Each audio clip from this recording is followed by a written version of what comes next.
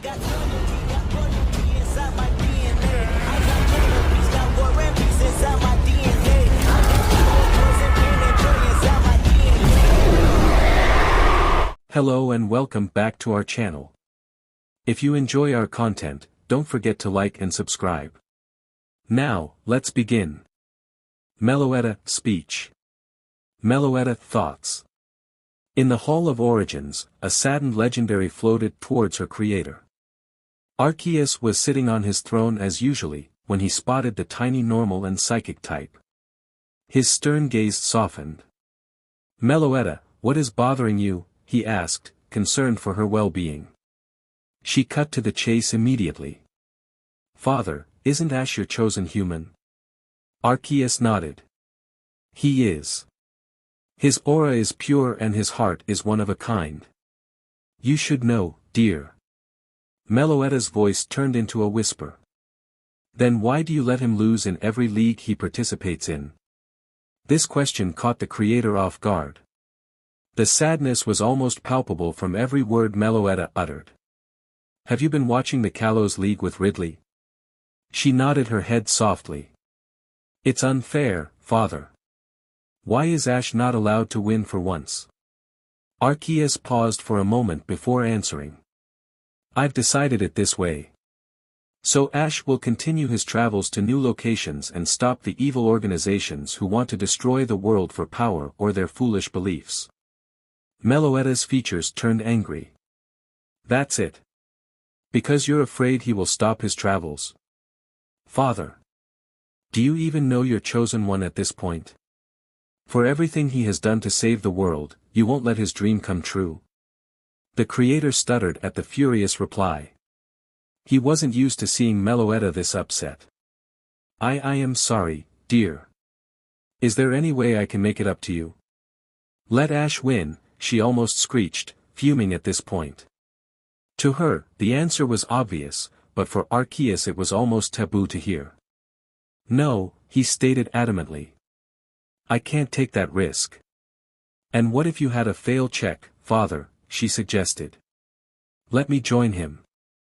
I'll make sure he travels to other regions even when he wins. Again, Arceus stuttered. But what about Ridley and the Abyssal Ruins? Meloetta gave him a reassuring smile. Ridley will be fine, and if you really need someone at the Abyssal Ruins just create another Meloetta. That's not too hard for you to do, is it, father? Arceus was at a loss for words. And this would make you happy, he asked unsurely. Positively. Please, father, I'm begging you. Just give it a shot, she gave him the best puppy eyes she could muster while clasping her hands together in a cute fashion. Arceus muttered something under his breath about how he should stop creating adorable legendaries that easily played with his feelings. He didn't like the plan at all, but if it made Meloetta happy, he could give it a try at least. Alright, I'll do it. Yes. Meloetta shouted happily, before clasping her hands on her mouth after her sudden outburst. Sorry, she muttered sheepishly. Arceus looked amused. As I was saying, I'll do it, but on one condition. If you fail in making the chosen one travel from one region to the next after he wins a tournament, I'll reverse everything to its original state as if nothing ever happened. And that'll be the last time I do it any other way. Meloetta nodded in satisfaction, her excitement clearly showing as she hopped up and down. Oh, thank you, father. I won't disappoint you, I promise, she sang, giving him a quick hug. If you're all set, then I will send you to Ash immediately. Wait, she protested. Arceus rose a brow. Is something the matter, dear? If I'm doing this, I want to do it the right way. Could you please send me back in time until the moment Ash is about to start his journey? The creator thought about it, but saw no reason why he wouldn't grant this request. Consider it done. Any more requests, dear? Meloetta shook her head. I'm ready when you are. The everlasting Pokémon stood from his throne. His eyes shone with a magical power which created a powerful singularity in front of them. This portal through space and time will bring you straight to Pallet Town a day before the Chosen One starts his journey. Please take good care of yourself. I will, don't worry, Father. The normal and psychic type gave Arceus a final smile and entered the portal, disappearing from sight completely. Arceus closed the portal and took his usual spot on the throne again. Well, back to looking stern I guess. In Pallet Town, a 10-year-old boy was happily running towards his home. Tomorrow was the day he would finally receive his first Pokémon. He was going to travel around the Kanto region, collect all the gym badges and become a Pokémon MSTR. Well, if it isn't Ashy Boy, an obnoxious voice stated. Ash Ketchum stopped his dash. Gary Oak, Ash's rival for as long as he could remember, was standing there, smirking while he was leaning against a wall. Gary, the raven-haired boy growled, balling his fists. Every time they crossed paths, Ash's blood began to boil. Gary never failed to annoy him. That's right, loser. Tomorrow we will receive a Pokémon from Gramps, but don't think you'll get anything special. If it comes to you, you'll probably oversleep and don't get anything at all. Ash took the bait. Oh yeah. We'll see about that when I get a Charmander and beat you with it. Gary began to laugh. Do you know how to command a Pokémon then? For that matter, do you even know how to catch a wild Pokémon? Of course I do. Yeah right, Gary sneered, you'll probably throw rocks at it until you anger a whole herd. If I were you, I wouldn't even show up at the lab at all tomorrow. Ash crossed his arms in denial, blushing at his rival's accurate guess. I wouldn't throw rocks at a wild Pokémon, he muttered unconvincingly. Whatever. I'll be cruising through Kanto with my car and cheerleaders while you have to walk.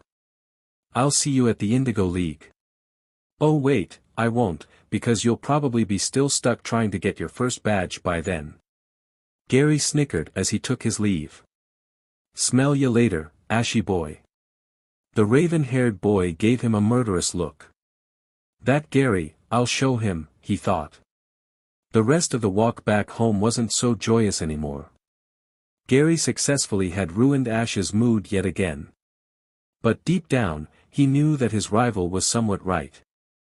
He still had a lot to learn about Pokémon. However, blind on excitement as he was, he had reassured himself that it would come with due time. Frankly, Ash was unprepared for his journey, and he realized this with growing worry. Gary got all the knowledge he needed about Pokémon from Professor Oak, but I didn't. How am I going to be a Pokémon MSTR if I don't even know how to train my Pokémon properly?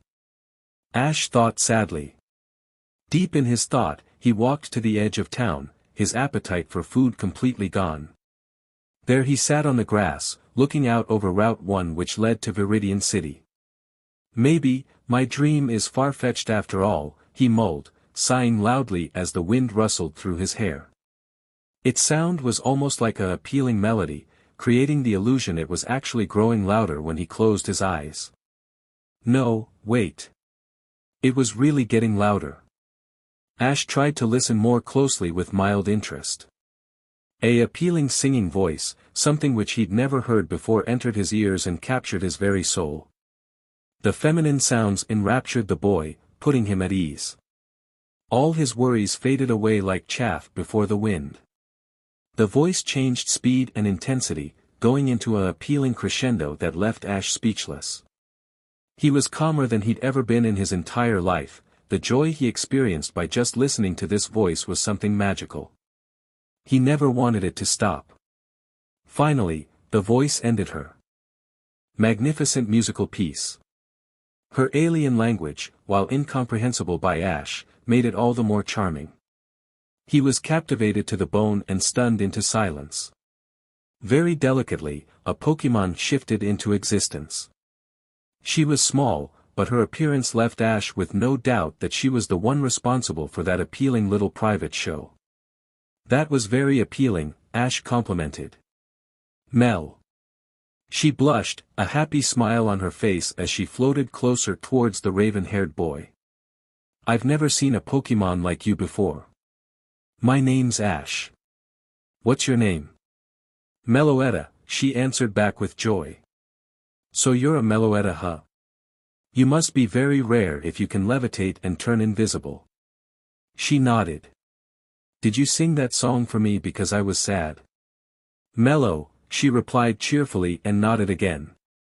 She took a seat on one of his shoulders as Ash rubbed her head with his hand. Well, thank you. That was really nice of you. Meloetta enjoyed the boy's affections. She hummed melodically as she reminisced about the time she first met Ash. He's even cuter now than he was back then, she thought shyly. An adorable giggle escaped her lips as she hugged the boy out of appreciation. Floating in his line of sight again, she put an innocent expression on her face. Mel, she inquired, pointing at the human. Huh? You want to know why I was sad? A nod. Well. It's because of Gary. You see, he always tries to get the best of me, and most of the times it works. He said some very mean things and that's why I was sad. Mel, she sounded downtrodden, something which Ash could only understand as her having pity for him. Tomorrow I'll be old enough to finally get my first Pokemon and be an official trainer, Ash explained to Meloetta, but Gary thinks I'll be a lousy trainer because I don't know much about Pokemon yet. The legendary Pokemon shook her head, pointing at Ash and giving him an infectious smile. You really think I have what it takes to be a Pokemon trainer? She nodded vigorously. Ash gave a sheepish laugh, unable to express how happy he was with her answer. Thanks, Meloetta, I needed that. Another blush from the Pokemon, before Ash began to move. Well, it's getting late. My mom is probably worrying herself sick about me. I should go home. Meloetta, she stated, stopping him from leaving just yet. Huh? Is there something you need, Meloetta? She nodded, disappearing for just a moment before returning with a single item. Ash gasped, he knew the item all too well. In the Pokemon's small hands was a single Pokeball. She pushed the ball into Ash's hands and pointed at herself. Meloetta Mel, she exclaimed, confirming what Ash had been thinking. You want me to capture you? But I'm not even a trainer yet, he argued weakly. The raven-haired boy was simply surprised beyond comprehension about her decision. However, Meloetta wouldn't take no for an answer.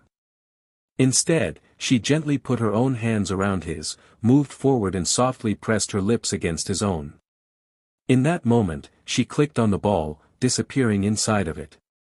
The item gave a ping sound soon after, indicating the capture was a success.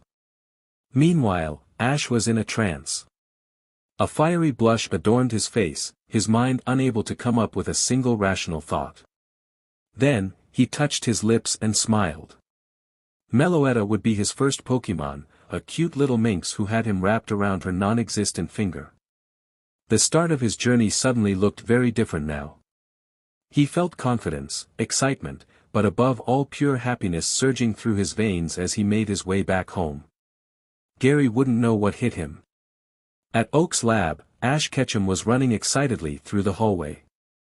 Professor, the raven-haired boy shouted, and waved when he spotted the scientist. Oak gave him a friendly smile. Ash, my dear boy. You're early, the professor noted. The boy in question nodded his head. I wanted to be here in time to receive my starter. That's the spirit I like to see, Oak responded approvingly. Well, since you're the first to arrive, I can show you the starter Pokemon which you can choose from. Follow me. Professor Oak and Ash walked further into the room until they approached a machine which contained 3 Pokeballs. I'm guessing that you already know which starter you have in mind, the professor questioned. I have, Ash said. But I'd like to have a second opinion from my partner until I make a choice. Your partner? The professor asked in confusion. There was nobody besides Ash in the room, hence why Oak raised a brow. A silence followed until the boy gave a nod of his head, seemingly towards nobody in particular. Then, the air began to shift and before the stunned scientist, a appealing Pokemon materialized. Professor, this is Meloetta. Meloetta, Professor Oak, he introduced them to each other. Melo, she chirped happily in greeting. Just for a moment, it appeared as if the professor was paralyzed. His eyes were wide and his muscles tensed. But before long, Oak had regained his composure. Ash, where did you find her? He asked him calmly. The underlying curiosity of the question from the professor could be cut with a knife though. Well. I didn't find her, she found me actually, Ash replied sheepishly. Meloetta giggled and gave the slightly embarrassed boy a tender hug. Interesting. Could you tell me how you met her? So Ash told Professor Oak the story how he met Meloetta up until this point. The scientist listened intently and nodded his head in understanding when Ash was finished. So she insisted herself that you should capture her? Oak asked for clarification. Meloetta, the Pokémon responded, answering the question for Ash. Yeah, she was really convincing, he replied shyly. A blush appeared on his cheeks when he remembered the kiss she gave him. He felt warm just thinking about it, and it didn't help Meloetta knew exactly what he was talking about either. The normal and psychic type stifled a giggle. Mel, she lovingly stated afterwards. The legendary Pokémon gave the timid boy a peck on his nose to let him know she definitely hadn't forgotten. I see, the professor exclaimed, mostly ignoring Ash's embarrassment but definitely noticing Meloetta's affections for the boy. I can safely assume it's not luck or chance Meloetta found you, Ash. She has chosen you for a reason. Now whatever her reason may be, I'm not going to try to deduce that. Legendary Pokémon work in mysterious ways. Wow, she's really a legendary Pokémon? I mean, I kinda expected it, but I had never heard of a Pokémon like her before, so I didn't know for sure, Ash admitted. She definitely is, which means you need to be extra careful when traveling. Many evil organizations would love to have a legendary Pokémon, especially Team Rocket.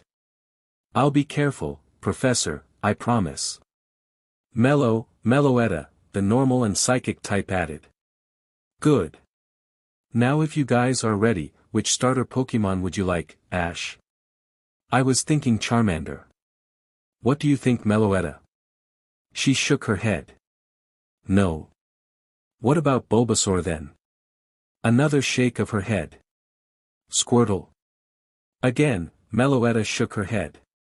You don't want me to pick any of these three? But they're the starter Pokémon. We have to choose one of them. It isn't like we have another option, Ash argued.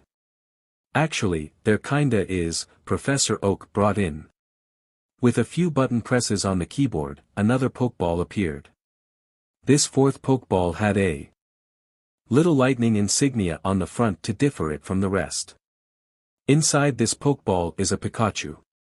It's a little stubborn, but with the right training it can become a very strong Pokémon. Meloetta, Melo, she chirped immediately, clearly excited. Ash looked hopeful at the legendary Pokémon. You want me to pick Pikachu then? Mel. All right. It's settled then. Ash took the Pokeball out of Professor Oak's hands. Pikachu, I choose you. The electric rodent appeared with a flash of light. Pika, he said while taking in his surroundings. His eyes rested on the raven-haired boy in front of him. Hi Pikachu. I'm Ash Ketchum, your new trainer, and this is Meloetta. I hope we can be friends and I promise to take really good care of you, he spoke genuinely to the Pokémon. The electric type, however, turned his head away in disinterest. Meloetta frowned. This isn't how I remember Pikachu at all. Ash's Pikachu was loyal to him through and through.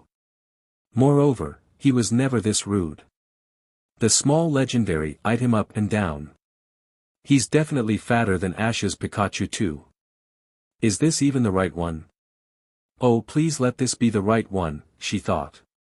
Pikachu, Meloetta sang. Can I ask you a question? The electric rodent took an educated guess. What do you want to know? If I could please listen to this human. Yeah, no. Not happening. She ignored his sarcastic reply. Do you like ketchup? Both of his ears immediately perked up at the question. Yeah, I love ketchup.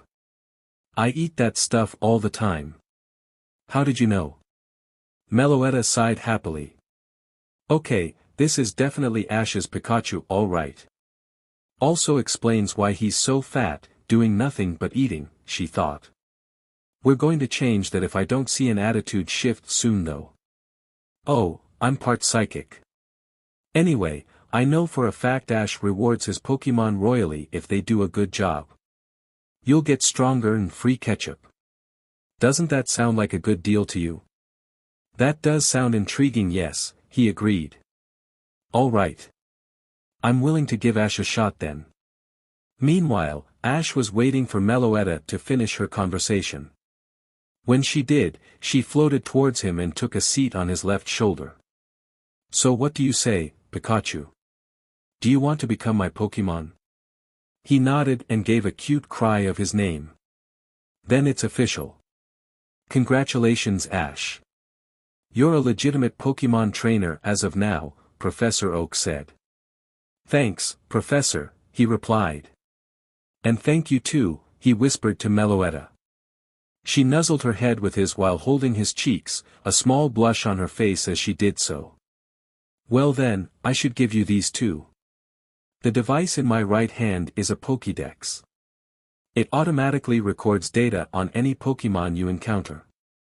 It'll also let you see the level, gender, type, ability and moves of a Pokemon. Be sure to check it frequently. I will, don't worry, Professor. Then you're ready to travel around the Kanto region. These 5 Pokeballs are a gift from me. If you want more you need to buy them yourself at the market. Okay, got it. Ash returned Pikachu to his Pokeball and Meloetta turned invisible. Just in time, because not a second later another person walked in. Gramps. Here I am to get my first Pokemon and, Ashy boy. Well, color me surprised you're actually earlier than me. You can be proud of yourself for such a feat, Gary mocked. Ash growled and balled his fists. He wanted to lash out verbally at Gary to shut him up, but a gentle touch on his cheek made him stop in his tracks. Meloetta was soothing him, her small hands gently caressing his face. She was very delicate with her movements, and for a moment Ash completely forgot why he was mad in the first place. You know what, Gary? You're right, I should be proud. If I want to be the very best, I need some DSPLN. Thanks for that. Someday, I'll be a true Pokemon MSTR. Gary snorted. Yeah, right. In your dreams, Ashy boy. Now excuse me while the future champion is picking his first Pokemon. Meloetta smiled at how mature Ash handled that situation for his age. She pressed her lips softly against his cheek, giving him a kiss. Ash's face lit up like a Christmas tree. Something about how Meloetta showed affection made Ash feel good. It was a different kind of kiss his mother would give him. Meloetta kissed him so sensually that it gave him goosebumps. The duo left the lab. Ash was almost ready to start his adventure. He only needed to say goodbye to his mom and then he was on his way. I almost forgot. I never used the Pokédex on you guys. Ash and his Pokemon were having lunch en route as promised. Pikachu was happily liking on a ketchup bottle. He quickly realized that his trainer was a kind-hearted boy and that his presumptions were terribly wrong. Needless to say, his attitude almost made a U-turn. The raven-haired trainer pointed the device at his electric starter, which then gave a beep. Pikachu, the mouse Pokemon.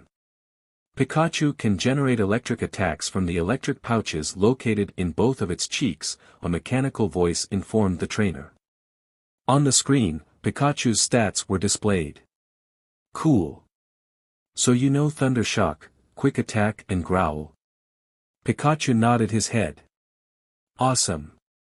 That's not bad at all, right, Meloetta? Mel, she agreed. Speaking of not bad. Ash pointed the Pokédex at his legendary Pokemon. Just like last time, it gave a beep. Pokemon unknown, no data available. No data available, huh? He muttered. His Pokédex didn't recognize her, which was kind of to be expected. It did, however, display Meloetta's stats. Normal and Psychic type. That's a pretty unique combo, I like it. Melo, she chirped happily, a faint blush appearing on her cheeks. Her ability is Serene Grace. I have to ask the professor what that does the next time I speak to him, he thought. Ash didn't recognize her moves in the slightest though. Hyper Voice. Relic Song. Close Combat. I have no idea what each of these moves do, he thought owlishly. I guess I will know soon enough when I battle with her then. Putting his dex away, Ash decided to enjoy the scenery. He'd encountered a wild Pidgey and a Rattata so far, but those were not worth catching in his mind. Just then, a girlish scream in the distance could be heard. When the raven-haired boy looked up, he saw a girl his age practically running for her life. A flock of angry Spearow was chasing her, and they looked set off. The raven-haired trainer was on his feet immediately.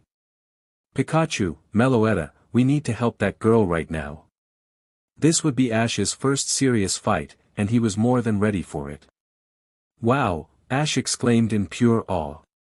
He was surprised with Meloetta once again. The boys' quiet picnic was interrupted when a flock of angry Spearow had tried to hurt a red-haired girl.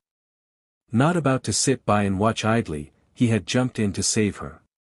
He'd ordered his Pikachu to use Thunder Shock on the normal and flying types, and since he had no idea what Meloetta's moves did, he'd said the first thing that came to his mind.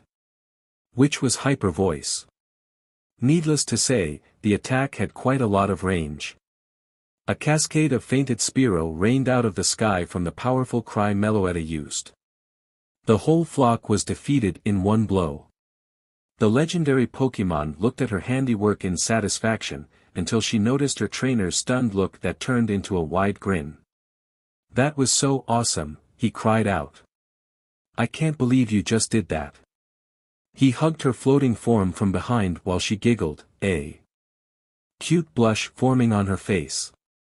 Mel Mel, she responded sweetly, happily hugging him back. Pikachu smirked.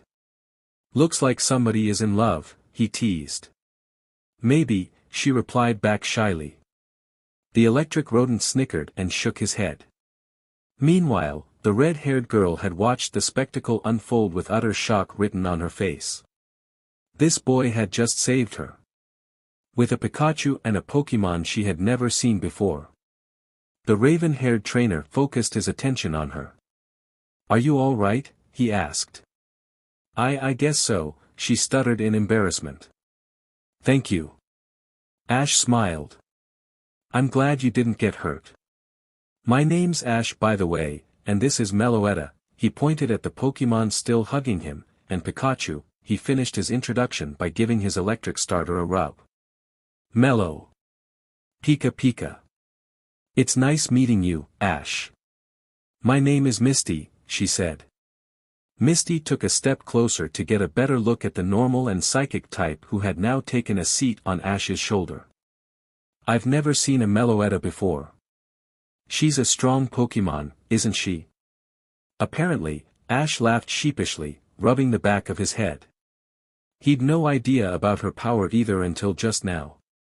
Meloetta stifled a giggle, her melodic humming telling Ash she was enjoying herself. What happened that those Spearow tried to attack you? Well, I was fishing in a creek downhill, trying to catch some good water Pokémon to add to my team. Unfortunately, my patience ran a little thin and I accidentally hooked a Spearow with my backswing. She paused and shivered to get the last of her anxiety to leave her body. I was mad and the Spearow was mad too. You can basically guess what happened after that. Ash nodded in understanding. Luckily, everything turned out okay in the end, right? He offered. Thanks to you, she replied kindly. You're a trainer, correct? I am. I was on my way to Viridian City. From there I plan to travel into the Viridian woods towards Pewter City to get my first badge. Ash told her proudly. That's a solid plan. Be careful though. The forest is known for its bug-type Pokemon. Misty shivered again, and the Pewter City gym uses rock types. Your Pikachu won't be a good matchup. Thanks for the advice. I'm sure to stock up on plenty antidotes before entering the forest, and I still got Meloetta with me too. Meloetta, she stated confidently, punching the air a couple of times to show that she was not afraid for a couple of rock types. Misty giggled. It seems you're in good hands, Ash. But unlike the first gym, the second gym leader is a lot tougher. She winked, gave him a hug and strolled away. Wait. Where are you going? To get my bike, she hollered back. Let's meet up in Cerulean City. That's where I live, all right. How am I supposed to find you there? The city is huge. Don't worry about it, I'll find you there. That's a promise. She waved one last time before she was out of sight. Well, she was certainly nice, Ash spoke with a small smile to his Pokemon. Mel. Huh, you think that I'm nicer?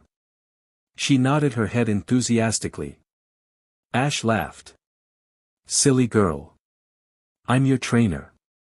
That's not a fair comparison. She giggled, happily floating laps around him before surprising him with a sudden peck on his lips. The raven-haired boy gasped, his cheeks turning warm. This was the third time she had kissed him, and before he could even comprehend what had happened, she was already gone again. You're a devious little Pokemon, aren't you? Ash accused her playfully. She blew him a raspberry that he just couldn't ignore. Oh, you're on. Pikachu. You'll get a whole bottle of ketchup if you help me catch her. The rodent's ears perked up almost comically. He was at Ash's side in an instant, cheeks sparking dangerously with electricity. Sorry girl, but you're going down, he taunted. Meloetta gave a happy cry of her name, giggling all the way when Ash and Pikachu set chase. The afternoon went by quickly. Of course, Ash and Pikachu were no match for Meloetta in reality, but she hadn't had so much fun in a long while. Occasionally, she would give her trainer the illusion she was tired until, at the last moment, she dodged him yet again. Pikachu had to give up after a while, his stamina pretty much drained in a matter of minutes. Ash made a mental note to train his starter on endurance first as he returned him to his Pokeball. Now it was only him versus the giggling normal and psychic type, and she grew bolder as time passed. First, she acted all innocent, dodging his attempts to catch her, until she began stealing kisses whenever Ash became close. The boy's cheeks were burning like two lamp posts.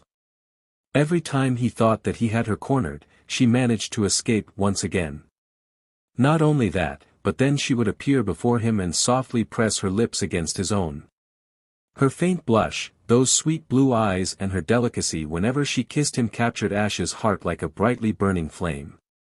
His heart was beating almost out of his chest, his lungs were burning, screaming for oxygen, yet Ash didn't stop his chase. Anything to feel those lips touch him one more time. He realized that he wasn't chasing her anymore to catch her. He chased her because he wanted her affections. Twilight was approaching, an appealing hue of red and orange filled the sky. Ash finally had to call it quits. He desperately caught his breath, lying on the soft grass below him with his eyes closed. After a while, he felt a petite form joining him, her body nestling on top of his. Ash opened his eyes to see Meloetta stare right back at him, her face radiating kindness. Mel, she chirped softly. I had fun too, he whispered in return, gently rubbing his hand against her cheek. Her blush intensified.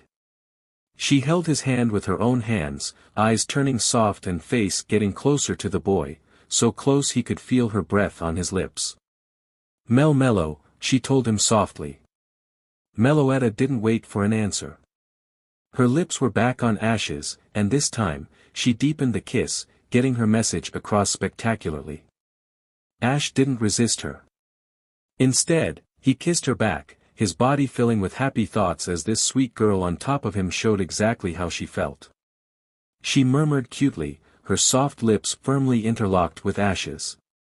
It felt like an eternity for the raven-haired boy, a heaven only Meloetta could make him experience. Then, she broke the kiss, gauging Ash's reaction. His eyes sparkled, and a stupid grin was present on his face. "Is this how you feel about me, Meloetta?" She nodded her head without a doubt. Ash laughed. "Aren't you the sweetest Pokemon I've ever met?" Mellow, she blushed. "Well, I like you too," he whispered. "So why don't you kiss me again?" He didn't have to ask twice. Her lips were back on his immediately, her happy humming creating a melody that soothed Ash to the bone. So the duo continued to enjoy each other's company, until after a while, Ash saw something peculiar. "Who's that Pokemon?" he asked his legendary Pokemon, pointing at the sky. Meloetta looked up and her smile turned wide. "That's Lady Ho-Oh," she said excitedly in poke speech. Loud enough for the rainbow Pokemon to have heard her, because when she saw the Chosen One and Meloetta, she couldn't help but approach them. The massive Pokemon landed gracefully in front of them. She gave the human and Pokemon a motherly smile. "Greetings, Ash, Meloetta," she said warmly. "Wow! You can talk. And you know my name?" Ash exclaimed in amazement. "Indeed, sweet human of mine. I hope everything has been going smoothly with your journey so far. I couldn't have wished for a better start." "Good. I see you have been taking good care of Meloetta, and she, in turn, has taken good care of you. Isn't that right?" She smirked at the small legendary. "Right." Meloetta squeaked, her blush returning tenfold. Lady Ho-Oh knew exactly what was going on. "I heard from Arceus about your plan, Meloetta. How you managed to change that old Pokemon's mind is beyond me, but I want you to know that I'll be supporting you all the way. Take good care of the Chosen One." "You know I will, Lady Ho-Oh. I love this human very much. As you have shown," she teased. She turned her attention to Ash. "Hear my blessing, special human. Be graced by the colors of my wings. Go forth and may the oceans bow for you like they do to Kyogre. Let the sky shiver in your presence like Rayquaza, the earth rumble like Groudon. Be strong like Regigigas, patient as Dialga and wise as Palkia. May Meloetta soothe your troubling soul with her melody whenever your road is filled with obstacles.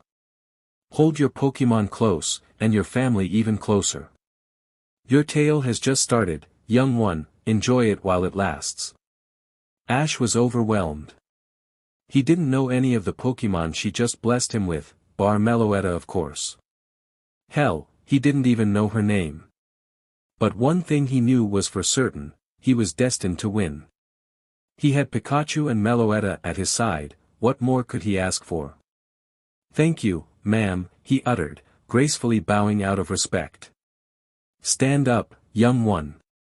You shouldn't need to bow for me. Take my blessing at heart and follow your dreams." Ho-Oh prepared to take off. "Wait. Can I at least know your name?" She smiled as she spread her wings. "I am the Rainbow."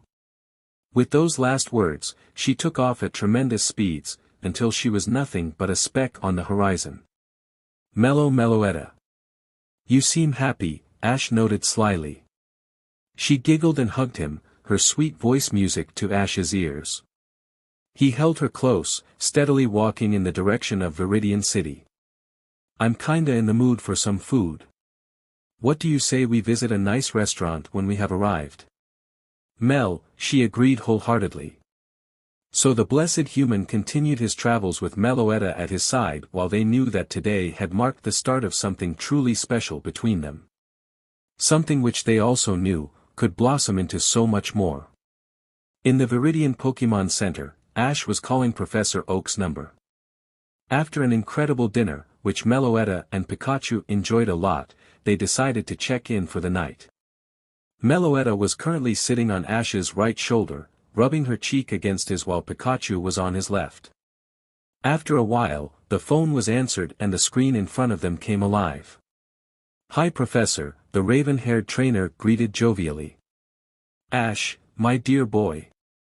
How's everything going? I see that you have arrived in Viridian City. Safe and sound. We ran into a little bit of trouble when a girl got chased by a flock of Spearow, but with the help of my Pokémon I was able to defeat them. Melo. Pika." The professor nodded his head approvingly. "I'm impressed, Ash."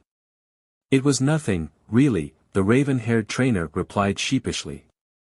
"I see that Pikachu has warmed up to you as well." "That's great," the professor noted. "And it seems Meloetta really likes you." Ash blushed a deep red at Professor Oak's last remark while Meloetta giggled melodically. She happily nodded her head and gave her trainer a soft kiss on his cheek. "Yeah, she does. She has been very affectionate to me," the trainer replied with embarrassment. Pikachu snickered at the adorable scene. "Anyway Ash, I'm glad your journey is off to such a strong start. The next town you'll travel to is going to be Pewter City, I presume?" "That's right, Professor. We'll be staying the night here and then head towards the Viridian Woods," Ash responded. "That reminds me. When I tried to use my Pokédex on Meloetta earlier, it didn't recognize her." "That's because your Pokédex only knows Kanto and Johto Pokémon. Meloetta is from Unova," the professor replied knowingly. "Wow, really?" Mel," she stated to Ash with a faint blush. "Indeed.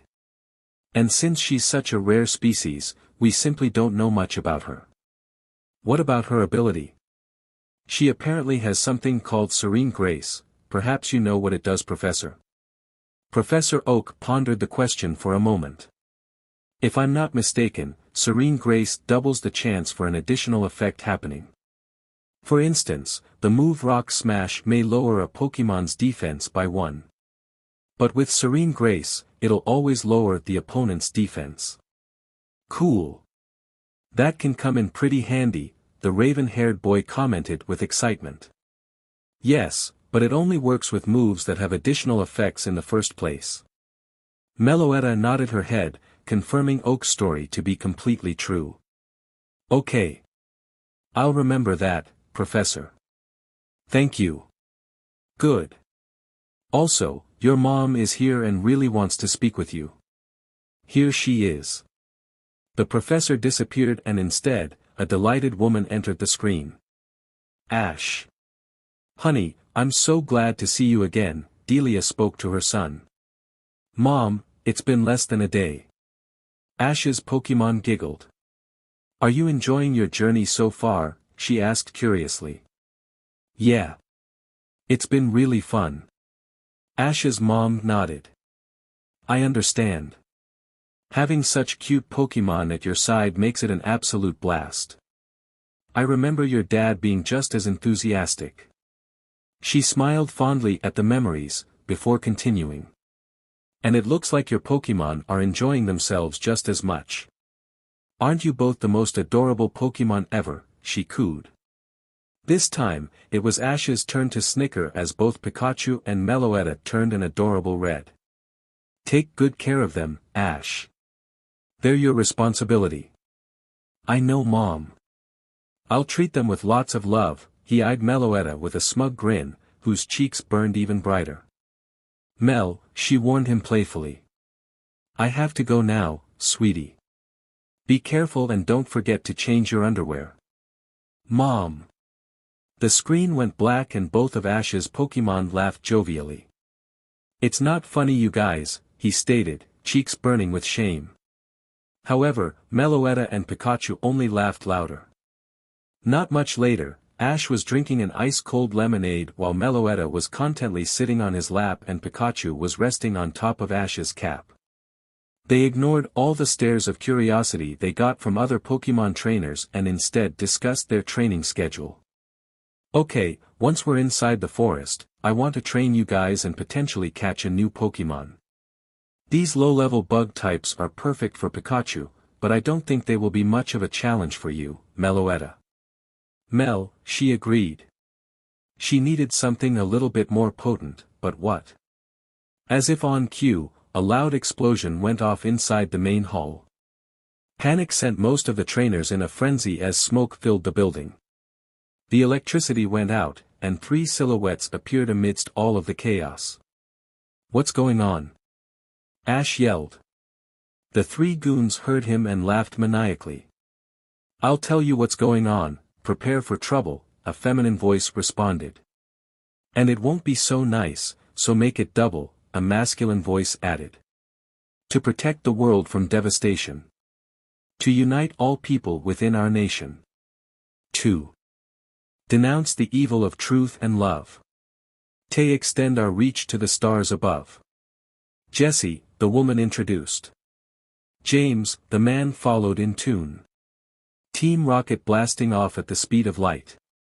"Surrender now or prepare to fight." Meowth. "That's right," the third and final voice concluded, which surprisingly was a talking Pokemon. Team Rocket. Ash whispered to his Pokemon. He knew that they meant trouble. Professor Oak had specifically warned him for them, and now he was face to face with these adversaries. Meloetta knew Team Rocket all too well herself. She even had been face to face with their boss before, Giovanni. He had threatened to kill Ash if she didn't surrender, and it made her blood boil just thinking about it. "What do you guys want?" Ash demanded from them. "A loud mouth, aren't you?" Jesse replied. "But since we have your attention, I suppose we could tell you. We're here to steal all the Pokemon and deliver them to our boss." "Yes," James continued. "Without electricity, the Pokeball system doesn't work either, so snatching them won't be a problem. Easy money, easy profit. It's business, twerp," Meowth stated.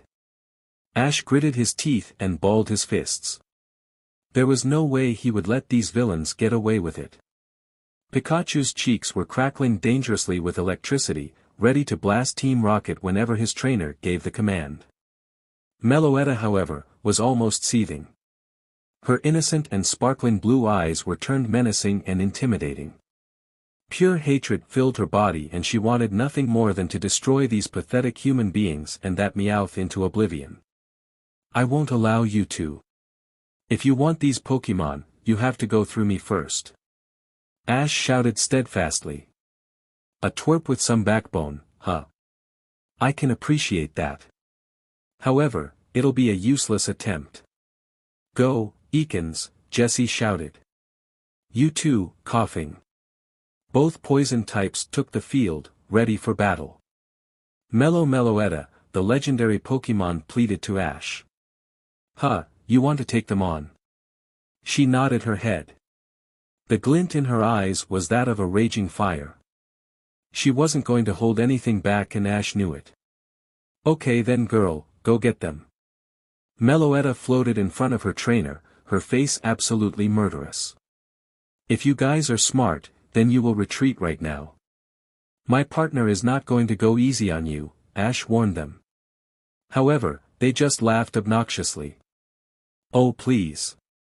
Just because you have a Pokemon we've never seen before doesn't mean we're going to back off.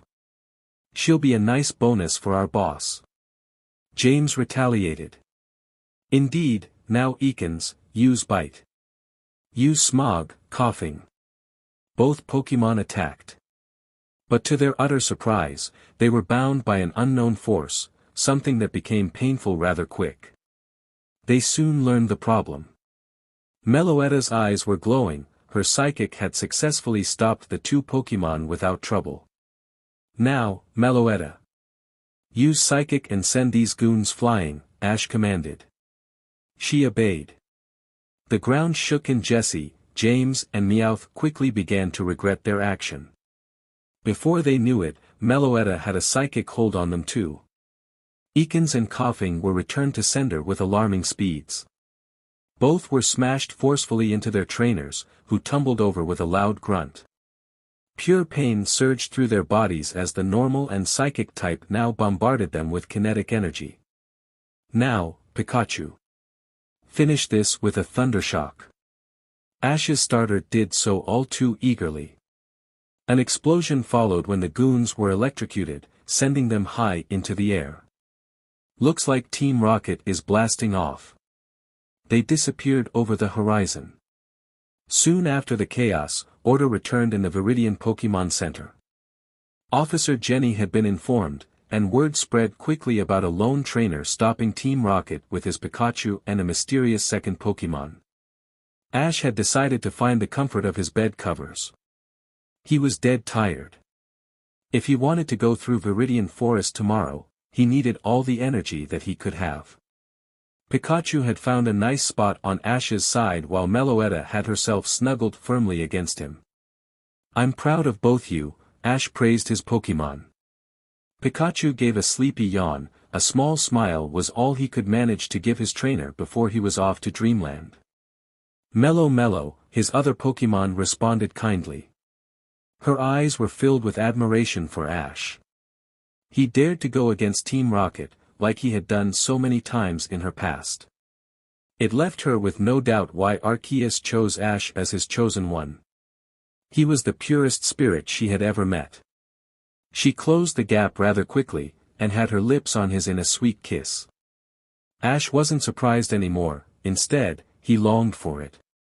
It was such an otherworldly experience that he couldn't get enough of it. Her lips were soft and she shivered in his embrace. She desperately wanted to deepen it, never would she want to let him go. It was all too cute for Ash. After he had broken the kiss, Meloetta began to sing softly, a sweet lullaby that had the raven-haired boy enraptured to his very soul. His eyelids grew heavy, Meloetta's smooth voice relaxing him completely and sending him off to sleep. Meloetta smiled at her trainer's sleeping form. When she had made this decision to join Ash on his journey, some doubts had been present in her mind. She kissed him on his nose lovingly and closed her eyes. Now though, she hadn't been surer of a decision than she had ever been. Inside the Pewter City gym, Brock was silently waiting for a new challenger to approach. A single lamp vaguely showed his calm composure. Otherwise, the place was shrouded in darkness. It was relatively silent as well, until the sound of footsteps could be heard echoing through the building. Brock smiled inwardly. A trainer. And if I have to guess, somebody who has just started his journey. This should be interesting, he thought. Sure enough, a boy with a Pikachu appeared in front of him. "Hi. You must be Brock, the gym leader. My name's Ash and I would like to challenge you to a Pokemon battle," the raven-haired boy said enthusiastically. "You are correct, Ash. I am indeed the gym leader," Brock responded, nodding his head. "However, are you certain you are ready to face me?" "Huh? What do you mean?" Brock elaborated. "Unlike a normal battle, this will be an official league battle. Should you win, then you will receive a badge as proof of your victory over me. We will both choose 2 Pokemon to battle." "I know," Ash responded. Brock raised a brow. He hadn't expected such a calm answer. "And you also know I'll be using rock types, correct?" "Certainly. My partner and I are more than ready." Brock looked unsurely at Ash's cute electric rodent. This trainer clearly hasn't done his homework, he thought disappointingly. "Tell me, Ash, how long have you been with your Pikachu?" "About a week, I guess." "I can see that," Brock nodded. "Your Pikachu is still in his cute phase. Your partner is not strong enough to win from me yet," he concluded. "However, as a gym leader, I can't decline any challenge." "So what's it going to be?" Ash smiled. "Oh, but Pikachu is my starter Pokemon. He won't be battling because that wouldn't be smart to do. Instead, she will battle you." From the shadows, a second Pokemon floated in Brock's line of sight. She gave him a cheery smile. "This is my partner, Meloetta. She will be your opponent." "Melo," she chirped happily at the baffled look of the gym leader. "I've never seen a Meloetta before." Brock muttered. "All right then, I'll accept your challenge." The lights inside the gym turned on. In front of Ash was a battlefield purely made out of rocks and boulders of all sorts. Brock took the spot at the very end. If you're ready, then we will begin. Wait. Can I have a moment to discuss some things with my partner? Ash asked. Brock nodded, a smile spreading on his face. Sure. Take as long as you need. Ash and Meloetta huddled close, going over their battle strategy once more. So, since rock types have weak special defense, we're going to keep on hitting specially. Mainly psychic, and hyper voice if necessary. Mel, she agreed cutely. The small legendary nuzzled Ash's cheek, before taking the spotlight. It seems you're ready then, Ash, Brock said, excitement running through his veins. Battling an unknown Pokemon fired him up. Even though he rather would have been a Pokemon breeder, he still had a responsibility of taking care of the gym and his siblings. Yes, let's have a great match. Brock nodded, and threw his first Pokemon on the field. Geodude, I choose you. The rock and ground type appeared, and looked at his opponent, seemingly unimpressed. Since you're the challenger, the first move is all yours, Ash, Brock offered. Okay. Meloetta, psychic. Ash commanded. She obeyed cheerfully. Geodude was thrown around the field like a rag doll before he hit the ground with a loud slam. He didn't get up after that. What? Brock shouted flabbergasted. The battle had literally started 20 seconds ago and his first Pokemon was already defeated. Just what kind of Pokemon is Meloetta? Am I dealing with a legendary here? Brock thought. Sweat dripped from his face, he was about to lose spectacularly. Yeah, you did it. Great job, Meloetta. Ash praised. Pika. Mel, she cooed back, blowing her trainer a lovely kiss. It's not over yet, Ash. Brock stated, let's see how Meloetta will deal with this. Brock threw his Onix on the field. The massive serpent let out a loud roar, however, Meloetta was unfazed. Now Onix, use Rock Tomb. Psychic, Meloetta. Ash countered. Before Brock's Pokemon could even react, the massive rock and ground type was hoisted high in the air. Brock's eyes turned to saucers when Onix was repeatedly slammed into the ground until he simply stopped moving. Impossible, Brock muttered under his breath. Yeah, Meloetta. We won, Ash cheered loudly. Meloetta, the legendary exclaimed sweetly to Ash, hugging her trainer close after a job well done. Brock returned his fainted Pokemon and walked over to Ash, Meloetta and Pikachu. Well, that certainly was an interesting match. He chuckled and cleared his throat. Anyway, since you won, I present you with this official symbol, the Boulder Badge. Please accept it. Ash thanked Brock profusely and took the item with grace. Alright, I got a Boulder Badge. The raven-haired boy did a little victory pose while his Pokemon joined in happily. Brock just smiled. Listen closely, Ash. If you aim to be the very best, my advice would be to head for Empty Moon. Behind it, you will find Cerulean City, where the second gym leader is located. I'll keep that in mind, thanks, Brock. Ash waved him goodbye, leaving the gym and heading towards the Pokemon Center. After Ash and his two Pokemon had eaten, the young man was contemplating what the best course of action was. After breezing through Viridian Forest and now the first gym, maybe it was a good idea to catch a new Pokemon for his team. What do you guys think? Viridian Forest was a good place to train you, Pikachu, but an additional sparring partner around the same level as you would be nice. Pika, he agreed wholeheartedly. Besides, some type coverage never hurts. Mel. What's that, Meloetta? Ash questioned. The cute legendary was holding a local newspaper, and was pointing with one of her dainty hands at a picture. Huh.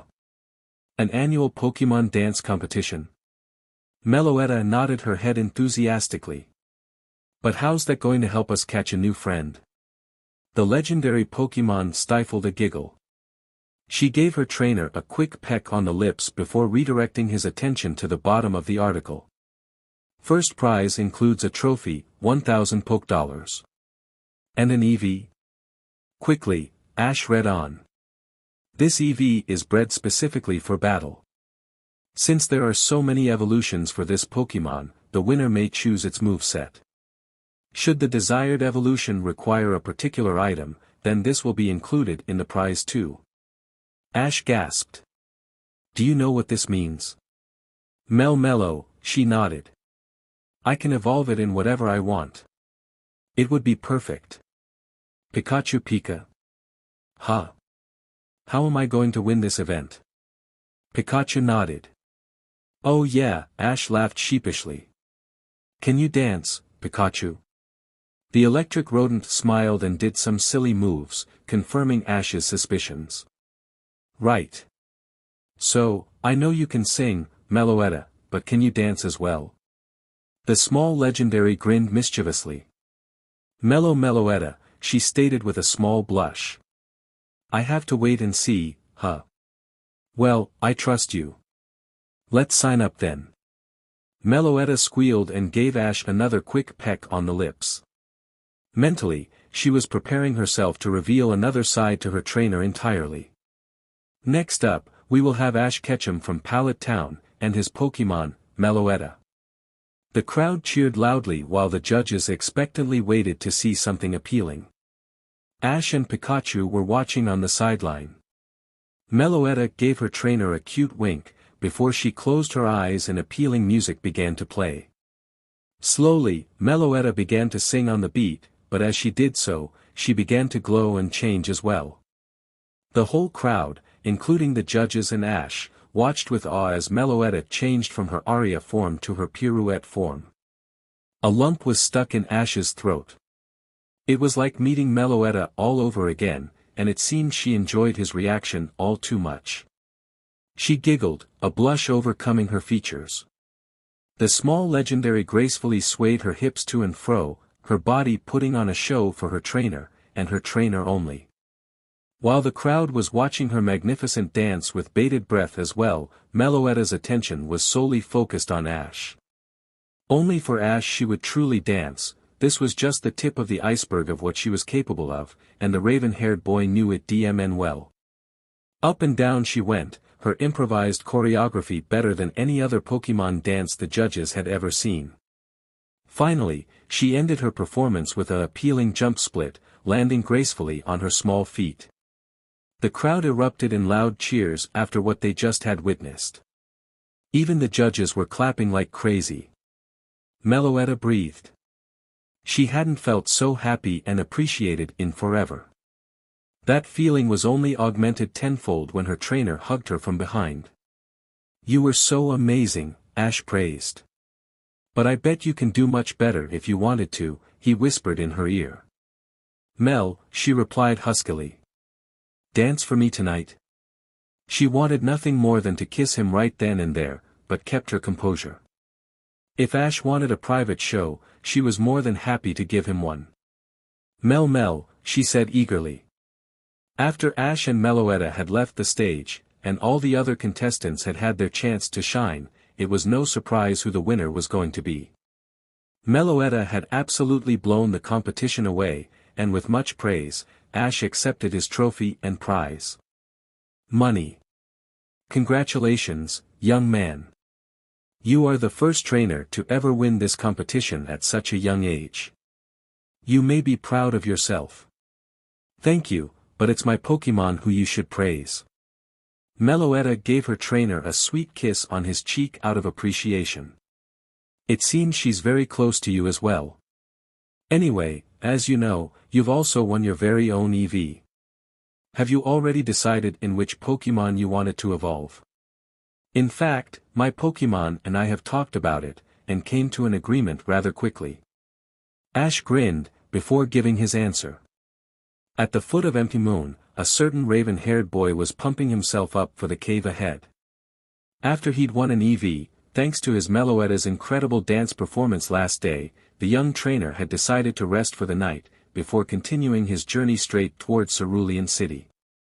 "This is it, guys, only one obstacle remains in our path before we can challenge the Cerulean gym and receive our second badge," Ash spoke jovially. Meloetta Mel, the small legendary happily agreed, nuzzling close to Ash. Last night had been simply incredible for her. While it satisfied Meloetta tremendously to win Ash's first badge for him, and also a dance competition afterwards, nothing could have prepared her for the private after-show she performed for her trainer. Basically, she danced her heart out for the boy, pouring everything that she had in her graceful moves, a performance of an angel that nobody could ever hope to match. The surprise on Ash's face that Meloetta could change forms at will with a pretty devastating attack, namely Relic Song, still was evident through the breathtaking performance she'd given him. It had made her burst out in giggles, Ash's silly face another reason why she liked the young trainer very much. At one point, she'd even given him a lap dance, although Ash had no idea what she was trying to achieve exactly. Meloetta knew that he found it a surprisingly pleasant experience nonetheless, courtesy of the fiery blush on his cheeks and look of amazement in his eyes. It probably helped she was teasingly kissing him every so often as well, her lips barely brushing his own, before she moved back and seductively winked at him. Ash's shy reaction to it all was the most adorable thing she'd ever seen. Finally, she had finished her dance with a proper kiss, one that she had longed for. It had felt like she had been teasing herself just as much with holding back her eagerness to show the boy her affections. Not any longer. His lips were like a sweet melody to Meloetta, a better song could not have existed in her mind. He was all the instrumental she'd ever need and that much more. The evening was concluded on a more serious note. Ash had explained to his new team member, Eevee, what his plan of action was. "So, Meloetta, Pikachu and I have decided on your evolution, and I think you're very much going to like it," Ash had tittered in excitement.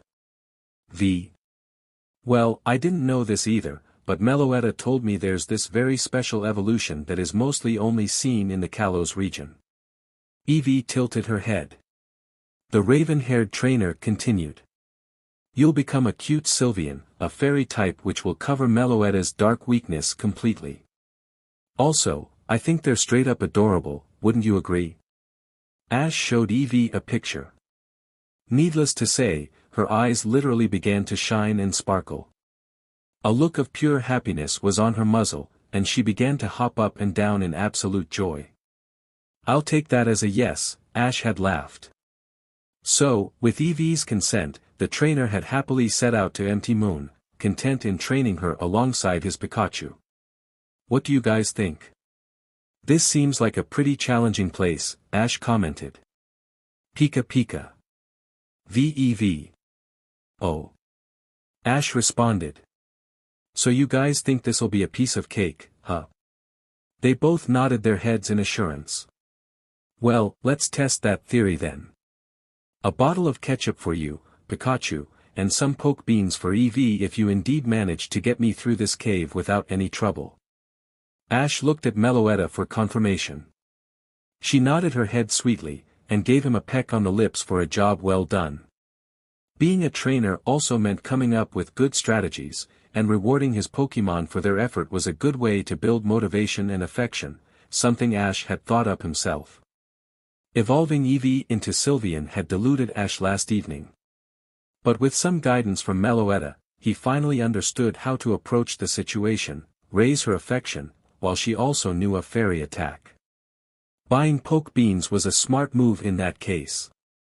Both Pikachu and Eevee were ready, and with their heads held high, they entered Empty Moon, followed closely by Ash and Meloetta.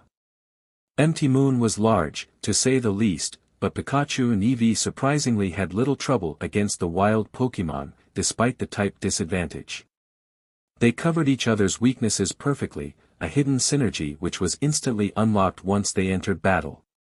Incoming Geodude were distracted by Eevee, who used baby doll eyes to lower their attack, while Pikachu used his speed to slowly chip away at the rock and ground types. Having an Eevee, who was specifically bred for battle, also helped. Her attacking power despite her age was amazing, and Ash was very much pleased with the result, even though they had only just entered the cave. Having Meloetta as backup ensured that Pikachu and Eevee could go all out, and after an hour, both Pokémon were at the end of their stamina. Great job, guys. I'm proud of you, Ash praised his hard-working Pokémon. Now I know that I said that you'll get your rewards after we're out of Empty Moon, but your incredible effort has changed my mind. Both Pokémon were pleasantly surprised, and thanked Ash profusely before the group decided to take a break to replenish some energy. Well, Pikachu chirped to Eevee, didn't I tell you Ash was amazing? He is, the young Pokémon replied back, happily munching on a poke bean.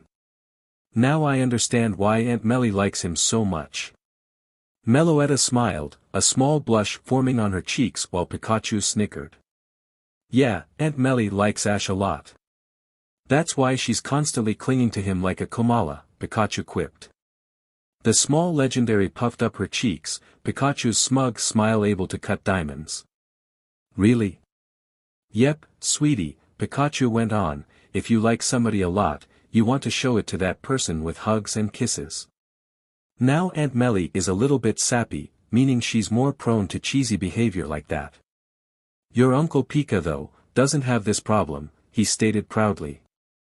Eevee ate his words like breakfast, her innocence far greater than her rational thinking, like a little sponge she absorbed every last bit of information. So I need to kiss Ash too, she wondered out loud. Because I like Ash a lot as well. Pikachu's sweat dropped. He muttered, looking desperately at Meloetta for help. No, honey, she answered sweetly, that's only something mature and adult Pokémon would do. Unlike Uncle Pika, he doesn't count. She grinned at the grumbling rodent. If you really want to show how much you care for Ash, you can do so by nuzzling his cheek. It's a great sign of affection. Eevee nodded her head enthusiastically at Meloetta's reply. Okay, she squeaked. Turning to face Ash, tail wagging cutely behind her rump, she suddenly leaped into the surprised arms of the young trainer. I really like you. Ash, will you be my daddy? She nuzzled her cheek against his in the most adorable way, her soft fur tickling Ash's skin who began to giggle. Eevee, what are you doing? He laughed, holding his fox Pokémon in a tight hug. He certainly didn't mind the affection, but what spurred it on was still a mystery to Ash. Oh, honey, Meloetta whispered emotionally, unable to believe the words Eevee had spoken. Of course Ash will be your daddy. He already is. Eevee's eyes sparkled once more, a happy squeak escaping her throat. Really? He is, pipsqueak, Pikachu added, giving her a wink. He'll make a appealing Sylveon out of you yet. Just you wait. I'm so happy. This is the best day ever, she cheered, continuing to nuzzle Ash lovingly. Meloetta could only smile at the sweet scene. You're so amazing, Ash. Please, don't ever stop being yourself. Continue to make this world a better place, chosen one, she thought warmly. I love you. Once the group was done resting, they moved further into the cave, before a shout for help broke the peace and quiet. Somebody is in trouble, Ash stated, running towards the sound to help whoever was being attacked. Sure enough, a young scientist in a lab coat was surrounded by a big flock of Zubat. Hang on, Ash called out. Pikachu, Thundershock. Eevee, use Quick Attack, let's go. Both Pokémon complied, taking out Zubat in quick succession left and right. While most Zubat fainted in one hit, thanks to the super effective attack from Pikachu, any who didn't were quickly scooped up by Eevee, once again showing their synergy in battle. The remaining wild Zubat were driven off, leaving a flustered scientist behind. Oh, thank you so much, young man, he replied appreciatively once he realized he wasn't in danger anymore, bowing deeply and thanking Ash over and over again. I was suddenly attacked by these wild Zubat when I was studying the mysterious Moonstone. Thanks to you though, my research is saved. I can't thank you enough. Ash rubbed his head sheepishly. It was no trouble, really. My Pokémon did all the work, so it should be them who you should be thanking, not me. Oh, but of course. Thank you as well, the scientist stated to Pikachu and Eevee, though they appeared very blurry to him. I seem to have lost my glasses though. Luckily, Meloetta was kind enough to return them to the scientist, and once he could see clearly again, he gasped rather loudly. You have a Meloetta, he stated in pure awe and wonder, looking at the legendary from every angle. Yeah, she cheered me up when I was feeling down, kinda stuck with me, and has been my partner ever since. I'm surprised you recognized her species immediately though. But of course. I study rare forces, like the Moonstone for example. But Meloetta's ability to transform into a different form at will has always compelled me. To finally see one in real life, he muttered. Meloetta awkwardly backed off from the scientist, until she was savvily behind Ash. Ah, where are my manners? My name's Seymour. It's a pleasure to meet you, young man, Seymour introduced kindly. It's nice to meet you too. My name's Ash and I want to be the best Pokemon trainer in the world. Is that so? That's quite the honorable goal you've got there. Tell you what, since you've helped me out so much, let me show you my gratitude. Seymour reached inside his pocket, and held out a gray stone in his palm. This is a moonstone, but since I have multiple, I want you to have this. It's said to evolve certain species of Pokemon. Ash took the item with grace, thanking Seymour profusely. Don't mention it, Ash. It's the least I can do. I hope you'll put it to good use. Seymour bid the raven-haired trainer farewell, leaving Ash alone with his Pokemon again. Mel. Ash began to laugh. You really didn't like that guy, huh? Meloetta shook her head, a shiver traveling down her spine. Oh come, he wasn't that bad. Now you're just exaggerating. Meloetta pouted, which soon turned into a girlish squeal and a lot of giggles as Ash began to tickle her. There we go, he laughed as he relentlessly kept his assault going, that face is a lot prettier on you. Mel, she murmured cutely after Ash had stopped. Her face inched slowly closer to her trainer, until she passionately captured his lips with her own. Ash really began to love the close contact he had with Meloetta. The small legendary made him feel so happy, like not even Gary could sour his mood. Her lips were soft and sweet, like cherries, and her melodic MMS of happiness simply captivating. He never wanted it to end. Sadly, it did end for Ash, but the warmth remained, especially when Meloetta hugged him close. All right, I think we're all set to get going again. What do you say, guys? A series of happy cries was his answer. In the Pokemon Center of Cerulean City, Ash and his Pokemon were having a nice rest. Empty Moon had been a little bit more challenging than they'd initially thought, proving to have stronger opponents further inside the ominous tunnels. Eevee and Pikachu had done their absolute best though, and with a little bit of Meloetta's help, they'd soon reached the end of the cave. Ash was very pleased with Pikachu and Eevee's result, and decided to treat his Pokemon to a little feast. You guys were awesome today, he praised them while they were happily munching away on their food. Eevee, the normal type, squeaked happily. She gave Ash an affectionate nuzzle against his cheek, and resumed to devour her poke beans.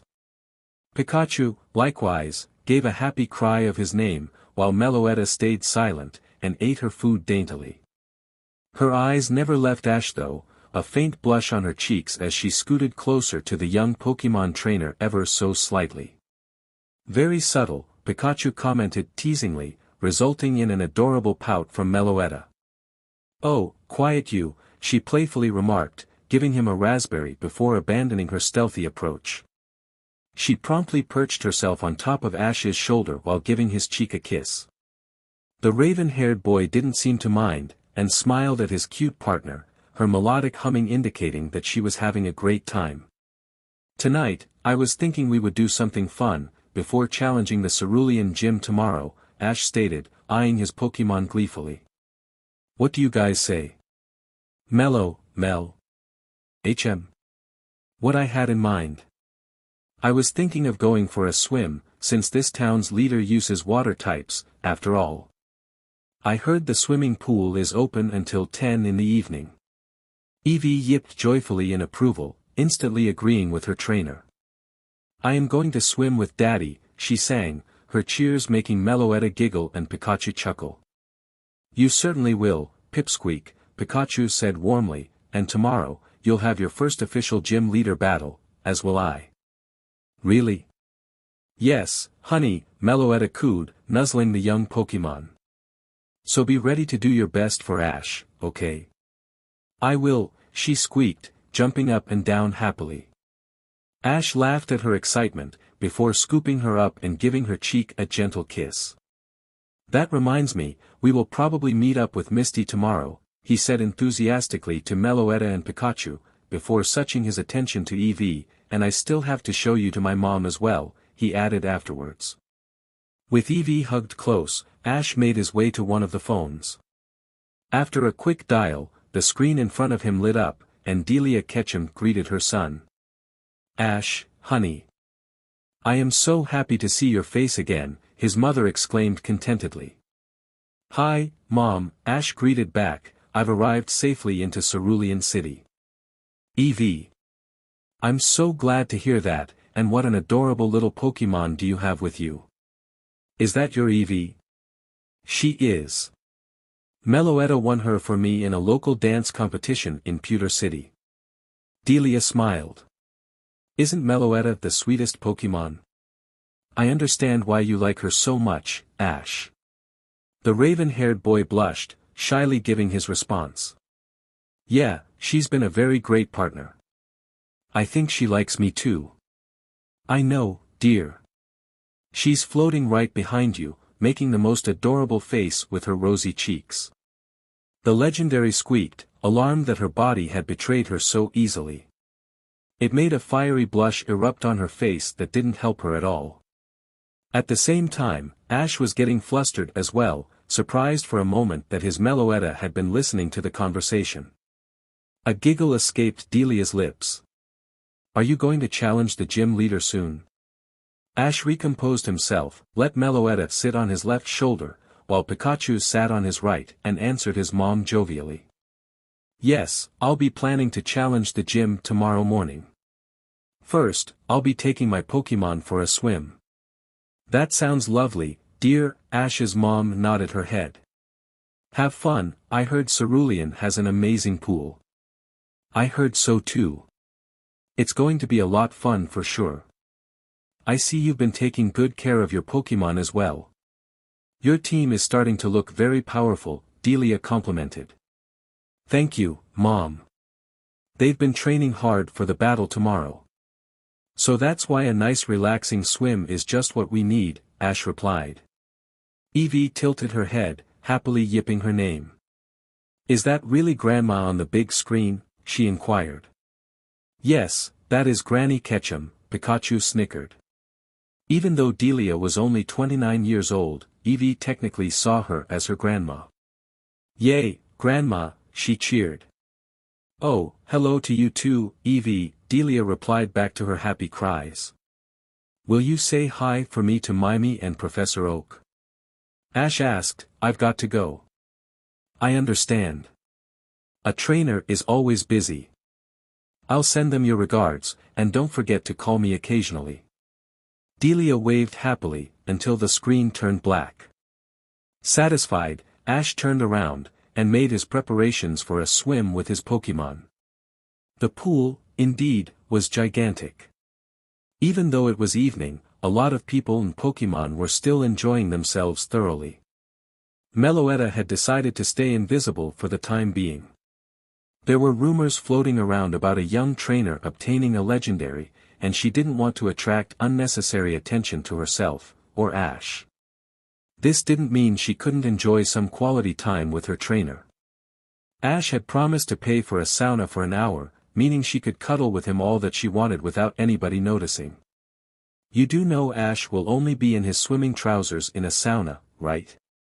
Pikachu had teased, making Meloetta squeak at the mental image.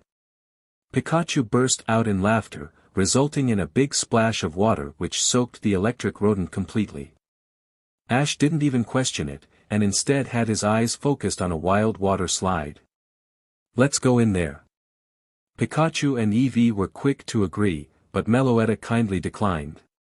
She didn't particularly enjoy swimming a whole lot. The raven-haired trainer was a bit disappointed. But not for long, as he felt two soft lips brush softly against his own. Meloetta was still invisible, so nobody saw the sweet display of affection. "Mel Mel," she whispered cutely in his ear. "I understand. I'll see you in the sauna then," Ash whispered back, before letting go of the small legendary and joining his other two Pokémon in the water slide. Since Pikachu and Eevee were both small, they could easily fit on Ash's lap. The two Pokémon hollered their lungs out, very much enjoying the slide as the water pushed the trio from the left to the right. After a while, the end was reached, and they all laughed as they landed with a big splash. Afterwards, they decided to swim in one of the recreational pools, playing games of tag, until they got tired. "You sure you don't want to come to the sauna with me?" Ash had asked for the third time. Pikachu shook his head. He didn't want to ruin this moment between Ash and Meloetta, so he had opted to look after the young Eevee. Pikachu. "Okay, if you say so. Well, here's some money for ice cream. I'll be back in an hour, okay?" Both Pokémon nodded happily, and went to one of the many ice cream stands inside the pool. Not much later, Ash was inside the sauna, the only other occupant, Meloetta, practically sticking to him like glue. They both were sweating profusely, but Meloetta didn't care. She was hugging Ash close, her appealing sapphire eyes twinkling like the vast ocean. "Melo," she murmured, her petite body moving upwards feverishly until she was face to face with young trainer. Ash blushed as her hot breath washed over his lips. She had her hands around his neck, not hiding for a second what she truly wanted. She closed her eyes and went in for the kill, meeting Ash's lips in a soft embrace. She had no idea how long she was there, just pressing her lips against Ash over and over again. She couldn't get enough of the boy, but her fun was rudely interrupted when a loud explosion shook the sauna from all sides. "What was that?" Ash exclaimed worriedly. Soon, commotion was heard from inside the pool, until a voice from a loudspeaker spoke up. "Ladies and gentlemen, don't worry. We, from Team Rocket, are only here to steal your Pokémon, so prepare for trouble. And with this machine it'll be a lot easier, so make it double." Ash growled, as did Meloetta. She thought she had taught those crooks a lesson before. It seems they were a bit more tenacious than she expected. "I know those voices," Ash stated angrily. "Mel." Her reply was ominous, full of hatred for Team Rocket and what they did to her in the past. Sure enough, when they opened the sauna, a big gaping hole where a machine had blown up the wall was evident, as was the big net full of Pokémon Team Rocket tried to steal with them. "We thank you for your cooperation," Jesse, James and Meowth sang in union. "Hey! Give back those Pokémon!" Ash yelled loudly, getting the attention of the goons. "It's the twerp," James said fearfully. "He has a Meloetta," Jessie added, the memories of that Pokémon still haunting her mind. "Time to go then," Meowth concluded, quickly setting the machine into reverse. V. Both Pikachu and Eevee were caught in the net too, and it was then that something snapped inside the legendary. "What are you doing, Meowth?" "Hurry up," James stated. "I'm going full power, but something is stopping us," he replied, dreading the answer. True to his words, Meloetta's eyes were glowing dangerously bright with her massive psychic powers. She held the machine in place, quickly destroying the net with so much pressure, that it would pulverize a human being in mere seconds. All the Pokémon were freed, while Team Rocket gulped audibly. "You made a big mistake this time," Ash replied dangerously. "Meloetta, crush that machine." Pikachu used Thundershock to finish it off. Both Pokémon complied. Team Rocket was lucky Ash had ordered his Pikachu to use Thundershock as well, because otherwise Meloetta would have seriously injured them. Instead of being crushed, the machine exploded at the electric overload, sending the goons flying high up in the air. Team Rocket is blasting off again, they yelled, disappearing over the horizon with a twinkle. Meloetta huffed, her rage dying down. She was sure these Team Rocket grunts were going to think twice before trying to steal Ash's Pokémon ever again. Hey everybody! It's the young man with the legendary. He saved our Pokémon. A random woman yelled. Soon, all the people were cheering loudly for Ash, congratulating him on a job well done. Ash replied shyly, while his Meloetta hid behind his back. Give the boy some space, would you? An authoritative voice called, making the crowd disperse. In front of Ash was a well-dressed man, with two Officer Jenny at each side of him. Young man, I am the mayor of Cerulean City. What you did today was an act of bravery that shouldn't go unnoticed. You saved all of these Pokémon, so I'd like to invite you to the town hall tomorrow in the morning. Ash was flabbergasted for a moment, but he accepted the offer gratefully. Then it's settled. Make sure you bring your Pokémon with you. He then turned his attention to the police officers. Officers, I expect you'll take care of the rest. They nodded, and went to work. The pool was soon closed, but Ash didn't mind. All his Pokémon were safely at his side, and that was what mattered. Thank you, Meloetta, Ash said, kissing the legendary gingerly on her lips. Mel, she replied with a blush. In no time, they were back at the Pokémon Center, and Ash wasted no time in finding the soft confines of his blankets, his Pokémon joining him closely. Tomorrow was going to be a busy day, after all. In front of Ash was a massive building made entirely out of red brick. In its center, four massive white pillars rose up high in the air, holding the front part of the roof in its place. The roof itself was painted cerulean blue, and the large double doors a fresh white. The windows were also white, and at the top of the pillars, big golden letters indicated the name of the building in all its glory. Well, Ash muttered in awe to his floating partner, I think we're at the right place. Melo, she replied with a whisper. Even the small legendary was amazed with the grandness of the Cerulean City Town Hall. After the group had had a nice long rest from the events of yesterday, they had set out in search for the town hall immediately. The mayor had invited them over, after all. For what exactly, Ash didn't know. He could only guess what was in store for him, as did his Pokémon. Do you think Daddy gets a reward? Eevee inquired happily. She was currently sitting on Ash's left shoulder, her bushy tail wagging joyfully behind her. I'm certain he will, Pipsqueak, Pikachu responded warmly, sitting on Ash's other shoulder. Maybe we will get a reward as well. Really? Eevee squeaked. Who knows? Why did the mayor state that Ash had to bring us with him otherwise? Yay, I will get a reward, she sang. For Ash, it sounded as a series of very happy yips. He chuckled at Eevee, she always seemed to be so cheerful. Meloetta, in the meantime, was levitating close by. She decided to stay visible this time around, because she saw no reason to cloak herself anymore after yesterday's events. She nudged her trainer gently, effectively bringing him out of his thoughts. Mel. I'm fine, Meloetta. I was just thinking about how lucky I am to have you guys with me.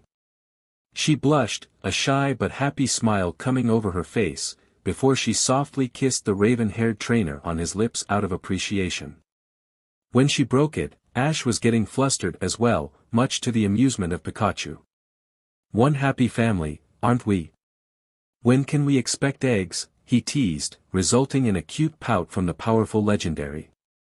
She puffed up her cheeks in the cutest way, something which Ash thought was absolutely adorable. When you find yourself a girlfriend, she countered smoothly, immediately shutting the electric rodent up. That was a low blow, he muttered, a small smirk forming on his lips nonetheless. She playfully blew him a raspberry, while Eevee in the meantime, simply had no idea what they were talking about. She was too focused on the building in front of her anyway. With a mighty leap, she jumped from Ash's shoulder and ran to the front door, her cheerful cries filling the air. "Uncle, Auntie, Daddy, let's go inside. Hurry," she almost pleaded. The young energetic Pokémon couldn't wait any longer. She was enthusiastically jumping up and down while impatiently waiting for her family to join her. Ash laughed at her antics.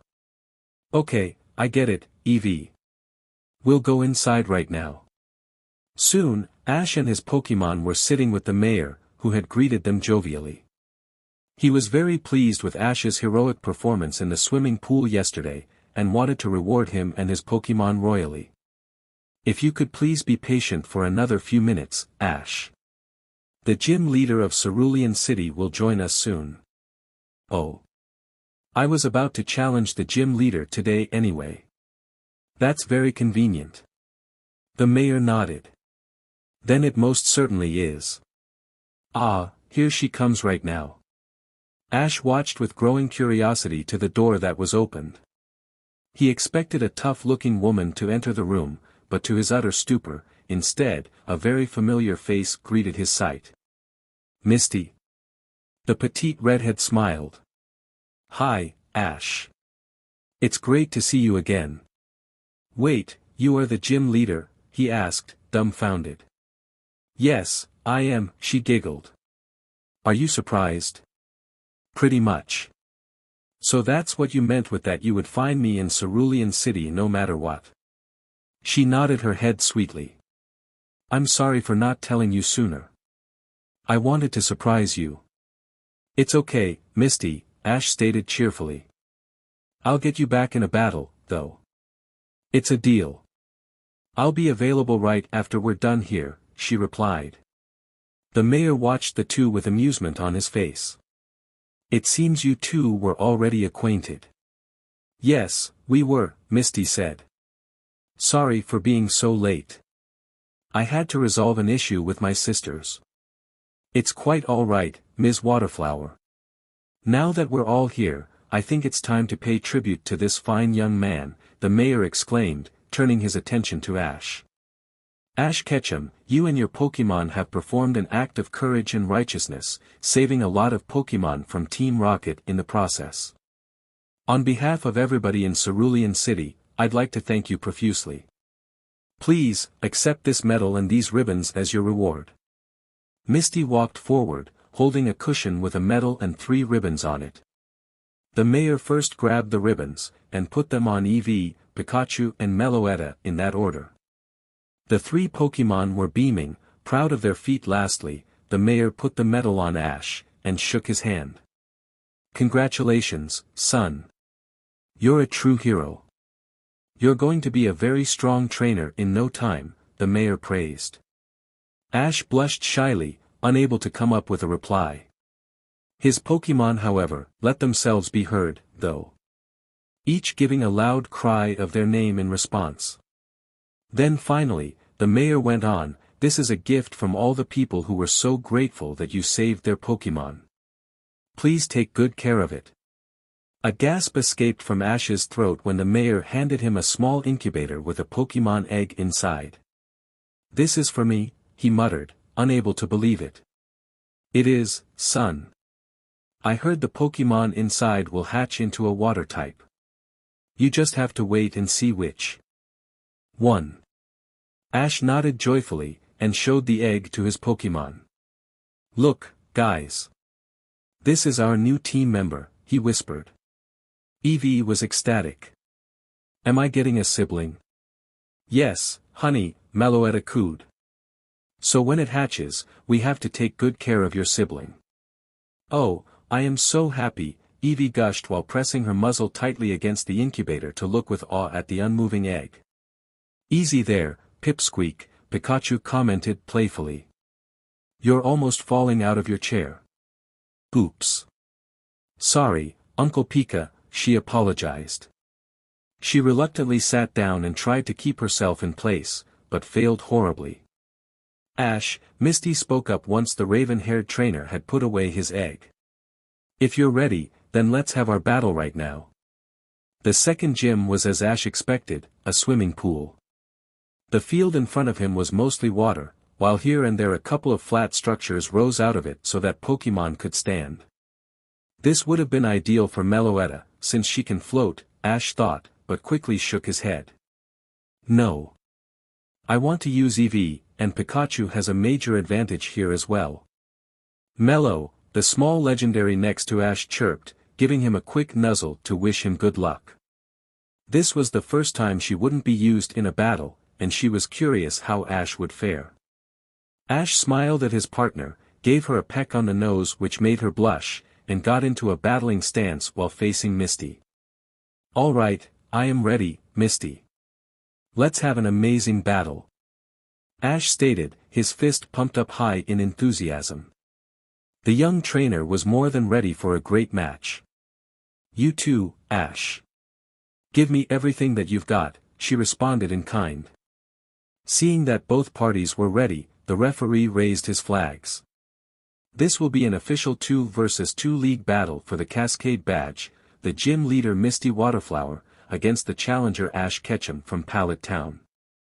Substitutions are allowed only from the challenger's side. The match is over when both Pokémon from a side are unable to battle. Begin. Misty smiled, and threw her first Pokémon on the field. Go, Goldeen. The water type, which resembled a goldfish, materialized inside the pool. She gave a low cry of her name, and waited patiently for her opponent. Said opponent, being Eevee, had a determined expression on her face. Ash could feel all of her muscles tense on his shoulder where she was sitting, and her tail was raised high in the air. He knew she was nervous, this being her first official battle after all, so he gave her an affectionate nuzzle. It's going to be fine, okay? Whether you win or lose, it doesn't matter. Go out there, and give it your all, he reassured the young fox Pokémon. Your pops is right, Pipsqueak, Pikachu added warmly. Remember, this will be your uncle's first official battle as well. So we're going to do this together. This made Eevee relax tremendously. Ash's soothing words, and his smooth skin against her own furry cheek felt comforting. Coupled with Pikachu's gentle words of encouragement, she was now all too eager to show off her full power. Okay uncle, daddy. She yipped back happily. Though Ash didn't understand her, he got what she tried to say. He could feel her muscles relaxing, and her tail lowering. This was her moment to shine. Meloetta watched the spectacle with a fuzzy feeling inside. Love and adoration for her trainer, a growing appreciation and friendship for Pikachu for showing his mature side, and a special kind of feeling for the young and adorable Eevee, who still had so much to learn. It then began to dawn on Meloetta, that this was her family. A weird sense of realization hit her, making her gasp as tears threatened to dampen her eyes. Meloetta never had a real family before, but now, so suddenly, she realized that these three were something very precious to her. She cherished those thoughts deeply, and it made her heart flutter with excitement. At that moment, she knew that her decision to help Ash wasn't a spur-of-the-moment thing. Her heart had yearned for this, and honestly, she couldn't think of another moment when she had felt so happy as she did right now. Seeing that Eevee's nervousness had been replaced with excitement, the raven-haired trainer gave her one last reassuring rub, before sending her out as the opponent of Misty's Goldeen. Eevee, I choose you. Ash joyfully commanded to his fox Pokémon. The normal type leaped from his shoulder with a happy yip of her name. She got in front of Ash, and lowered her body low to the ground in a pounding stance, as if she was hunting a prey for food. Her gaze became intimidating, and all of her senses were solely focused on the water type in front of her. Good luck, Pipsqueak. Pikachu called out to her. If she heard him, she didn't show any signs of it. Eevee was going to give it her all for her daddy, which meant she didn't let herself get distracted. Meloetta smiled. The young fox Pokémon reminded her of herself when she was younger, carefree and happy, but serious and competitive when she needed to be. It was actually kind of adorable. Meanwhile, Misty was more than relieved Ash didn't decide to use Meloetta. She was sure the battle would be over before it even started if that were the case. Now, she actually stood somewhat of a chance. It's very smart of you to use your other Pokémon in battle as well, Ash, Misty praised kindly. Relying on one Pokémon all the time could be devastating once it actually gets defeated. Ash nodded. I know. That's why I have prepared Eevee well for this battle. She isn't going down easily. I'm sure she will be a good opponent for Goldeen. Now then, the first move is all yours, Ash, she responded sweetly. Getting pumped up himself, Ash gave his first order to his normal type. Eevee, use quick attack. Before he even had finished his command, she shot forwards with incredible speed, zigzagging from platform to platform and seemingly crossing over the water without any trouble whatsoever. The water parted wherever she moved from her powerful bursts, it didn't even slow her down at all. Misty and Goldeen both gasped. There was no time to counter, Goldeen could barely comprehend what was happening before Eevee slammed headfirst into her body. The sudden momentum shift caused Goldeen to fly back through the water with a loud cry of pain, before she smashed forcefully against one of the stone sides of the swimming pool. Goldeen! Misty cried in alarm. Wow, Pikachu muttered under his breath, impressed by Eevee's strength. The kid is strong. Meloetta had somewhat expected it. She felt how lax Goldeen was swimming when Ash chose Eevee. The water Pokémon had severely underestimated her speed and power. Yeah, great job, Eevee. Ash praised her as she came to a stop on one of the platforms. She couldn't help but give him an appreciative yip of her name, even though she was trying to focus 100% on her opponent. Thank you, Daddy, she replied joyfully. Luckily for Misty, Goldeen wasn't knocked out yet. It seemed Eevee's attack was a big wake-up slap for her, though. Goldeen was glaring menacingly at her opponent, she had certainly not expected such a devastating attack. It had hurt her a lot, and Goldeen knew she couldn't take another one of those. Great, Goldeen, I knew you could endure it. Now answer with your water gun. The goldfish Pokémon nodded, opened her mouth and shot a potent stream of water at Eevee. Counter with another quick attack, Ash. Retaliated. Once more, Eevee shot forwards with amazing speed, actually tearing through Goldeen's attack with little effort, but this time, Misty was ready. Dive underwater to dodge, Goldeen. Misty looked on with satisfaction when the bullet known as Eevee shot harmlessly over the water, thinking she had successfully evaded her onslaught, but to her utter stupor, she didn't stop her attack. Eevee growled when Goldeen dove away. She wasn't going to let her escape, so without stopping, she used the edge of the pool to jump up high in the air, actually reaching the ceiling of the gym. Misty, Ash, Pikachu and even Meloetta watched slack-jawed as the fox Pokémon, with a might cry of her name, used the ceiling to propel herself back downwards like a rocket, going straight for Goldeen who hadn't even the slightest bit of sense of the incoming disaster. Goldeen. Above you, swim away. Misty warned in full panic mode. However, her water Pokémon couldn't even react. Eevee was simply too fast. Like a Draco meteor, she split the water in two, her aim deadly accurate as she rammed Goldeen down with so much force, the ground actually shook and waves were created in every direction, draining the pool of a quarter of its water. Casually, Eevee swam back to her stunned trainer when the job was done, and not much later, a fainted Goldeen was floating on the surface of the pool. Goldeen is unable to battle, Eevee wins. Ash exploded into happiness when he realized what his Pokémon just had done. Eevee, that was so amazing, he gushed while hugging her tenderly, not even caring that his clothes got wet. She hugged him back with much enthusiasm, giving cute cries of her name as she did so. Did I do good, Daddy? Pikachu snorted. Are you kidding me, Pipsqueak?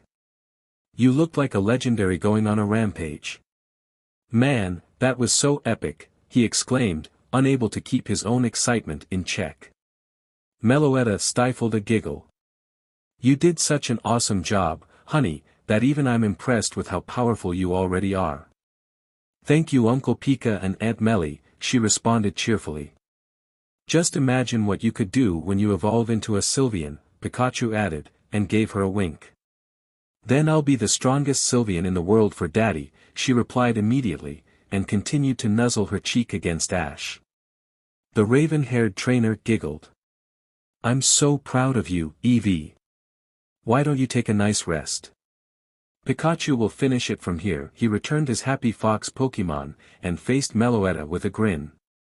Did you secretly train her or something? He joked. Melo, she shook her head and pointed at Ash with a warm smile before kissing him on his nose. So, it's all my doing, huh? She nodded her head vigorously. I guess I'm underestimating my own capabilities as a trainer then. Meloetta giggled melodically, hugged his face delicately, and then turned his attention back to Misty. Right, I still have a badge to win. This probably shouldn't take too long, Ash admitted as he motioned to Pikachu. Are you ready, buddy? Pika. Then we'll show Misty just how powerful you are as well. Meanwhile, Misty was imitating her Goldeen. She hadn't expected such an overwhelming answer from Eevee to her tactic to use the field as her advantage. She barely even scratched the normal type, and she knew Ash's next Pokemon was going to be an even bigger problem. Recollecting her thoughts, she recalled her fainted water Pokemon. Great job, Goldeen, return, she whispered. For a moment, she had her eyes closed in contemplation, before a determined look overtook her features. Don't think you've won just yet, Ash. Let's see how you will handle this. Go, Starmie, she cried out loudly. In front of her, the water and psychic type appeared. It looked around from side to side, but otherwise stayed idle in the pool. Okay then, Pikachu, I choose you, Ash replied in turn. The electric rodent jumped from Ash's shoulder and got on all fours, his cheeks sparking dangerously with electricity. He was ready. Just like Eevee, he wasn't going down without a fight. Pikachu vs Starmie, begin. Misty wasted no time. Starmie, use confusion. The star Pokemon complied. It created a psychic field around Pikachu that attacked both his body and mind, effectively dizzying him. Pikachu grunted. The attack was pretty painful, but with a smirk, he realized it got nothing on Meloetta's psychic. Don't give up, Pikachu. Use Thunder Shock. Misty smiled. Ash, Pikachu is confused. Do you honestly think he'll be able to hit Starmie? No, but he doesn't have to. The red-haired girl gave a gasp when she realized Ash's plan. It was so obvious, yet there was nothing she could do about it. Pikachu fired, and like expected, he missed Starmie by a long shot, but what he did hit was the pool, and unfortunately for Starmie, water had the tendency to conduct. In less than a second, the whole pool was charged with electricity, and in turn Starmie too, who could only take the super effective attack with full force. No, Starmie! Misty cried. The damage was already done, though. Even though Starmie wasn't quite knocked out yet, Ash simply ordered Pikachu to use Thunder Shock again, which was more than enough to make Misty's last Pokemon faint as well. Starmie is unable to battle, Pikachu wins. This means that the winner of this battle is Ash Ketchum from Pallet Town. Congratulations. Ash was ecstatic. Yeah. Nice work, Pikachu. Just like with Eevee, he gave his starter Pokemon a big hug, which the electric type greatly appreciated. Misty recalled her Pokemon, gave a big sigh out of disappointment because of her utter loss, before approaching Ash respectfully with her head held high. Ash, you have deserved this badge fair and square. Please accept it as a sign that you won from me here today. The young trainer nodded, took the Cascade badge and did a silly pose with his Pikachu. All right. I got the Cascade badge, he shouted joyfully to no one in particular. Pika Pika. Misty and Meloetta both giggled. Anyway, Ash. The next gym is located in Vermilion City. The leader there is specialized in electric types. You might consider catching a ground type to make it easier for you, the red-haired girl suggested sweetly. Thanks, Misty. I'll keep it in mind if things go rough. Though I don't think that will be the case with her around, Misty stated while pointing at Meloetta. The small legendary hummed in a happy tune and nodded her head in agreement. I don't think so either. But I don't plan on using Meloetta, only if it is necessary. I understand, Misty replied. Anyway, I wish you good luck on your journey, Ash. Thank you. See you later, Misty. As Ash waved goodbye, the faintest of blushes appeared on Misty's cheek. He's cute, she thought. The afternoon went by quickly. Ash and his Pokémon decided to have dinner in the Pokémon Center, and make way to Vermilion City afterwards. You did great today, Pikachu and Eevee. Both Pokémon gave a happy cry. Their first official battle went without a hitch, and they couldn't wait until their second gym leader battle arrived. En route 5 to Vermilion City, Ash and his Pokémon were having a small break. After winning his second badge and having a satisfying dinner, the raven-haired trainer decided to head out the same evening, in the hopes of arriving at his destination the next day. Man, I sure am lucky I've got you with me, Meloetta, Ash stated jovially, otherwise I would have got lost for the umpteenth time. Mel, the petite legendary replied sweetly, an adorable blush on her cheeks. The group was currently resting on one of the convenient benches placed alongside the dirt road in the forest. Meloetta was floating close to Ash's right, while Pikachu was on his left shoulder. Eevee was simply too tired after that battle against Misty, and promptly fell asleep back at the Cerulean Pokémon Center, so Ash had returned her to her Pokeball for now. I wonder if we can stay the night in Saffron, otherwise we have to set up the tent my mom gave to me and sleep out in the open. Meloetta idly listened to her trainer musings, having taken a seat on his lap in the meantime while drinking some apple juice. She didn't really mind sleeping in a tent, it only meant she could snuggle very closely against Ash in his sleeping bag. Those thoughts alone made her giggle mellifluously. Pikachu groaned. I hope it is the former. It'll be just our luck if we get attacked by a feral Pokémon in the middle of the night, mark my words. Ash understood the concern of his electric starter Pokémon. Camping out in the wild did bring along certain risks. But then again, they did have a legendary Pokémon at their side as well. The young trainer was sure Meloetta could defeat any Pokémon in this area with ease. It'll be fine, Pikachu. I'll make sure we'll have a roof over our heads in a couple hours. Besides, if worst comes to worst, we have Meloetta. She's the strongest Pokémon on this route by far, Ash responded confidently. I wouldn't count your luck, kid, an older voice spoke up. It was a Pokémon trainer with a somber look on his face. There's this self-proclaimed gym leader called AJ a couple of miles down this road. He has a gym and everything. I was sure he was boasting when he told me he hadn't lost for 97 times in a row, but he beat me with ease. Ash looked at the older trainer, before looking back at Meloetta with a pumped-up smile. Hey, maybe this AJ guy can finally give you a real match.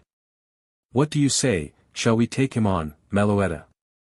She gave a happy cry in response, and hugged Ash's torso before nodding. All right. Time to end his streak then, Ash proclaimed cheerfully. The older trainer shook his head.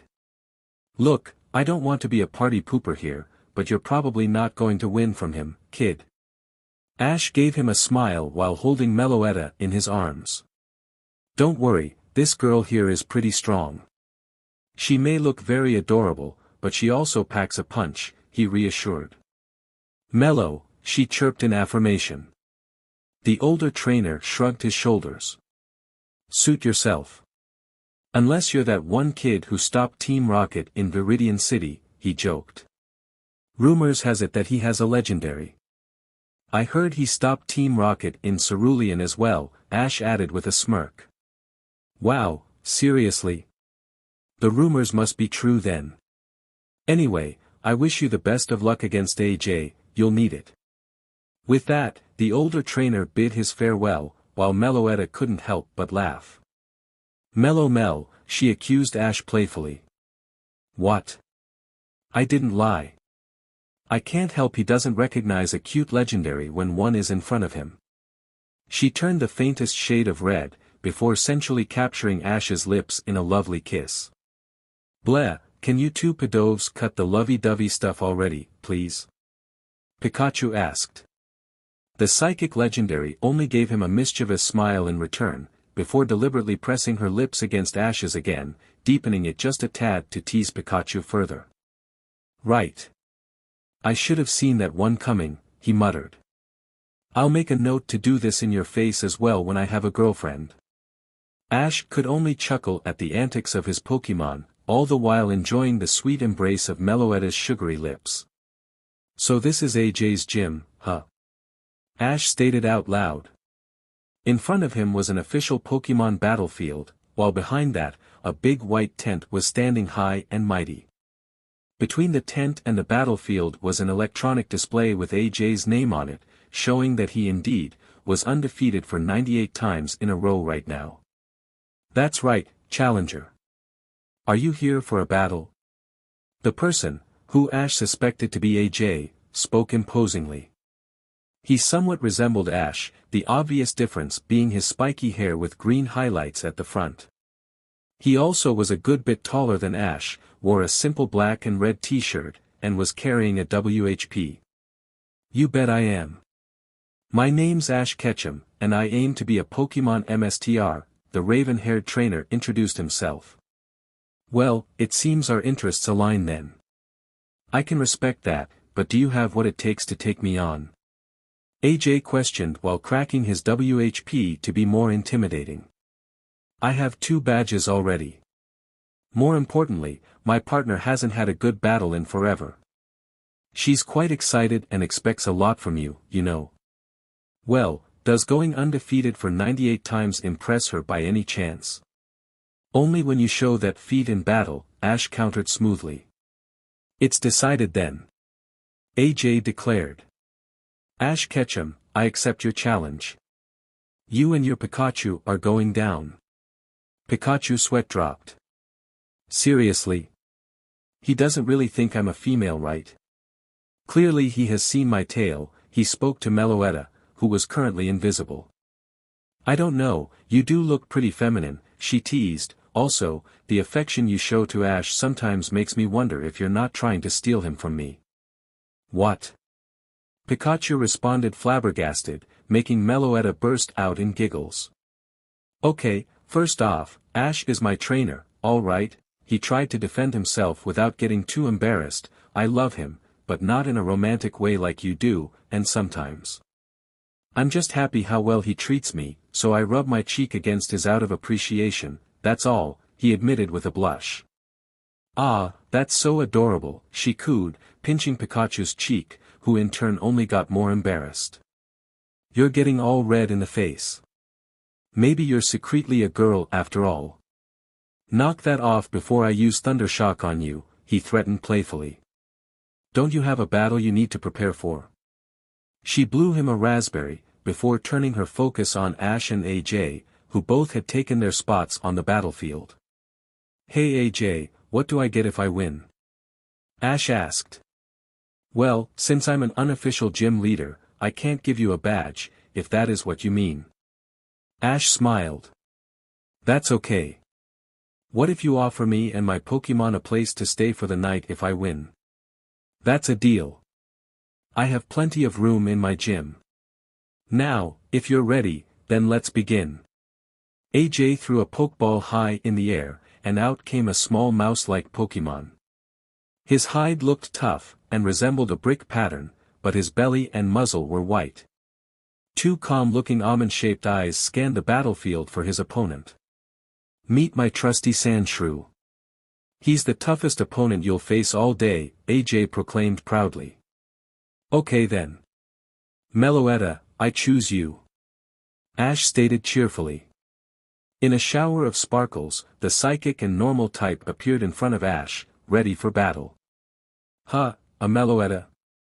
What kind of Pokemon is that? I expected you would battle with your Pikachu. Pikachu is still tired after battling with Misty this afternoon. My partner, Meloetta, hasn't battled yet, so she's very eager. Melo. AJ began to laugh. Do you only own cute Pokemon? I bet your third Pokemon is an Eevee or something. But it doesn't matter, if you think you can win from my Sandshrew. With this so-called Meloetta, you'll have another thing calm. Use hyper voice. Immediately, Meloetta let out a high-pitched shriek with so much force, that the earth shook.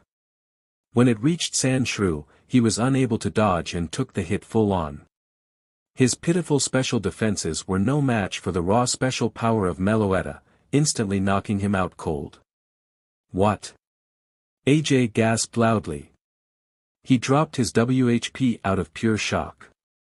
His Pokemon was defeated before he could utter a single attack. Huh, I expected more from this Sandshrew, Meloetta stated disappointingly. Nonetheless, Ash was happy with winning, and hugged her in celebration. You were great, Meloetta. Mel. How strong are you exactly? Ash whispered afterwards. He was genuinely shocked she took out a Pokemon, who hadn't lost a single match for almost 100 times in a row, with a single attack. She giggled and gave him a kiss on his cheek. Mel, she promised. Well, if you're going to show tomorrow, I suppose I can wait until then. How is this possible? AJ proclaimed. There's no way a random Pokemon can take out my Sandshrew in a single hit. Unless. His eyes widened in realization. No way. You're that kid with the legendary. Which means Meloetta is a legendary Pokemon. Yeah, you're right. Sorry for not telling you earlier, Ash apologized. Are you kidding? This is incredible. I battled a legendary Pokemon. Granted, I got defeated with no trouble, but it was awesome nonetheless. AJ patted Ash on the back. Besides, if it takes a legendary to stop my streak, it only means I'm a very powerful trainer already, he spoke optimistically. Come, I promised you a place to stay. You beat me fair and square, but in return, you have to tell me all about your adventures with Meloetta. Sure, I'm happy to tell you all about it. And so, Ash ended AJ's streak, and got a place to stay, and in return, made a new friend, who he inspired to train even harder than before. Night had begun to fall in the Kanto region. After bidding AJ farewell, Ash had continued his travels to Vermilion City the next morning. Unfortunately, even with Meloetta's great navigation skills, Ash found himself unable to reach Vermilion in time. I guess we really have to use my tent this time around, Ash told his Pokemon. Pikachu sighed, he didn't look forward to it, while Eevee was reacting the exact opposite. She was ecstatic at the prospect. The young Pokemon was full with energy, and couldn't help but hop up and down excitedly. Yay, we are going camping. It's going to be so much fun, she squealed. I'm looking forward to it as well, sweetie, Meloetta cooed, although I think Uncle Pika has another opinion on the matter, she giggled at the sour look Pikachu sported. It's not that I hate it, it's just that I rather like to have a solid roof over my head, Pikachu replied. So if we have no other option, I'll be okay with it. Don't worry about me. Why don't you like to go camping, Uncle Pika? The young Eevee inquired curiously. Well, Pipsqueak. To be honest, your uncle is a bit scared. Wild Pokemon could attack us at any moment when we're asleep. Meloetta began to understand the electric rodent. Being a small mouse Pokemon meant a lot of predators. Pikachu probably had to deal with them often when Professor Oak hadn't caught him yet. Why are you scared? Auntie Melly and Daddy will protect you, she answered immediately. Pikachu chuckled. I guess you're right. You're a brave Pokemon, Eevee. I think you're brave too, Uncle. Pikachu gave her a playful rub. Thanks, Squirt. I think with you at my side, I don't have to be scared anymore. After a while, the clearing of the woods gave way for the coastline. Just when Ash had found a good place to set up camp, Meloetta gave a soft cry of her name. "What's the matter, Meloetta?" "Melo." She pointed in the distance. Now Pikachu began to see it too, and made happy gestures with his arms. "Pika Pika. What do you guys see?" Ash asked. His sight was limited a lot thanks to a potent fog covering the coast. When he squinted his eyes, he finally saw what his Pokémon were looking at. A lighthouse. "With some luck, we can stay the night there." Eevee was slightly deflated with the news, but Ash promised her they were going to camp very often in the future, which got the fox Pokémon in high spirits immediately afterwards. "Really, Daddy?" Ash nodded his head. "Definitely. I didn't get this tent for nothing. It'll be an adventure in itself, right, Meloetta and Pikachu?" Pikachu and Meloetta both nodded, which got a very happy yip out of Eevee. "Okay. For now, let's check out that lighthouse." Ash and his Pokémon had quickly reached their destination. When they saw the closed door, depicting a lot of legendary Pokémon on it, the raven-haired trainer got a peculiar feeling. "This is odd," he muttered, gently wiping his hand over the rough, stone door. "Who are all these Pokémon?" He looked at Meloetta for answers, who recognized the legendaries all too well. She understood what the door was for, and with a smile, pointed at the highest row of Pokémon depicted. "Hey, that's you," Ash stated, seeing Meloetta's picture. "What does that mean?" The petite legendary floated in front of Ash, gave him a sweet kiss, before explaining. Meloetta Mel. "Wait, so you're saying the legendaries on this door can summon a special Pokémon here?" She nodded her head in confirmation. "Meloetta? Huh. You want to summon him? But what's the point?" She smirked, cracked her neck and got in a battling stance. Ash's eyes widened for a moment. "You want to battle him? Meloetta, I understand you promised me you would show your true power, but against this special Pokémon? Do you even know what kind of Pokémon he is, and how strong he is?" She shrugged her shoulders, but otherwise looked content and ready to finally get a real battle going. "I don't know. What if he defeats you?" Meloetta, however, couldn't be persuaded anymore. She gave him her best puppy eyes, and quivered her lower lip, exactly how she had done with Arceus. Needless to say, it didn't take long before she coaxed the answer out of her love interest that she wanted to hear. "Well, all right. Let's battle this special Pokémon then." She cooed happily, gave Ash another sweet kiss out of appreciation, before floating up to her picture. She touched it, and began to activate her psychic powers. The stone reacted and began to glow with her. Not much later, a loud rumble shook the earth, and suddenly, a horn flared within the lighthouse, while simultaneously the lamps turned on by themselves as well. The rumbling stopped when Meloetta floated back to Ash, Pikachu and Eevee. The lights provided some vision over the calm waters, the eerie flare of the horn the only thing that was heard as the special Pokémon was summoned. Suddenly, the ground began to rumble again. This time, it was clearly coming from the sea. Another rumble, more strongly this time, and another. Whatever was coming was massive, and Ash and his Pokémon began to realize this with a sinking feeling in their guts.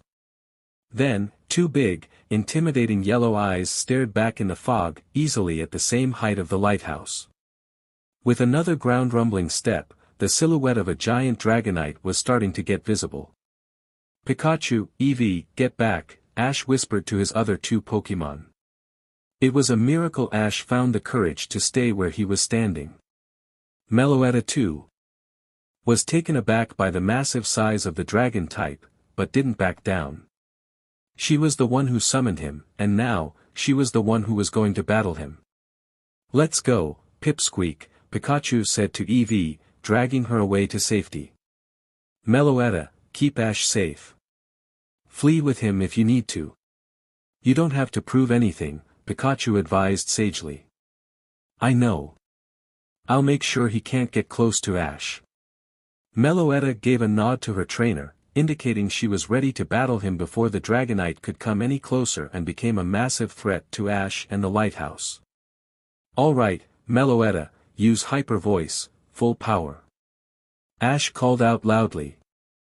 The legendary floated to her opponent quickly and opened her mouth to attack. For the Dragonite, she was the size of a Durant, so he didn't pay her any attention. That was, until a very loud screech pierced the night, it even overshadowed the flare of the horn in the lighthouse. Ash could see the sound waves of Meloetta's powerful special move reach Dragonite, and they actually exploded on his body, effectively halting his approach. He let out a roar, one that showed he was set off. The earth shook, and both Meloetta and Ash had to cover their ears.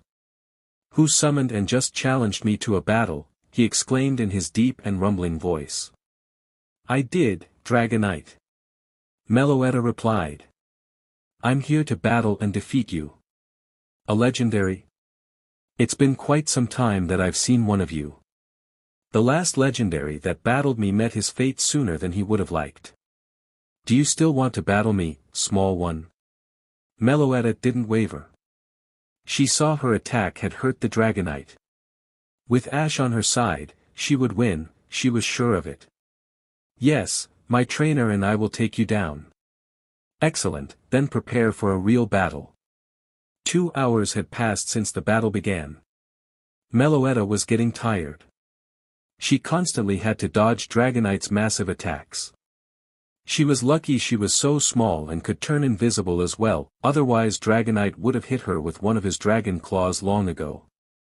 She had however, done massive damage to him. The giant Pokémon was pretty slow thanks to his big body, so hitting him was easy, but in the air, when he spread his wings, that was a different story. He'd completely taken Meloetta off guard when he began to use extreme speed, hitting her so hard, she flew back against the lighthouse and went clean through it. "Meloetta!" Ash screamed. For an agonizing second, nothing happened, until Meloetta was back in the battle, her face turned into an angry snarl and her whole body extremely bruised thanks to the impact. "We're so close to victory, but Dragonite's extreme speed beats Meloetta. She can't take another one," Ash thought in panic.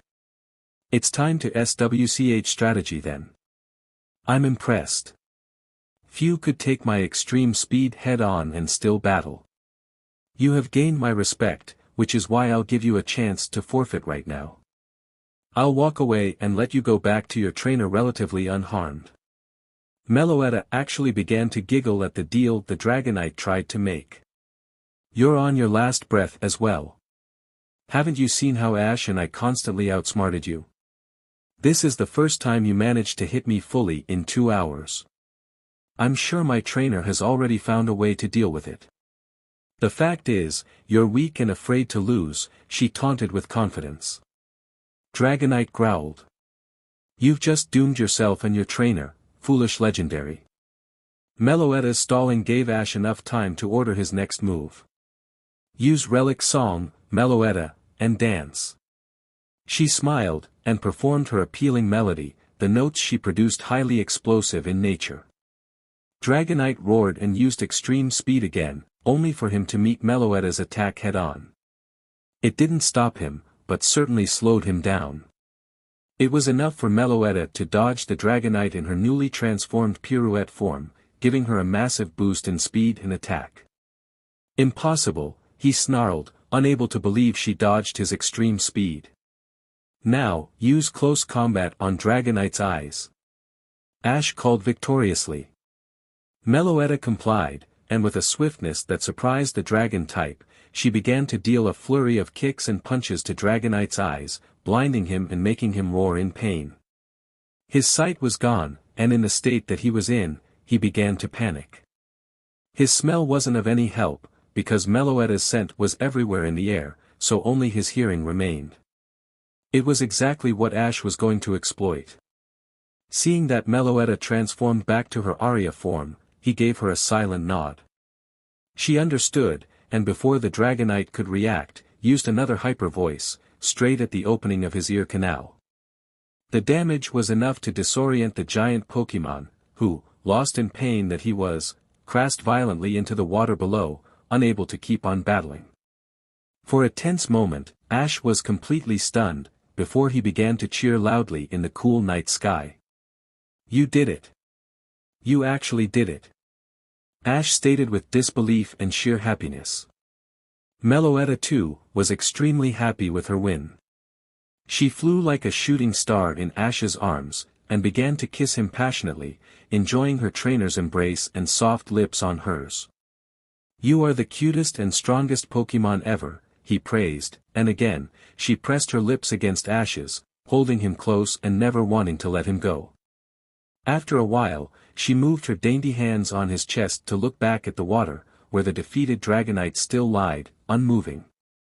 An incredible devious idea formed in her head.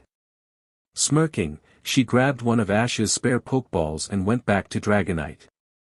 There, she floated dominantly over the giant, and gave a smug smile. "Be defeated, face the consequences.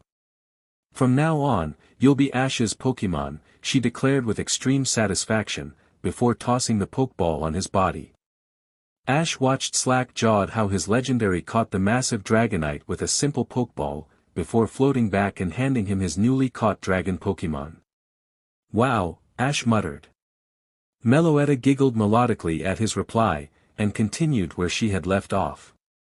Namely, kissing Ash with much vigor.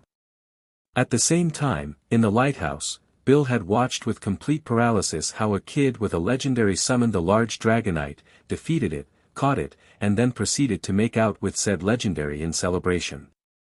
"I should stop experimenting so much with rare candies. We made it, guys. We're in Vermilion City." Ash cheered happily. Mel. Pika. Eevee. After a hectic night where Meloetta battled against a giant Dragonite and actually defeated it, showing her trainer just how strong she truly was, Ash and his Pokémon had finally arrived at their destination. "What do guys say we have a nice meal in the Pokémon Center first? That way, we can heal Dragonite up too, and then head straight for the gym." His Pokémon agreed wholeheartedly. Ash, on Meloetta's advice, did stock up on food pretty royally when they left Cerulean, but it was nice to finally have some freshly made dinner after a week's worth of travel. When the group was enjoying their food, chatting excitedly with each other, a young boy with a defeated Rattata stormed inside the Pokémon Center. A Chansey was running alongside him, while the boy spoke to his Pokémon reassuringly. "You're going to be okay, Rattata, hang in there." Ash watched the scene silently, contemplating what could have happened to the normal type to be in such bad shape. Surprised? A random trainer, who was sitting across Ash, spoke up calmly. "It's our gym leader. He's a very strong trainer who uses the electric type.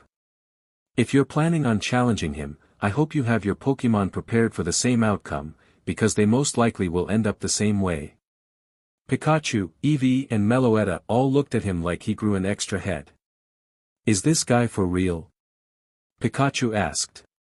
Meloetta shook her head. "I don't think he knows that Ash won't have the least bit of trouble if he decides to use Dragonite or me."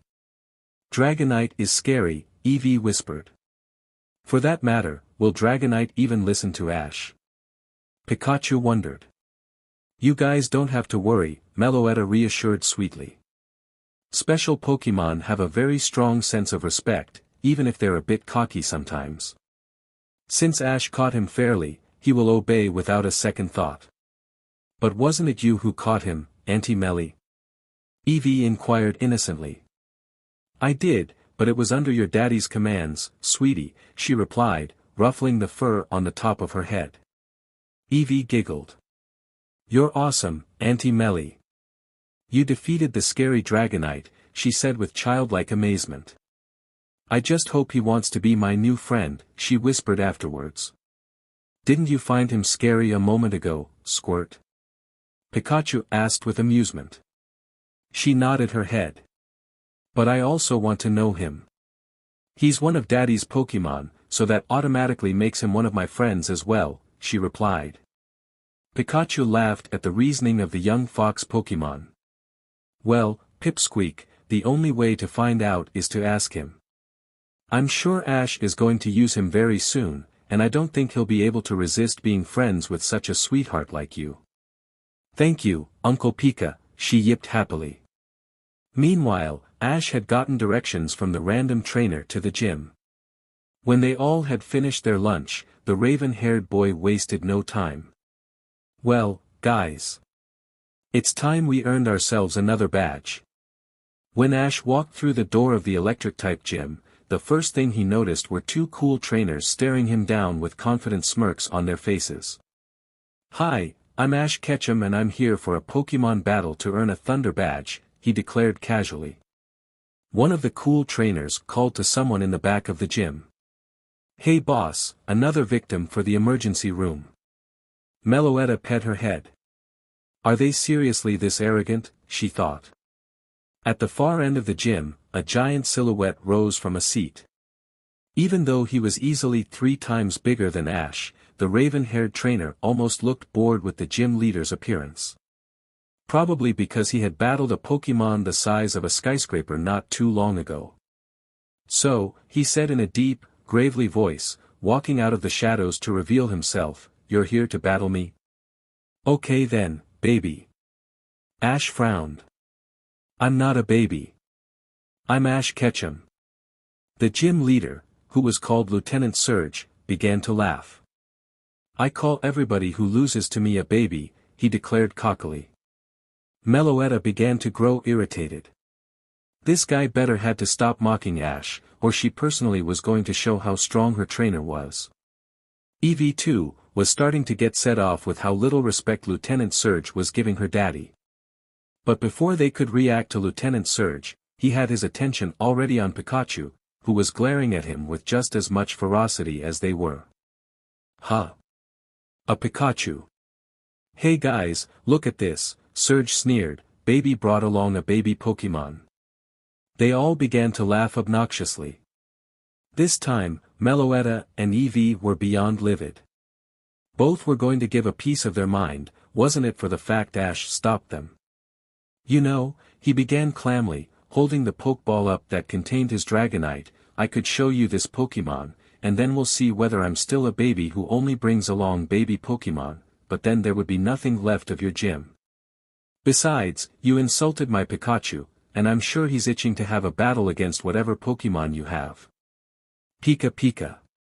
You claim to have a Pokemon who could destroy my gym with his attacks, yet you want to use Pikachu. This baby is a terrible liar as well.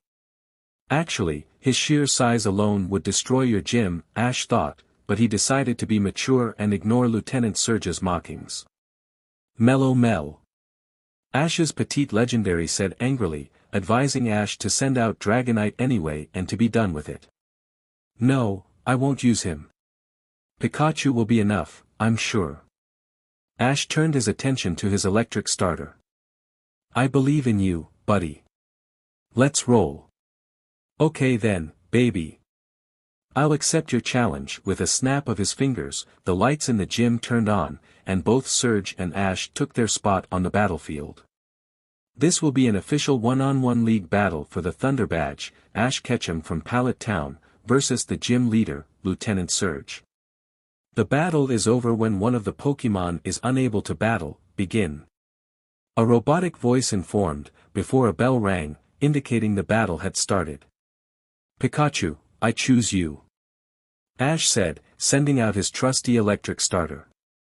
He appeared in front of Ash, cheeks sparkling and ready for battle. Good luck, Uncle. I know you can do it, Eevee cheered. Shut this loudmouth up for me, will you, Pikachu? Meloetta added kindly. Don't worry, girls. This battle is mine. I'll win for Ash in a heartbeat. Lieutenant Surge began to laugh. You should have evolved your Pikachu immediately when you had the chance. Now, let me show you what true power is. Go, Raichu. The evolved form of Pikachu appeared on the battlefield with a wide smirk, looking down on his opponent, much like Lieutenant Surge had done to Ash. A Raichu, huh? Ash muttered. He was pretty impressed on the inside, because this was his first time seeing Pikachu's evolution, but stayed completely indifferent on the outside.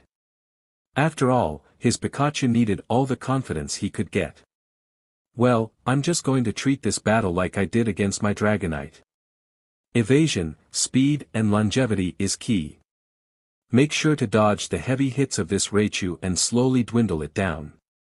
Raichu, start this off with a body slam. Meloetta scowled. This guy has no sense of sportsmanship whatsoever. What kind of gym leader doesn't give the challenger the first move? Okay, Pikachu. Use agility to dodge, and then retaliate with your Thunder Shock. Just when Raichu was about to bring his whole weight down on Pikachu, he was gone in a flash. Raichu looked flabbergasted when he crashed on the hard floor. Regaining his senses, he growled and followed Pikachu with another body slam, and another. He constantly missed his much quicker opponent, adding to his fastly growing annoyance, before Pikachu unleashed a small, potent bolt of electricity that had Raichu grumbling in mild pain. This in turn, made Lieutenant Surge grit his teeth. Okay, I see your Pikachu is quick. But let him dodge this. Raichu, Thunderbolt. Raichu grinned with newfound vigor. Cheeks crackling dangerously, he unleashed a massive amount of pent-up electricity. The room flashed and a loud boom was heard and the multiple bolts were shot to Pikachu's general direction. The floor was destroyed in the process, as were all the glass windows. They popped out of their frames like overripe berries. When the onslaught was done, Pikachu was in the middle of it all, looking pretty damaged. His agility had helped him avoid the more potent bolts, but he was unable to dodge the entire attack. Even if it was not very effective. It had done quite a number on him. Ash was sure he would have been done for if Raichu's Thunderbolt had hit head-on. Great job, Pikachu. Now use Quick Attack, Ash countered. Steeling himself and ignoring the pain in his muscles, Pikachu shot forwards like a bullet, running circles around Raichu, who was unable to keep track of him. With a lot of force, Pikachu bashed his head against the back of the larger rodent, knocking him off his feet. Oh no, Raichu. Get up, Lieutenant Surge commanded, practically sensing the disaster that was about to come. Now, Pikachu. Finish this off with a Thunder Shock. Ash called victoriously. Pikachu flashed with electricity. A single, massive bolt thundered towards Raichu, who was unable to dodge. He cried out in pain when he got hit, and fell face first downwards in defeat. Raichu is unable to battle, Pikachu wins. This means the victory goes to Ash Ketchum from Pallet Town, congratulations. Yeah, Pikachu. You did it. Ash cheered exuberantly. He scooped his tired, hard-working Pokemon up in his arms, and held him close. I'm so proud of you, buddy. Cha, he replied weakly, nuzzling his cheek against Ash. Yay, you were so awesome, Uncle Pika, Eevee squealed. Good battle, Pikachu. You've certainly improved a lot, Meloetta praised sweetly. Thanks, girls, he muttered, ready to fall over. This was the toughest battle he's had ever since Ash started his journey. Impossible. Lieutenant Surge muttered. How could his Raichu be defeated like this? Strength isn't everything in a battle, Lieutenant Surge. You need speed, endurance, type coverage and overall, a good tactic to overcome your opponents as well, Ash lectured him maturely. The electric gym leader gave a wide grin, before he burst in full-blown laughter. Looks like I underestimated you, Ash Ketchum. You have deserved this. He walked over to Ash, and handed him his third badge. All right, I got a Thunder badge, the raven-haired boy shouted victoriously. Eevee yipped excitedly with her trainer, while Meloetta giggled. Listen to me, Ash.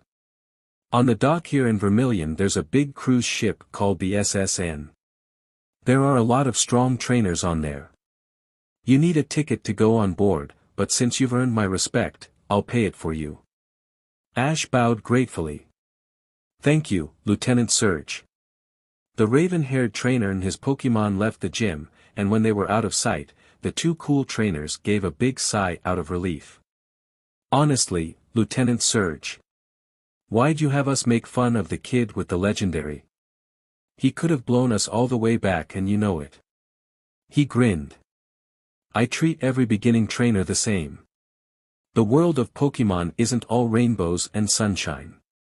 Every trainer is going to face some form of adversary in their travels, especially a kid with a legendary. I'm here to teach these kids the first step in how to deal with an imposing guy like me, and Ash passed with flying colors. Lieutenant Surge gave another hearty laugh. Yep. I'm sure Ash Ketchum is going to get far. Just outside Vermilion City, in the woods where Ash knew he wouldn't be bothered by anybody, he and his Pokémon were about to release Dragonite for the first time. Mellow Mel, his petite legendary chirped sweetly. She saw how hesitant Ash was, and gave him a lovely kiss on his cheek in assurance. I know he isn't going to harm me. I trust you, Meloetta. It's just. He looked at the cowering form of Eevee, who had hidden herself behind Pikachu. He's kinda massive. I have to agree with Ash on this one, Pikachu stated. We look like cater pie in comparison to him. Meloetta gave the electric rodent a sweet smile. It'll be okay, Pikachu, don't worry. He will listen to Ash no doubt. Really? Eevee quivered. Yes, honey. He'll be a big friendly giant. Just watch. She nodded to Ash, who steeled himself. Okay, here goes nothing. He threw the Pokeball into the air, and in front of him his Dragonite materialized. Just like the raven-haired trainer remembered, he was simply huge. The dragon type looked confused for a moment, until he noticed Ash and his Pokémon in front of him when he looked down. Gently, he held out one of his massive paws for the trainer to climb up on. Ash and his Pokémon took the invitation, and got hoisted high into the air, until they were at eye level with Dragonite. From here, Ash could see all of the woods and Vermilion City clearly. He was amazed at the breathtaking scenery. Awesome, Eevee whispered, her fear completely forgotten as she stared with wide eyes in every direction. Pikachu too, was in awe. He couldn't believe how high up they were. Trainer, the Dragonite grumbled calmly, you and Meloetta have bested me. Therefore, you have gained my respect. So it'll be an honor training under your care. He bowed his head deeply for the raven-haired boy, and even though Ash couldn't understand him exactly, his gesture was crystal clear. Ash blushed deeply, and rubbed his head out of embarrassment. Thank you, Dragonite. I'll be sure to treat you with lots of care and kindness. My name's Ash, by the way, and these will be your new partners, Pikachu and Eevee. You have already met Meloetta, of course. Dragonite gave them a kind smile. It is nice to meet you, Pikachu and Eevee. Please, don't let my size scare you away. He then focused his attention on the melodical legendary. And it seems I underestimated your power, Meloetta. I am very impressed with your strength. It's no wonder you've chosen Ash as your trainer. It seems to me he's a very pure soul. Meloetta giggled while taking a seat on Ash's shoulder and giving him another kiss on the cheek. Well, he is the chosen one, after all. Dragonite's eyes widened a bit, but then a small smile formed on his lips. I see. It doesn't surprise me that much. Just like it doesn't surprise me that you like Ash romantically, really. It's pretty obvious. A shy blush spread on Meloetta's cheeks. He figured that out way too fast, and it made Pikachu snicker. I think you and I are going to be great pals. Dragonite's smile turned smug. Oh. Is our small lady here a bit embarrassed about the fact she has feelings for our trainer? Adorable. Both Pikachu and Dragonite burst out in laughter, while Meloetta puffed up her flustered cheeks in annoyance. Great. Now I have to deal with two guys teasing me, she muttered. Meanwhile, Eevee had mustered up all of her courage, and walked forward on Dragonite's open palm. Oh, hello there, small one, Dragonite greeted kindly when he saw her approach him. Eevee gulped. His voice still sounded like crackling thunder, even if he was speaking gently. She steeled her shuddering muscles and closed her eyes, preparing herself to be brave. Dragonite, will you be my friend? She blurted out, her innocent question catching the giant completely off guard. Huh, I didn't expect that, he mumbled under his breath. Eevee could still hear him loud and clear, though. The range of his voice was that great. Eevee, what makes you think I won't be your friend? Your size, she squeaked back honestly. The dragon type rumbled. I see. I can assure you, small one, that my size won't be a factor in anything, especially not in our future friendship, he gave her a soft smile. So, I'd love to be your friend. Eevee's eyes sparkled with joy, and she yipped happily in response. Yay! Thank you, Dragonite. We'll be the best of friends. I'm sure of it, he agreed with her while nodding his head. Ash chuckled. Largely getting the gist of what Eevee had asked. All right then. Could you lower us back to the ground, Dragonite? The giant nodded his head. Of course, Ash. There's one thing I still need to tell you, though. I may be very strong, but that's also my downside. I can't exactly control my output strength sometimes, he admitted shamefully. It has left me without company for long PRDS of time, because I'm afraid I'll destroy too much stuff. So please be careful when using me in crowded areas. Poor guy, Meloetta muttered. Now I feel bad for hurting you so much. Don't be. It was a great battle. Exactly what I needed after doing nothing for over 20 years, the dragon type reassured kindly. And hey, now you've got us, Pikachu added. So you won't be lonely anymore. Yes, and I thank you guys for that, honestly. It feels great to be with other people again after so long. Dragonite's voice was filled with gratefulness, and once he had put Ash, Eevee, Pikachu and Meloetta back down on the ground, the raven-haired trainer returned him to his Pokeball. Okay then. Now, who wants to enjoy a luxury cruise with me? In the Viridian city gym, a sinister-looking man was sitting behind his desk, idly stroking his purebred Persian. The room was pretty dark, obscuring his face and leaving his true identity in the shadows for the grunts who brought in their reports. Giovanni liked it this way. The boss of Team Rocket wanted to create a powerful image of himself, somebody who wasn't to be messed with and respected at all times.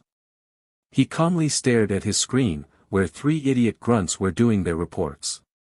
The only redeeming quality about this trio thus far was that they stayed loyal through and through, and somehow kept on making the most ridiculous robots to catch Pokémon. Even Giovanni didn't know where they got all the resources and money to keep making these gigantic mechas, and frankly he wasn't interested in that at the moment. What? He shouted loudly, quickly losing his temper while slamming a fist down on his desk. Your latest operation in Cerulean City was a bust. How is it possible you keep on failing these easy assignments I've been giving you? Again and again you've disappointed me. Sorry, boss, Jesse, James and Meowth muttered. This time, we honestly couldn't do anything about it. There was this twerp N. Spare me your excuses. His dark voice thundered through the screen to the Rocket trio while his Persian hissed dangerously. You're not going to tell me a single trainer stopped you while you guys were operating a big robot. Meowth steeled his growing nerves. But boss, he wasn't just your average trainer. He's the twerp with the legendary, he has a Meloetta. Both Jesse and James nodded their head in agreement. This got Giovanni's attention. So, it's true then. This kid has a Meloetta, you say? He does, and we know who it is too. Giovanni stayed silent for a moment. Interesting, he noted. Maybe he finally had a good use for these 3 idiots, after all. Rocket agents Jesse, James and Meowth. I request for you to return to headquarters immediately. Yes boss, they saluted. In Pallet Town, at the lab, Professor Oak was drinking a nice cup of coffee. It had been a busy day, but now, he could finally sit back and relax a little. Oh, that reminds me. Ash had recently caught a new Pokémon. Let's see what kind of Pokémon he has added to his team. After a quick search under Ash's name, his available Pokémon appeared on screen. The professor perked his brow in mild surprise at what he saw. A Dragonite? Well, that's certainly surprising, but with a Meloetta at his side, if he happened to encounter one, catching it wouldn't be a lot of trouble, he mused. Idly, he clicked on the specifics of the Pokémon. What he read made him spit out his coffee in absolute shock. It's 200 feet tall, he yelled out incredulously. It only took the professor a couple more seconds to read the rest of the data, and after he was done, he dropped down on his chair again, absolutely stunned. Ash has caught an ancient Pokémon. Professor Oak was at a loss for words, and looked at his half-empty mug. I need something stronger. In front of the SSN, Ash was waiting in line, ready to board the massive cruiser which was ready to set sail. The young man could barely contain his excitement as he let his eyes wander over the hull of the ship with a lot of curiosity. Awesome, he exclaimed, impressed with the sheer size of the SSN. He had never seen such a massive ship before, and thanks to Lieutenant Surge's generosity, he could board it for free. Mellow. His invisible legendary had to agree in a hushed tone. She was floating at Ash's right, as usual, and was just as eager as her trainer. Pikachu was resting on Ash's right shoulder, looking with wide eyes at the cruiser, while Eevee was on his left shoulder, yipping happily. Yay, we're going to ride the boat, she sang joyfully, wagging her bushy tail from side to side. We certainly are, Pipsqueak. It's going to be an experience we will never forget, I'm sure, Pikachu replied while giving her a friendly rub on the head. She giggled, all of her muscles tensing in anticipation. She couldn't wait until they were finally on board. Are we going to battle on the ship?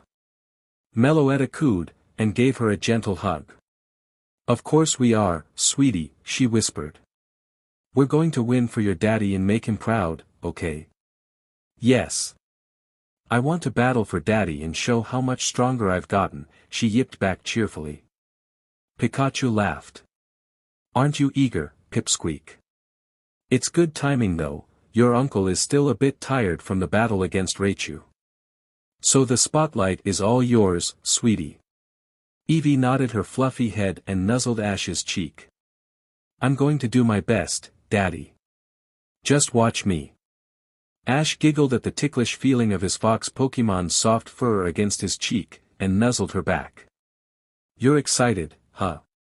Eevee gave a high-pitched cry of approval, very much enjoying Ash's affection. Just a little longer, Eevee. We're all excited. I can barely wait myself, the raven-haired trainer confessed. Mellow Mel, his petite legendary then chirped lovingly, hugging her trainer close and nudging him forwards. It was finally their turn to board. The SSN was just as impressive on the inside as it was on the outside. When Ash entered, he was soon directed to the main ballroom. There, little stands were set up, selling all different kind of Pokémon-related merchandise. But that wasn't what caught Ash's eyes. In the middle of the ballroom, a massive crowd had gathered around a Pokémon battle. A loud explosion followed, determining the battle. Cheers could be heard for the victor, who was apparently undefeated. It was to be expected, a very familiar voice sneered. After all, your Porygon was no match for my Wartortle. Upon hearing the voice, Ash's eyes turned to saucers. No way, he muttered. He couldn't believe it. As if Gary had heard him, he turned around and gave a cocky smirk to the raven-haired boy when he noticed him. Well, if it isn't Ashy Boy, he stated obnoxiously. I'm impressed. I would have never expected you here. Gary's tone was mocking, taunting Ash who couldn't help but ball his fists. Gary, he grumbled in return through gritted teeth, his happiness completely gone. Meloetta's attitude changed drastically too. Her cheery demeanor turned serious very fast. She didn't know Gary that well, but from what she had heard and seen when Ash started his journey, she could only conclude he was a big bully, and bullies needed to learn their place. The one and only, Ashy boy. So, you've defeated Lieutenant Surge, I've heard. Gary sauntered closer to the raven-haired boy while his personal cheerleader squad followed behind him. Yeah, I did. He was pretty tough, but I won on my first try. Ash responded proudly. Gary began to laugh, as did his cheerleaders, and he snorted. Tough. He was way too easy. His Raichu was laughable, just like your Pikachu is, probably. Pikachu growled, his cheeks sparking dangerously with electricity at Gary's comment. Oh, and I see you've got yourself an Eevee as well. Are you trying to copy me, Ashy boy? He taunted. Well, at least do it right. That Eevee looks way too weak. Meloetta felt a wave of anger well up inside her. How dare you insult Pikachu, Eevee and my Ash, she thought furiously. It was only because Eevee had already jumped from Ash's shoulder in front of him, ready to battle, that she hadn't acted yet. Ash reacted confident to Gary's remark, especially when he saw the fire in his Eevee's eyes and her proactive response. Weak? My Eevee is in the top percentage of Eevee. She will defeat your Eevee with no trouble. Oh really? I bet Pikachu and Eevee are your only Pokemon so far. Well, let me tell you, I've already caught 45 different Pokemon. Do you still think your Eevee can defeat me? Gary declared cockily. It doesn't matter how many different Pokemon you have, Gary. The only thing that matters is how you train them. Gary gave a low whistle and snickered to his cheerleaders. See that, girls? Ash is trying to be a big boy. Let me show you what happens to little kids that act tough. They all cheered him on in response. Gary, he's our man. If he can't do it, no one can. Go, Gary. Gary cracked his neck, and then confidently threw his Pokemon of choice on the field. Go, Eevee. The brown fox appeared in front of Gary, almost identical to Ash's own Pokemon. The only difference between Gary's Eevee and Ash's Eevee was that she was a bit bigger. When Gary's Eevee spotted her opponent, she began to chuckle disrespectfully. Oh my, aren't you a bit young to battle me? I don't want to hurt you, little girl. Eevee growled. Try to hurt me. I'm going to defeat you for my daddy so that your meanie trainer will shut up, she squeaked. You tell her, Pipsqueak. Pikachu cheered. Go got her. Gary's Eevee feigned hurt. My meanie trainer. Now why would you call him that? He told me I was weak. That's a lie. My daddy trained me really hard, as did Uncle Pika and Aunt Melly. Gary's Eevee chuckled again. Is that so? Do you know what I think? That your trainer is the one who's lying. You're not strong, you're weak. He's been feeding you lies because he pities you. Don't listen to her, Pipsqueak, Pikachu called out. Why don't you shut your yap, pretty boy? Gary's Eevee retaliated smoothly, winking at him. Pikachu blushed slightly and mumbled something under his breath, but otherwise didn't say anything. Hey, don't be a meanie to my uncle. I can be anything I want, little girl, because I'm strong. Face it, your daddy doesn't really love you. You're weak, a pathetic Eevee that still has a lot of growing to do. Tears started to form in Eevee's eyes, while her legs started to buckle. This made Gary's Eevee smirk. Beating down her opponent mentally, especially such a rookie as Ash's Eevee, was way too easy and satisfying. She had her shook. Ensuring victory was going to be a cakewalk now. Meloetta, Pikachu hissed. Shouldn't you intervene?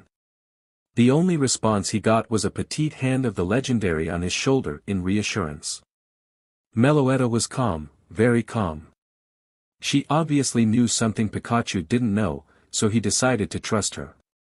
Meanwhile, Gary and Ash were ready to battle, while the former of the two was snickering.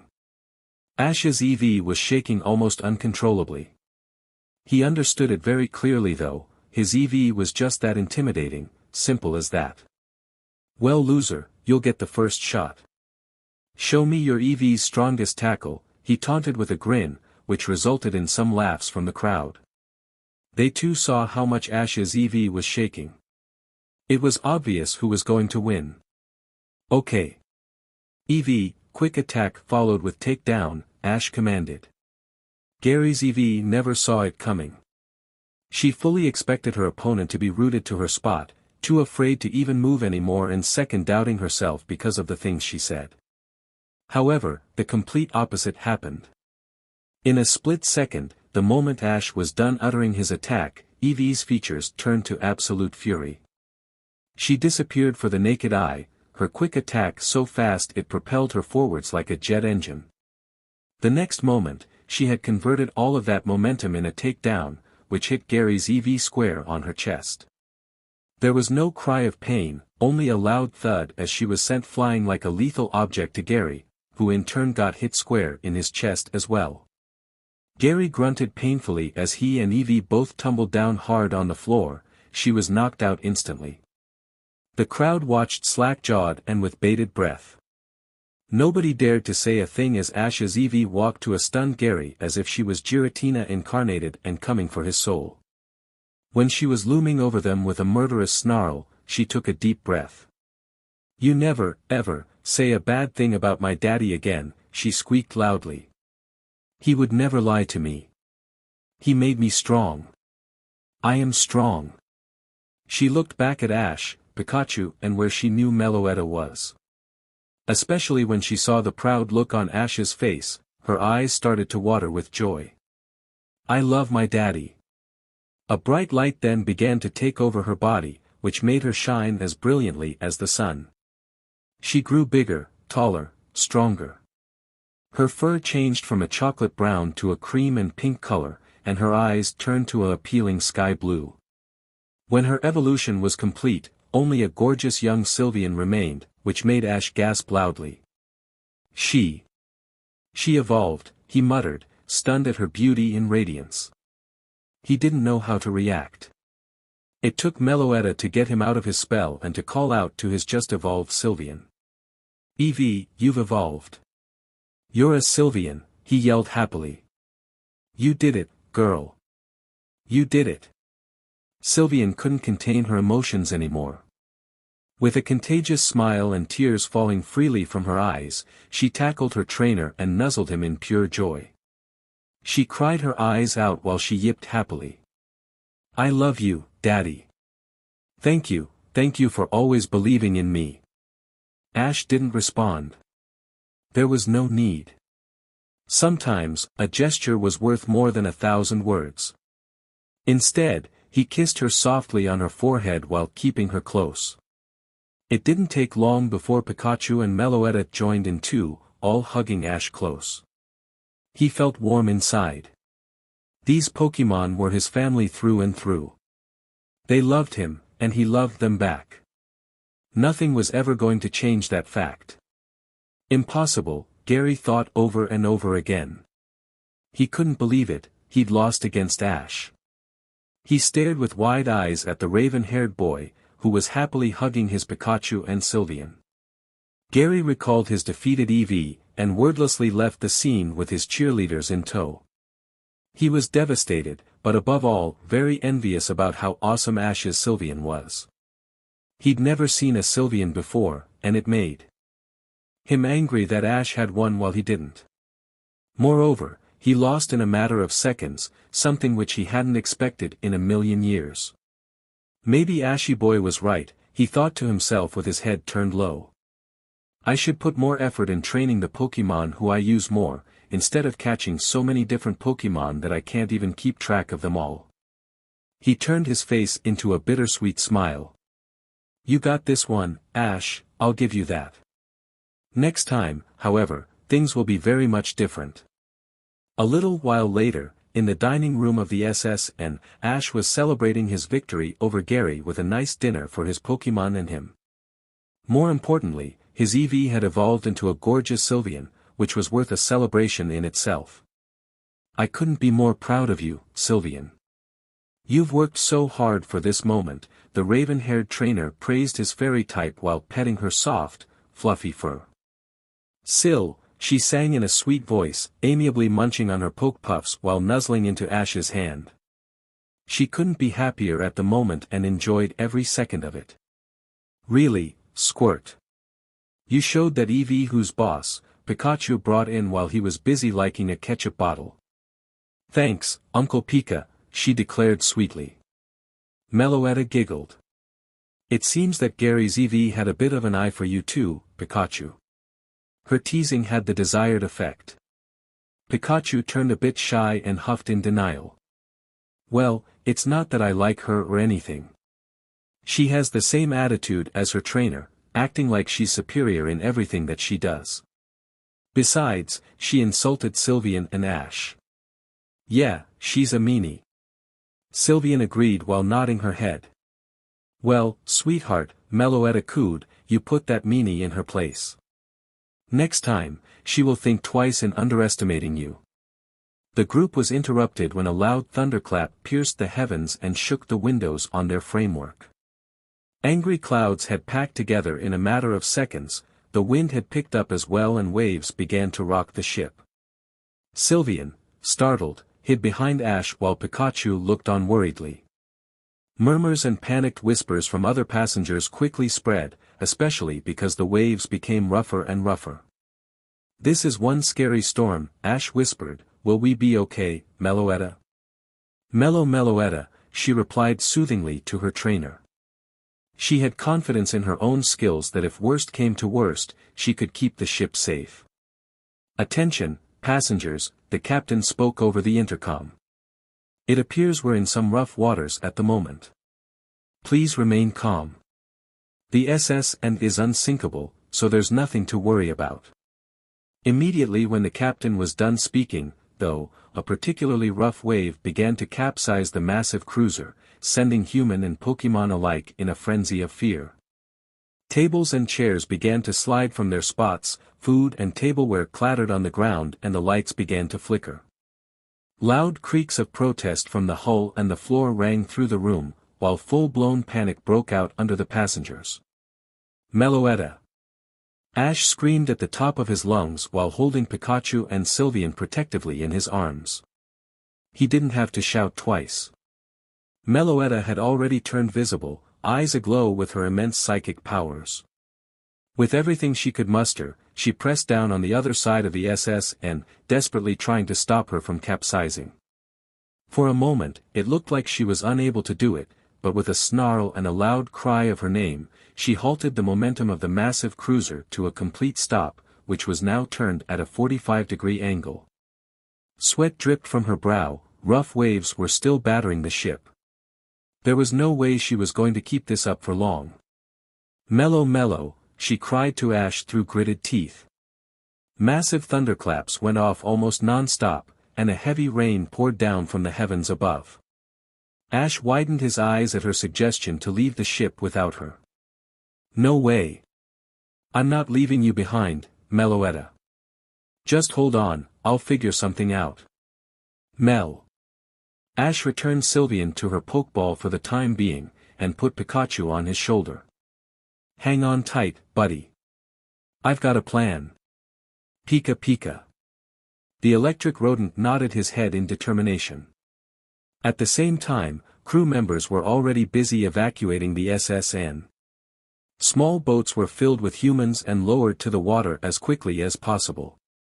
When Ash sprinted on the deck, he looked with a grimace on his face to all the people still running around in panic. Meloetta's not going to last that long. I've no choice but to use him. The raven-haired trainer hurried himself to the railing of the ship on the other side and threw a single Pokeball into the air. Dragonite, I choose you. The massive behemoth appeared in the dark, stormy evening, eyes aglow when he landed in the water with a massive splash. This resulted in huge counter waves coming from the other side of the ship, threatening to drown the SSN entirely. Dragonite, stop the waves with your dragon claw, quickly. Ash yelled out in alarm. He hadn't put in account that Dragonite's size would create such dangerous waves. His dragon type was quick to see the danger, and sliced the waves horizontally with his paw, reducing them into nothing. The wind he generated with his slice was like a deadly air slash, that luckily traveled the other way, slicing through waves until it dissipated into nothing in the far distance. I really need to start working on Dragonite's power output as soon as possible, Ash thought with wide eyes and ragged breath. Sorry, Ash, Dragonite rumbled apologetically. His voice was sad, but the raven-haired trainer waved it off dismissively. Don't worry about it. Those are concerns for later. The cruiser, Dragonite. Meloetta is not going to keep it for longer. Lift it up. The ancient Pokémon complied, and put his massive paws on the hull of the ship. This caused even more panic from the passengers who were still on board. They expected the giant dragon to finish them off, but to their astonishment, he instead began to help them. Meanwhile, Meloetta could finally relax as she felt a strong force from outside helping her to keep the SS and in her place. Thank you, Dragonite, she chirped melodically. She released the breath she didn't know she was holding, and went outside to see Ash giving his giant Pokémon pointers. Just like that, Dragonite. Easy there, take your time. Within a couple of minutes, the damaged SS and was steadily floating on the waves again. It took Dragonite a lot of willpower, though. His paws were shaking, doing his absolute best not to use too much strength. When he was done, he wiped away the sweat that had formed on his face with a satisfied smile. Awesome, Dragonite. You did it. Nice job. Ash praised. Anytime, Ash, he replied with a gentle nod. The raven-haired trainer returned him to his Pokeball when nobody was looking, and seeing that the worst of the storm was over, gave his Meloetta a warm hug. Thank you, he whispered in her ear, which made the petite legendary blush. Mel, she replied sweetly, hugging her trainer back with eagerness. She enjoyed the soft embrace she was currently in with Ash, and wished it could last forever. Unfortunately, everything came to an end. When most passengers realized the storm had settled, some of them had noticed Ash and Meloetta, and they soon began to notify the other people. Hey everybody! It's the kid with the legendary. He saved us. A crowd was forming around the duo in no time, all clapping for him and Meloetta. Ash reacted shyly while rubbing the back of his head, while Meloetta giggled and bowed gratefully. This kid didn't save us at all, a voice scoffed suddenly.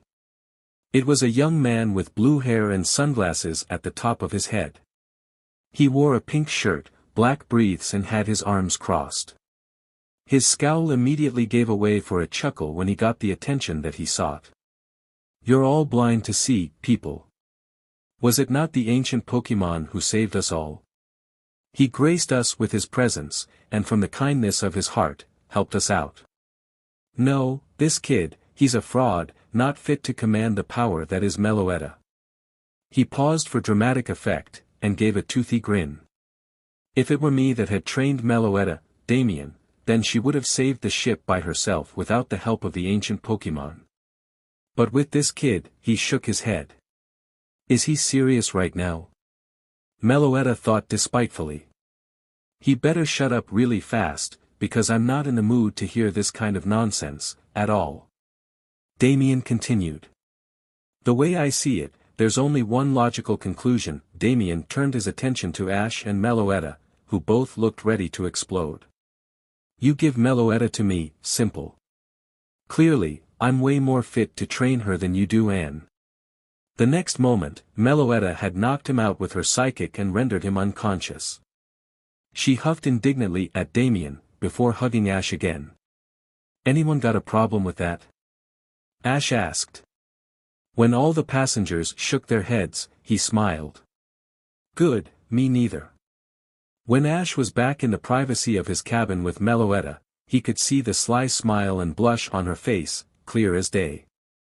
It was obvious what she wanted, and with a gentle push, she had her raven-haired trainer trapped against a wall. Ash didn't protest, certainly not when she gently cupped his cheeks, and went in for a deep kiss, capturing his lips with her own. Her lips were like honey, sweet and soft as she pressed them against Ash. He couldn't help but to close his eyes and kiss her back in earnest. A shiver traveled from Meloetta's spine upwards. She was on cloud 9 at the moment. Ash was serenading her in a sweet melody that had her only wanting more, much more. Again and again, she kissed him, soft murmurs escaping her mouth whenever she moved away and then went in for another kiss. An adorable blush had taken over her face, her heart was beating in her chest and her hands were shaking, but she didn't care. All she cared about was Ash at the moment. Mellow, she chirped softly to Ash once she had moved away again. I know you're mine, Meloetta, he replied back with a smile. She had chosen him for a reason, he knew. Nobody was going to change the fact she was his Pokémon forever, and she sealed that promise with another loving kiss. On a small island off the coast of Saffron City, the damaged SS and safely docked the harbor. Thanks to Meloetta and Dragonite's amazing work, they'd saved the massive cruiser from certain calamity under Ash's command. Naturally, they were received as heroes by the locals, who were all ecstatic to see the raven-haired boy in person. There he is, that brave kid over there saved the SSN. Does he really have a legendary? I heard his legendary was able to hold the entire ship in place with her psychic powers alone. Thanks, son, you're a true hero. We could never repay you for what you did. His Pikachu is so cute.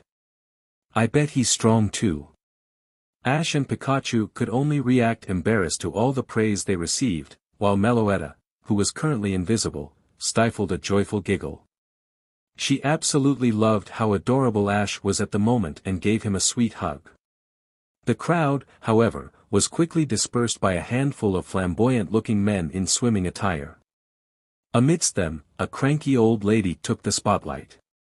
You there, young man, she began, getting the attention from the crowd as well. I heard you saved the SSN. Is that correct? Yes it is, ma'am. But I couldn't have done it without my Pokémon, Ash replied honestly. The old lady nodded her head. Then it's true. Excellent. I am Naztina, and I require your help. Do you see that construction site over there? She pointed to a coral reef in the ocean. Ash nodded his head. He'd seen it the moment it was in eyesight, it was pretty hard to miss. Good. My plan is to build an exclusive hotel on the ocean for wealthy tourists there. However, my building plans are being hindered by a school of meddling tentacle. They're a big nuisance to me and my construction workers. That's why I want you to exterminate all of them. An evil glint appeared in her eyes. If you manage to accomplish the task, I'll give you $1 million. So, what do you say, legendary trainer? Are you up for it? For a moment, it was deadly silent, before the raven-haired trainer answered slowly. So, let me get this straight, he snapped with his finger and immediately, Meloetta became visible, shocking the crowd severely. She had a scowl on her face, just as Pikachu and Ash had. You want me to use the power of my legendary Pokémon to hurt these tentacle because they're defending their home you're destroying? She stuttered, rubbing the back of her head. You see. Not only that, Ash snarled, but you also want to bribe me with money. Naztina, if you think you'll be getting away with this, you're mistaken. Ash turned his back to her and walked away, ending the conversation. Naztina harumphed, crossing her arms indignantly. Whatever. The same offer still stands for whoever can help me get rid of these tentacle. You don't have to worry about your Pokémon. With this special stun sauce I made, it'll be easy peasy. Most of the crowd looked uneasy after Ash's solid answer, yet there were still a couple of guys who accepted all too eagerly. Meanwhile, Ash was pretty frustrated. He couldn't believe that just happened. Angrily, he walked to Hutberport's Pokémon Center. Pika Pikachu. Mellow Mel. I know guys, he sighed. But how am I supposed to ignore her? What she's doing is pure evil, yet I can't just go around destroying her site either. Ash looked back at the coral reef and the speedboat heading towards it. I guess there's nothing I can do here. Just then, under the widening eyes of the raven-haired boy, a massive tentacruel appeared out of nowhere. It was easily as big as Dragonite and twice as set off. Nastina's stun sauce, Ash muttered, putting 2 and 2 together. It must have landed on a tentacle and evolved it into the beast that it was right now. I'll take my words back, Ash whispered, eyeing the tidal wave that was fastly approaching the port. It was filled with hundreds of angry tentacle, as well as the tentacruel. Panic broke out, people ran for their lives, desperate to stay ahead of the tsunami that threatened to destroy the port. Sylveon, I choose you. Ash shouted, releasing his loyal fairy type. Listen, sweetie. Go with Pikachu. Get as many people to safety as you can. She nodded her head, understanding the seriousness of the situation. The electric rodent beckoned her over. Showtime, Squirt. Yes, Uncle Pika. Let's go. The dynamic duo left their trainer while Ash gave Meloetta directions. You know what to do, Meloetta. The wave and the tentacle are yours. That tentacruel is going to meet his match soon enough. Meloetta smirked, nuzzled Ash and then floated into the sky like a comet. At the same time, Tentacruel was fixated on the port with hatred in his eyes. You humans destroyed my home, now I'm going to destroy yours, he thought maliciously. However, something very unsuspecting happened. A very small being floated in the sky, and then, that being released such a powerful psychic blast that it destroyed his tsunami entirely. His whole attack collapsed like a pudding, shocking the Tentacruel to the bone. What in the world? Unfortunately, it didn't stop there. A bright light released a giant Dragonite in front of him, ready for battle, if his stance was any indication. Tentacruel, the dragon type rumbled. At the request of my trainer and all the humans on this port, your message has been received loud and clear. Please stop your pursuit of harming innocent lives. We'll promise you to leave your coral reef alone. Are you working for the humans? He answered back in annoyance.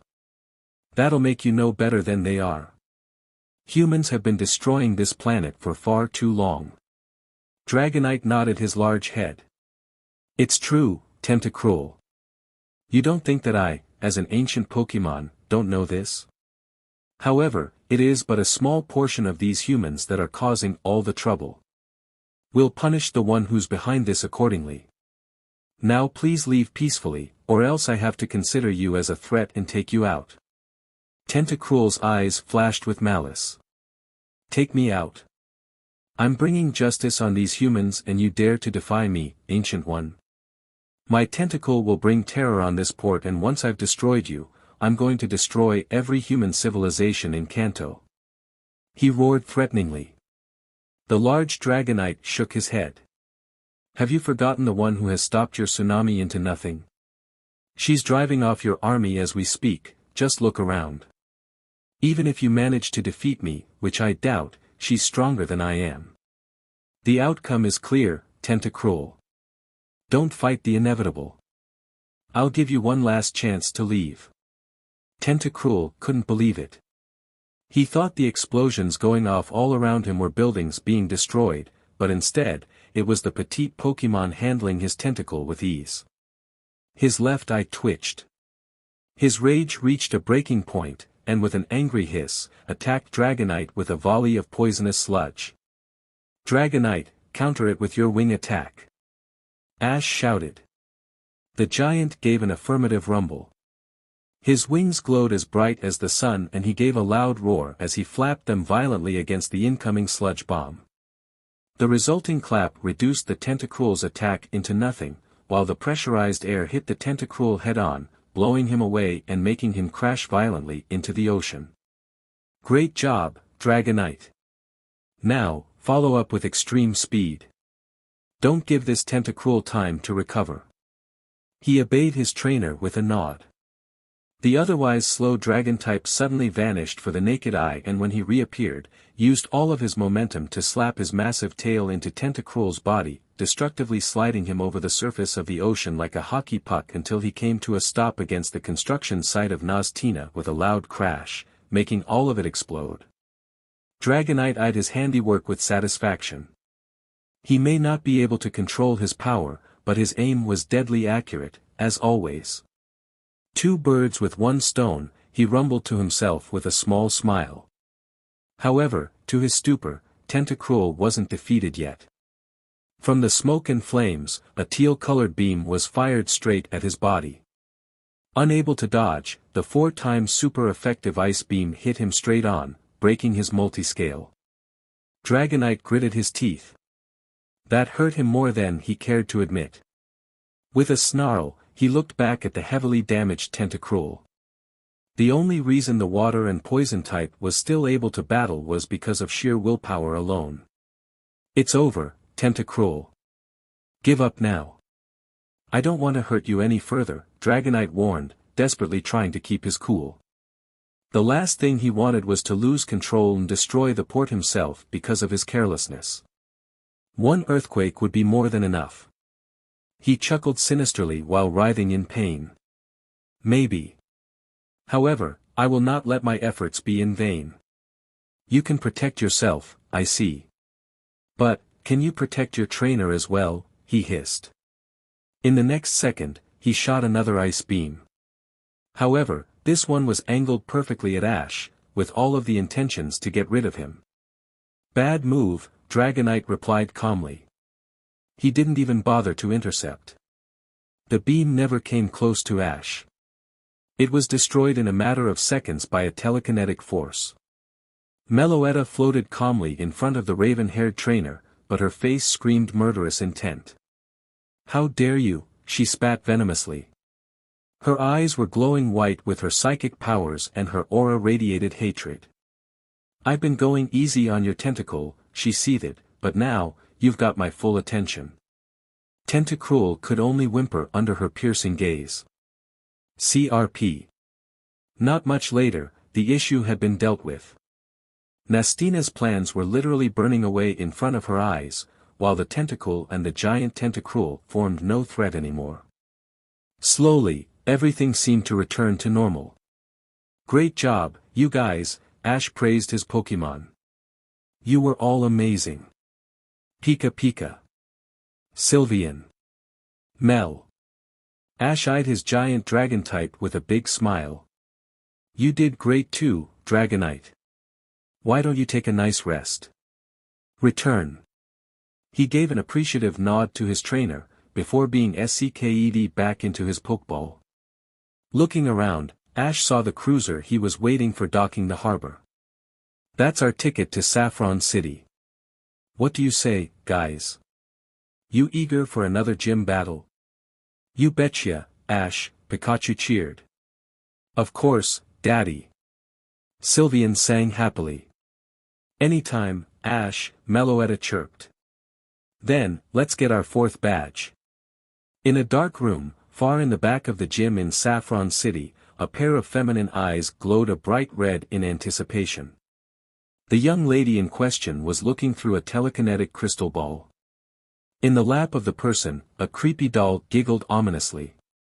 So, Sabrina whispered, a hint of respect hidden deeply in her voice. You've finally come to play, she looked calmly at the person she was watching, a raven-haired boy who had just entered her gym. Ash Ketchum. When Ash opened the door to the gym, he was greeted with emptiness. All the hallways were devoid of any life, making the young man frown. Is the gym leader even present? Mellow Mel, his petite legendary reassured him while she nodded her head. She easily had sensed the powerful psychic presence far inside the gym, and she knew the gym leader had sensed her too. There was no point in staying hidden, so she was visible at the moment. Okay, Ash responded brightly. Lead the way, Meloetta. She winked, blew him a kiss and floated lazily forwards to the hallway in the middle. Ash, Pikachu and Sylveon followed close behind. I wonder what this gym leader will be like, the raven-haired trainer muttered. Pika, his electric rodent agreed. From the looks of the place, he imagined her to be pretty scary. An involuntary shiver was already running through his spine. Sylvian, however, was looking her eyes out. With childlike innocence, she eyed the place up and down. Wow, she breathed out in awe. Spooky. Tell me about it, Pipsqueak, Pikachu responded, his senses heightened for any possible danger, even though he knew nothing was going to happen. I don't like places like this at all. Come now, Meloetta chirped, don't tell me you're actually scared, Pikachu. Pikachu huffed and crossed his arms.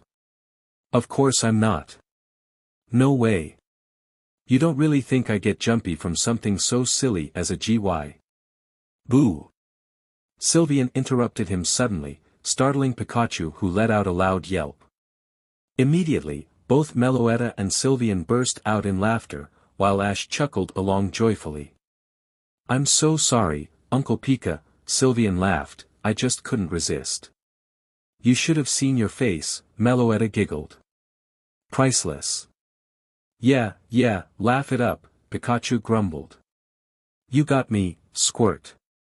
I'll get you back for that one, he smirked and rubbed her head playfully. The fairy type giggled at the touch and gave him an apologetic nuzzle in return. Right, so if you guys are done teasing each other, Ash interrupted gently, we've arrived. In front of them was a big battlefield, while the room itself was almost styled like a temple. In the far back was a throne-like chair, only a child was visible sitting on it. Hello, Ash greeted respectfully. I'm here to challenge you to an official battle for the Marsh Badge. The little girl's eyes glowed red, and she giggled creepily. I've been expecting you, Ash Ketchum, blessed one by Ho-Oh. Huh? How do you know my name? Have we met before? Ash questioned, perplexed that she knew these things about him.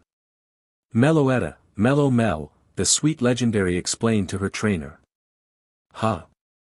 You mean to say this girl is psychic? That's why she knows so much about me? Meloetta nodded. The doll giggled again and stood up from her throne, revealing a bigger girl who was holding her. It's true. I'm psychic.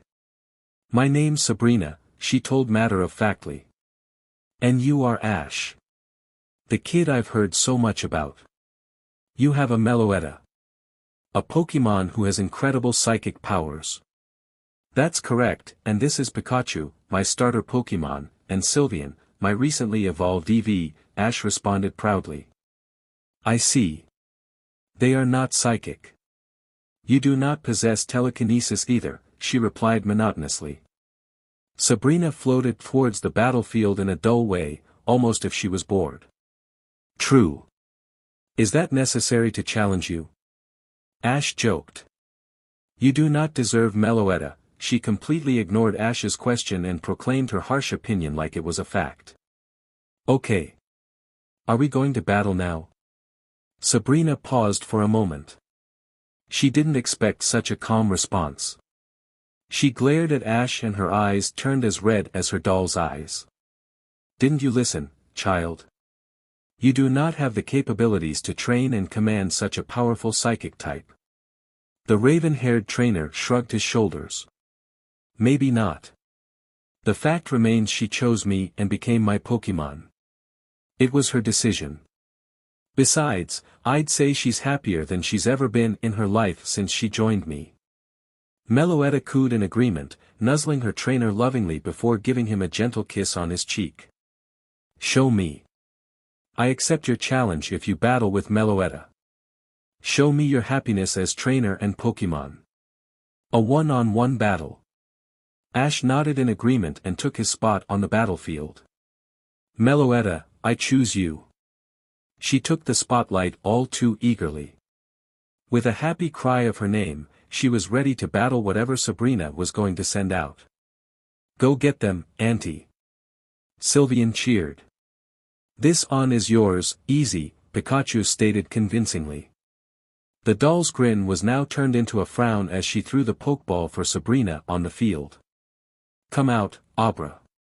The psychic Pokemon appeared on the field, still fast asleep. Ash didn't even question it anymore. Sabrina was odd. He had heard the stories from random people in Saffron. Still, he was also told she was a lot stronger than the previous gyms he'd faced. So he didn't take any risks. Okay, Meloetta. Use hyper voice. Ash suggested. She complied and opened her mouth to unleash her devastating attack. The sound waves traveled at Abra at supersonic speeds. However, Sabrina just gave small grin. Her eyes glowed red, and in turn, Abra's eyes did too. Before the attack could hit, he teleported safely behind Meloetta. Now that he was awake, Abra was standing instead of sitting, making him look a lot more imposing than he originally did. Ash gritted his teeth at the Abra's speed. Foolish child, Sabrina exclaimed. A blue glow began to envelop her body. Before Ash knew what was happening, Abra began to glow brightly. When the light died down, the evolved form of the psychic Pokemon, Kadabra, was standing in his place. No way, he evolved. Ash sputtered. He'd never seen a Pokemon evolve while still in battle. Meloetta was mildly surprised herself, but she didn't let this deter her. In fact, it only boosted her spirit. Kadabra, psychic, Sabrina commanded dully. Her eyes glowed red again, and Kadabra copied the action before lifting a spoon, confident to let this small legendary dance under his will like a puppet. However, nothing happened. Frowning, Kadabra put more psychic pressure on Meloetta, but still she didn't move an inch. Mellow, she scolded playfully, wagging her finger at the shocked psychic type. The attack did hurt her a little, but it was not nearly enough that she couldn't repel it with her own psychic.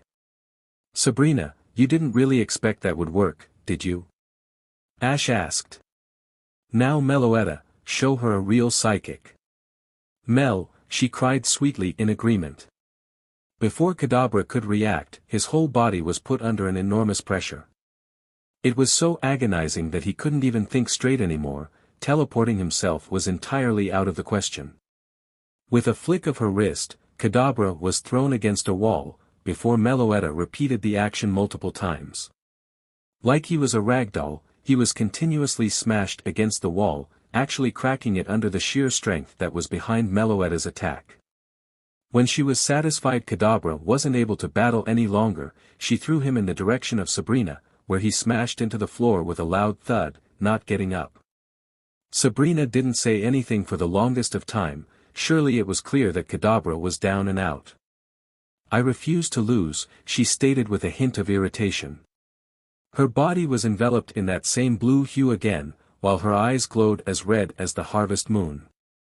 Immediately, her Kadabra responded and stood up, controlled like a lifeless doll to do her bidding. Ash, Pikachu, Sylveon and Meloetta all looked at her like she had lost her mind. Sabrina, the battle is over. Kadabra is unable to battle. Stop what you're doing right now, Ash responded harshly. However, she didn't listen. She moved Kadabra's body forward in a desperate attempt to damage Meloetta.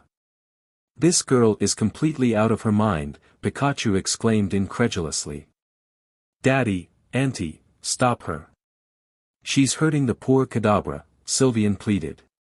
Sabrina's lips moved upwards into the faintest of smirks. Official league rules state that you have to battle until your opponent isn't moving anymore. Attack me, you'll be disqualified. Use your Pikachu or Sylveon, you'll be disqualified. Sabrina was now almost giggling with how clever she thought she was, yet the raven-haired trainer merely snorted. You think you've got me cornered now, Sabrina? Ash responded, obviously annoyed with her childish, but also very dark behavior. Meloetta, stop the psychic pressure on Kadabra. This time. Sabrina actually gasped. There was no way she could beat this legendary when it came to telekinetic prowess. She was utterly outclassed. With a sudden yank, her psychic hold on Kadabra was cancelled with ease, making him slump to the ground once more.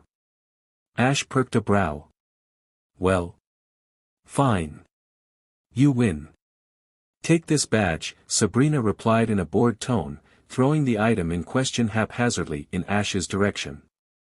He was so stunned at her behavior that he didn't even do his victory pose when Meloetta handed him his fourth badge after she had picked it up for him. Thank you, I guess, he muttered unsurely. When Sabrina refused to reply, Ash saw this as his cue to leave the battlefield. Wordlessly, he left the gym with mixed feelings. Well, at least we're another step closer to the Indigo League, right guys? His Pokémon all gave a cheerful cry in response. They were halfway there, only 4 more gyms to go. When Sabrina was sure Ash had left her gym entirely, her monotone face gave way for a happy giggle, followed by a feminine squeal. I battled Ash, she sang happily, kicking her legs in the air in pure joy when she sat down. He was so cool how he commanded Meloetta. They have so much synergy together. She giggled again, bouncing up and down in her seat like a little schoolgirl. He was handsome too, standing up to me and shutting me down so easily when I crossed the line, she thought afterwards, a blush forming on her cheeks. Yup, Ash. I'll be cheering for you all the way. In the Pokémon Center of Lavender Town, Ash, Pikachu, Meloetta and Sylveon were all watching with awe at the faintly glowing egg they received in Cerulean. It's almost hatching, isn't it? The raven-haired trainer whispered, excitement practically oozing from his lips. He'd wondered almost non-stop what Pokémon could be inside, and now, he was about to find out very soon. Melo. His legendary Pokémon replied affirmatively. She was pretty curious herself, sitting on Ash's shoulder as she watched with bated breath how the egg twitched and glowed brighter ever so slightly. This was the first time she would see an egg hatch, so this was a new experience for her as well. You excited, Squirt? Pikachu quipped with a small chuckle. The young Sylveon had her snout literally against the egg, her bright smile unwavering while she watched with astonishment in her eyes how the few first cracks appeared on the shell. Aha! My little brother is about to be born. I want to wrap him in a big, soft hug and give him all the love in the world and tell him how happy I am to be his sister. Sylveon squeaked. Her tail wagged happily in the air while her feelers were dancing all around the egg like she was caressing it. Oh, hon, Meloetta cooed. She had clasped her hands together at the adorable scene while nuzzling Ash's cheek softly. Your little brother is very lucky to have a big sister like you. Sylveon giggled, her eyes turning big like saucers when more cracks emerged on the shell while the egg started to wiggle more strongly. It's hatching. It's hatching. Sylveon sang cheerfully. Pikachu looked on in amazement how the light enveloped the egg fully. He had never seen an egg hatching before either, so it surprised him how awesome it was when it happened right in front of him. Ash gasped, holding his breath and waiting for the sharp light to die down. When it did, and he opened his eyes to look, a very adorable water-type Pokémon was in the egg's place, looking around in confusion. His body was almost round, with a white belly. 2 very cute, round ears adorned the top of his head, while the insides of said ears were red. He had 2 short arms, while his legs were equally as short. His zigzagging tail ended in a round, bubble-like ball. His beady eyes were filled with innocence, while he gave a cute cry of his name when he was done checking out his surroundings. Maril. Instantly, Sylveon squealed in happiness, gently wrapping her feelers around the newly hatched water and fairy type and giving him a warm hug. Hi, Maril, she squeaked, unable to keep her emotions in check. I'm Sylveon, your big sis. Maril giggled at the ticklish fur on his own, enjoying the warm embrace of the fairy type. You're my big sis? He asked innocently. Yes. And this is Uncle Pika and Auntie Melly, she introduced. Hey there, Lil man, Pikachu waved and gave him a sweet hug of his own, which the Aqua Mouse Pokémon eagerly accepted and reciprocated. Meanwhile, the psychic legendary had the biggest smile on her face, seeing Sylveon and Pikachu so happily hugging their newest family member made her heart ache with love. Aren't you the most adorable little Pokémon? Meloetta chirped. She wrapped Mariel in a big hug next, softly kissing him on his cheek. There's someone I want you to meet, sweetums. Who? He asked, his beady eyes staring back at her in curiosity. He hadn't seen Ash yet, who had watched the scene silently and with a big smile. Slowly, she turned him around, until he was staring straight into the brown eyes of the raven-haired trainer. Mariel, I want you to meet your daddy, she spoke sweetly. For a moment, Mariel's face was that of pure awe, until he let out a joyous cry. Daddy, he happily exclaimed, leaping into the arms of Ash, who giggled as he held his new Pokémon close. Hey, Mariel. I'll be your trainer from now on. We'll take good care of you and I promise to make you very strong, so let's do our best, okay? Mariel, he agreed wholeheartedly. Meloetta smiled emotionally at the scene. Ash was such a sweet guy, it made her heart flutter and butterflies erupt into her stomach. She loved the raven-haired trainer dearly, and so, when he had put Mariel down, she couldn't help but show him how much exactly. Congratulations, Ash, she spoke lovingly, knowing fully well he would get the gist of what she said. In one delicate motion, she had planted her lips on his own in a deep, empty kiss, not caring if anybody saw them. She loved his startled reaction, caressing his cheeks as he slowly melted in her embrace. When she moved back, both Mariel and Sylveon were looking at them obliviously, their young age contributing to their innocence and the fact that they had no idea how bold Meloetta had just behaved. Pikachu, however, was flustered all over. That wasn't something chaste like she normally would do, like a peck on the lips. No, this was passionate, and with a lot of emotion behind it. Meanwhile, Ash wasn't faring any better. He was a stuttering mess, a fiery red blush adorning his cheeks. He could still taste her sweet cry that brought him out of his stupor afterwards, making his cheeks burn even brighter. Meloetta? Did you just, he stuttered cutely, unable to comprehend what just happened. Meal, she answered back innocently, her body swaying from side to side like she didn't know what he was talking about. This cheeky Pokémon knew exactly how to press all of his buttons. Ash couldn't help but chuckle when his senses returned to him. He gave her a loving, gentle kiss in return. Thank you. She giggled, her rosy cheeks making her the most adorable thing Ash had ever seen. The raven-haired trainer smiled, and then turned his attention to his other Pokémon. What do you guys say we give Mariel a quick checkup with the nurse to see if he's all healthy? His Pokémon's happy cries in agreement was the answer he got. Pikachu gave a sigh of relief, the water and fairy type was finally asleep. After Mariel's checkup, which went without a hitch as he was completely healthy, Ash decided to train his Dragonite's power output in a remote part of the forest. Since he didn't have a Pokeball for his Aqua Mouse Pokémon yet, and since he didn't want to scare him with Dragonite's massive attacks, he opted to leave him at the Pokémon Center until he had returned.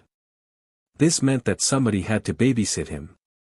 While Meloetta would have been the perfect candidate, Ash needed a fail check to make sure Dragonite didn't destroy the whole forest, or accidentally hurt wild Pokémon.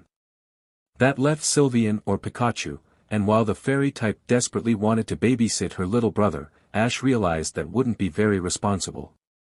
Naturally, that meant Pikachu had no choice but to do the job. He didn't particularly mind, because Mariel was simply adorable, but he was pretty active as well. As such, he asked for a lot of attention and made sure Pikachu had to play along with his silly games. His nature was probably adamant, because no matter how hard the electric rodent tried, Mariel somehow always managed to get him to play along.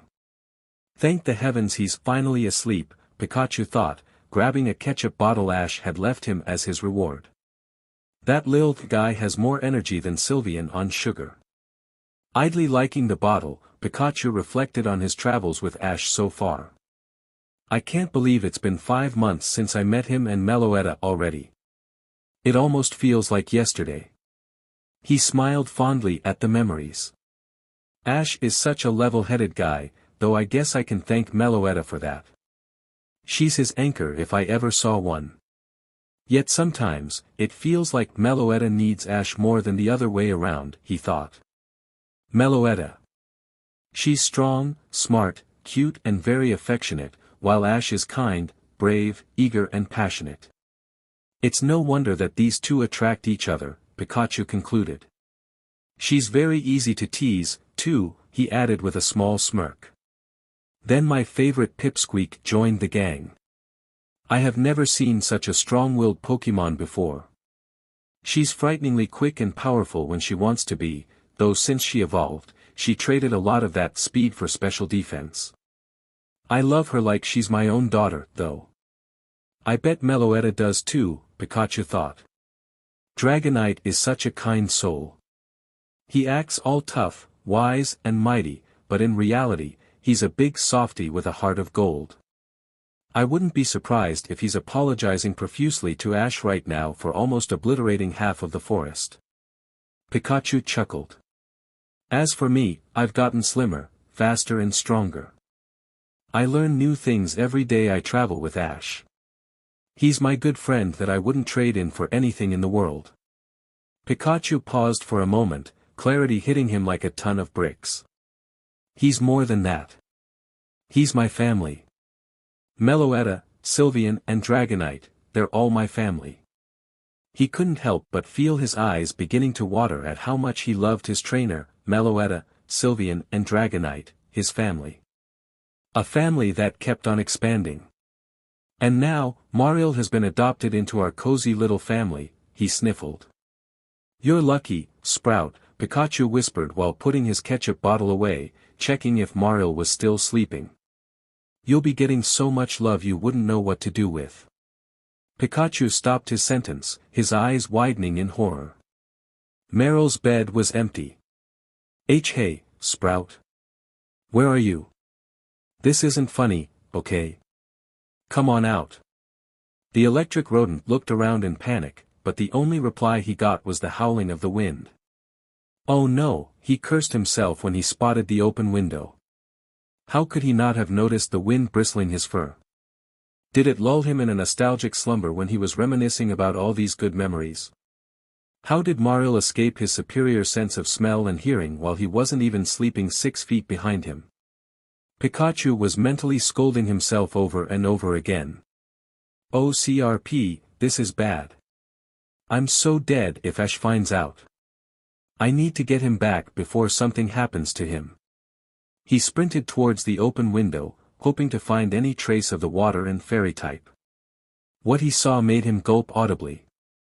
Right in front of him, was the Pokémon Tower, the one to be rumored to be haunted.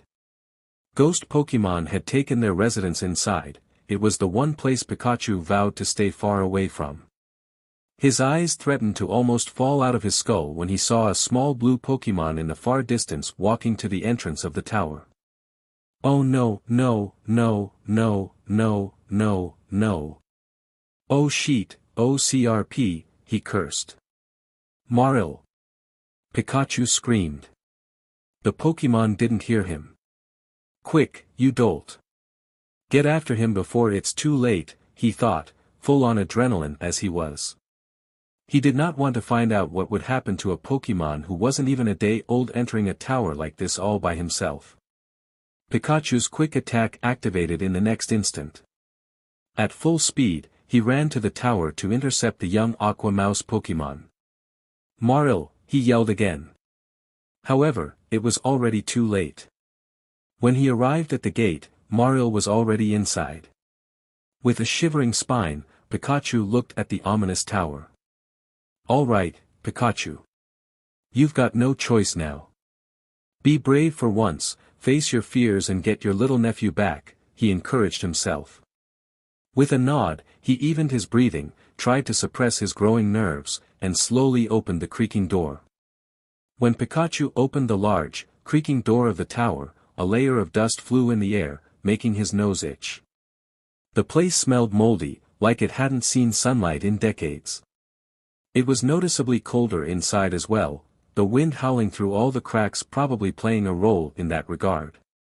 The main room, surprisingly, was very clean besides the unhealthy coat of dust that lingered the floor.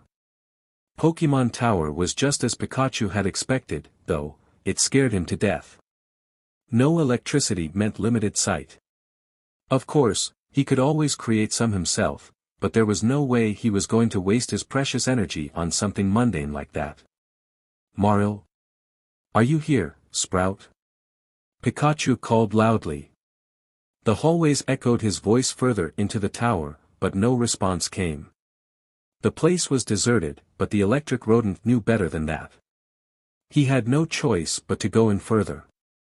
Carefully, he watched his steps, warily eyeing his surroundings as if somebody was about to jump him at any second. I swear, if something happened to that Sprout, these ghosts better take my soul. It could never be worse than what Meloetta has planned for me, he muttered. A shiver went up Pikachu's spine when he heard faint giggling in the distance, making him gasp audibly. All his senses were on high alert in an instant. I take that back, I rather face Meloetta's wrath. At least it'll be swift. Walking further into the tower, he soon noticed his mind was playing tricks on him. Images of Mario appearing in front of him while he wasn't even there, ghostly voices making his fur stand on end, and kitchen utensils clanking harshly together before falling on the ground making him very anxious. Wait, Pikachu told himself. Those kitchen utensils are not a fiber of my imagination, he realized. Not far from him, a door led to a dining room, which oddly emitted light. Probably candles that somebody lit. Mario? Are you there? Pikachu called cautiously, inching closer to the dining room. Another loud crash was his answer, something made out of glass shattering on the cold, hard floor in a million pieces. The electric rodent almost jumped out of his skin, but calmed his growing nerves considerably quick afterwards. Gently, he pried open the door, ready for whatever was on the other side. Electricity danced from his cheek pouches, a scowl on his face as he eyed the cozy dining room carefully. It was a stark contrast from the rest of the tower. To his surprise and amazement, a large table was neatly covered with a fine cloth. On top of it was the finest cutlery and plates he had ever seen. Fresh food, still boiling hot, wafted their enticing aromas through the room while the flames of the candles danced and licked at the wax, creating heat and a very lovely view. What is all of this? Pikachu questioned. This was a very odd sight. It was like the place expected guests and was ready to serve them all, only there was nobody. Pikachu couldn't even spot the broken items that shattered on the ground just a moment ago. The floor was as clean as Ash's home. What is all of this? Indeed, a mischievous voice spoke up in a ghostly tone. He giggled, making Pikachu narrow his eyes. Who are you? The electric mouse questioned, looking around the empty room to spot the owner of the voice, without much success. Me? The voice laughed, revealing his ghostly features as he floated through the floor in front of him.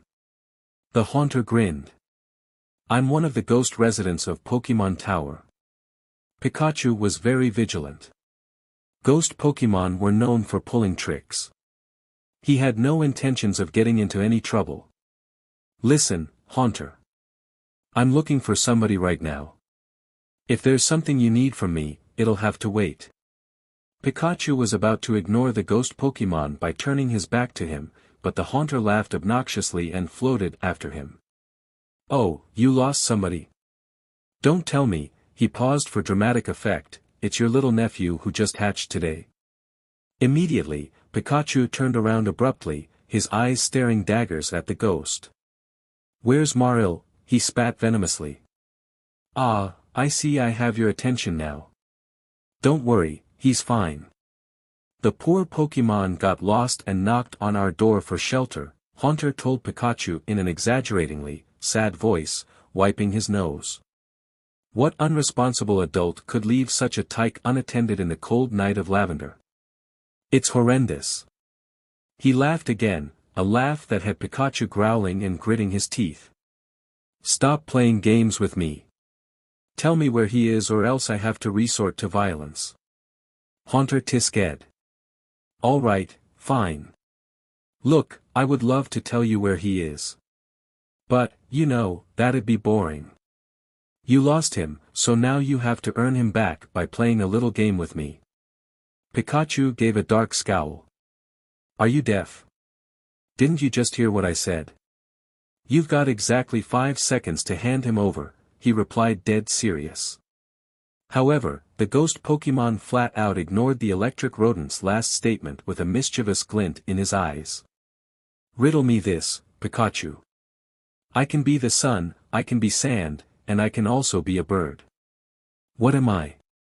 Before Pikachu could zap him with his thunder shock, the Haunter disappeared, his ghostly laugh echoing through the room. Get back here, Haunter. Pikachu roared, his patience having run thin. However, no answer came. He was stuck with a stupid riddle he didn't even know would help him in his endeavor to get Marl back. Moreover, he realized to his horror that he was stuck inside this dining room too. The door he came through didn't budge in the slightest. He was utterly trapped. Oh Arceus, I'm so screwed. 20 minutes had passed. Pikachu started to grow very worried for Marl's safety. He was racking his brain for the correct answer, but so far, he had no luck. He deduced the answer had to be somewhere in this room, but the problem was that it was a big dining room, full of items. Searching the place would take him hours. And he had no idea what he was looking for in the first place. Good grief. What can be the sun, sand and a bird, all at the same time? Think, Pikachu, think, he thought while twiddling with his tail. Is it something on the table? He looked at all the food, ready to be eaten. He hadn't taken anything of it yet, though. Pikachu wasn't a fool. Still, it was unlikely the answer was something edible. Maybe it's glass. Glass is made of sand, and you can make a bird and a sun out of glass. That must be it. Pikachu walked forward and grabbed one of the glasses filled with wine. Are you glass? He answered. The next moment, the glass shattered in his paw, spilling wine everywhere. Pikachu cursed loudly. He was quite startled, and to be honest, pretty set off. You think is funny, Haunter, he screamed. When I get my paws on you. The electric rodent sighed loudly, getting mad now didn't accomplish anything. A big clock in the back was slowly ticking, showing Pikachu it was getting pretty late. He twitched his ears every time the sound reached his ears, annoyed with the constant ticking. Ash could be back at any moment now. Why does this stupid clock have to mock me so much? It was then that Pikachu got a moment of clarity. With wide eyes, he approached the large, wooden clock. Are you a clock? The clock stopped ticking. For a moment, nothing happened, until the clock creaked loudly and opened slowly. Inside, Mario was sleeping peacefully, unaware of what was going on. Oh, thank goodness, Mario. Pikachu released a breath he didn't know he was holding. Gently, he held the small aqua mouse Pokemon in his paws. Don't worry, Sprout. I'm getting you out of here. Congratulations, Pikachu, Haunter praised, appearing behind him. I knew you would. The cheeky ghost couldn't end his sentence. Pikachu had more than enough. With a focus that would put a Kadabra to shame, he hardened his tail to steel-like proportions, and slammed it forcefully against the Haunter's cheek, sending him flying through the room until he crashed against the dinner table, spilling plates of food and glassware everywhere. Wordlessly, Pikachu left the room with Mario, getting his message across loud and clear. It was obvious that Haunter had hypnotized his newly hatched nephew and lead him to Pokemon Tower just to mess with him. Serves him right, Pikachu thought. We're back. Ash called out joyfully. Pika, his starter Pokemon greeted, giving his trainer a hug and a nuzzle. Hi, Pikachu. Ash laughed. Did everything go okay? How's Mario? The electric rodent nodded his head and beckoned the raven-haired trainer over to the bed where the aqua mouse Pokemon was currently sleeping in. Ah, look at him. You did great, Pikachu. I'll make sure to reward you with another ketchup bottle for your hard work. Cha! Meloetta giggled at the scene. She flew over to Pikachu, and gratefully kissed him on his cheek. "Thank you," she said honestly. Her eyes told him everything he needed to know. With a faint blush, Pikachu nodded his head. It was no trouble. Sylveon, in the meantime, was watching Mario with excitement. "When's Dragonite going to meet my little brother?" "The next time when Ash is going to use Dragonite, sweetie," Meloetta promised. "That shouldn't be long. Both need to train. We still have a long way to go with Dragonite, too. He's improving, but it's going to take a while before he has his power output in control fully. But I can play with Mario tomorrow, right?" Pikachu chuckled. "All that you like, Squirt. All that you like. Yay! I'm so happy. Tomorrow is going to be the best day ever." On the road to Celadon City for his 5th gym battle, Ash was training his newly hatched water type. "One more time, Mario. Use Tackle with everything that you got," the raven-haired trainer encouraged. The little aqua mouse Pokemon nodded his head. With a mighty cry of his name, he charged Pikachu with full speed. However, just as he was about to hit Pikachu, his attack lost its strength, and he bounced harmlessly off of the electric type. Ash sighed internally. This had been going on for a couple of days now. No matter what he tried, Mario never seemed to execute a move correctly. Even Meloetta was running out of ideas. "I'm sorry, Daddy," Mario apologized sadly while sniveling. "I don't know what I'm doing wrong." Sylveon hugged her little brother close, consoling him in her warm embrace. "Don't be sad. I know you'll get it eventually, Daddy knows so too," she cooed. "You really think so, big sis?" he replied innocently, his beady eyes looking with disbelief at the fairy type. "Of course I do. Daddy made me stronger as well. You'll be a powerful Azumarill before you know it." Mario looked at Ash for confirmation, who gave him a big smile. "You've trained hard today, Mario. Why don't we take a rest and try it again tomorrow?" He nodded his head, a big smile quickly appearing on his features. "Does that mean I can play with Uncle Pika now?" Meloetta giggled at the exasperated look of Pikachu. "Why don't you go play with Uncle Pika as well, Sylveon? Ash and I have some things to talk about." "We're going to play?" she asked Pikachu excitedly, her tail wagging behind her. Pikachu gave Meloetta a murderous look, while she blew him a raspberry. "Sure, Squirt. What did you have in mind?" "Hide and seek. We have to hide, and you have to find us, Uncle Pika." Pikachu chuckled and looked at Mario. "Are you okay with that too, Sprout?" "Yay, hide and seek," he cheered. "Okay. Well, I'll give you 60 seconds, and then I'm going after you guys. 1, 2, 3. "That's not fair, we were not ready yet." Sylveon giggled. "You better hurry up then," Pikachu sang teasingly.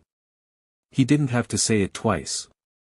The two Pokemon quickly wandered off, leaving Ash with only Meloetta and Pikachu. "Honestly guys, I don't know anymore," Ash admitted. "Does Meryl's attack fail because he's afraid to hurt you, Pikachu?" "Pika Pie," he shook his head. Meloetta had to agree. She didn't sense any form of hesitation either. The attack just stops every time the moment Mario is about to hit his target. "Maybe I'm tackling this the wrong way. Sylveon never had this problem. Am I doing anything different?" "Melo," she reassured. Meloetta Mel. "So it's because Meryl's different than Sylveon, huh? I have to find out how I can trigger Mario then, but how?" Ash sat down on the soft grass below, deep in thought. He really wanted to train Mario in order for him to grow stronger, but he had no idea how to approach the situation. "Melo," his legendary said, taking his cheeks in her hands and softly kissing him on the lips. "Thanks, Meloetta. I know I shouldn't worry so much. We'll find a solution." Pikachu rolled his eyes at the love-struck duo. Well, while you two pedovs are being all sappy, I'm going to see if I can find myself a Sylveon and Marill. Meloetta stifled a giggle. Just wait when you have a girlfriend, Pikachu. You'll be just as sappy. I doubt it, but we'll see, he smirked, waved them goodbye and with a quick attack, he was gone. Now it was only Meloetta and Ash who were left. With a faint blush and while biting her lower lip, she wiggled herself seductively on top of Ash's lap, deeply staring into his eyes. Mel, she whispered, softly pressing her lips on his again. Ash simply melted in her kiss, her affection greatly appreciated.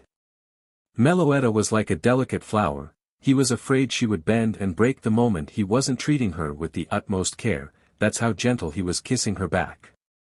He loved how much passion she poured into the action, how her soft, cherry lips brushed his with so much eagerness. She made him feel like only he mattered in the whole world. For Meloetta at the moment, Ash truly was the only thing that mattered. It was quite some time since they had gotten some quality time alone, and the petite legendary was sure to enjoy every second of it. Sometime later, Meloetta was still passionately making out with Ash, until her psychic senses warned her that somebody was coming their way. Reluctantly, she broke the kiss with an annoyed huff. What's wrong, Meloetta? Is somebody coming? She nodded her head, her annoyance soon disappearing when she recognized the humans who were approaching. Her face brightened considerably, and she helped Ash to his feet. Meloetta. Wait, are you sure? Ash asked. She didn't even need to respond. When Ash heard the voices in the far distance, he recognized them too. A big smile formed on his lips. Patiently, he waited for the voices to come closer. Ash waved enthusiastically when the two humans were able to see him, and both waved back just as eagerly. Brock. Misty. Hey Ash. What a coincidence that we run into you, Brock greeted the raven-haired trainer when he was in front of him. The boys shook hands while Misty gave him a hug. Yeah, how have you guys been? What are you doing here? We've been doing great, Ash. Thanks for asking, Misty replied sweetly. And as for why we're here. After our battle, Brock and I got inspired, and so we decided to travel with each other. There's so much more to experience than only our gym. Wow, that's amazing. I'm taking you guys are heading to Saffron City then? We are. We just got back from Celadon, Brock nodded. And it seems you're doing great with collecting badges. Word is going all around Kanto that a trainer with a legendary is tearing through all the gyms. I actually spoke to Erica, and she's preparing for you, Ash. Misty nodded. Meloetta is leaving quite the impact already, it seems. Well, she has left quite the impact on me too, Ash replied shyly, rubbing his head in embarrassment. Meloetta giggled and hugged Ash close, humming in contentment. Anyway, where's Pikachu and Eevee? Misty asked curiously. Oh, right. They're off playing with each other right now. By the way, Eevee has evolved into a Sylveon, and that egg I got from you hatched no too long ago as well. Misty beamed. That's so great, Ash. And a Sylveon, wow. Such an exotic Pokemon. Brock nodded. Indeed. Eevee's fairy evolution is a very uncommon sight here in Kanto. I heard it's a gorgeous Pokemon. Anyway, what hatched from the egg? A Marill, Ash replied. He's very adorable, but Meloetta and I are having difficulties in training him. Oh. What seems to be the problem? The Pewter City gym leader asked while rubbing his chin. Maybe I can help. After all, I'm a Pokemon breeder. I can help too, Misty chimed in. I'm a water-type expert. Helping your Marill will be a walk in the park for me. Ash's face turned into happy disbelief. Really? You guys would help me? Of course. Misty replied sweetly, a faint blush reddening her cheeks. After all, she added, you helped me too, remember? I do remember, Ash said. Then it's decided. Thank you guys so much, this means a ton to me. Later that day, when Pikachu, Sylveon and Marill had returned from playing hide and seek, Misty and Brock took it up them to give Ash pointers how to train Marill. For the Raven-haired trainer, this was all new information. Training such a young, delicate water type took a lot more effort than he thought. At the end of the day, Marill was facing a boulder, preparing to use tackle once more. Now remember what we said, Misty whispered in his ear, keep your head high, make yourself strong and charge. He nodded, watching how his daddy and Aunt Melly were rooting for him on the sidelines. This time, he didn't give a loud cry of his name, but focused all his energy in his tackle. In a few seconds, he had gathered the speed that he needed, and charged full force into the boulder, cracking it severely. Did I do good? Everybody was watching with stunned silence at the massive damage he'd done. DMN, that sprout packs a punch, Pikachu whispered to Meloetta. Not long afterwards, Sylveon began to cheer. Yay, Lil, brother did it. Hooray. Marill, that was incredible. Ash shouted in disbelief. You're so strong. No wonder, Brock muttered, he has the huge power ability. What does that mean? Ash asked. It means that his attack stat is doubled, hence why physical attacks like tackle will be doubled in power. With the right training, this Marill will be a force to be reckoned with. Awesome. Did you hear that, Marill? You're going to be strongest water Pokemon in all of Kanto. I'm going to make sure of it. Marill, he cried out joyfully. Ash picked him up and nuzzled him close. Thanks a lot for all of your help, Brock and Misty. Without you guys, I'm sure I would still be struggling with Marill right now. Misty giggled. It was no problem, Ash. Brock patted Ash on the back. Well, it seems that our roads split here. Good luck against Erika, Ash. You'll need it. She's one feisty gym leader, Brock said, and she's appealing too, he added, swooning as he thought about her. Oh, how I wish that gorgeous cherry blossom would bloom in the late summer sky as ugh. He couldn't end his sentence as Misty began to drag him away in annoyance, pinching his ear as she did so. Ash and Meloetta stifled a giggle as Misty scolded him, before she turned her attention back to Ash and gave him a sweet smile.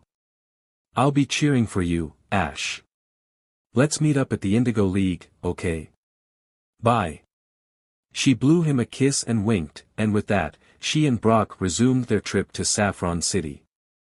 Mel, the petite legendary huffed, a hint of jealousy present in her voice. Ah, is little Meloetta jealous? Pikachu teased.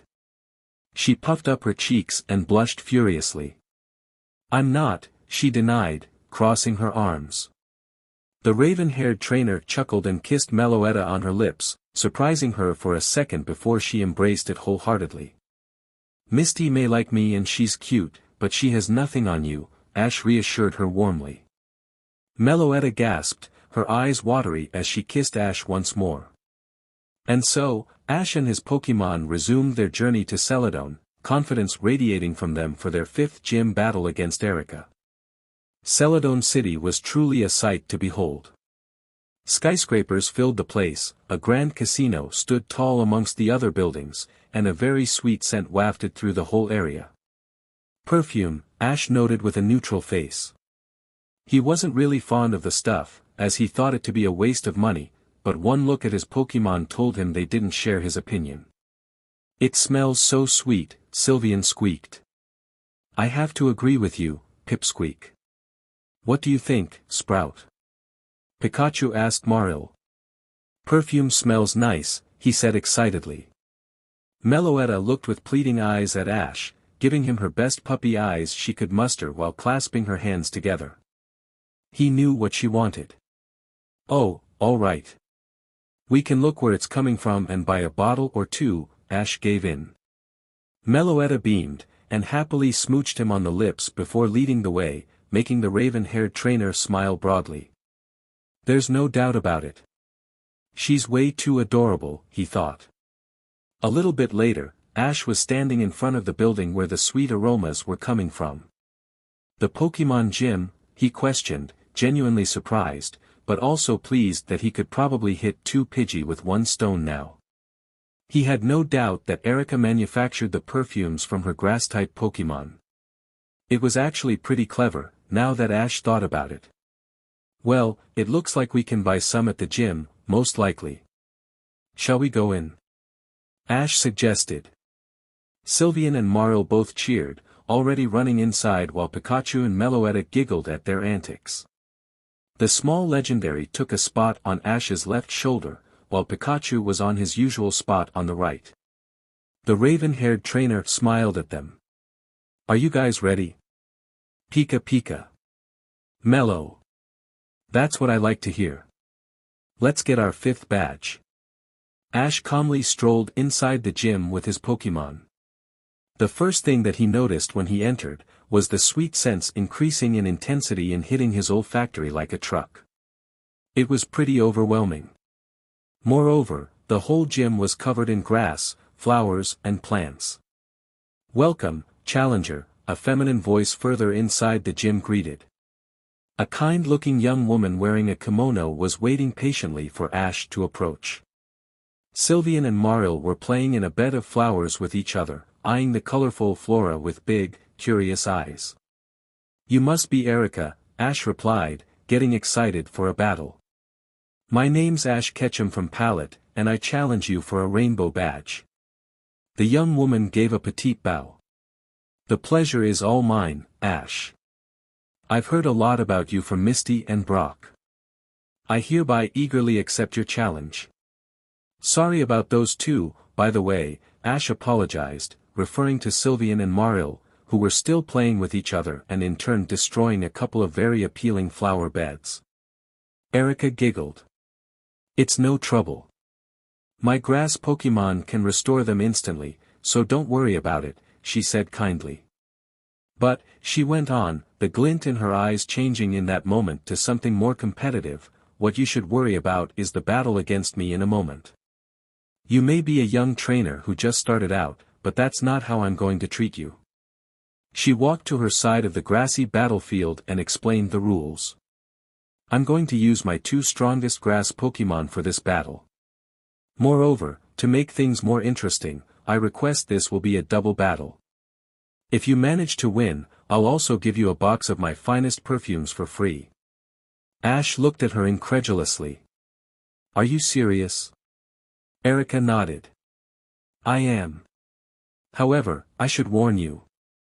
Nobody has defeated this duo of mine in well over a year.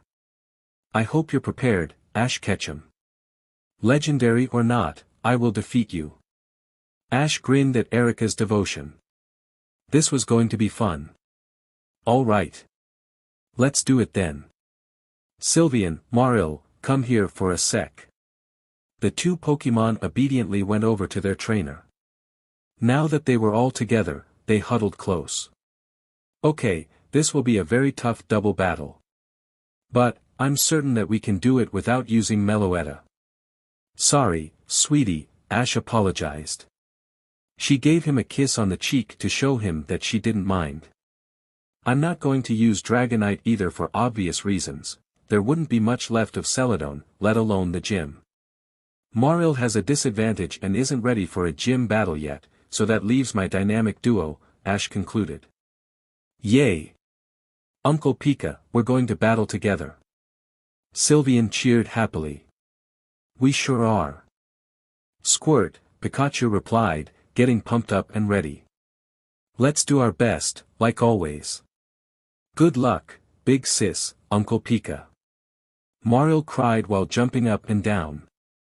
Show Erica how amazing you guys are together. Meloetta said sweetly, taking her spot on Ash's shoulder again. Don't worry, guys. We'll win this for sure, Pikachu replied confidently. Ready, Pipsqueak. Ready when you are. Ash smiled and faced Erica. We're ready. She nodded and smiled. Okay then. This'll be an official double battle for the rainbow badge. Let's begin. Erica threw 2 Pokeballs in the air, which opened and revealed 2 grass Pokemon Ash had never seen before. With awe and a quick scan of his Pokédex, he learned they were a Leafeon and Lilligant respectively. Both Pokemon looked confident, but in a different way entirely. While Leafeon was pacing impatiently up and down, his sharp eyes scanning the area, Lilligant was just gently standing in one place. It was obvious to Ash what kind of role both Pokemon played. Leafeon is the offensive Pokemon, while Lilligant will play as the supporting Pokemon. I have to get rid of Lilligant first. This'll be a perfect opportunity to show off the new attacks both Pikachu and Sylveon have learned. Okay, Pikachu, Sylveon, I choose you. Ash shouted. Both Pokemon took the field with a happy cry of their name. Their neutral stance gave nothing away of their strategy. Interesting. I've never battled a Sylveon before. Not using Meloetta today either, I see. Are my strongest Pokemon not good enough for her? You better don't disappoint them now, Erica teased with a soft giggle, bowing slightly again. First move is yours, Ash. Thank you, and they won't, you'll see. Sylveon, use Moonblast on Lilligant. Pikachu, quick attack on Lilligant, let's go. Ash commanded. Erica's eyes narrowed. Ash knows what he's doing, immediately going for my healer. Luckily, I have a lot of tricks up my sleeve, she thought. Leafeon, counter Pikachu with your Leaf Sword. Lilligant, use Quiver Dance. The grass evolution nodded, the green fur on his head grew into a large, glowing sword, and with a mighty cry, protected his team partner by swinging it towards the incoming electric type. Pikachu grunted on impact, but he smirked when he held his ground, much to the surprise of the Leafeon. Surprised, he taunted, I might be a small mouse, but I certainly don't lack in the power department. Admirable, the much older Leafeon replied, nodding his respect with gritting teeth to his opponent. At the same time, Sylveon was done preparing her attack, the lustrous orb shot out of her maw with incredible speed. Uncle, duck. Pikachu did as he was told, while Leafeon could only watch wide-eyed as the attack hit him square in the chest, exploding on impact and sending him flying. Great job Pikachu and Sylveon. Ash praised. Now go for an Iron Tail on Leafeon. Sylveon, Moonblast on Lilligant again. Erica glanced between her downed Leafeon who quickly got up, and her Lilligant, who was still gently standing in the same spot. Leafeon, dodge that Iron Tail with your own quick attack, and then go for Sylveon. Lilligant, Quiver Dance once more. With ease, the grass evolution evaded Pikachu's Iron Tail, and with a sudden burst of speed, slammed into his fairy counterpart, interrupting her attack. Sylveon cried out, startled by the immense force that had her sliding over a good part of the battlefield. Pikachu growled. Hey! Why don't you leave her alone? Leafeon ignored his opponent, and instead set chase to quick attack Sylveon again. Pikachu, protect Sylveon with your own quick attack. Ash shouted. I'm on it, Ash. Pikachu intercepted Leafeon with stunning ease, his speed far greater than the grass evolution. Leafeon grunted, the force of Pikachu throwing him off and making him crash into a patch of flowers out of the battlefield. He gave Pikachu a respectful glance afterwards. Very admirable. Meanwhile, Lilligant was done setting up. Usually, she indeed played the supportive role, however, Erica noted how Ash immediately saw through that strategy, so she opted for something different to surprise him. Are you ready, Lilligant? Use Energy Ball on Sylveon. She nodded sweetly to her trainer in obedience. Apologies, dearie, she said in a kind tone to Sylveon before firing her attack. Pikachu, Iron Tail, quickly. Ash shouted in alarm.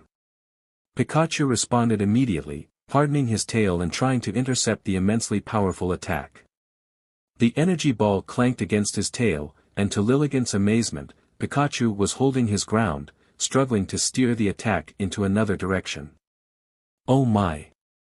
That's a strong Pikachu indeed, Lilligant complimented gently. Erica, however, wasn't fazed at all. Leaf Blade, she commanded simply. In the next moment, Pikachu was knocked away by Leafian's attack, forcefully hitting a wall while Lilligant's energy ball freely continued its way to the stunned Sylveon. It exploded on impact, sending smoke everywhere. Pikachu. Sylveon. Ash called out worriedly. You see, Ash. My Pokémon are too strong for your Pikachu and Sylveon. Forfeit now while you still can, she suggested.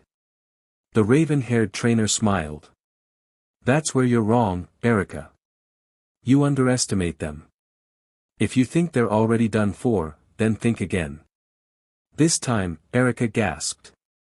Both Pikachu and Sylveon were still standing, albeit bruised all over and breathing, clearly weakened. Impossible. There's no way Pikachu should be standing right now after that Leaf Blade, let alone that Sylveon after taking an energy ball boosted by 2 quiver dances. Oh my, Lilligant commented, amused. Admirable, Leafeon added. Marill and Meloetta cheered loudly for Pikachu and Sylveon, who both snarled at their opponents. You dare lay a paw on my Pipsqueak? Pikachu asked ominously, his cheeks burning with raw energy thanks to the electricity dancing off of it. You hurt my Uncle Pika, Sylveon whispered angrily, her pupils shrinking to pinpricks while her feelers danced around her like angry snakes. It's time, they said in union, to show you what kind of dynamic duo we really are. Ash grinned. Sylveon, use Wish. Pikachu, discharge. Erica gasped. Don't let her get that wish up. Attack Sylveon. Pikachu's discharge attack was powerful enough to stop Leafeon in his tracks when he tried to quick attack the fairy type. Lilligant, however, thanks to her boosts, shot another energy ball successfully to Sylveon. Now, protect. This time, Sylveon was prepared, she put up her protect, which shielded her completely from the attack. Her wish came true afterwards, restoring her health. Ash chuckled at Erica, who now slowly began to lose her cool. Sylveon, wish again. Pikachu, Thunder Wave Lilligant. Leafeon, stop Pikachu. Erica quickly shouted in panic. The Grass-type Eeveevolution obeyed and quick attacked Pikachu in the blink of an eye, but that's when he gasped. He felt static running all through his body the moment he made contact, paralyzing him to the bone. Like my ability? Static can be handy sometimes, Pikachu taunted with a smirk. Lilligant, do something. Erica screamed. Lilligant, startled by her trainer's harsh command, quickly fired off another energy ball, this time at Pikachu, but Sylveon protected him with ease. Once more, her wish came true, now restoring Pikachu's health. Playtime is over, Pikachu said with a smirk. The outcome, in the end, was inevitable, Erica knew. After Leafeon got paralyzed, he was easily picked off by both Pikachu and Sylveon. That only left her Lilligant, and while she had considerable boosts in special defense, special attack and speed, Pikachu's iron tail, combined with Sylveon's excellent defenses and healing factor, made it impossible for her to win. She fought bravely, but before long, she too went down. He didn't even need his legendary Pokémon to defeat me, she thought in astonishment as Ash was happily hugging his Pikachu and Sylveon after winning the match. You truly are a prodigy, Ash Ketchum. Outside of Celadon City, Ash and his Pokémon were enjoying the sunny afternoon at a lake. After obtaining his 5th badge, he decided it was more than appropriate to reward his Pokémon with some time off.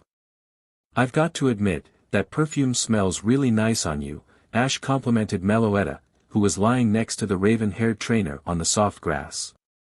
She chirped happily, a cute blush adorning her cheeks as she nestled closer to Ash.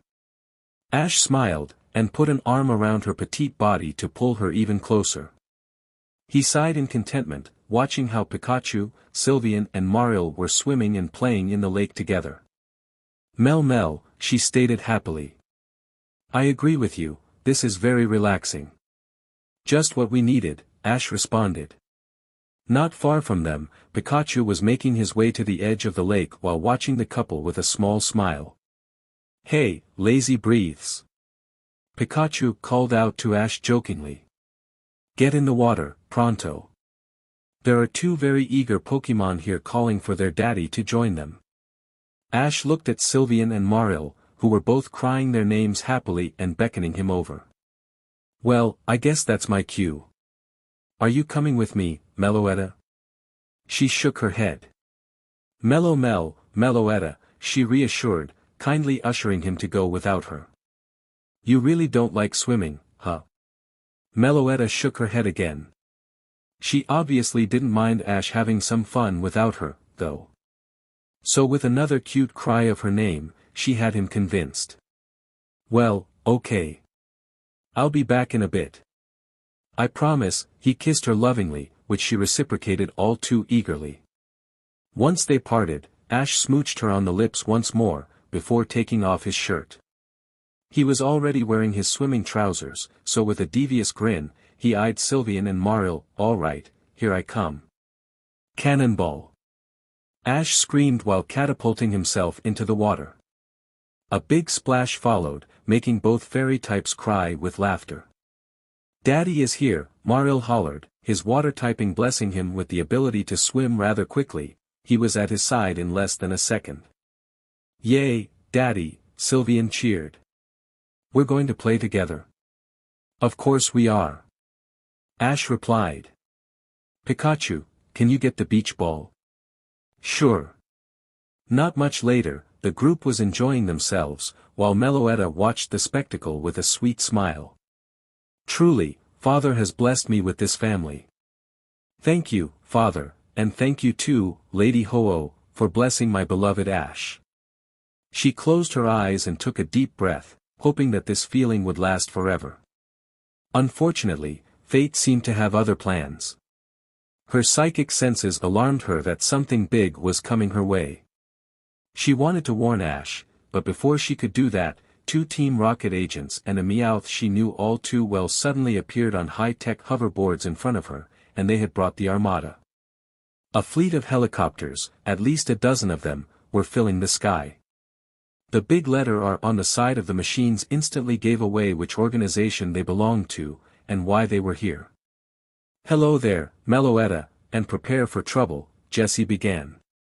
"And this time, we're not alone, so make it double," James continued. Meloetta growled, a very dark scowl overtaking her features as she watched these three baboons do their ridiculous motto. She didn't even let them finish, it was obvious they wanted to capture her. With a mighty cry, she unleashed a blast of her vast psychic powers into their direction. However, to her shock, the hoverboards emitted a barrier which reminded her all too much of Protect, which shielded the rocket agents from any harm. "Hey! Don't you know it's rude to interrupt when we're doing our motto?" Jessie scolded. "Indeed, there's no reason for any violence, Meloetta," James added. "Besides, maybe it's better to focus on your little trainer instead of us. He may be in a bit of a pickle at the moment," Meowth snickered. Without missing a beat, the petite legendary turned her head towards Ash, who of course, was pretty vulnerable in the lake. Her eyes flashed with anger when she saw two Team Rocket speedboats circling her trainer. Moreover, Pikachu and Sylveon had an incredible disadvantage, only Marill would be able to protect Ash at the moment. "So here's the deal, Meloetta. We don't want to hurt any of you. If you promise to surrender now, we leave your trainer, Pikachu, Sylveon and Marill alone. How does that sound?" She looked at the crooked rocket grunts with a sly smile in return. Meloetta, she yelled to her trainer. "What did she say?" Jessie inquired to Meowth. "She said, Ash. Give them hell," the normal type responded with gritted teeth. "So, you want to play hard to get, huh? We figured you would choose this path," James exclaimed. "Then we have no choice but to do it the old-fashioned way," Jessie stated. "Grunts, prepare for battle." Immediately afterwards, a whole army of Team Rocket members dropped out of the helicopters with ropes. When they hit the ground, they unleashed their Pokémon. Meloetta cracked her neck at all of the different Pokémon who were ready to take her down. This should be fun. Meanwhile, with Ash, he had heard Meloetta's cry loud and clear. He knew what she meant. Using Dragonite was his only option at the moment, if he wanted to have any chance of winning. Maril, you have to get Dragonite's Pokeball, he whispered to the young water type. Don't worry, Daddy. You can count on me, he responded. He dove underwater and swam away from the two speedboats. Just give up, boy, one of the Team Rocket grunts taunted. The two boats slowed down until they were idly floating on the surface of the water. If you give up Meloetta, we don't have to harm you. You guys have no sense of dignity whatsoever, attacking me when I'm unable to do anything, Ash replied back, effectively angering some of the grunts. What did this little runt just say? Boy, you better shut your yap fast. We won't be so merciful if you keep on going like that. I won't either, Ash responded harshly. When I have defeated all of you, a long time in jail will be your punishment. You'll be glad to be locked behind bars, because if I ever see your ugly faces again, chances are I won't be so considerate of your guys' well-being then.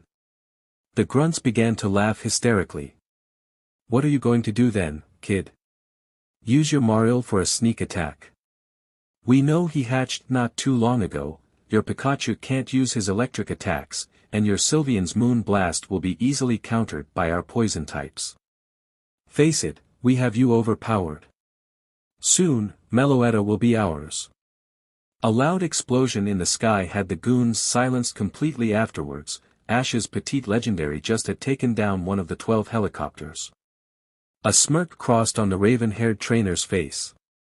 I think you underestimated just how powerful Meloetta truly is. Besides, Ash added, his Maril having returned with Dragonite's Pokeball, you didn't know I have a very powerful ace up my sleeve. He threw the Pokeball as far away as possible, until it burst open in a shower of bright light. Ash's massive Dragonite appeared afterwards, which had the rocket grunts on the two speedboats quacking in their boots. You've got to be kidding me. The kid has an ancient Pokémon. I didn't sign up for this, a grunt yelled. No way we can defeat that, Commander, another grunt added. Ash smiled. I give you guys a head start of a minute, starting now. The commander of the two speedboats went as pale as a ghost. Retreat. Get away from here. The two speedboats drove off as quickly as they came, only Ash had no intention of letting them go. Dragonite, Dragon Claw, he calmly replied. The massive dragon nodded affirmatively, his massive claw having enough reach to get to the two fleeing speedboats. All of his training of keeping his power in check bore success, as his claws lightly scraped the back of both hulls, destroying them and making the speedboats sink. At the same time, Jessie, James and Meowth obviously had noticed the big intruder as well. They knew they were losing very fast, Meloetta managing to destroy another helicopter. Fire and debris fell everywhere, and the goons cursed loudly. We have no choice but to use the special weapon, Jessie concluded. Both James and Meowth nodded. They had to capture Meloetta now and get out of here as soon as they could. With a push of a button on their hoverboards, a small-sized cube covered in a durable force field shot out like a heat-seeking missile to Meloetta. She saw it coming from a mile away of course, but she hadn't expected it to be completely immune to psychic. Her eyes widened when the cube covered her like a prison, a very strong sense of déjà vu hitting her when she realized this was the same device Giovanni had captured her with back in Unova. I can't believe I fell for that again, she scolded herself, crying her name loudly to get Ash's attention. We've got her. James said gleefully, almost unable to believe it actually worked. Now we have to get out of here. Meowth hissed, we've got a big problem already. Jessie laughed. No problem, our helicopters are fast. She spoke to her earpiece to address the remaining grunts. This is a message to all Team Rocket personnel, leave the area immediately. We've got Meloetta. I repeat, leave the area immediately. The 10 remaining helicopters and grunts fled on feet, something that Ash noticed very quickly. They have her, he whispered, soon realizing that Meloetta was nowhere to be found. No. Meloetta, he screamed.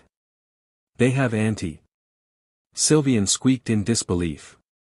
Impossible, Pikachu muttered. He always saw Meloetta as someone undefeatable.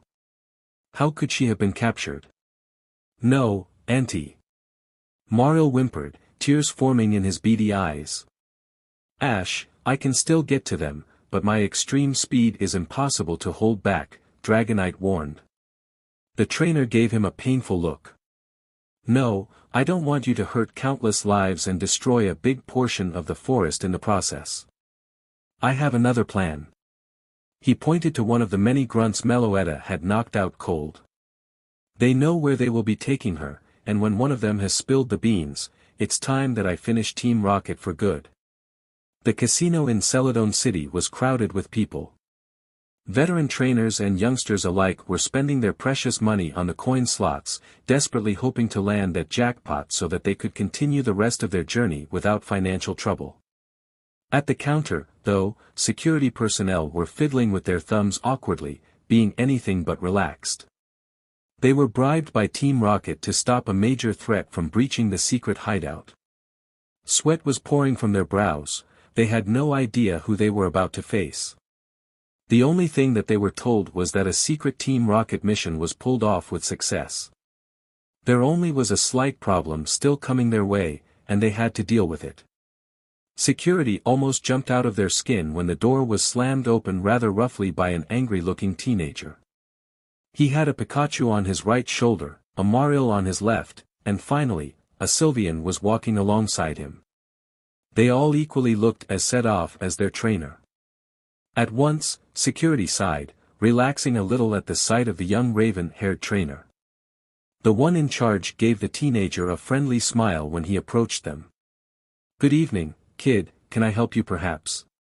The teenager stopped right in front of him and glared, staring deadly daggers straight at his face. Where's Meloetta? He snarled. The guy in charge chuckled, amused by this kid's behavior. Melo who? Hey fellows, I believe this kid hit his head, the others laughed obnoxiously. Now, why don't you move along before I'll have to throw you out? The teenager snorted. Team Rocket obviously hasn't told you who to expect, not surprising, given that they're such a sloppy organization. Now, you're going to open the secret door to the basement by activating that SWCH hidden behind that poster, or else I'll have to destroy the whole place and force my way in. How about that? He replied dead serious, his calm tone suggesting he wasn't kidding around. Immediately, the guy in charge knew it was serious. His eyes turned wide as saucers, and he reached for the Pokeballs on his belt to defend himself, but before he could release his Pokemon, a loud quake shook the entire casino on its foundations. Everybody stopped what they were doing, murmurs could be heard as people looked at each other in worry. Another rumble, this one even bigger than the last, had people knocked off their feet and screaming in panic. Dust fell from the ceiling, security was petrified in place when massive cracks began to appear all on the upper walls of the casino. What? The guy in charge of security stuttered when quite literally the whole roof was lifted from the casino. A gigantic Dragonite was holding it in his paws, who obviously had ripped it off just a second ago.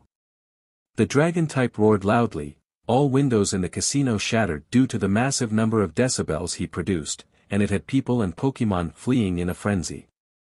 Soon, only the head of security was left, his own men bailing on him too. Fearfully, he looked at the teenager who had raised a brow at him. He didn't wait any longer and quickly activated the SWCH to give him access to the secret Team Rocket hideout. Who are you? He asked in disbelief. Me, the raven-haired trainer said. I'm the guy who's going to destroy Team Rocket once and for all. They're going to regret taking away Meloetta from me. Far inside the secret Team Rocket hideout, Giovanni strolled around, rubbing his chin while giving occasional glances at Meloetta. The petite legendary was locked behind a sturdy force field that blocked her attacks completely. She'd even tried to change into her pirouette form, but her relic song completely failed, making her unable to. "You are a very special Pokémon, Meloetta, you know that," the boss of Team Rocket praised idly, pacing through the room. "Mel," she replied murderously. The venom in her voice practically dripped from her lips. Somewhere deep in his being, Giovanni was glad she was safely secured. He'd to thank Dr. Nama later for that. "I don't know why you're so hostile towards me. I already assured you I'm not going to do you any harm if you cooperate. However, you've been nothing but a nuisance ever since you've arrived." He stopped his pacing to give her a snarl. "You knocked my Persian out cold. It's a good thing we had your power suppressed for the most part. That hyper voice of yours is not going to catch me off guard again." Meloetta gave him a satisfied, smug smile. That Persian had been taunting her ever since she arrived in Giovanni's office. Meloetta remembered him from the last time she was captured by Team Rocket's boss, and when the opportunity had showed itself, she had welcomed it with open arms. Needless to say, her attack was enough to blow the arrogant normal type off his feet. Giovanni slammed a fist on his desk, making Meloetta flinch. "I've had more than enough. If you don't want to do this the easy way, then we're going to do it the hard way." Meloetta really didn't look fazed at Giovanni's threat. "I know Ash is on his way," she thought dreamily, "and once he has freed me, I'm going to destroy you, Giovanni." The Team Rocket boss turned his attention to the big screen behind him where a crooked scientist was visible, ready to do his reports. "Dr. Simba. How far are we with Project M?" Giovanni asked curiously. The scientist grumbled something under his breath about how nobody could remember his name, before responding loyally. "We're at 80% as we speak, sir. Just another 30 minutes at most before we can start the procedure." Giovanni nodded, satisfied with the answer. "Excellent, Dr. Anaconda. Keep me notified. We'll talk in 30 minutes, he closed the screen and gave Meloetta a villainous grin. "Soon, we'll have the data we need extracted from you, and then we can move to Phase 2. It might hurt a little, though. That's the price you'll have to pay for being an all-around pain." In the next moment, a loud rumble was felt in the entire hideout, and soon after, another, bigger one, until it became deadly silent. Then, a roar was heard in the distance, one that spelled doom, and Giovanni knew it. The alarm went off not much later. Giovanni cursed under his breath. "What is happening?" he asked through his earpiece. "Sir. Major problems. It's the kid. He has," static buzzed through the mini radio, disrupting the signal before the rocket boss could hear any more info. He gave an angry look in Meloetta's direction, already knowing what was coming his way. "It's your trainer, but at the look on your face, I assume you already knew. He's more tenacious than I thought. I didn't expect him to be too much trouble after we took you from him, but then I heard that he had an ancient dragonite as well," Giovanni stated, gritting his teeth. An explosion went off on the upper floor. The rocket boss knew his hideout was done for and that he didn't have much time left. Mel, she replied smugly. "You're right, I did underestimate him. There's no way I can get what I want today. However, with the info we extracted from you, Project M will still be alive. Mark my words, Meloetta, the next time we meet, I'll have the upper hand." Giovanni contacted his commanding officers through his telephone on his desk. "Jesse, James, Meowth, Buck and Cassidy. Prepare to leave Celadon with me immediately. We'll retreat. Team Rocket's operations are about to fall here," he informed them. "Yes sir, we're on our way." The boss of Team Rocket gave a long sigh. "I suppose you're going to try to destroy Team Rocket now, you and your little trainer." "Mel. It's okay. I can't stop you either way. We have the data we need, and when Project M is fully operational, you can expect some major trouble from me, just like you and your trainer have been for me today." Another explosion much closer to them and grunts screaming out orders in panic was Giovanni's cue to leave. I'll see you around, Meloetta. Give your trainer my regards and respect. He'll be a formidable opponent. He left the office through the elevator in the back, while Meloetta scowled. She could do nothing but wait until Ash arrived, which luckily didn't take more than 15 minutes. When the door opened, Meloetta couldn't help but swoon. Her lovely trainer looked absolutely gorgeous and epic standing there, while smoke, debris and defeated rocket grunts surrounded him from every side. Mel, she cried happily, a blush adorning her cheeks at Ash's contagious smile. Meloetta, thank goodness. Are you all right? Ash asked with concern in his voice. She nodded her head, pressing her hands against the force field that kept her prison and looking him longingly in the eyes. Don't worry, we'll get you out of here, he reassured. Pikachu, Mario, Sylveon. Look for a button on the desk, anything that might break this force field. I'm on it, Pikachu saluted. No problem, Daddy. Let's go, big sis, Mario cried. Aha, we'll free you, Auntie Melly. Sylveon added joyfully. The tree Pokémon went to work swiftly, while Ash couldn't help but drown in his Meloetta's stunning eyes in the meantime. You're appealing, he murmured. Meloetta blushed and cooed, biting her lip almost seductively as she stared at her trainer. Found it. Pikachu declared triumphantly after a while of searching. He pressed the hidden button, and much to Ash's relief, the force field deactivated. Much time to think he didn't get. Meloetta had his cheeks in her grasp in the next moment, and before the raven-haired trainer knew it, she had pressed her sweet lips against his out of pure appreciation. Pikachu snickered and couldn't help but to tease the duo. Oh, I see how it is. We did most of the work and Ash gets all the honor. You're one of those type of girls, eh? Meloetta broke the loving kiss she shared with Ash, before facing Pikachu with a small, teasing grin. I didn't know you wanted a kiss from me that badly. Come here and I'll give you one. The electric rodent blushed shyly at the bold response. No, I'm pretty sure I'm fine. Meloetta giggled, hugged both Sylveon and Mario close, before giving them each a kiss on their cheek. Thanks for saving me, dearies. I appreciate it a lot. They nuzzled her back excitedly, very happy that their auntie was back with them. Last, but not least, Meloetta floated to Pikachu. I've to remember to thank that big friendly giant too, but first, she whispered. The petite legendary came in close, cupping Pikachu's cheeks lovingly before kissing the electric type right on his nose. She held the kiss a tad longer than necessary, making him erupt into a fiery blush. When she moved away, her eyes twinkled with nothing but adoration. Thanks, Pikachu. You mean a lot to me. The electric rodent coughed nervously. Oh okay, that's more than enough with the sappiness. You ought to kiss Ash some more instead, he stammered. His blush didn't diminish in the slightest, though.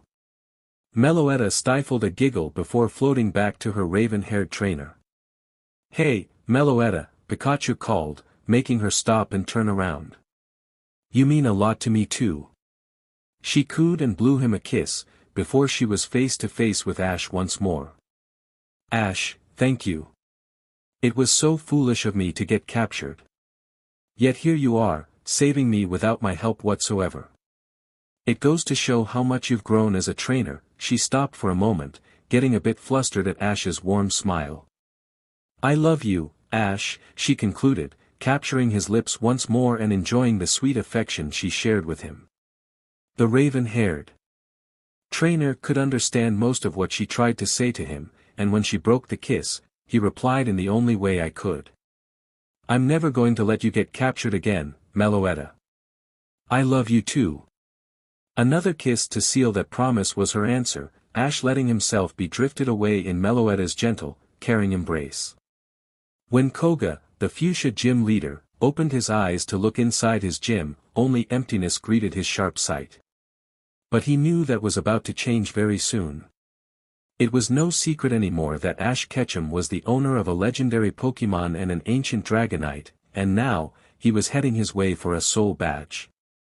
So, it's my turn to battle you now, young hero, he thought respectfully. A small smile appeared on Koga's face. As a true ninja, he knew the importance of family all too well. That cheap stunt that Team Rocket pulled on Ash had become their downfall. It had been all over the news the last few weeks, how a raven-haired trainer had been sighted all over Kanto on the back of a massive Dragonite, destroying Team Rocket buildings left and right, be they hidden or out in the open. Looks like they set him off good, gone is all his subtlety, Koga remembered thinking to himself. He was kind of disappointed with Ash's approach, but he couldn't help but to admire his incredible sense of justice. If I'm being honest with myself, I would have done the same if Team Rocket had kidnapped Aya. Well, I would be a lot subtler, but still. Koga smiled at those thoughts, cracked his neck and closed his eyes. Focusing, he could sense the presence of a massive Pokémon approaching his gym from the sky, definitely Ash's Dragonite. A small earthquake later indicated that the giant had landed at the entrance of his gym.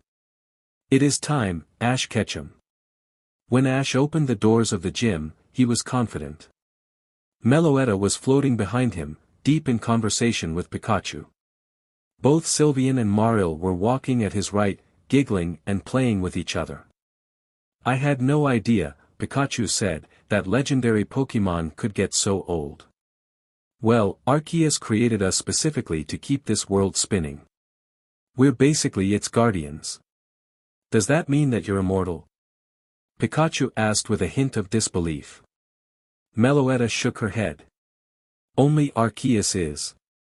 Even the keepers of time, space and darkness will eventually pass away, but that will take a while, though. To put that in perspective, I'm around 1200 years old, which means I'm a teenager for human standards. Meloetta tend to get around 8,000 years old on average. Now if we're talking about Palkia, for example, 8,000 years is nothing. Really? Pikachu almost sounded like Marill when he asked. Meloetta had to stifle a giggle from the surprise in his voice. Yes. Palkia's almost 500 million years old. He'll easily reach 2 billion. 2 billion. Pikachu couldn't believe it. I'm happy if I reach 60 years, he jokingly responded. Meloetta giggled. Don't sell yourself too short. Strong Pikachu reach 100 without much trouble, she winked. I'll be an old fart. What kind of fun would that be? I wouldn't be able to battle for Ash and kick some Team Rocket butt. You weren't kicking much Team Rocket butt to begin with, Meloetta said teasingly, so nothing would have changed. Pikachu waved her off dismissively. Oh please, you were praying the lucky stars that you could keep up with me, albeit barely. Are you sure 1200 years isn't old for Meloetta? The legendary puffed up her cheeks in an adorable fashion. No, it isn't, she said in denial, her tone a little bit more defensive than she wanted it to be. I'm barely 14 in human years. Sure, Grandma, Pikachu grinned. Is that why you're dating Ash? So you can feel a bit younger again? Oh, shut up, you know why I date Ash, she gave him a friendly push. What about you? Ever had a girlfriend before? Pikachu shrugged his shoulders. Sort of. I'm only 10 years old, mind you, it's around this age that we, Pikachu, actively look for a mate for the first time. Anyway, I hooked up with a very adorable Cyndaquil, but things didn't really work out, Pikachu almost sounded ashamed. What happened? My ability happened, Pikachu confessed in a sad voice. While it's handy in battle, like against Erika's Leafeon, in other situations, it isn't. She, in turn, burned me pretty bad when she activated the flame on her back in a reflex. I was so embarrassed. She had to eat cherry berries all day before it wore off. Meloetta gave him a consoling look. So, she blew it off. She said she really thought of me as a sweet guy, but I couldn't give her what she wanted. We tried multiple times in different ways, but my ability would act up every time, Pikachu's ears drooped. Uncle Pika. What are you and Auntie Melly talking about? Why are you looking so sad now? Marill asked. The innocence and worry in his voice was almost palpable, something that made Pikachu smile sadly. It's nothing to worry about, Sprout. Grown-ups talk. You'll understand when you're older, he cooed, and gave him a rub. Marill giggled at the friendly touch. Okay. Hey, Uncle Pika, do you really think Big Sis and I can win? He chuckled. I'm sure.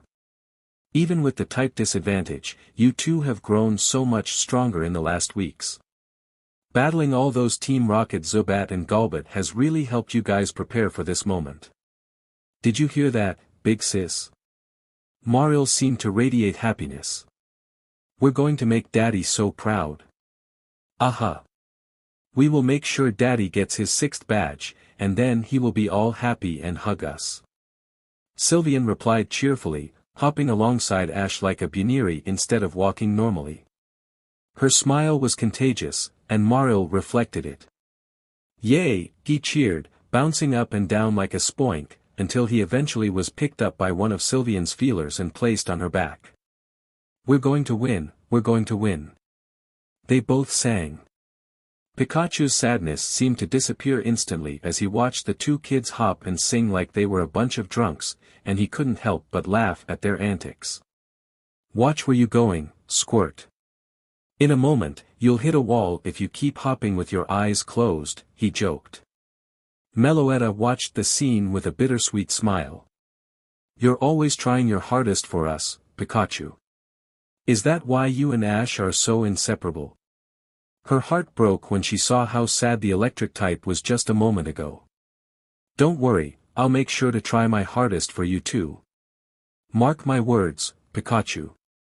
Ash, in the meantime, had reached the back of the gym, where a middle-aged man with spiky hair had been watching him and his Pokémon patiently with amusement on his face. Ash Ketchum, welcome to the Fuchsia City Gym. I'm the gym leader, Koga. It's nice to meet you, Koga. This is Meloetta, my partner, she gave a little wave to Koga as Ash introduced her.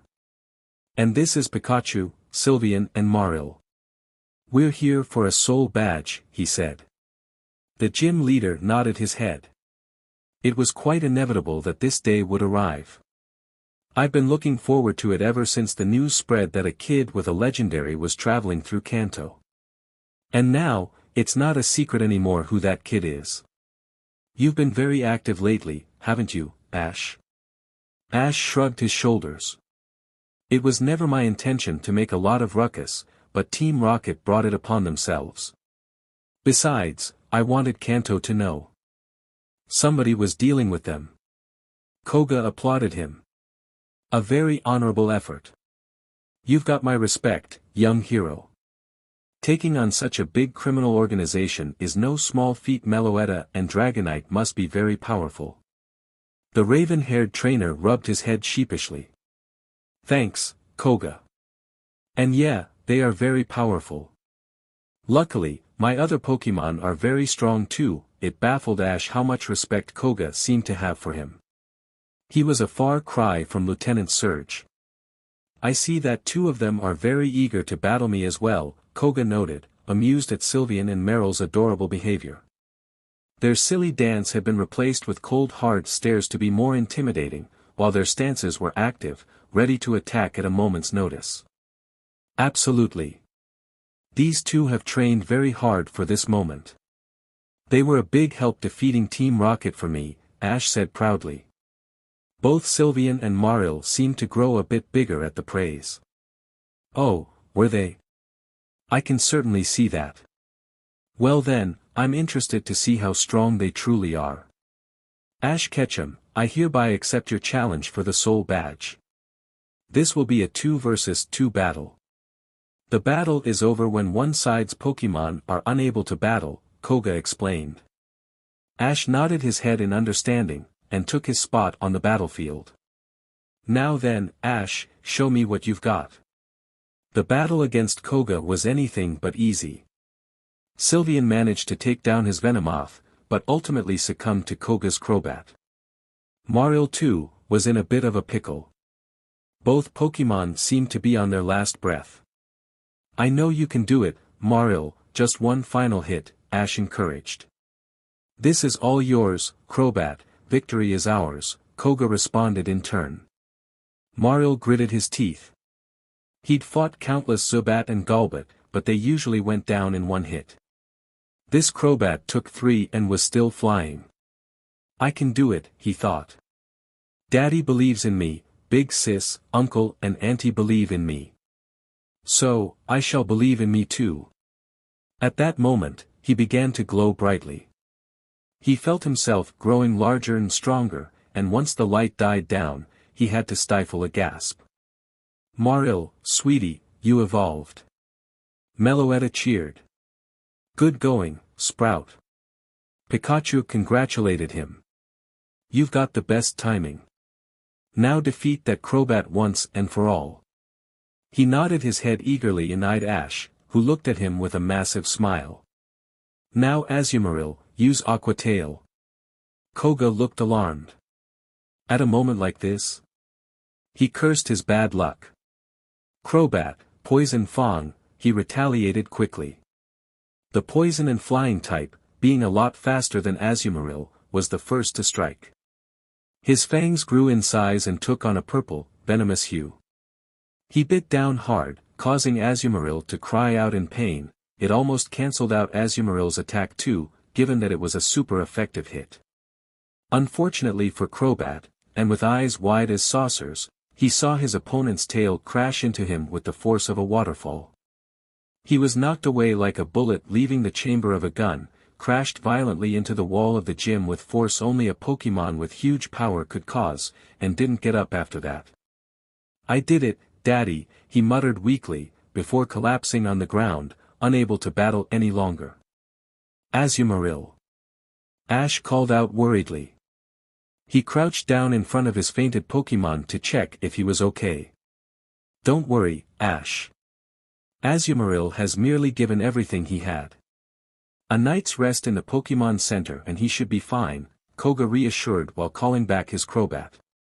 Ash couldn't help but give Azumarill a big hug after that. Thank you, he whispered, why don't you take a well-deserved rest? Return. Thanks for the immensely thrilling battle. You've won, Ash, congratulations. As a sign of beating me today, please accept this soul badge from me, young hero. Koga held out the symbol, which Ash took with respect. Thank you, Koga, he bowed, which the gym leader reciprocated wholeheartedly. When Ash had left the gym, his Meloetta hugging him tightly around his neck, Koga chuckled. This kid will be going places. Watch out, Elite Four, because a new challenger is approaching the Indigo League soon. I wonder if it will be as one-sided as with Lance. Koga chuckled again. I'm looking forward to seeing your true potential one day, Ash Ketchum. The Laramie Ranch is well known in Kanto for preserving and raising wild Pokémon. To honor that tradition, a local festival, complete with a Pokémon race, is held annually. It usually attracts a lot of curious people, and this year, that's not an exception. What do you guys think? Are you enjoying the festival? A girl named Lara asked Ash and his Pokémon. Oh, yeah, definitely, the raven-haired trainer replied. His Pokémon all gave a cry of their name in approval as well. I'm very glad to hear that. It's such an honor to have you here, Ash, Lara said excitedly. Ever since Ash made quick work of Team Rocket, his fame had started to rise all throughout Kanto. Now that the cat was out of the bag, he was the most talked about person in the entire region. After all, owning a legendary and an ancient Pokémon at such a young age was practically unheard of. When Ash stumbled upon the Laramie Ranch by complete accident, Lara had immediately coaxed him into entering the Pokémon race that was held tomorrow. Right now, she was leading him to the registration booth to set things up. Gee, I'm flattered, Lara, Ash replied while rubbing his head sheepishly at her praise. Both Pikachu and Meloetta snickered. Their trainer still had to get used to the fact he was considered a national hero now. There's one small problem, though, he added, I don't really have a Pokémon to race on, only if my Dragonite is allowed entry. Lara giggled at his joking tone. Don't worry about that, I've got you covered, she gave him a wink and pointed at a meadow in the distance. Those Ponyta over there I've all bred myself. Why don't you pick one as your partner while I'll go ahead and register you? Ash looked at her incredulously. For real? I can use one of your Pokemon? Well, they're not really owned by anyone. I bred and raised them, but officially, they're all wild Ponyta. I must warn you, though. Ponyta who don't trust you have the tendency to burn you, so choose your partner wisely. Ash looked at his Pokemon with a small smile. Would you guys like to help me then, so I don't accidentally burn myself? Sure, lovely, Meloetta replied melodically while giving Ash a sweet hug. Of course, you would still burn yourself if you tried to bake an omelette, Ash. Letting you wander through a field full of wild fire horses all by yourself seems pretty irresponsible, Pikachu teased. We will help too, Daddy. Azumarill said. Yeah, let's make a new friend. Sylveon cheered. Lara nodded her head. It seems that that's settled then. I'll come check on you in a minute, Ash. I'll be right back, she waved before walking off to the booth to register Ash. Okay. See you soon, Ash waved back. When he was done, he beckoned his Pokemon closer. Right, now let's find ourselves a Ponyta. When Ash and his Pokemon had reached the meadow, about 24 of Ponyta looked back at him curiously. Okay, where to start, he muttered. Meloetta eyed Pikachu. Shall I filter out the Ponyta who don't trust him right now before he injures himself? Yeah, that seems like the best thing to do. Meloetta. She nudged Ash when he was about to pet the first Ponyta in front of him. She shook her head and instead directed him to the smallest Ponyta in the entire herd. The fire type in question looked unsure, yet very hopeful and optimistic when Ash approached her with a bright smile. Hi there, Ponyta, my name's Ash, he introduced, and this is my family, Meloetta, Pikachu, Azumarill and Sylveon. Hi Ash, she replied cutely in poke speech. She then looked at each Pokemon individually. So, is there a reason why you are all here? Meloetta nodded. Ash needs a partner for the Pokemon race tomorrow. The Pokemon race? Ponyta was immediately interested. I've always dreamed of participating, but since I'm so small all the other Ponyta here beat me by a long shot, she sighed sadly. I don't suppose Ash is looking to take me as his partner. Well, you do seem to trust him, Pikachu added with a snicker. Huh. Ponyta hadn't even noticed that Ash was petting her. His hands went through her flames harmlessly. What do you say, Ponyta? Ash asked brightly. You want to partner up? She neighed in disbelief. But, I don't even have had the chance to practice yet, she sputtered. You don't have to worry, Sylveon squeaked, Daddy trusts you, so everything will be fine. Yeah, Daddy is very good at training Pokemon, Azumarill added proudly. I don't know what to say, she replied honestly. Thanks, all of you. I'm going to do my best and not let any of you down. She reared on her back legs for a moment to show her strength and determination, which made Ash laugh. All right. Then I choose you as my partner, Ponyta. Oh, now that's a mighty interesting pick, Ash, Lara commented. She had just returned from registering Ash for the race. You do know I'll be racing on her dad, right?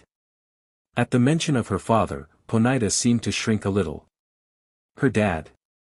Ash asked for clarification. Yup. This Ponyta you chose is a daughter of the Ponyta I'm racing on. However, their relationship is iffy at best. How come? Because my dad is a huge JRK. Ponyta answered for Ash. He has never believed in me because I'm small. I want to show him how strong I truly am by winning the race tomorrow. Oh, really now? A regal voice brought in mockingly. Lara smiled at the newcomer while Ponyta gasped in fear. Ash, I want you to meet my Ponyta. He'll be your opponent tomorrow. It's a pleasure to meet you, Ash. However, I can't fathom why you would waste your time with this dwarf. Ponyta's ears drooped at her father's harsh words. Meloetta couldn't believe what she heard. Being a very small Pokemon herself, she felt insulted. Watch what you're saying, pal. Meloetta hissed. You don't want to find out what this dwarf can do. I apologize, Lady Meloetta. I overstepped my boundaries, he said smartly, and gave her a respectful bow. Anyway, I wish you and your trainer the best of luck tomorrow. Meloetta crossed her arms and huffed. Ponyta wasn't lying when she said that her father was a huge JRK. Ash, surprisingly, was very cool about all of it. It's nice to meet you too, Ponyta, he turned his attention back to Lara. Could you maybe excuse me and my Pokemon? I need to prepare. Of course, Lara replied jovially. I'll see you tomorrow at the race then. Come, Ponyta. When Lara and her steed were out of sight, Ash gave a long sigh. Unbelievable, he muttered. I can't believe it either. How can you be so cruel? Pikachu wondered. Isn't he her daddy? Azumarill added innocently. Then why is he such a meanie to her? I don't know, sweetie, Meloetta cooed. Some people just do and say dumb things. Sylveon was already consoling Ponyta, while Ash decided to give her a warm hug as well. Are you okay? She gave a sad, low whiny in response. I know that must have been a slap in the face for you. But, we're going to prove your dad wrong. Come tomorrow, we're going to win that race. The next morning, Ash and a fired-up Ponyta were standing at the starting line. They'd almost prepared all night for this moment, got just a bit of rest, and then headed straight to the race. Their lack of sleep was covered up entirely by their sheer determination to win. Well, this is it, Ponyta. It's time to show everybody here what you got. I know you can do it. Ash stroked her neck in reassurance, to which she gave him a happy glance. I will, Ash. Just watch me. Just then, Lara and her Ponyta slowly trotted to the starting line as well. Compared to Ash, she was sitting a good bit taller than he did. Hey there, Ash. Good luck to you and Ponyta, she said. Thanks, Lara. Good luck to you guys as well, he responded. Lara's Ponyta nodded once to Ash, but didn't give his daughter a single ounce of recognition. He ignored her gaze and instead looked straight ahead. Meanwhile, Ash's Pokemon were in the bleachers, rooting for their trainer and Ponyta. A lot of people came to watch once they heard the hero kid of Kanto was racing as well, so the crowd was pretty huge. Once all the racers had settled, an announcer began to count down. Are all the racers ready? Ponyta narrowed her eyes, her muscles tensing and her flames flaring. She was going to give this everything that she had. Get set. Ash tensed as well, preparing for Ponyta to take off. Go. A small stampede of Pokemon followed as all the racers shot off as fast as they could. Lara quickly took the lead, followed by a guy named Dario on a Dodrio. Ash and Ponyta were comfortably in the middle of the bunch. The first part of the race is all flat, Ash reminded the fire type. There's simply no way you can keep up with your dad, so don't sweat it. Soon, we'll reach a pretty big hill, that's where we'll make up time with your nimbleness on rocky terrain. Ponyta knew the plan. They'd practiced going uphill and downhill a lot, as well as the next part of the race, which involved crossing water on slippery stepping stones. Thanks to her small size, she was almost like a goggoat. Ascending and descending was something she was very strong at. Not much later, Lara was the first to reach the hill, but like Ash had predicted, her Ponyta's size made it pretty difficult for her to climb to the top of it, which made her lose the lead to Dario. Ash and Ponyta all shocked the competition with how efficiently they ascended the hill. They were in fourth place when they reached the top, and they didn't seem to slow down in the slightest. How's that possible? A woman on a night arena questioned. Ash and Ponyta were going downhill even faster, something which would spook the average Ponyta in fear of losing control over their movements, but not this one. Meanwhile, Dario had reached the stepping stone part, and crossed it efficiently, as did Lara. In third place was a woman on her Arcanine, but the sheer size of the Pokémon lost her a lot of time on this obstacle. Ash and Ponyta didn't have this problem and passed them smoothly. "Great going, girl." Ash praised. "We're in third place. Just look ahead, I can see Lara and your dad not too far in front of us." Ponyta couldn't believe her eyes, but it was true. She had almost caught up to her own dad. "I'm going to make it," she thought in disbelief. The end of the race was approaching. The last portion of the race consisted in making your Pokémon eat a whole plate of Pokémon food before sprinting towards the finish. Dario met his match here. The three heads of his Dodrio bickered over who was going to eat what. Eventually, Lara passed him to reclaim the first place, followed very closely by Ash. "And it looks like Lara is in first place, followed very closely by Ash in second," the announcer exclaimed to the audience. "What?" Lara's Ponyta thought. When he looked back, he indeed saw his daughter not too far away from him. Just when Ponyta thought she would catch up and go neck to neck with her dad, he began to speed up and create distance between them. "No," Ponyta thought, "I'm not going to make it. He's way too fast." She looked back at Ash, who just grinned. "Everything that you have," he reminded her with a wink.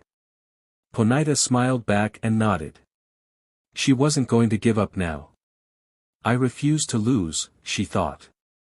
She forced herself to speed up, while her muscles burned and ached in protest. "I'm going to win this." Her breath caught in her throat and her heart was beating like a drum, yet she ignored all of it while her flames burned passionately. "I can do this. I can do this.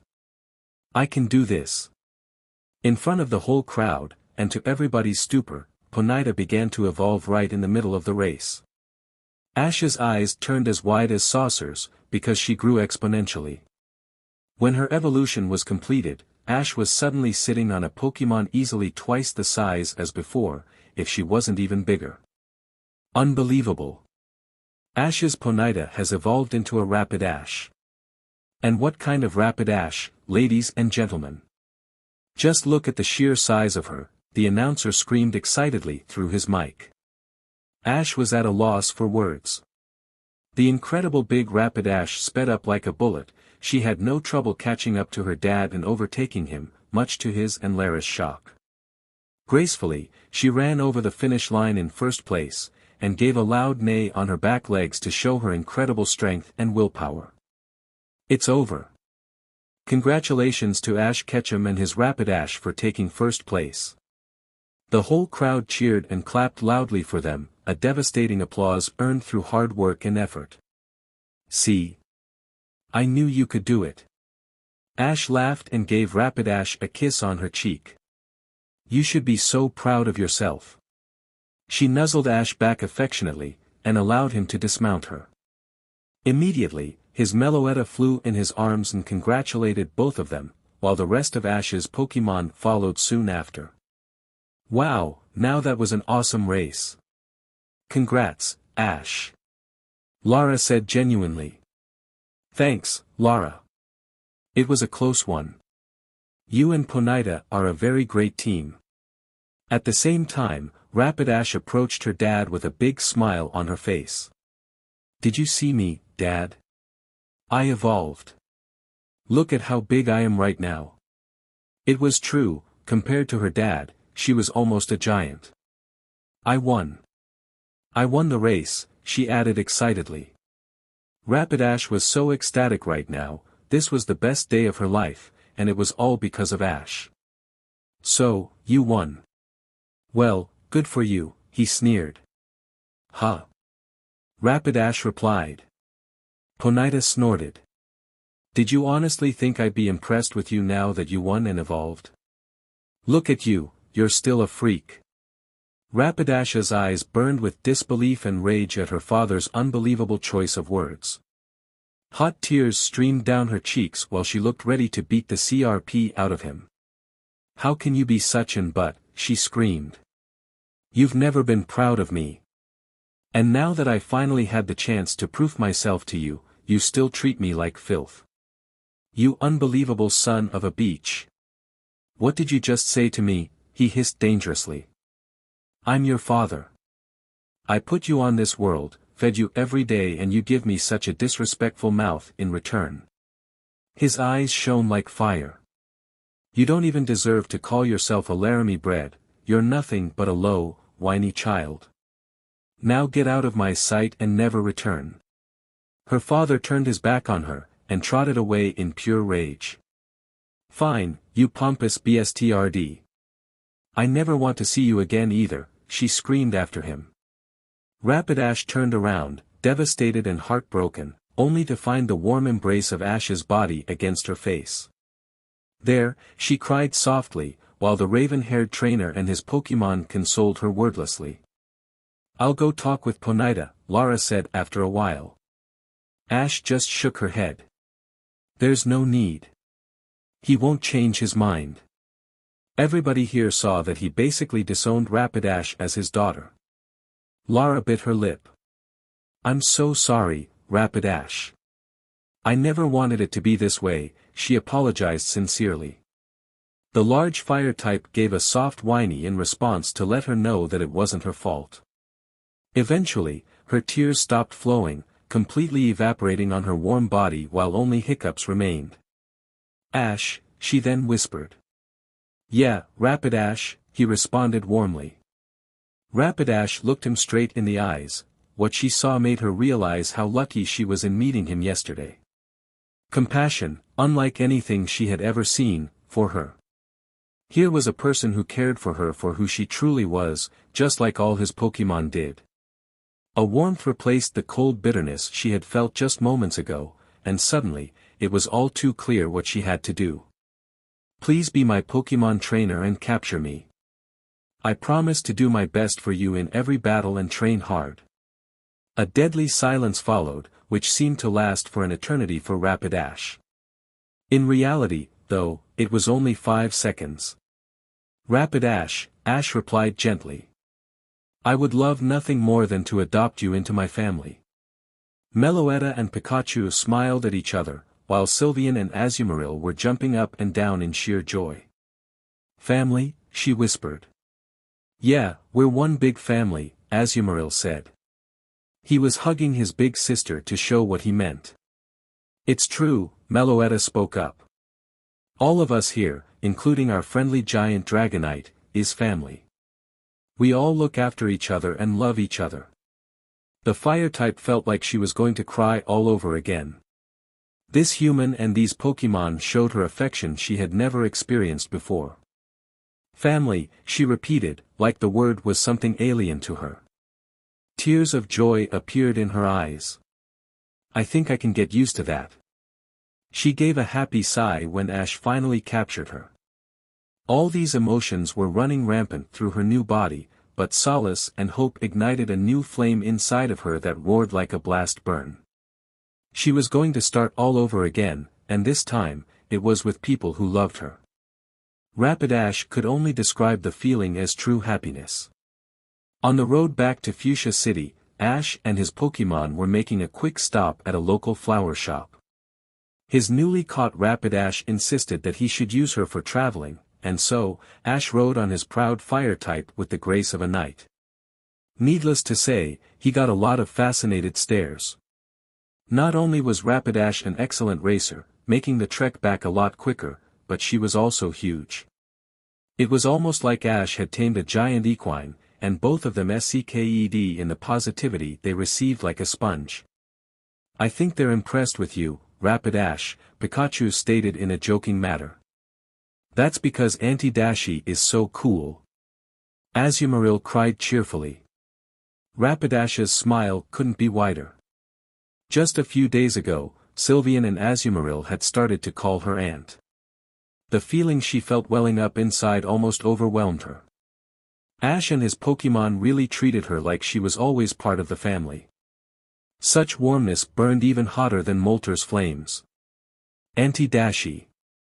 We were going for a ride together one time, remember? Sylvian said hopefully. Me too, me too. Azumarill added. Meloetta stifled a melodic giggle at the two excited kids. Look. How happy she is, she thought, watching how Rapidash nodded her head warmly to Sylvian and Azumarill. And it's all thanks to you, Ash. She looked at the raven-haired trainer with rosy cheeks. It wasn't long before she had her petite frame against him, enveloping Ash in her sweet embrace. Hi Meloetta. Ash laughed as her elegant hair tickled his face. Mellow Mel, she said genuinely, turning his head until he was looking her straight in her light blue eyes. Oh, Meloetta, Ash whispered. You're such a silly girl. I love you too. It's exactly what she wanted to hear. Her lips were connected with Ash's in a passionate kiss in an instant. She loved the feeling. Ash was so gentle, yet a bit rough at times, which she liked a lot. If she could, she would kiss Ash forever. Ah, just look at these two pedoves. Kissu kissu, Pikachu teased them, effectively getting Meloetta to blush. Honestly, Pikachu. The moment you've got a girlfriend, I'm not giving you a second of rest, the petite legendary threatened playfully. If I don't repel her away first, he joked back, letting his electricity run through his fur for emphasis. Don't worry about that. I'll find you a sweet ground type then, Meloetta winked. At the suggestion, Pikachu began to blush faintly. He completely forgot his ability would be nullified by ground types. That could work, he admitted. You'll have a cute girlfriend in no time, Pikachu. You're the most famous electric type in Kanto besides Zapdos. I'm amazed you've not been swarmed from the left and the right yet. Pikachu's blush began to grow brighter. Okay, I get it. Stop talking like I'm some attractive buff guy. Go kiss Ash some more or something. Meloetta blew him a loving kiss in response. Finally, Ash stopped his Rapidash in front of the flower shop and dismounted her, only to run in a very familiar face. Well, well, well. If it isn't Ashy Boy, or should I say, the hero kid of Kanto. Gary's smugness was palpable, yet something had changed about his tone as well. He wasn't talking in a mocking manner anymore, it was replaced with a more playful tone, one that carried a sense of deep respect as well. Gary, Ash replied simply with a nod. I see you've caught some more Pokemon. That's a strong-looking Rapidash you've got there, Gary complimented. Oh, Ash was a bit surprised. Thank you. So, what do you say? I've trained my Pokemon a lot, and took your advice as well. I've returned a lot of my caught Pokemon to the wild and instead focused on only a few. Let me have a rematch against you, 2 versus 2. A certain Pokemon of mine is also dying for a rematch against your Sylvian. Ash gave his rival a smile. Sure, Gary. I'm positive Sylvian would love to battle too, he only had to give her glance before she was in a fighting stance already. I'm ready, Daddy. Ash had to suppress a chuckle at her adorable behavior. Okay. Then let's do it right now. Gary suggested. Ash nodded his head in agreement. Fine with me. Wow, Pikachu muttered, he has changed so much. How's that possible? He even ditched those cheerleaders. Meloetta smiled. Ash won his respect the moment Sylvian took down his Eevee in one hit. It wasn't even close. Pikachu nodded his head. That's true, I guess he has matured, as has Ash. Meanwhile, Gary walked to his side of the makeshift field, and threw his first Pokeball in the air. Go, Umbreon, he shouted. The Dark-type Eeveevolution appeared on the field, her eyes widening the moment she spotted the Sylvian who had humiliated her on the SS and that day. You, she hissed. Oh, you evolved as well. Here for another round to smack talk my daddy? Sylvian questioned in a dangerous tone. Umbreon's breath hitched in her throat. And no. I'm here to defeat you. Sylveon remained expressionless, her feelers moving randomly around her body like snakes ready to bite. You won't, she replied simply. Umbreon gritted her teeth. She had never been so afraid of a Pokémon of her kind before. This kid was a very dangerous opponent, she knew. This time, she wasn't going to underestimate her. Okay, Umbreon, let's start this off with a Shadow Ball. Gary suggested.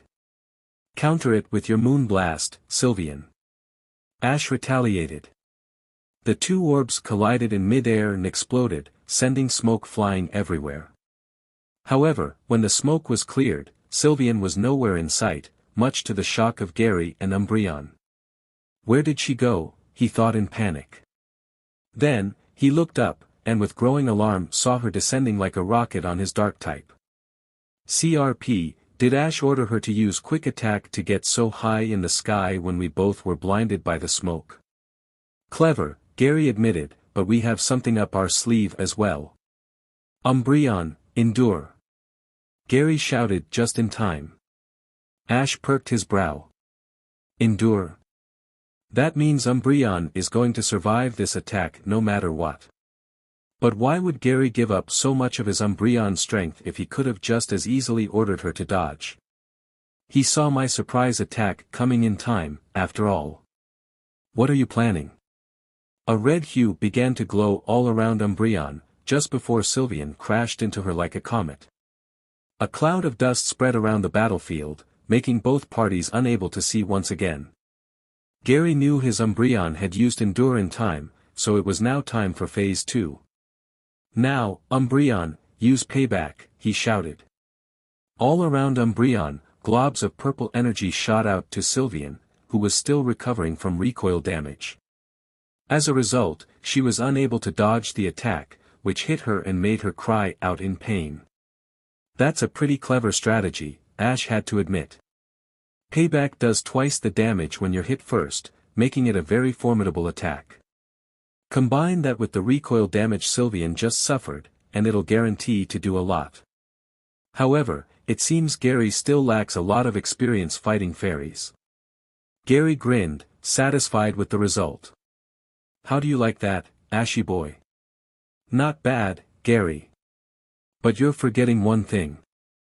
Ash paused to show that his Sylveon was still standing, a bit bruised, but not overly so.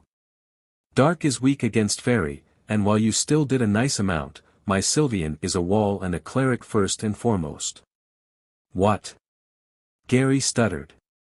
He felt like he was getting lectured by a teacher because he said something stupid. I only have to order my Sylveon to use Wish and she will be perfectly healed. Ash couldn't help but smile a bit at his flustered rival.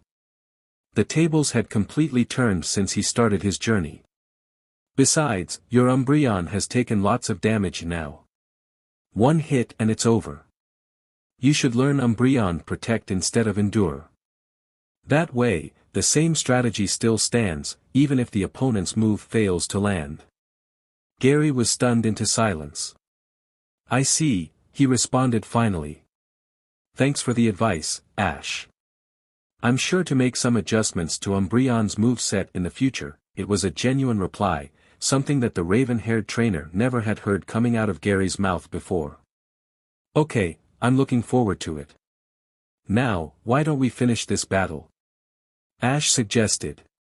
Gary gave his signature, smug grin in return. You got it, Ashy boy. The battle against Umbreon was quickly done after that. The dark type did manage to land some surprisingly powerful hits on Sylveon, but in the end, she was victorious. Gary's next Pokemon was a Nidorina, and Ash thought this was a perfect opportunity to try out Rapidash in a battle.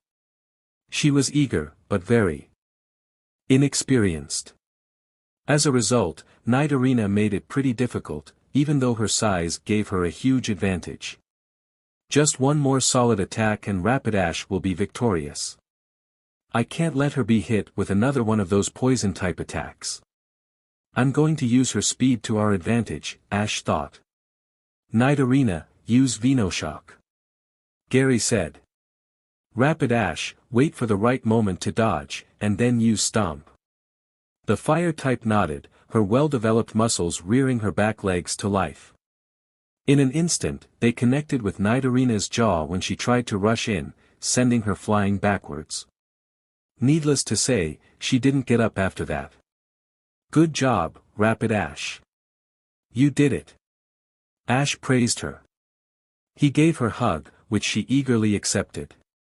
Gary wordlessly returned his fainted Pokemon back to her Pokeball, his smirk still on his face. Well, it went as smoothly as I would have expected it to go. Ash, you're a serious contender to win the Indigo League.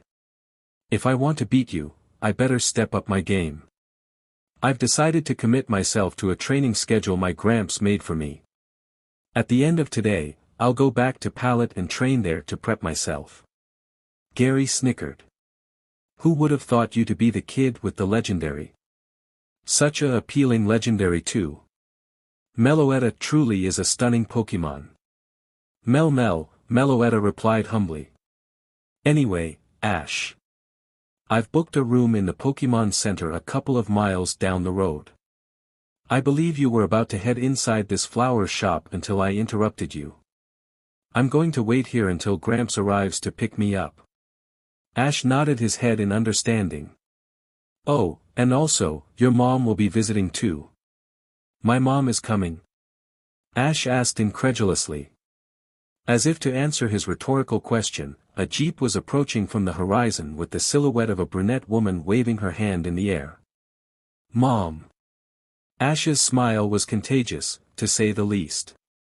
The rapidly approaching jeep, which was driven by none other than Professor Oak himself, had his mother waving at him enthusiastically. Ash, honey! Delia yelled over the sound of the car. Mom!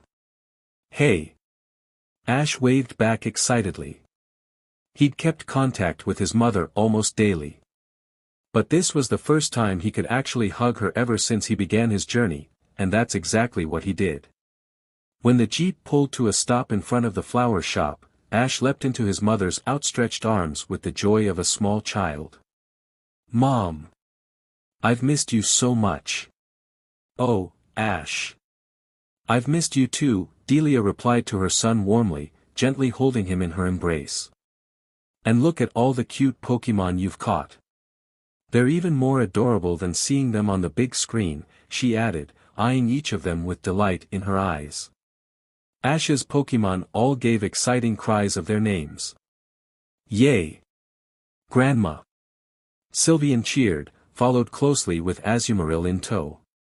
Hi Sylveon and Azumarill. You guys have grown a lot, haven't you? Delia greeted them. Sil. Azu. Delia giggled, and petted them both while Rapid Ash, Pikachu and Meloetta watched. Ash definitely has his kindness from his mom, Pikachu noted. Meloetta nodded her head.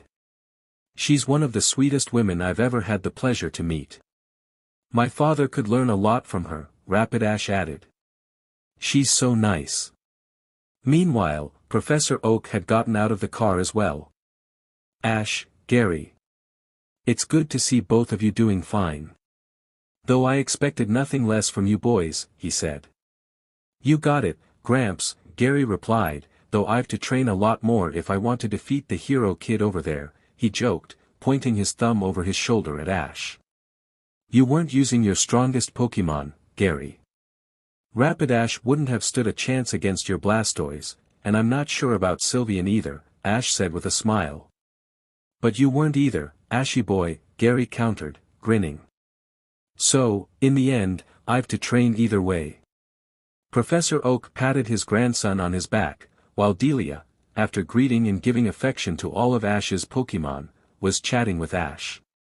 So, Professor Oak started, did you get what you were looking for? Gary shook his head. No, unfortunately. The guy who owns this flower shop is a renowned geologist, but even he doesn't have a moonstone for sale. I've searched him to moon high and low as well, but I couldn't find any. I don't know how else I'm going to evolve my Nidorina. Professor Oak looked thoughtfully. And that item you won at a Pokemon tourney wasn't a moonstone either? No, it wasn't. The rumors were that the prize was a rare item and that it would surely evolve your Pokémon, but when I won the tourney, it wasn't even a stone. It was a capsule. A capsule, you say? Oak asked. Gary shrugged his shoulders. I don't know what I can do with it either. It looks like some sort of Pokémon vitamin like an iron or zinc, but I'm not going to give it to one of my Pokémon unless I'm sure what it does. Hence why I want you to look at it. Professor Oak nodded his head. Very wise indeed. I shall analyze it once we're at the Pokémon Center. He now looked at Delia and Ash. Are you guys coming with us? I actually want to look inside this flower shop for a while, Delia admitted, and then her eyes gleamed. Oh, Meloetta, sweetie. What do you say you accompany me for a bit? Just the two of us. It's been so long since I've went shopping with a friend. She gave the petite legendary a kind smile. Mel, she agreed instantly. It was a perfect opportunity to buy something nice for Ash. Beside the flower shop, there were some clothing shops and a bakery too. Wonderful. Now you boys move along. We'll meet you at the Pokémon Center. Both Delia and Meloetta giggled as they went inside, while Oak and Pikachu looked at them flatly. Women, they thought. Okay. We'll see you at the Pokémon Center. Ash had called after them. He then faced Gary and Professor Oak. I'll go on Rapid Ash, if you don't mind. Sure, Oak responded. Gary and I will book a room in the meantime. The two drove off while Ash mounted his fire type. Okay, Rapid Ash. Let's roll. The sweet fragrances of the flower shop reminded Meloetta of the box of perfumes they'd gotten from Erica after defeating her. It was almost overwhelming.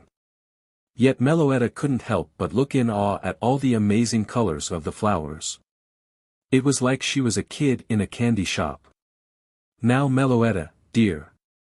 Which flowers would you like to give to Ash? She asked the legendary. Delia's tone was teasing, something that didn't go unnoticed by Meloetta, who blushed in embarrassment while Delia giggled. Don't be shy now, Delia cooed, do you really think I wouldn't notice you two had a thing going on? The way how you latch onto my son whenever he gives me a call makes it very obvious, love. I think you make a rather adorable couple, she said, smiling sweetly. Meloetta's cheeks were burning hotly now. She had hoped Ash's mom would be ignorant about their relationship for a little while longer until she had bonded with her some more, but she had known all along, and apparently she was okay with it too. That was a huge relief from Meloetta's shoulders, at least. Not everybody was okay with a Pokémon and human relationship. Meloetta wondered why Delia was so open about it, but decided not to question it. Mel, she replied shyly, a small smile forming on her lips. Are you trying to tell me that you like Ash? Meloetta nodded her head. It wasn't exactly what she said, but it was close. Enough. So, did you kiss him already? Delia now asked teasingly.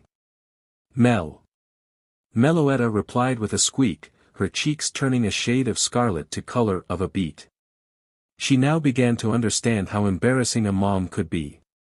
At the same time, a buff-looking guy entered the shop with a Scrafty and Crocodile behind him. He was definitely from out of Kanto, that was for sure. He carried himself with an air of superiority. As such, he didn't care his bulking physique smashed flower pots from their racks here and there. His face stayed stoic the whole time. "See, can I help you?" a rather small woman at the cashier asked. The hulking giant didn't say anything, and just pointed at the most expensive flowers in the entire shop, the Kanto Dragon Orchid.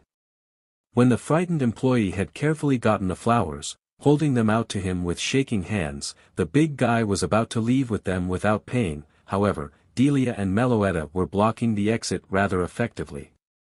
"Out of my way," he replied gruffly. "I don't want to hurt you. I think you got it wrong here. We're not going to leave until you've paid for those flowers and all the flower pots you broke," Delia replied with a scowl. "You've got nerve. I'll give you 3 seconds to move." Delia looked at Meloetta competitively. Well, I've left Mimi home to take care of the house, but I did bring 2 of my old Pokemon when I went to Alola years ago.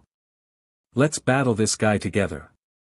She threw 2 Pokeballs in the air, and out came a Ribombee and a Mimikyu, 2 Pokemon Meloetta had never seen before. They were both small and adorable, but one look at them also told her they were quite powerful. Your time's up, the buff guy said.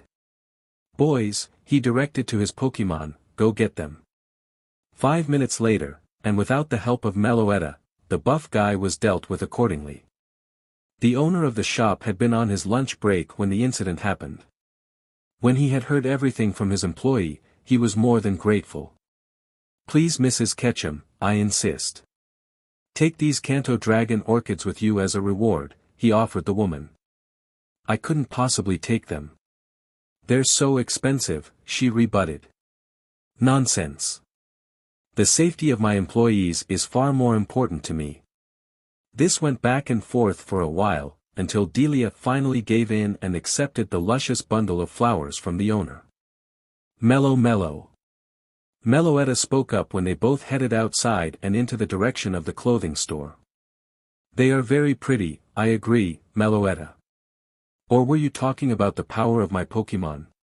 The legendary made a gesture that she meant the latter and Delia giggled. Ash is not the only one whose dream is to become the very best, like no one ever was, she revealed. You see, when I was younger I used to have the same dream. I was a serious trainer back then. But things changed a lot when I got Ash. I was still a teenager, almost reaching the age of 20. The responsibilities forced me to quit being a trainer and take care of my little boy. She looked at Meloetta to gauge her reaction and gave her a wink. Now that Ash has been out of the house, I've been able to train a bit again, she explained joyfully.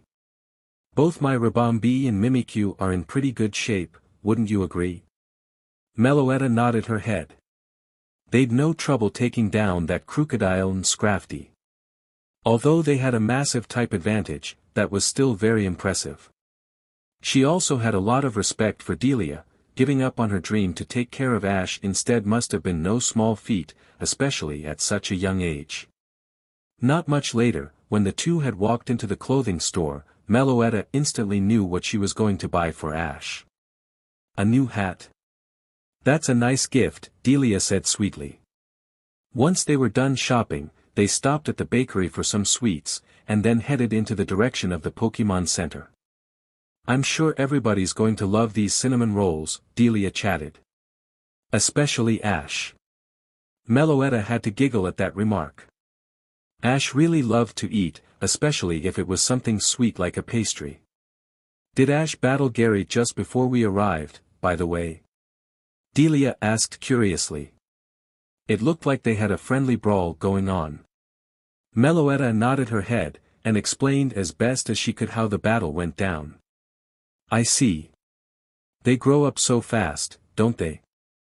Not just Ash and Gary, but you and the other Pokemon as well. Poor Nidorina, though. Gary's been searching crazy for a moonstone to evolve her, and when he thought he finally won one, it was something else instead. Mel, the legendary questioned. Oh, didn't you hear a couple hours ago?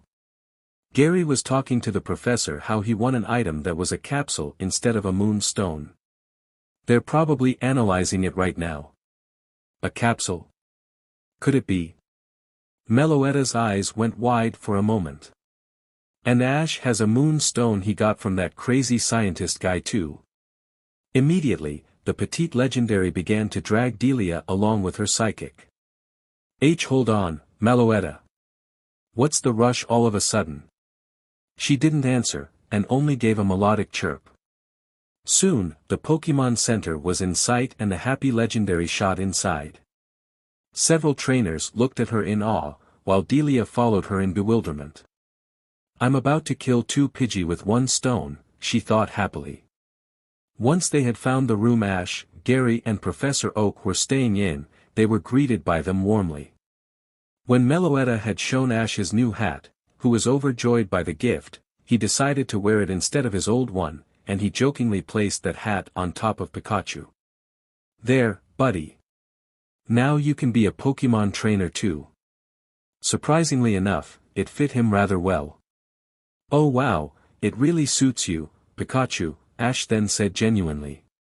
He definitely had that cuteness factor going on, with his ears being pinned against his head thanks to the accessory. Cha, he replied, apparently very grateful that his trainer gave him an item that was so precious to him.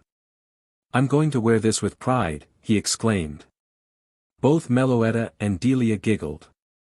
I've also got a surprise for you, Pikachu, Meloetta suddenly said, her voice almost overflowing with happiness. Oh. Did you buy something for me too? Not exactly, but you'll see. Just watch. Meloetta floated over to Ash's backpack, and rummaged through the various items, until she found the moonstone. Picking it up, she floated over to an astonished-looking Gary and held it out to him. That's a moonstone, he exclaimed. Ashy boy. You had one all along. I really need it to evolve my Night Arena. I know Meloetta is already offering it to me, but are you okay with it too? Ash hesitated for a moment, but then Meloetta pointed to the capsule Professor Oak was researching and let her voice be heard. Meloetta Mel. You mean to say you want to trade the moonstone for Gary's capsule? But we don't even know what it does yet, do we, Professor? Not yet, he muttered. Although it looks very familiar. I'm sure I've seen a couple before on my travels, but that's a long time ago. It's certainly as rare as the moonstone, so trading the items would be fair. Meloetta said, enveloping the capsule in her psychic. Hey! I was not done with that yet. Professor Oak said almost desperately. However, Meloetta just blew him a teasing raspberry, and offered Gary the option to trade the items again. I guess Meloetta knows what it does, Gary noted. She nodded her head and pointed at Pikachu. It's something for Pikachu? Ash questioned doubtfully. Pikachu perked a brow too. You're not telling me you're going to feed me that pill, right? He asked flatly. I sure am, she chirped. Not much later, Gary had accepted the trade with Ash's approval and a shrug of his shoulders, more than happy he finally had a moonstone. Once that was arranged, everybody looked expectantly at Pikachu when Meloetta handed him the capsule. This is my gift to you, she whispered sweetly. I hope you like it. Her words were filled with so much warmth and genuine care that Pikachu shredded all his suspicion. With a bit of hesitation, he took the pill. He glowed brightly for just a split second, and then gave a burp. That was weird, he muttered. What just happened? Some of Professor Oak's old memories resurfaced, and he instantly remembered what the purpose of that capsule was. Now I remember, he exclaimed. But before he could explain, Meloetta was already showing the effect. She had wrapped herself around Pikachu affectionately, nuzzling her cheek against his. Admittedly, I've wanted to do this for quite some time now, she said lovingly, while Pikachu was panicking greatly. What are you doing? Stop. In a moment, you'll be paralyzed worse than a cater pie about to be swooped by a Pidgeotto. However, Meloetta kept rubbing her cheek against his, much to his embarrassment, and instead of his static activating, nothing happened. It seems the ability capsule has worked splendidly, Meloetta cooed. What do you mean? And stop hugging me, the embarrassed electric type said. None can do, Pikachu. You've to endure it. Pikachu groaned while Oak explained. An ability capsule can change the ability of a Pokemon. Meloetta is showing it quite effectively, since Pikachu's static is no longer present. Now, he has the ability Lightning Rod, which means all electric-type moves have no effect and instead increases Pikachu's special attack by 1. Wow, really? Ash asked with a big smile. That's so great. Pikachu was in shock for a moment. You took my static away, he muttered to Meloetta. I told you I was going to find a solution, she whispered, her embrace caring. Now find a girlfriend already so I can tease you for eternity. Instead of laughing or making a teasing joke of his own, Pikachu held back his tears. "Thank you," he said genuinely, and reciprocated the hug at last. Meloetta cooed and held him close. They really are one big family, Delia thought warmly as she saw Ash scooping up both Pikachu and Meloetta in his arms and hugging them tightly. "I'm so proud of you, Ash. You've already grown up so much. I'm sure that your father would be proud too." While making their way to Cinnabar Island for their 7th badge, Ash and his Pokémon arrived for a quick stop in Stone Town. The place looks almost deserted. "I wonder why that is," Ash noted while riding his Rapidash. She slowly trotted through the empty streets as Ash was looking for a Pokémon Center. Melo, his legendary Pokémon, replied. Meloetta. HM. You sense people up ahead, Meloetta?" She nodded her head and pointed at a massive villa in the distance. Pikachu let out a low whistle at the sight. "Whoever owns that place sure is living the good life," he said with a smile on his muzzle. Ever since Meloetta got him that ability capsule which changed his static to lightning rod, the electric type had been in a good mood. Right now, he was proudly wearing Ash's old Kanto hat while sitting on his right shoulder. "I don't know, Pikachu," Rapidash replied honestly. "I mean, we don't have much, but I'm happier than I've ever been back on the ranch." "I have to agree with Rapidash," Meloetta chimed in. "Back in Unova, I had a very kind owner who took really good care of me, but people who I actually got to call family." She shook her head. "Ever since I joined Ash on his journey, I began to realize what I've been missing all these years." Pikachu hummed in contentment. "You girls have a good point. I guess some things we just take for granted, but now that you mention it, becoming Ash's Pokémon has changed my life drastically," he said, and then added, "So much even, I almost can't imagine what it was like when I still lived in the wild." He nuzzled Ash's cheek, who giggled and petted him back in return. "Ash has changed all of our lives. It's in his very nature. I guess it's the reason why I love him so much," Meloetta admitted happily. Pikachu grinned. "You mean that's why you want to press your lips against his lips every minute of the day? Are you sure you're not just practicing your draining kiss on him?" he teased. Rapidash giggled while Meloetta pouted, a faint blush appearing on her cheeks. "I can't learn draining kiss, and if I could, I wouldn't use it on Ash. That'd be counterproductive, he wouldn't have any energy left after a single kiss." Pikachu blew her a raspberry. "You would still try it just to experiment if it's any better or not." "I would not," she denied cutely by crossing her arms, even though she knew that Pikachu was right. "It sure must be nice to have a boyfriend," Rapidash stated dreamily. "All the affection you can share, the teasing of your best friend you've to endure." Pikachu laughed heartily, which in turn deepened Meloetta's blush. "Oh shut up, you two," she replied playfully. "I'll get Pikachu back plenty when he gets a girlfriend."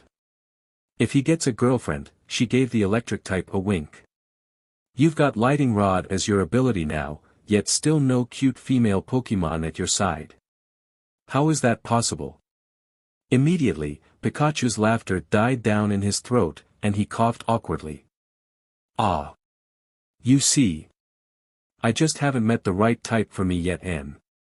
Ah, is Pikachu a bit shy to approach a girl?" Meloetta cooed in a teasing manner. "I am not," he squeaked. Meloetta and Rapidash both laughed at his response, which made Pikachu grumble. "Girls," he thought sourly. Not much later, Ash had arrived at the villa, which was holding a big garden party. A lot of food was present on the tables. There were a lot of very exotic Kanto Pokémon with their trainers as well. "Wow, awesome," Ash exclaimed. Some of the guests looked at him after his exuberant cry, and then their eyes widened in sudden realization. "Hey everybody! It's the hero kid of Kanto. He's came for a visit." Loud claps and cheers were heard from all the people present, which made Ash rub his head awkwardly. "Gee, thanks, you guys. But I don't think I deserve all this praise." "Nonsense. A young, masculine voice spoke up. He was one of the 4 brothers who owned the place. His hair was yellow, and a Jolteon was at his side. Behind him were 2 boys who looked a lot like him, only their hair was red and blue, and at their side was a Flareon and Vaporeon respectively. You defeated Team Rocket single-handedly, and showed all of us here how important it is to evolve your Pokémon. Evolution equals bigger, and thus, more power as well. It's no wonder all ancient Pokémon are fully evolved, just like your Dragonite is. A lot of the guests nodded their heads. Then, the brother with the yellow hair stepped forward. Allow me to introduce myself. My name's Sparky, and these are my brothers Pyro and Rainer. We're known as the Eevee brothers. Hi, it's nice to meet you, Ash said as he dismounted his Rapidash, patting her side softly afterwards. What's the garden party? For. Sparky pointed to his youngest brother, who was sitting at one of the tables with his Eevee in his lap. That's Mikey. Today, he's going to evolve his Eevee with one of the evolutionary stones we've collected. In honor of evolution everywhere, we threw this party to commemorate the moment. And we all know which stone he's going to choose, Rainer added. The water stone. Pyro looked at him as if he grew an extra head. What do you mean? We all know Flareon is way better than Vaporeon. No way. Vaporeon is the way to go. Guys, Sparky butted in, you're both wrong. Obviously, he will choose Jolteon. Ash and his Pokémon all looked olishly at the squabbling brothers going back and forth. Are they serious? Ash whispered to Pikachu, Meloetta and Rapidash. They are, Pikachu responded back flatly. I don't believe they know that there are more than 3 Eeveevolutions either. Well, at least their intentions are in the right place, right? Rapidash said, not sounding very convinced. Meloetta stifled a giggle. Ash? Right, he cleared his throat. Hey guys, the raven-haired trainer said, effectively getting their attention. I know it's none of my business, but have you actually asked Mikey what he wants? Does he even want to evolve his Eevee, for that matter? Of course he does. Sparky responded. Watch, he beckoned to his little brother. Mikey. Come here for a sec.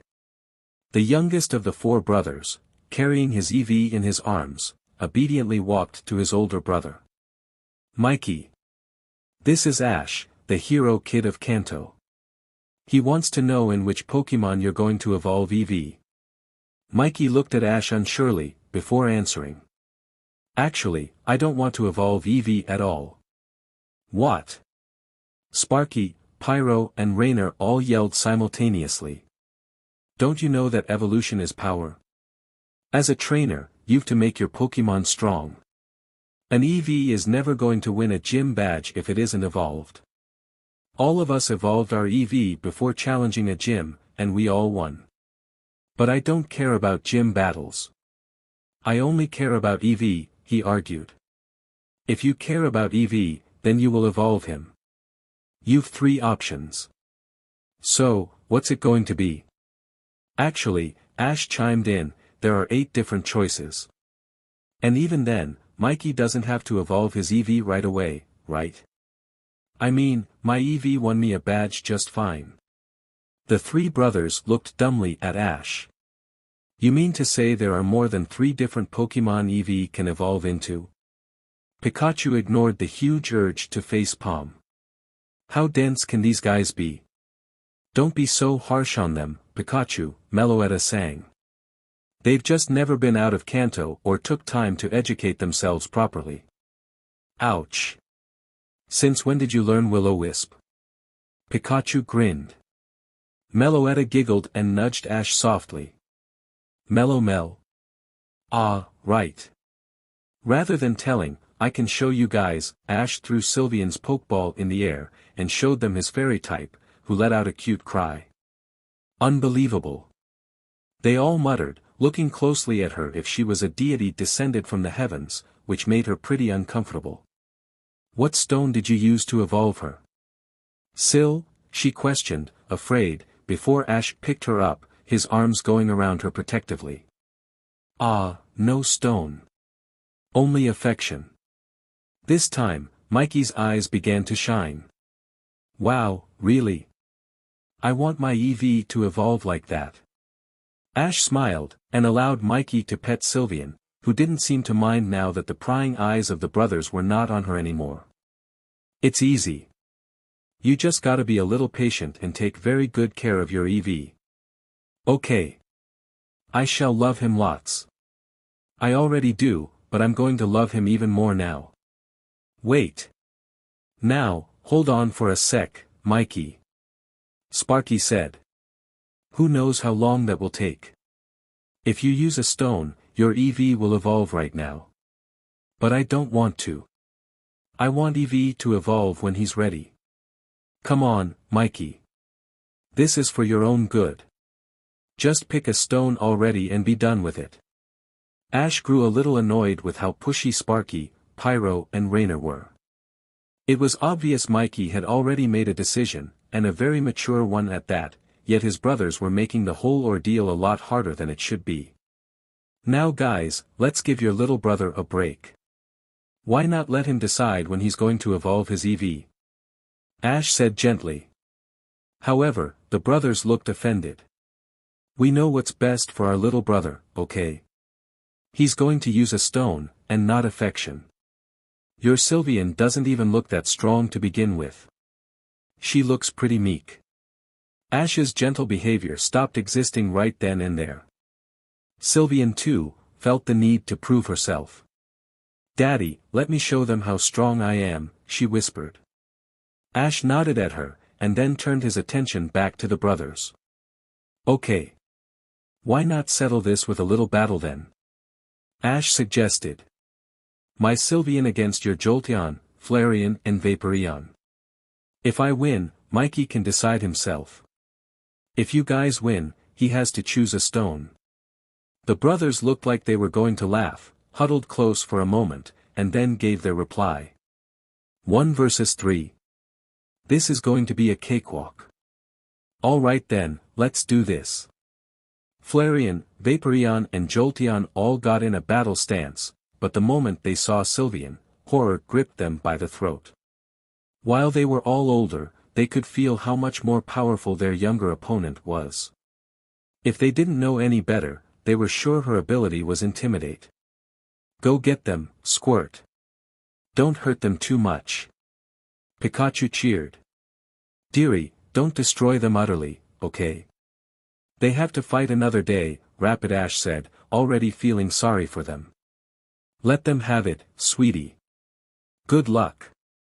Meloetta chirped. Thanks aunties and uncle. This will be over swiftly, she promised, and looked at her opponents dangerously.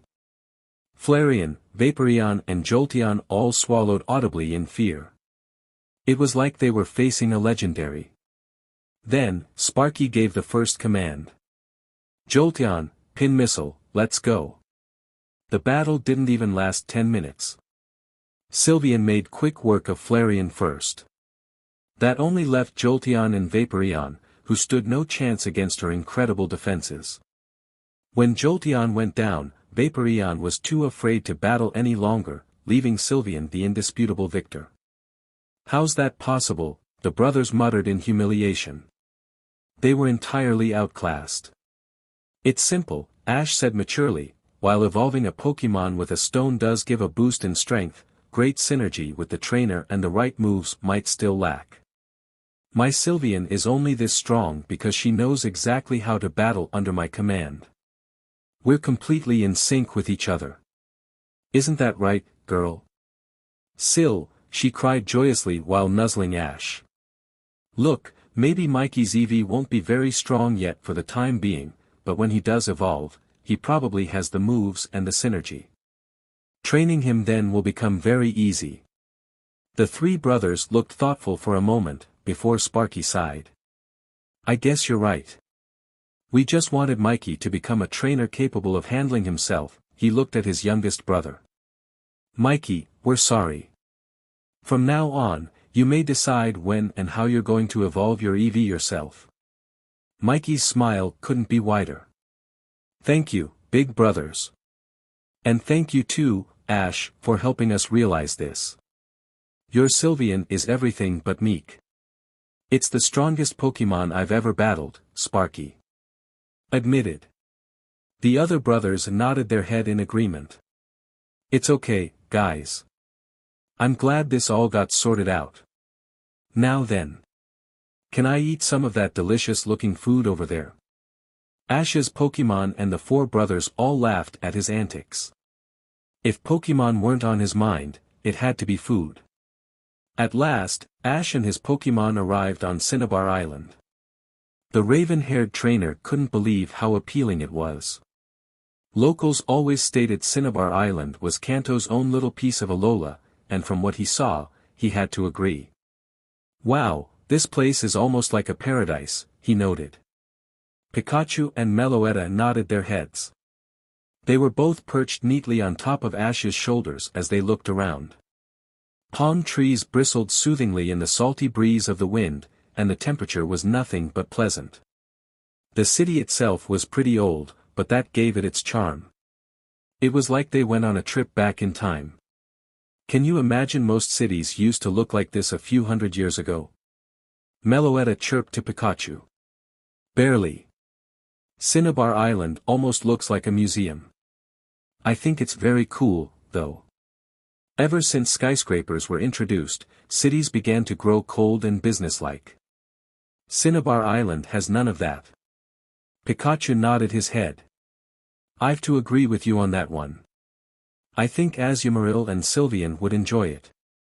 Not sure about Rapidash or Dragonite. I'm sure they can appreciate something like this as well, Meloetta responded. She then turned her attention to Ash, and pointed to an old mansion just on the outskirt of the city. It looked pretty abandoned. Mellow Mel, she sang adventurously. Huh. You want to explore that place, Meloetta? She nodded her head, while Pikachu gave her a flat look. You're kidding, right? You know I hate abandoned places.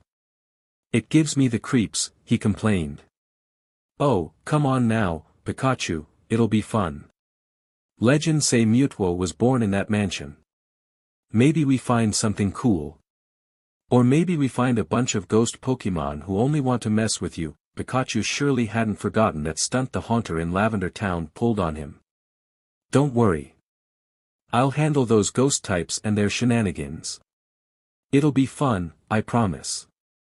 Pikachu sighed, rubbed his temple and then gave a reluctant nod to her. Oh, all right, then. But not for too long. I'm kinda hungry, so I want to go to the Pokemon Center as soon as possible. Meloetta cooed, gave Pikachu a nuzzle and then a soft series of cries to Ash to show Pikachu was okay with it too. Great. Then let's go to the old mansion right now, Ash said joyfully. Inside the old mansion, 5 sinister shadows were whispering to each other nervously. Hidden cameras had picked up someone approaching, and once they saw the face of the raven-haired trainer, they knew they were in trouble. We can't let the twerp get inside, he'll find us sooner or later, and then Project M will be busted, Jessie whispered.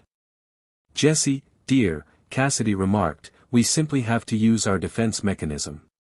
Combining our talents together will provide Professor Zumba with enough time to evacuate and bring the prototype to the boss. The other Rocket agents nodded their heads. I say we give him a little surprise right now, Butch suggested. Yeah, good idea, Botch, James agreed. It's Butch. Just when Ash and his Pokemon were about to enter the old mansion, the ground began to shake and rumble heavily, like an earthquake, or even like when Dragonite would move over land. It definitely had that odd familiarity, Ash noted, and he dreaded what it could possibly be. The shaking and rumbling got louder, and now Ash realized it definitely was something big moving slowly towards their destination. Meloetta's eyes narrowed. She sensed this was not one being, but multiple beings all seemingly floating in the air, like they were sitting in a pee-pee pit of a massive robot. Not a second later, she realized this was exactly the case. Meloetta, Mel, she warned her trainer. She had a vague suspicion who was controlling the robot, which would soon be visible looming over the mansion, and with each step the mechanical contraption took to get closer, that suspicion was proven to be right. Please tell me you're not being serious, Ash asked desperately, but he could smell the stench of oil now, the metallic frame of the robot creaking as it was forced into movement. It was huge, even when the robot wasn't visible yet. Ash could tell by the vibrations that almost threatened to sink Cinnabar Island back into the ocean. The raven-haired trainer backed off slowly, and gave a single nod to both Pikachu and Meloetta. Get all the people and Pokémon into safety, Dragonite will handle this. The two Pokémon went to work immediately, while Ash threw a Pokeball into the air. Dragonite, I choose you, he shouted. The giant, ancient dragon type appeared, and he instantly saw what was wrong. Not too far from him, a giant robot, with the letter R printed in bold and red painting on the front of its frame, was steadily heading towards the old mansion. Then, a loudspeaker came to life and the robot halted. Ash Ketchum, prepare for trouble, a familiar, feminine voice said. And we're here with backup, so make it double, a somewhat masculine, but still very familiar voice added. Ash cut them off right then and there. He ordered Dragonite to use extreme speed, and when he made contact, the robot was smashed backwards, sliding over its back until it made a massive splash all the way into the ocean. Dragonite, I've had it with Team Rocket and their idiotic motto, Ash said dangerously. I want you to go all out on that robot. Tear it to pieces so we can capture those rocket agents and put them in jail where they belong. The dragon type roared at the top of his lungs. Frankly, he was pretty tired of Team Rocket too. Finally, he thought, grinning happily, I can get to exert some pent-up energy. The robot, while not being as big as Dragonite, didn't have a scratch on its exterior, however. The Team Rocket agents laughed as they got up, tightly secured in their chairs. You think we weren't prepared for Dragonite? His extreme speed and Dragon Claw attacks are useless, just like his wing attack is. Whatever you do, this robot won't be damaged by it. Butch boldly declared. Yeah. This baby here is indestructible, Meowth added. Eventually, Dragonite will tire out, and then we capture him, just like we did to your Meloetta. Ash, in turn, said nothing. If they really were telling the truth, then it had no point attacking them head-on. It would only be stalling the inevitable. Still, he wanted to test that hypothesis, before going over to Plan B. So he ordered his Dragonite again. Use Dragon Claw, full force. Ash cried out. The rocket goons laughed obnoxiously. This robot is like a fairy type. It'll do absolutely nothing. Confidently, they watched how the massive Dragonite raised his arm in a slashing motion. Pure draconic energy began to dance on the tip of his claws, before he brought it down again with an earth-shaking roar. Like expected, the energy dissipated on contact, but the massive claw certainly didn't. The robot was smacked away like a rag doll, something the rocket goons hadn't anticipated at all. They cried out in surprise, the attack hitting way harder than the extreme speed. While the robot hadn't sustained any damage, the people inside the robot did suffer some nasty blows, even when they were tightly secured. Just as I thought. Dragonites. Attacks really don't do any damage on the outside, but on the inside, those goons probably have it rough. I'll take them away from Cinnabar Island and then let Dragonite unleash his ultimate attack. See how they'll fare then. Ugh, what happened? Cassidy asked groggily. She felt like she just came out of a roller coaster track with a couple of loop-de-loops and corkscrews. The other rocket agents weren't doing any better. They were completely disoriented for a minute or two before they regained their senses. When they did, they noticed they were flying, which was completely ludicrous since this robot was way too heavy to be able to fly. Then, with growing dread, they realized it was Ash's Dragonite carrying them. Hey! What are you doing? Let go of us! Meowth screamed. The ancient Pokémon rumbled in what Meowth only could acknowledge as a chuckle. As you wish, he said thunderously. Meowth's eyes widened, his body feeling weightless for a second, before gravity's strong grip pulled the robot downwards like a sack of flour. The rocket agents screamed, and from their view, they saw Dragonite following them downwards like a meteor. The ancient Pokémon had carried them above a tiny, uninhabited island, where they crashed violently into the ground. As if it couldn't get any worse, Ash had ordered Dragonite to use Earthquake, and he was going to do that exactly on top of the unmoving Team Rocket robot. With immense speed, he brought down his entire weight on the mecha, the momentum shift and force so big that the entire island sunk back into the ocean with the violence only Mother Nature or a legendary Pokémon could produce. A massive earthquake followed, as well as a large tsunami traveling at a 360-degree angle away from what once was the small unnamed island. If Ash hadn't warned Meloetta beforehand, nothing would have been left of Cinnabar Island and everything around it. Miraculously, the robot of Team Rocket did survive, albeit this time, it had gotten damaged severely. The rocket agents were all knocked out cold, and once Dragonite had forced them out of the robot, he flew back to Cinnabar, where Meloetta had stopped the earthquake and tsunami before it could do any damage. A couple of officers were already waiting, and they took the Team Rocket agents away. Ash sighed loudly, and shook his head while looking at his Dragonite. "Thank you. You did great out there," he praised. "It was nothing, Ash," he replied gently, although it was still like talking to a thunderstorm. It felt great going all out for once. Team Rocket's robot was strong, but it lacked power and speed. "Not really a challenge, big guy," Meloetta chirped. He shrugged his shoulders. "Not like you were. Maybe we ought to have a rematch sometime." The petite legendary giggled. "Sure. I'm all up for a nice fight." "I do wonder why Team Rocket showed up so suddenly," Pikachu muttered. "They interrupted us right before we were going to enter the old mansion." "You're right," Meloetta agreed. "I actually tried to scan the old mansion earlier, but it's entirely blocked off with some sort of dark-type material. My psychic can't go through it." "Well, whatever is down there, it should be long gone now," Dragonite brought in. "That robot felt more like a distraction than a real threat to me." Both Pikachu and Meloetta nodded, while Ash got the gist of what his Pokémon were talking about and hummed. Deep in thought, he wondered himself what Team Rocket was so desperately hiding for the rest of the world. Deep inside the Viridian City gym, Giovanni was patiently listening to Professor Namba.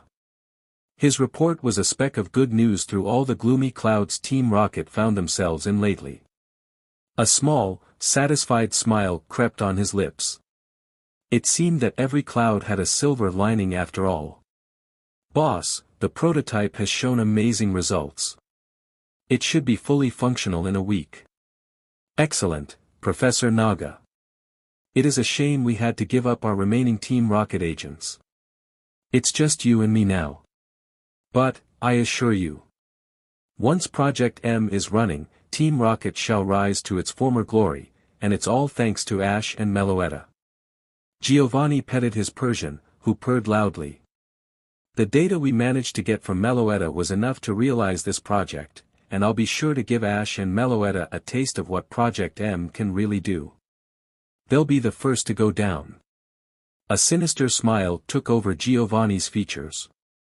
"I'm already looking forward when they challenge my gym." After Team Rocket's sudden attack, Ash and his Pokémon decided to get a nice meal first, before heading towards the gym for their 7th badge. The leader, Blaine, was a fire-type specialist, and welcomed the raven-haired trainer inside jovially. There, he explained the match was going to be a 3 versus 3 battle. Ash understood and agreed with the rules. Blaine had used a Flareon and a Magmar so far, who both put up a very decent fight, but inevitably lost to Azumarill and Pikachu respectively. Now, Blaine was down to his last Pokémon, but it wasn't just a random fire type, oh no. The Arcanine he'd sent out was big, bulky and intimidating. His powerful muscles contracted visibly under his appealing, lush fur, and his teeth were as sharp as knives. It was obvious Blaine kept him in perfect condition, and it showed when he was in battle. "No, Pikachu," Ash cried out when his starter Pokémon was knocked out by a flare blitz. It was unbelievable, but Blaine's Arcanine easily kept up with Azumarill and Pikachu, and managed to defeat both of them. A respectable effort, Ash. Both your Azumarill and Pikachu are very strong. However, my Arcanine has been at my side when I was just a wee lad. It'll take more than that to overcome him, Blaine said, who hadn't been the least bit worried when he was down 1 Pokémon to 3. Meloetta floated over the field and took care of Pikachu while Ash contemplated what to do next. She gave him a reassuring smile and blew him a kiss, telling him it was going to be fine. Ash couldn't help but to smile at the adorable gesture, before sinking deeply in his thoughts again. Sylveon doesn't match very well against Arcanine, and Dragonite and Meloetta are out, which means I can only use Rapidash. Ash had seen how excited she was when he told her he was probably going to use her in the upcoming battle. It was going to be her very first official battle, and her opponent was going to be a powerful one. But Ash had all the confidence she was going to win. He'd prepared and trained her well, so when he threw her Pokeball high in the air, his voice was filled with excitement. "All right. Rapidash, I choose you," he yelled. The fire equine appeared on the field, her incredible size making Blaine's Arcanine almost look like a puppy. Her personality, however, was the complete opposite. It wasn't rock hard as Arcanine's, who narrowed his sharp eyes at the big threat in front of him. Instead, she was prancing in place, desperately trying to keep a giggle from escaping her throat. "Oh gosh, my very first battle." She whinnied excitedly, like she was a small foal entering a confectionery shop for the first time. "Is that so?" The Arcanine's deep voice rumbled between his steadily growing growls. "Good. Then you'll be even easier to take down than your friends," he taunted. "Oh. Did you defeat Azumarill and Pikachu?" She pet her head a bit, her flames burning a bit brighter. "You must be strong then." "I'm honored to be your opponent," she said. Respectfully. "Spare me your flattery. You're just another Pokémon I've to face daily." "You mean nothing to me, Rapidash," he responded coldly. Now, Rapidash frowned. She definitely saw a growing resemblance of her father in this Arcanine, and immediately, she felt a surge of pure rage well up in her body at the thought, like somebody injected an adrenaline shot into her. She flexed her well-developed muscles, making her even more intimidating while her flames ignited to a whole different temperature altogether. "Fine.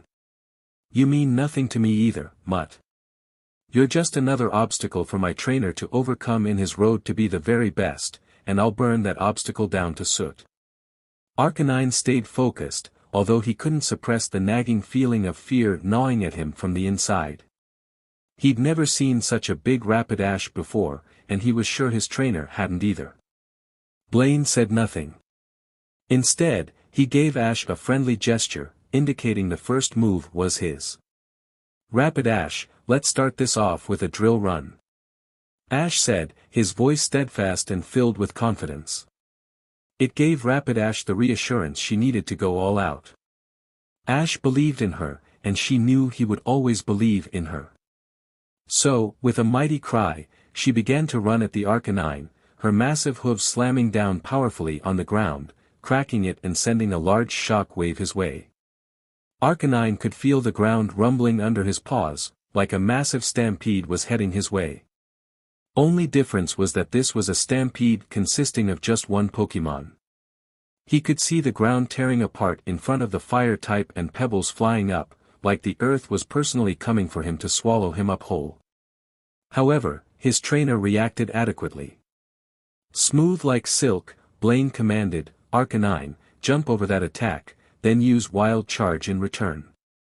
Immediately, Arcanine's muscles contracted, like a well-oiled machine he jumped over Rapidash's drill run, his fur standing on end as static buzzed through it. In the air, he leapt to Rapidash like a Lycanroc about to steal a Mareep from a herd, his whole body glowing and flashing white with the incredibly high voltage of electricity surrounding him. Unfortunately for Blaine, Ash had predicted something like this would happen. Smiling slightly, he gave Rapidash her next order. "Now use Stomp in return, Rapidash," he cried at Blaine's offense. The fire-type nodded her head, gave a snort at the incoming Arcanine and made a sharp U-turn in place. All the momentum she had picked up when running was suddenly converted into her back legs. With all the strength she had, she kicked them upwards, stomping Arcanine square in the face. The attack could have just as easily been mistaken for a high horsepower, because it was simply devastating.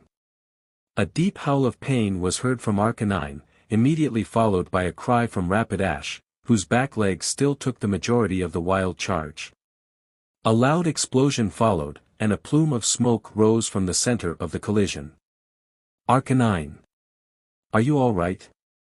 Blaine shouted worriedly. "Rapidash, are you okay?" Ash shouted, equally as worried. Two affirmative cries were their answers. Arcanine was damaged heavily. Rapidash's powerful stomp coupled with the recoil of the wild charge had taken its toll. Not to mention, he had been battling Pikachu and Azumarill before this too. Rapidash was relatively fine, but one of her back legs was pretty hurt.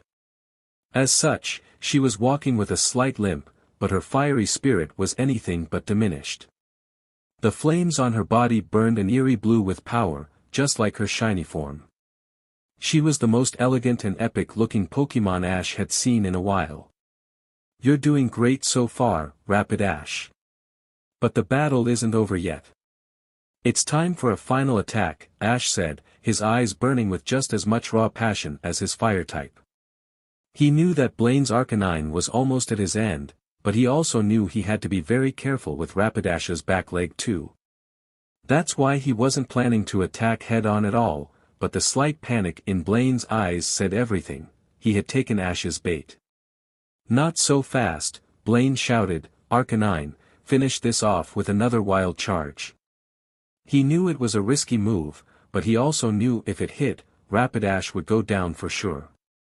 Arcanine didn't doubt his trainer for a moment. Despite his injuries, he was charging Rapidash like nothing had happened to him at all, a loud bark coming out of his mouth as his body mustered the energy needed to produce the same electricity as he had last time. Ash simply waited, much to the confusion and the growing panic on Blaine's face. Hadn't he told his Rapidash to go for a final attack just a moment ago? Usually this meant a trump card of some sorts, but the raven-haired didn't do anything. Is he waiting for the right moment to strike? Blaine thought incredulously, and with growing realization, he noticed that this was exactly the case. His Arcanine was running precisely over the damaged and weakened ground caused by Rapidash's drill run, and at that moment, Ash let his voice be heard. "Rapidash, drill run again." She stomped her front hooves in place on the ground, creating a weaker, but still potent attack that ripped through the floor and created a massive crater as it traveled through the incoming canine. There was no way Arcanine could dodge. Instinctively, he was going to jump over it like last time, but the weakened floor creaked under him in protest. The moment he was about to lift his heavy body from the earth and into the air, the ground gave away under him, halting his momentum to nothing and trapping his back leg. He gave a cry of surprise, his wild charge canceling as he could only look with growing eyes of defeat at the drill run that was about to hit him. The super-effective attack did his job. Blaine looked baffled at the trap Ash had set, and he gave little grunts of disbelief as he saw his Arcanine get pelted with rock debris from beneath while the earth shook, his final cry and heavy frame dropping down in defeat, indicating that Rapidash was the victor in this battle.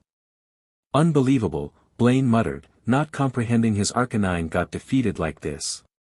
For a moment, Rapidash felt like time was frozen, until she heard the exuberant cheer of her trainer behind her, and felt his body hugging her around her middle. "Rapidash, you did it. You won. I'm so proud of you." Ash praised his hard-working Pokemon. At that moment, Rapidash felt pure happiness surge through her veins. She made a soft whinny that sounded like she was about to burst into tears at any second. She rubbed her head against Ash's and nuzzled him, soft snorts of appreciation escaping her nose. Ash giggled, and gave her a soft kiss on her cheek. "Thank you," he whispered, "why don't you take a well-deserved rest? Return." Once Ash had returned her, Meloetta floated over with her hands clasped together.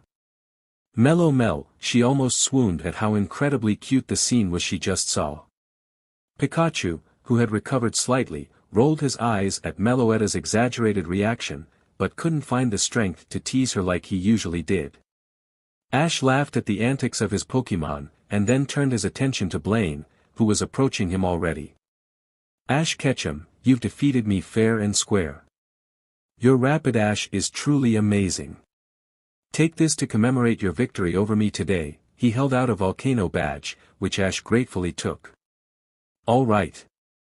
I got a volcano badge," Ash said cheerfully while doing his silly victory pose. Blaine chuckled and patted Ash on the back. "You've come quite far, Ash. There's only one badge left to obtain. However, this gym leader is the strongest of us all. Prepare yourself for a hard battle, even if you have a legendary and ancient Pokémon in your team." Ash nodded and bowed respectfully. "I will, Blaine. Thanks for the advice." With Meloetta on his left shoulder, and Pikachu on his right, he left the gym in high spirit. He only needed one badge to go. Being recognized as the hero kid of Kanto had its perks. For example, after Ash had beaten Blaine, he ran into Bill, a renowned scientist who had invented the Pokémon storage system. Bill had immediately offered him a boat ride to one island, where he would showcase his latest invention, a machine that could revive fossil Pokémon. He was convinced that Ash wouldn't want to miss it. Ash had taken the offer all too eagerly, and now he was walking alongside Bill in a restricted part of the island, his Meloetta on his left shoulder, and his Pikachu on the right, as usual. The air was humid, Ash's clothes were sticky with sweat and he breathed slightly. The restricted area had no easy accessible mud path, it was all wild greenery, and the further they went, the wilder the foliage grew. "Are you sure we're on the right path, Bill?" Ash questioned him doubtfully. The scientist was getting more nervous as time went on. Right now, he was incredibly pale, and his scared eyes were looking from side to side, as if something could jump out from the bushes at any moment. "Actually, Ash, I might have been lying to you," Bill admitted shamefully. Immediately, Meloetta snapped out of her dreamy state. She had been cuddling with Ash for the entirety of the walk, not really doubting Bill or his intentions. Now though, her eyes sharpened and she looked at Bill suspiciously. "Please, let me explain," Bill said quickly, sensing that both Meloetta and Pikachu were giving him threatening glances. He'd seen at his lighthouse what Meloetta was capable of. He didn't want to experience that firsthand. "All right, I'm listening," Ash said calmly. He knew Bill wasn't a bad person, let alone someone who would have the intention to hurt him or his Pokémon. Ash guessed that he must have had a good reason why he brought him here in the wild, so he waited patiently on Bill's explanation. "Well, you see," the flustered scientist began, "the FRM, the machine I was talking about that could revive fossils. Well, it has gone haywire." He was rubbing his head awkwardly, not really looking at the raven-haired trainer as he explained. It was obvious to Ash that Bill felt extremely ashamed, not only for lying to him, but also because his invention had apparently malfunctioned with grave consequences. "The fossil Pokémon I revived have all turned aggressive, they weren't able to be controlled at all, and now, they've escaped the building and are roaming the island." Ash's reply was incredulous. "Do you mean to say we could have been attacked by aggressive fossil Pokémon all this time, and you're warning us about this now?" Bill seemed to shrink under Ash's stern tone. "Well, no. At least, I don't think so," he squeaked.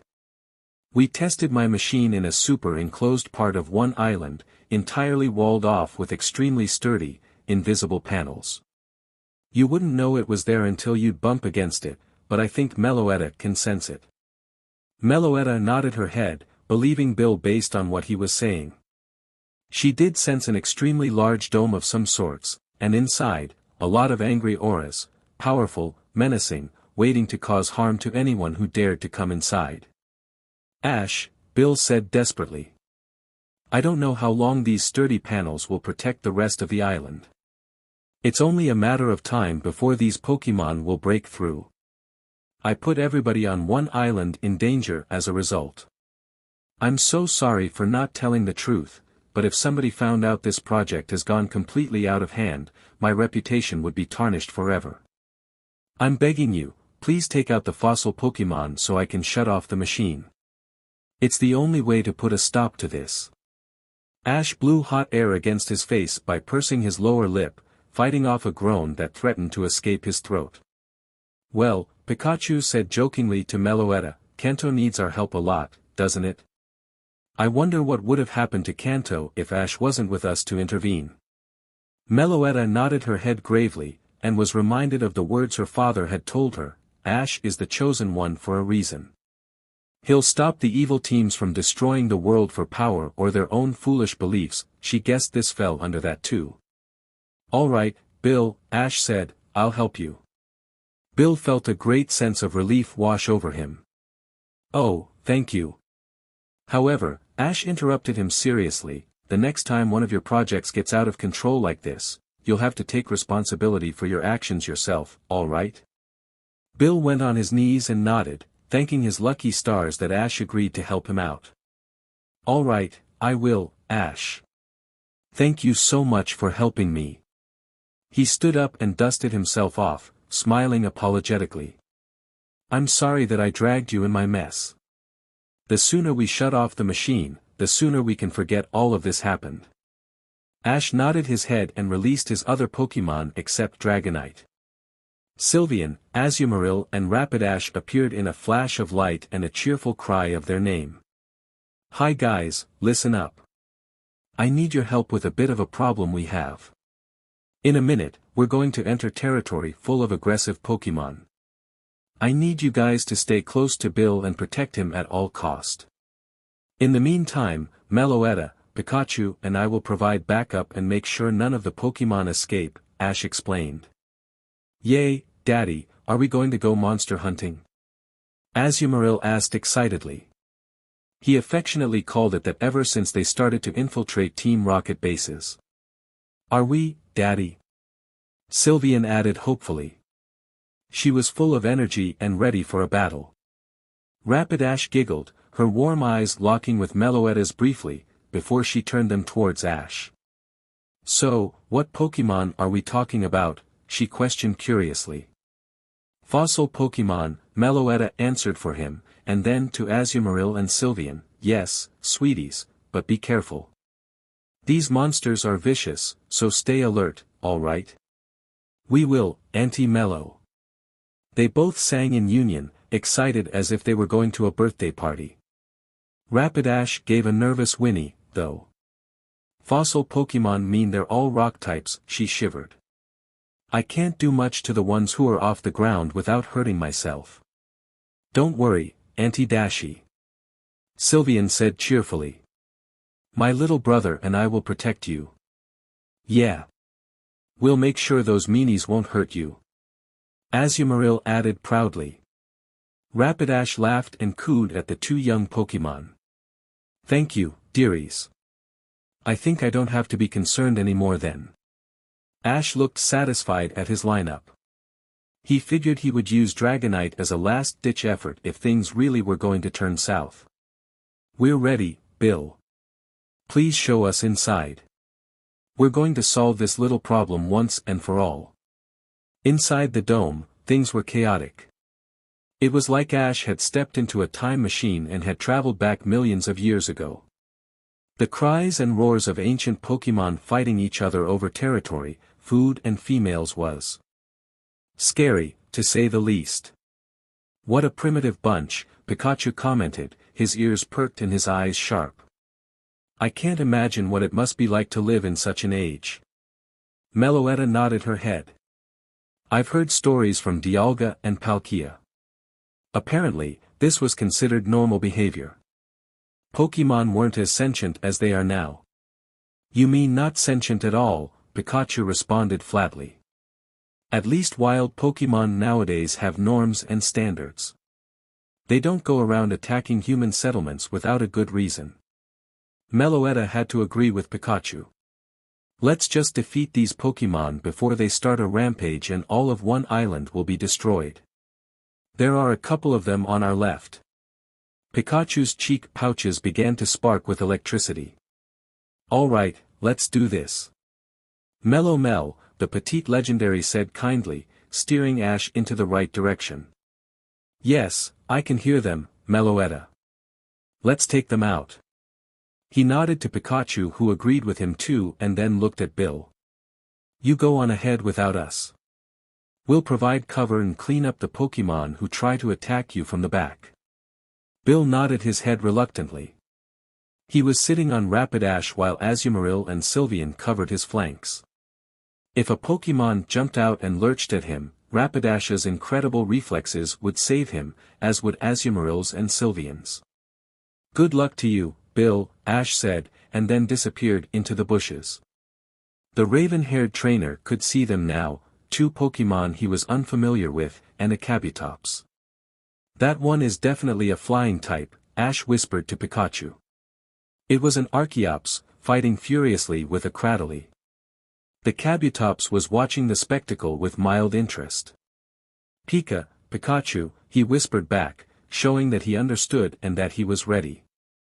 Okay, Pikachu, use Thunderbolt on the flying type. Meloetta, ram that other fossil Pokemon into the Kabutops with your Psychic. They both nodded their heads. Pikachu unleashed a massive torrent of electricity on the Arceus, who roared in pain and dropped out of the sky like a brick. The Cradily looked confused, who could only give a startled yelp as he was forcefully slammed against the Kabutops by an invisible force. Alright, great job you guys. Ash praised his Pokemon, assuming they were down for the count. However, they all stood up, and looked very sad at Pikachu, Meloetta and Ash. Well, this is going to be a little harder than I thought. I hope that Bill is okay, Ash thought while he ordered his Pokemon to block the attacks that were coming his way. Meanwhile, with Bill, he'd reached the destroyed laboratory. He was attacked from the left and the right, but he came out of top pretty unscathed.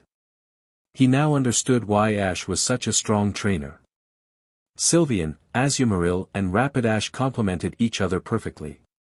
Such strong synergy was unheard of, with Azumarill being the main attacker, Sylveon the healer, and Rapidash the speedster. Incredible, these Pokemon have such team spirit they don't even need Ash to operate and think up strategies.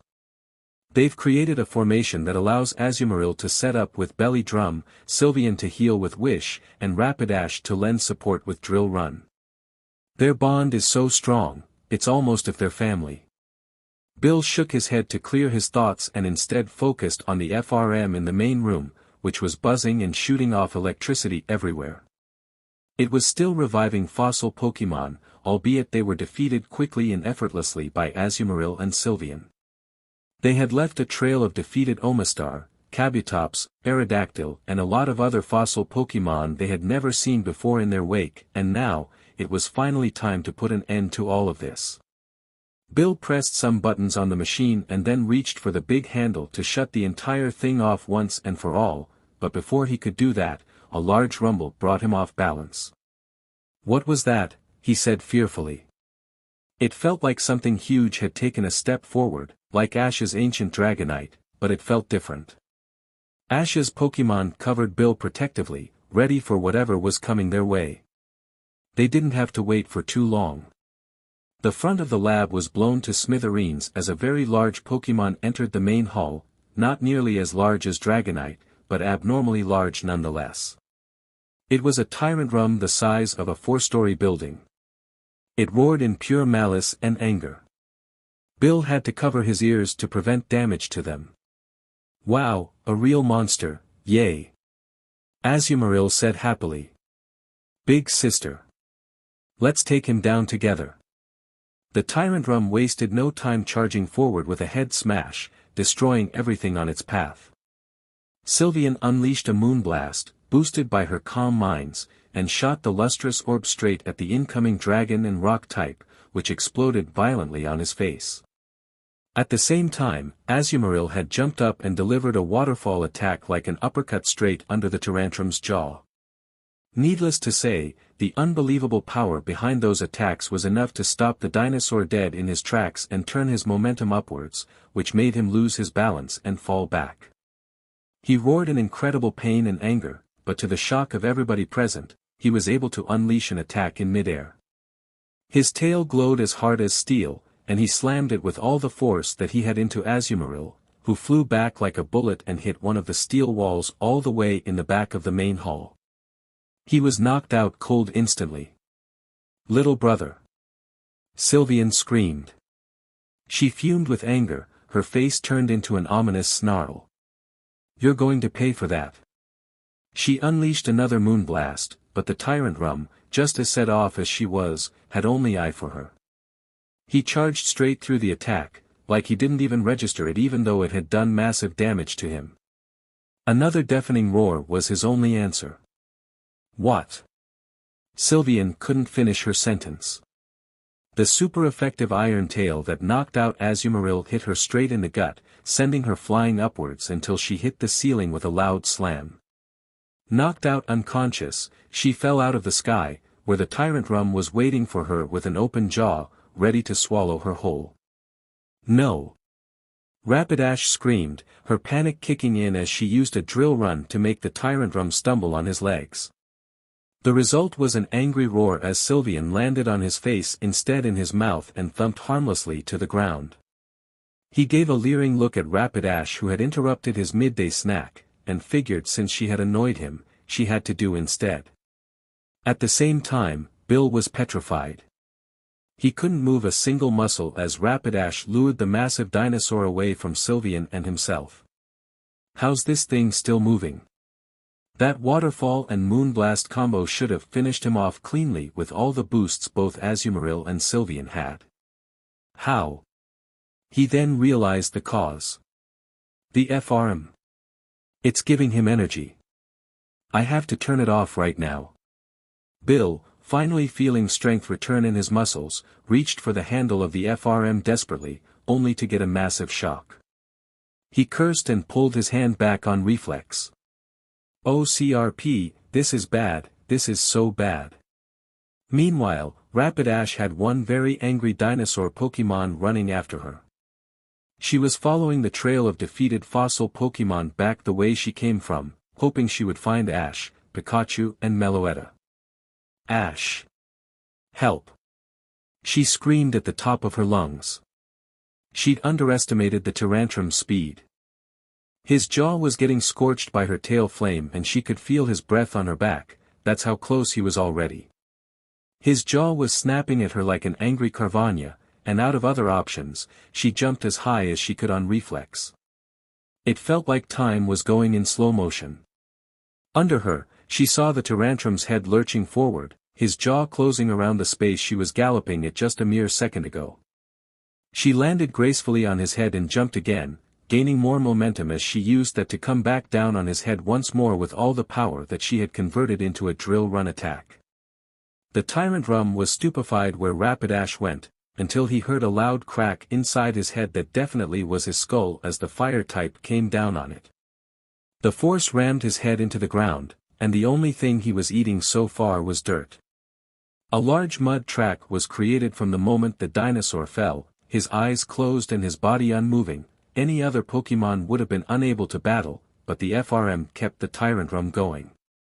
Just as Rapidash thought she had defeated him, everywhere around his body, large, pointy stones were created. Rapidash's eyes widened in alarm at the sudden stone edge attack, but she was unable to dodge. She got pelted and cried out in pain as she went down, her eyes closing while she saw the Tyrantrum opening his again. He was unable to move his jaw or lift his head, but he could still move his limbs.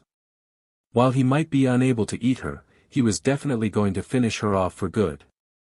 Creating another barrage of pointy stones in the air, he pointed them all at her neck and prepared to fire. Bill was muttering incoherently as he sat slumped against the FRM. He saw that the Tyrant Rum was faster than Ash's Rapidash as she led him away. He couldn't stomach the thought if something happened to her because of him, and he tried to get himself up. I have to turn it off, he thought in panic, his head dizzy from the shock he received, but no matter how hard he tried, he couldn't move his body. His limbs were completely paralyzed. He could only hope Ash would arrive soon before any fossil Pokémon did. In the distance, he could hear the angry roars of the dinosaur Pokémon as he chased after Rapidash. At the right, he saw Sylveon lying unconscious, and he knew Azumarill was somewhere at the far end of the main room as well. Please, Ash, hurry up. Bill thought desperately. What's taking you so long? Pikachu, look out! Ash screamed. Defeating these fossil Pokémon was harder than he'd thought. For some reason, they kept on going for a lot longer than normal. They'd finally rounded up the last of them and were on their way to the lab when a massive Tyrant Rum had blocked their way. The dinosaur Pokémon roared angrily and had almost snapped his jaw shut over Pikachu hadn't Ash warned him just at the right time. He barely evaded the bite with a quick attack, and skidded to a stop in front of Ash protectively. Pikachu!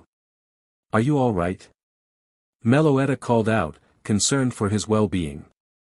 It didn't take long for her to figure out something was fueling these Pokémon, and looking at the Tyrant Rum, she feared this was going to be a very big challenge. I'm alright. That thing came out of nowhere, though. I don't know if I'm going to last much longer, Pikachu admitted with a snarl. It's alright, I'll handle this one, just keep Ash safe for me, Meloetta replied, getting in a battle stance. However, just as she was about to attack under her trainer's command, she sensed Rapidash and another, very angry aura, the exact same one that was standing in front of her, chasing the fire type. They were a couple miles away and Rapidash's aura was extremely frightened. Rapidash! Meloetta yelled in alarm, and was then reminded of the angry roar in front of her. The Tyrant Rum charged with his head down, and Meloetta took hold of him with her psychic, slowing him down to a crawl. She gritted her teeth. It was like stopping the SS and from capsizing all over again, she couldn't keep him still for long. What? What's wrong with Rapidash? Pikachu cried out. He had no idea what was going on, and at the look on Meloetta's face, he realized she was in grave danger. I'll go to Rapidash. No. Meloetta snarled. I can't hold him off for much longer. If you go now he'll get to Ash. I need your help. Pikachu looked desperate, caught between a crossroad. He realized now that they had underestimated their opponents severely. From the look in Ash's eyes, Pikachu saw that his trainer knew this too. He'd Dragonite's Pokeball in his hand already, and threw him on the field. Dragonite, I choose you, he shouted. Pikachu, use Iron Tail to help Meloetta, quickly.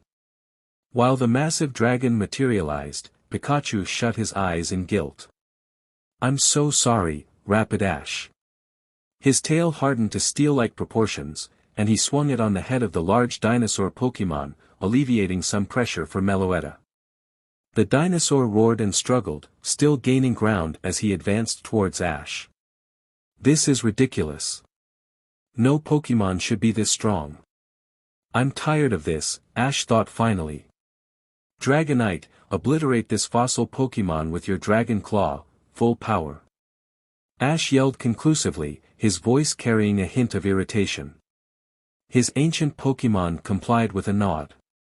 Stand back, Ash, he warned in a deep rumble, and swung his paw full of draconic energy against the Tyrant Rum with all the strength that he had. It was like swatting a fly. The dinosaur Pokémon didn't even give a cry as he was swept through trees, foliage, the dome, the forest behind that and then crashed somewhere against empty ember, forming a deep impact crater at the side of the mountain, never to be seen again. Meloetta finally rested, breathing as she gave Dragonite an appreciative smile. Thanks, big guy. It's my pleasure, Lady Meloetta, he responded back respectfully, giving her a graceful bow. Meloetta then turned to the distraught electric type, who gave her an anxious look. Pikachu, go with Ash and find Bill and the others.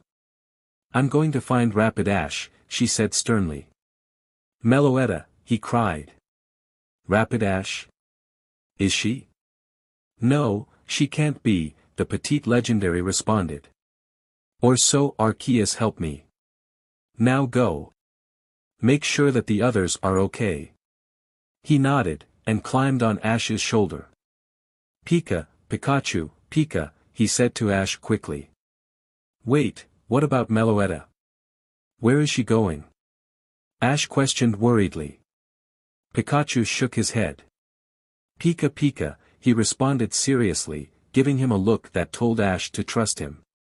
All right, I'll trust you, Pikachu. Let's find Bill and the others. Back at the lab, Bill was almost losing consciousness when Ash and Pikachu finally entered. He'd heard the massive wing flaps of his Dragonite, who was now standing guard outside. Bill. Sylveon. Azumarill. What happened? Ash yelled, clearly in panic for the well-being of his Pokémon. He crouched down next to Sylveon and saw that she was knocked out cold, but still breathing steadily. He gave a sigh of relief as he returned her to her Pokeball. Meanwhile, Pikachu was checking up on Azumarill, who luckily was in the same state as Sylveon. Oh, Sprout. I'm so glad that you're okay, Pikachu whispered. He put Azumarill on his back and carried him towards Ash, Bill and the smoking FRM. It was a massive dinosaur Pokémon, Bill babbled to Ash as he returned his Azumarill with relief on his face. He muttered a thanks to his Pikachu as Bill explained further. He destroyed the lab, and knocked out Azumarill and Sylveon in one hit.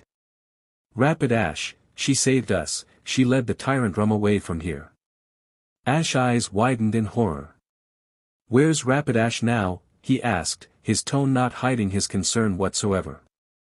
I don't know, Bill stuttered. The FRM, it gave the fossil Pokémon immense power. I tried to shut it off but I got a massive shock. I'm completely paralyzed. Pikachu eyed the handle, and then Ash, who was trying to even his breathing. He could see his trainer was having a rough time keeping calm and not lashing out to Bill.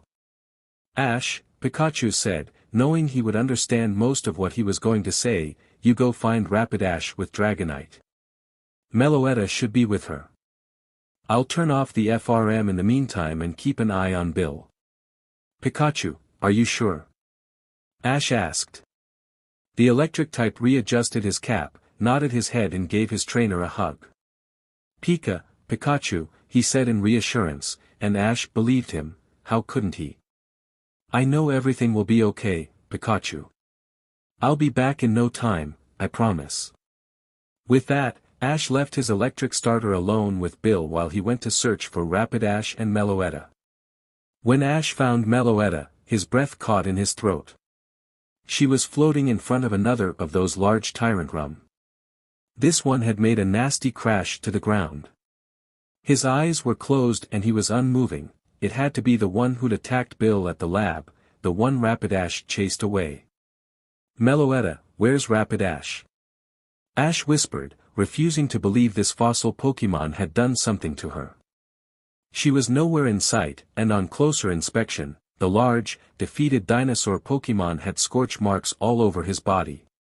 It was clear Rapid Ash had fought him and dealt a lot of damage in the process. When Meloetta turned around, she had tears in her eyes and her hands clasped together. She looked devastated, ready to burst into tears. At that moment, Ash's body went numb. He felt a dizzy spell threaten to overwhelm him, and he had to sit down to prevent himself from collapsing on the spot. No. Ash muttered, Rapid Ash, is she? Meloetta flew into his arms and hugged her trainer tight.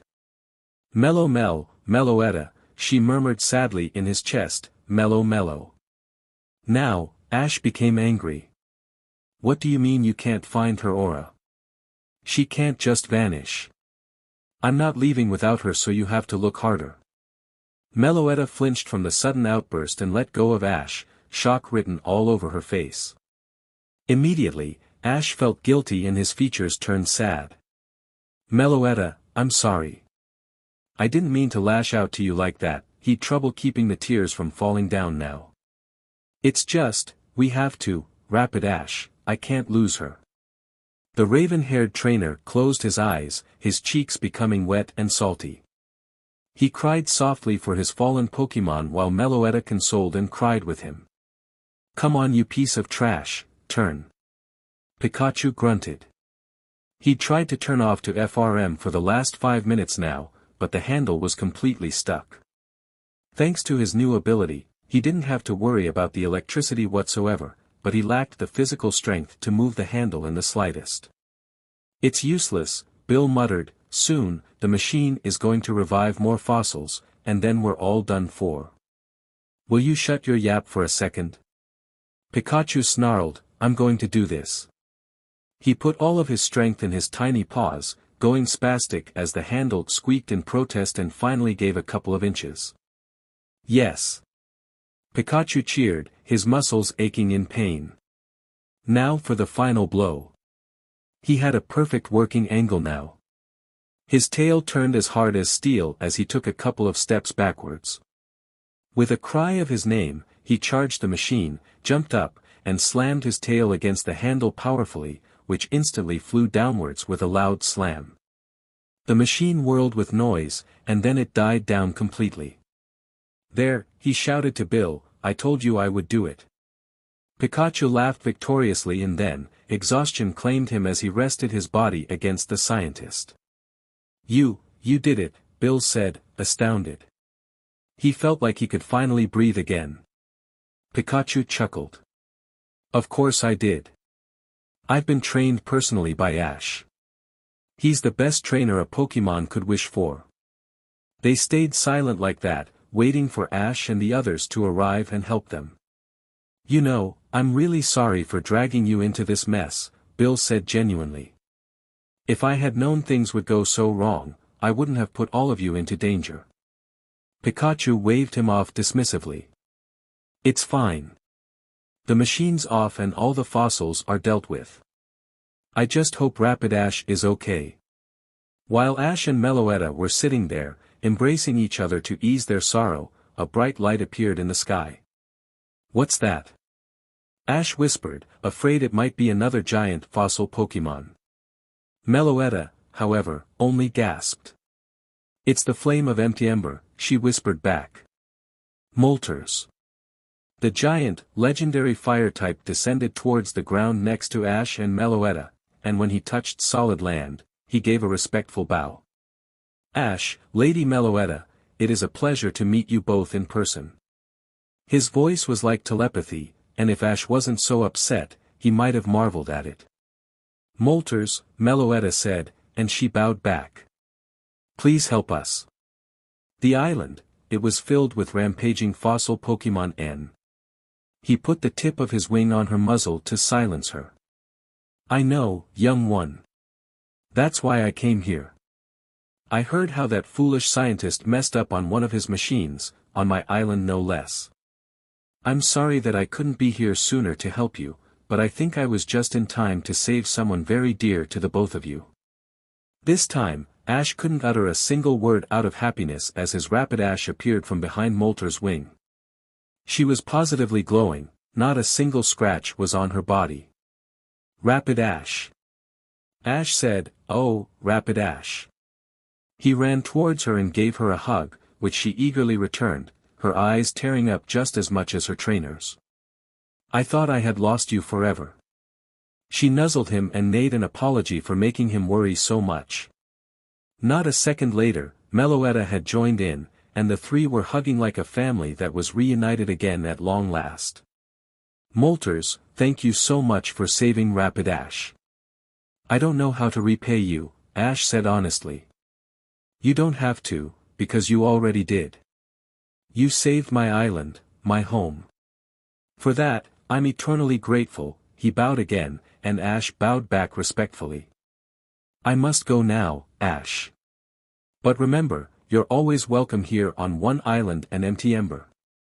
The legendary spread his magnificent wings and took off into the sky, until he was nothing but a bright star on the horizon. Back at the Pokemon Center of One Island, Bill was thanking Ash profusely. "I've put you guys in so much danger, please accept this gift as a token of my appreciation for helping me." One of his colleagues showed Ash a bracelet in a pink, diamond-shaped stone. "What's that?" Ash said with excitement in his voice. "That is a Z-ring. It's a bracelet you can wear so you can perform an ultimate attack with your Pokemon. The stone is a Psychium Z. Any Pokemon who holds that stone with a psychic move can now perform the ultimate psychic attack, Shattered Psyche. You should try it out with Meloetta and see how it goes." Ash took the items gratefully and with respect from Bill's colleague. "Wow, thank you so much." All of Ash's Pokemon except Dragonite were standing beside him, looking at awe at the shiny stone. "Does that mean there are more of these stones?" Ash questioned. "There are," Bill confirmed, "but they're not easy to get a hold of in Kanto, as they are Alola exclusive. I got these from my friend Kukui, the professor in Alola, but since I'm paralyzed I've no use for them." "What did the doctor say about that?" Ash responded, now feeling pity for Bill. "They say it won't be permanent, but it might take more than a year before all of my functions will return as they were before, which means I'll have to relearn everything. The medical rehabilitation process will be a long road, but one I'm willing to walk. It's my fault all of this happened in the first place." Ash nodded and chatted some more with Bill, before they said their final goodbyes. Now, Ash was all alone with his Pokemon, and he looked at them sadly. "I've failed you guys as a trainer," he said. "Because of my poor decision to split up and not use Dragonite sooner, I put all of you in incredible danger. Some of you almost had to pay for it with your lives. I wouldn't have been able to live with myself if something happened to you guys." He looked at each of them individually. "You are my family, and I love you, and from the bottom of my heart, I'm sorry. I hope you guys can forgive me." The silence that followed was killing Ash, before it was broken with a soft snort from his Rapidash. "What are you talking about, Ash?" she cried. "There was no way you could have known what kind of danger we were heading into." "Yeah, I agree with Auntie Dashi," Sylveon said. Azumarill nodded his head too, which only left Pikachu and Meloetta. "Hey, Ash," his electric starter said. "You're not to blame for any of this. If anything, we are to blame for not realizing how dangerous it was sooner." Meloetta didn't say anything. She just cooed kindly and locked her lips tenderly with his, showing how much she loved him. When she broke the kiss, Ash felt a happiness surge through his veins he hadn't felt since the first day Meloetta had kissed him. "You know, I'm the luckiest trainer in all of Kanto to have you guys as my Pokemon, no, as my family." They all hugged him close, and Ash sighed in contentment as he was embraced from all sides by the ones that loved him. Viridian City's Festival Extravaganza was an annual event held in the honor of the three legendary birds Articuno, Zapdos, and Moltres. It was one of the biggest festivals in all of Kanto. As such, the streets were packed with people enjoying the festivities, children laughing and running from stand to stand with their amused or sometimes worried parents following them in tow, inspired Pokemon trainers searching for the newest items to help them out in battle, or just your average young couples enjoying each other's company as they strolled through the crowd. Ash and Meloetta were one of those couples. The raven-haired trainer was genuinely surprised when he'd arrived in Vermilion City this morning with all the intention to challenge the gym for his last badge, only to see streets filled with balloons, streamers, music and the air smelling almost sickeningly sweet of candy apples and cotton candy. Needless to say, the gym was closed for the day, which was a bit of a bummer for Ash, but he quickly got an idea that made him forget about all of that in a matter of seconds. A shy blush had spread across his cheeks as he eyed his lovely legendary. His eyes twinkled like the stars as he took her petite hands in his own while clearing his throat. "Meloetta," he whispered, "I was thinking. Since the gym is closed, would you like to go to the festival with me? Just you and I mean." Pikachu had trouble stifling his chuckles. Meloetta's eyes had widened almost comically, her cheeks had burned brightly and her mouth had fallen open, like she couldn't believe it. "Meloetta, are you okay?" Pikachu teased her. "It's just a simple question from your boyfriend." Meloetta had ignored the electric type, and instead had squealed joyfully while hugging Ash around his neck. Ash couldn't help but giggle as he felt her warm body pressed so close to his. "I guess I take that as a yes then." Not much later, the couple had set out to enjoy what the festival had to offer. Pikachu and Rapid Ash had promised to take care of Sylveon and Azumarill while they were away. Meloetta made sure to snuggle herself against Ash as she sat on his shoulder, very much enjoying the smooth skin of his cheek against her own. "Look, Meloetta," Ash said happily while pointing to one of the dozens of stands. It was the infamous can-throw game that was present at every carnival ever, and so, it was inevitable that one could be found at this grand festival as well, of course. "What do you say? Shall I give it a shot and see if I can win you anything?" Ash suggested suavely. Meloetta nodded her head while giving him a melodic chirp. She hummed excitedly as the raven-haired trainer went over the stand, which had a lot of bright lights and various prices hung up on the ceiling to make the place look as appealing as possible. A big, middle-aged man gave the young couple a practiced smile. "Welcome, hero kid of Kanto. Are you here to test your luck? Well, I've got a special offer for you. Knock down all the cans in one throw, and you'll win that big Ho-Oh plushie over there. What do you say? Care to give it a shot for the pretty lady on your shoulder?" He flashed Ash another winning smile, who gave it some thought. It seemed simple enough. There were 3 cans on the first row, 2 on top of that, and a single one on top of the 2 to finish the structure. Looking at the gigantic Ho-Oh plush, he was sure Meloetta would love it very much, considering how fond she was of Ho-Oh. The only thing Ash didn't know was that it was almost impossible to knock all the cans over in one throw, as the back of them were reinforced with steel, making them a lot heavier than they appeared to be. "All right, let's give it a shot then." Ash agreed. He looked at Meloetta, who was eyeing him appreciatively. He didn't have to be a genius to figure out she really wanted that Ho-Oh plushie. "Great choice, the first throw is on the house, by the way," the man told Ash politely while handing him one of the ball. "Thank you." Ash took the ball, aimed it at the cans and threw it with as much strength as he could possibly muster. He was deadly accurate, but to the surprise of both Ash and Meloetta, only 4 of the 6 cans were knocked over. "Well, that's too bad, but you were very close," the big man encouraged kindly. "Would you like to try it again? Another throw will cost you 500 poke dollars." Ash looked over at Meloetta, who nodded her head without hesitation. It was pricey, and she immediately understood why. Giving the facade of an easy game while making the first throw on the house ensured that most people were going to try it again for a couple of times. It was easy money. She knew there was no way this game was fair, but 2 could play that way. The petite legendary was surprised to discover, however, that both the ball and the cans were made of a dark-type material that blocked her psychic on them entirely. It seemed she wasn't the first to try this little trick. Still, there was one factor she could still influence, and that was Ash's throwing strength. So, when Ash had paid and threw again, she added just a little bit of psychic energy in his throw to make the ball go faster than before. Again. The ball hit the can's dead center, and now, the strength behind it was just enough to knock over all 6 cans.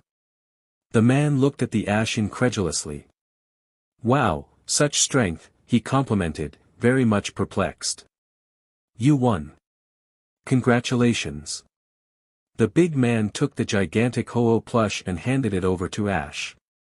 It was easily a head taller than the raven-haired trainer. Ash took it with a strained face while Meloetta giggled and hugged him warmly. "Let's bring this back to the Pokémon Center first," Ash suggested. The legendary nodded her head. This day was already proving to be very nice. After they had lunch together, which Meloetta enjoyed very much, they had gone inside the Ferris wheel together. Needless to say, the view was breathtaking. It reminded Ash a lot of whenever he was traveling on his Dragonite. It never ceased to amaze him. The afternoon went by quickly after that. For the first time in her life, Meloetta had tried cotton candy as well, which she liked a lot. It was then that Meloetta spotted something she just had to do with Ash. It was simply the best way to end this day. Mel, she cried, tugging on Ash's shirt to get his attention. He turned towards where she was looking and immediately knew what she wanted. At the far end of the street, they had set up a tunnel of love. The little boats were decorated as a Pokémon Ash couldn't identify. They were Swanna, their wings spread out until the tips of the wings touched each other in a heart shape. In front of the boats, only young couples were waiting to get on the ride, which was to be expected, of course. Meloetta was already dragging Ash towards the ride, who couldn't help but turn a little shy. All the other couples would definitely stare at them, as they were the only human and Pokémon couple.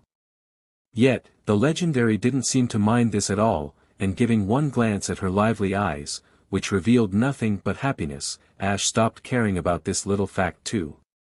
The only thing that mattered was that they were together, and Ash realized this with such a sudden clarity, that he couldn't help but feel his heart beating loudly in his chest while a funny feeling spread all throughout his belly. Is this what being in love truly feels like? Ash thought while he let himself be dragged towards the tunnel of love by Meloetta. If that's the case, then I don't ever want it to end. Like Ash predicted, a lot of couples gave them funny looks when they joined them in the queue, but some of them recognized Ash. The funny looks were soon replaced with looks of awe, and some couples even asked for autographs here and there. Finally, it was Ash and Meloetta's turn to get on the ride. The legendary nestled herself comfortably on Ash's lap until the little boat started to move inside the tunnel, which quickly got completely dark. The raven-haired trainer didn't have to wait long. He felt Meloetta shift in his lap, felt her hands cup his cheeks and then her sweet lips touch his own with all the tenderness she could muster. He kissed her back, and somehow, now that he wasn't able to see her at all, made the moment even sweeter than normal. Meloetta was practically melting against Ash. For her, this moment could last forever and she would be the happiest legendary in existence. She continuously pressed her lips against Ash, until she opened them and asked for entrance with her tongue. She had French kissed Ash just one time before, and that was when she so boldly kissed him when Marill had hatched in the Pokémon Center. That one had been quick, and while pleasurable, it didn't hold a candle to what she felt when Ash granted her entrance and parted his lips for her right now. She hummed happily, her small tongue dancing with Ash's in an ancient rhythm only understood by love itself. She tasted him and explored his mouth, and she let him do the same with her. When they finally parted to take a quick break of swapping their saliva, their breaths thick and heavy, Ash muttered the words that were on his mind ever since they'd entered the tunnel of love. Meloetta, I think I'm in love with you. He could hear a small gasp coming from Meloetta and then nothing. Ash was afraid he'd said something wrong, but those thoughts quickly died when he felt Meloetta's lips almost hungrily pressed against his again, leaving no doubt that his feelings were wholeheartedly reciprocated. And so, there in the tunnel of love, Ash and Meloetta officially proclaimed their love for each other as the boat steadily moved further and fireworks were going off in the distance. The 8th gym in a region is seen by many trainers as their last obstacle, a final test, if you will, to see if you're prepared and have what it takes to take on the Indigo Plateau, where only the best of the best will face off and get a shot at challenging the Elite Four, and possibly, the champion. Logically, one would expect a challenger of the Viridian City Gym to be nervous, eager, maybe even a bit confident in their skills by now. However, none of these feelings were even remotely present in Ash Ketchum's body at the moment. When the raven-haired trainer had stepped foot inside the gym, his happy attitude had shattered like a porcelain vase. A sense of déjà vu hit him like a ton of bricks, a sense of déjà vu that was filled with a lot of mixed feelings. The gym was open, but covered in darkness, much like how Brock's gym in Pewter City had been, his first gym battle at the start of his adventure with Meloetta and Pikachu. Those feelings brought him a sense of nostalgia that had him longing for this battle more than anything. Unfortunately, it was greatly overshadowed by the sinister silhouette sitting across the room. Ash didn't need to see his features to know who it was. A feeling of loathing overwhelmed him, a dark scowl crossing his face as the leader of Team Rocket, Giovanni, stood up and stepped into the dimness of what little light filtered inside. His grin was wide and his posture confident as he eyed the boy who had single-handedly destroyed his organization. The only reason why neither Meloetta nor Pikachu had attacked yet was a simple gesture of Ash's hand. They were loyal to him through and through, and so, obeyed him without question. The raven-haired trainer wanted to hear what Giovanni had to say first. The Team Rocket leader bowed in what could be considered a mock gesture, and then spread his arms wide while smiling devilishly. Ash Ketchum, Pikachu and Meloetta, welcome to the Viridian City Gym. I've been waiting for your arrival ever since I had the pleasure of experiencing with my own eyes what kind of a massive threat you are. You took down Team Rocket all by yourself, and for that, I have massive respect. I've never met anybody with as much willpower and drive as you have, Giovanni complimented genuinely.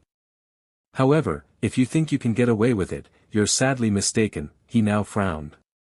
Do you have any idea how much trouble you've caused me? Ash snorted, certainly not impressed with Giovanni's little dialogue. Is this where you've been hiding all this time? Ash asked instead of answering him. I totally thought you fled like the little runaway ratata you are. You saved me a lot of trouble, actually. I was going to hunt you down after the league was done. That little robot on Cinnabar Island was a good distraction, I have to say, but whatever you did in the Pokemon Mansion won't come to fruition. I'm going to stop you right here and right now, Giovanni. Giovanni tisced nonchalantly. Always jumping to violence, I see. I suppose it can't be helped. After all, I used to be a lot like you when I was your age. Full of energy, ready to conquer the world, but then I quickly realized life isn't fair. Fate is constantly interfering, putting up roadblocks to your hopes and dreams that seem impossible to overcome. It's why I created Team Rocket in the first place. I want to conquer the world and get rid of these roadblocks that thwart me constantly, but that's only possible if I take out the biggest one of them all, and that one is standing right in front of me. Ash had heard enough. Whatever Giovanni's plan was to reach this goal wasn't important to him, the only thing that mattered was stopping him now. Meloetta, bind Giovanni with your Psychic and Pikachu, use Thunderbolt. Ash commanded with a growl. Both Pokemon complied all too eagerly, they knew what this human being was capable of, Meloetta especially. The small legendary's eyes glowed and she immobilized the rocket boss quite effectively. Pikachu followed suit and released a potent bolt of electricity that surely would knock Giovanni out. The only problem was, it absolutely didn't, and that was because Pikachu's Thunderbolt never hit its target in the first place. Pikachu's aim was deadly accurate, but as soon as it was about to hit Giovanni straight across the chest, it was reflected by a powerful wave of psychic energy. Ash gasped, as did Meloetta when she found her psychic grip faltering on Giovanni until he broke himself free like he was shredding away old, dried-up ropes around him. Pikachu just watched owlishly, unable to comprehend what had happened while Giovanni just grinned widely. Ash, you don't really think I was unprepared for this encounter, do you? Giovanni scolded him, shaking his head. You see, ever since I captured your Meloetta, my dream was finally able to be a reality. Thanks to you, Project M has been fully realized, and for that, I am very grateful, Giovanni said with his everlasting grin on his face.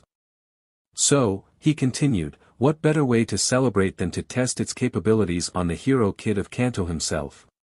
What are you talking about? Ash demanded. The raven-haired trainer was losing his patience very quickly with the Team Rocket boss. Giovanni snapped his finger, not saying anything and instead showing Ash what he meant. An automatic door opened up in the back of the gym, revealing a very intimidating presence to the young trainer and his Pokemon. Immediately, an ominous aura gripped Meloetta from every side, it was almost overwhelming. Ash too could feel how strong this individual was. Looking at Pikachu, he saw that he was shivering. He didn't have to be a Pokemon professor to know Giovanni had somehow managed to catch a legendary, but which legendary, he could only guess. One thing was for sure, it was stronger than Meloetta, and that scared him. Here was a force greater than his own legendary in the hands of probably the scariest man in all of Kanto. Ash knew things were going to escalate very quickly from here on out. The legendary floated towards Giovanni obediently, as if it was completely controlled like a puppet. Ash could now make out it was wearing an armor of some sorts, with a helmet that covered its entire face. Its most distinctive feature was its long purple tail. The raven-haired trainer had never seen this legendary before, and had no idea who it was. Meloetta, however, seemed to know all too well and gritted her teeth. "Allow me to introduce to you Mewtwo," Giovanni said grandly, Team Rocket's genetically altered version of Mew. He was a bit disobedient at first, completely going rogue and escaping our top secret facility, but thanks to you, Ash, I was able to regain control of him again. Ash perked a brow. Seeing he was not in control of the situation anymore, he tried to stall. "Oh. How did I help you regain control of him? Last time I checked, I destroyed Team Rocket, not help it out," he challenged the Team Rocket boss. Ash knew the only way he was going to win this battle was if he somehow could release his other Pokemon without Mewtwo or Giovanni noticing, but that was going to be a bit tricky. Luckily, Giovanni was in a good mood. He chuckled in amusement and decided to answer Ash's question. "Well, as you can imagine, after Mewtwo had escaped, Project M was in shambles. We successfully created life, but how would it benefit us if we couldn't even control it? That's when my faithful Dr. Drampa came up with a genius plan. We just had to make an armor that would grant us complete ownership over Mewtwo. That in itself posed a few problems, however. The armor had to be strong enough to contain Mewtwo and we had to find him as well." Giovanni paused for a bit as he began to pace back and forth.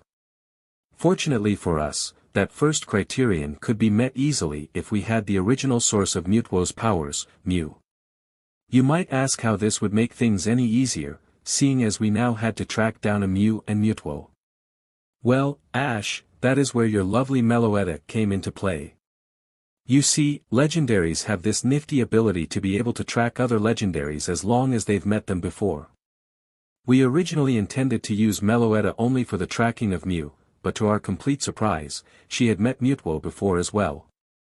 Interestingly enough, she has even met multiple Mewtwo in her past." Meloetta's eyes began to widen. If the look on Giovanni's face told her anything, it meant he figured out exactly why she had met multiple Mewtwo. "How can that be?" Ash asked. "You're suggesting you only created one Mewtwo. How can my Meloetta have met multiple?" Giovanni rubbed his chin. "Believe me, I was as baffled as you are, but it's true. We were so intrigued that we tried to track these other Mewtwo, but we couldn't find any of them, as if they didn't exist yet. That led me to just one conclusion: your Meloetta is from the future," Giovanni stated simply. Ash and Pikachu both gasped as they looked at Meloetta. Ash gave her a questioning glance, as if asking if the Team Rocket boss was telling the truth. The petite legendary couldn't lie to Ash, nor to Pikachu for that matter. So, she nodded her head slowly, confirming what Giovanni had deduced to be true. Mel, she explained, Meloetta Mel. You mean to tell me you really went back in time, for me? Ash whispered. He was extremely flattered and he really wanted to hear more, but right now, there were more pressing matters to take care of. Meloetta nodded her head lovingly at Ash's question while Giovanni continued his monologue. Finally, the puzzle started to make sense. I had asked myself constantly why a Meloetta would join a trainer who just started his journey. It would only make sense if she's from the future, wouldn't it?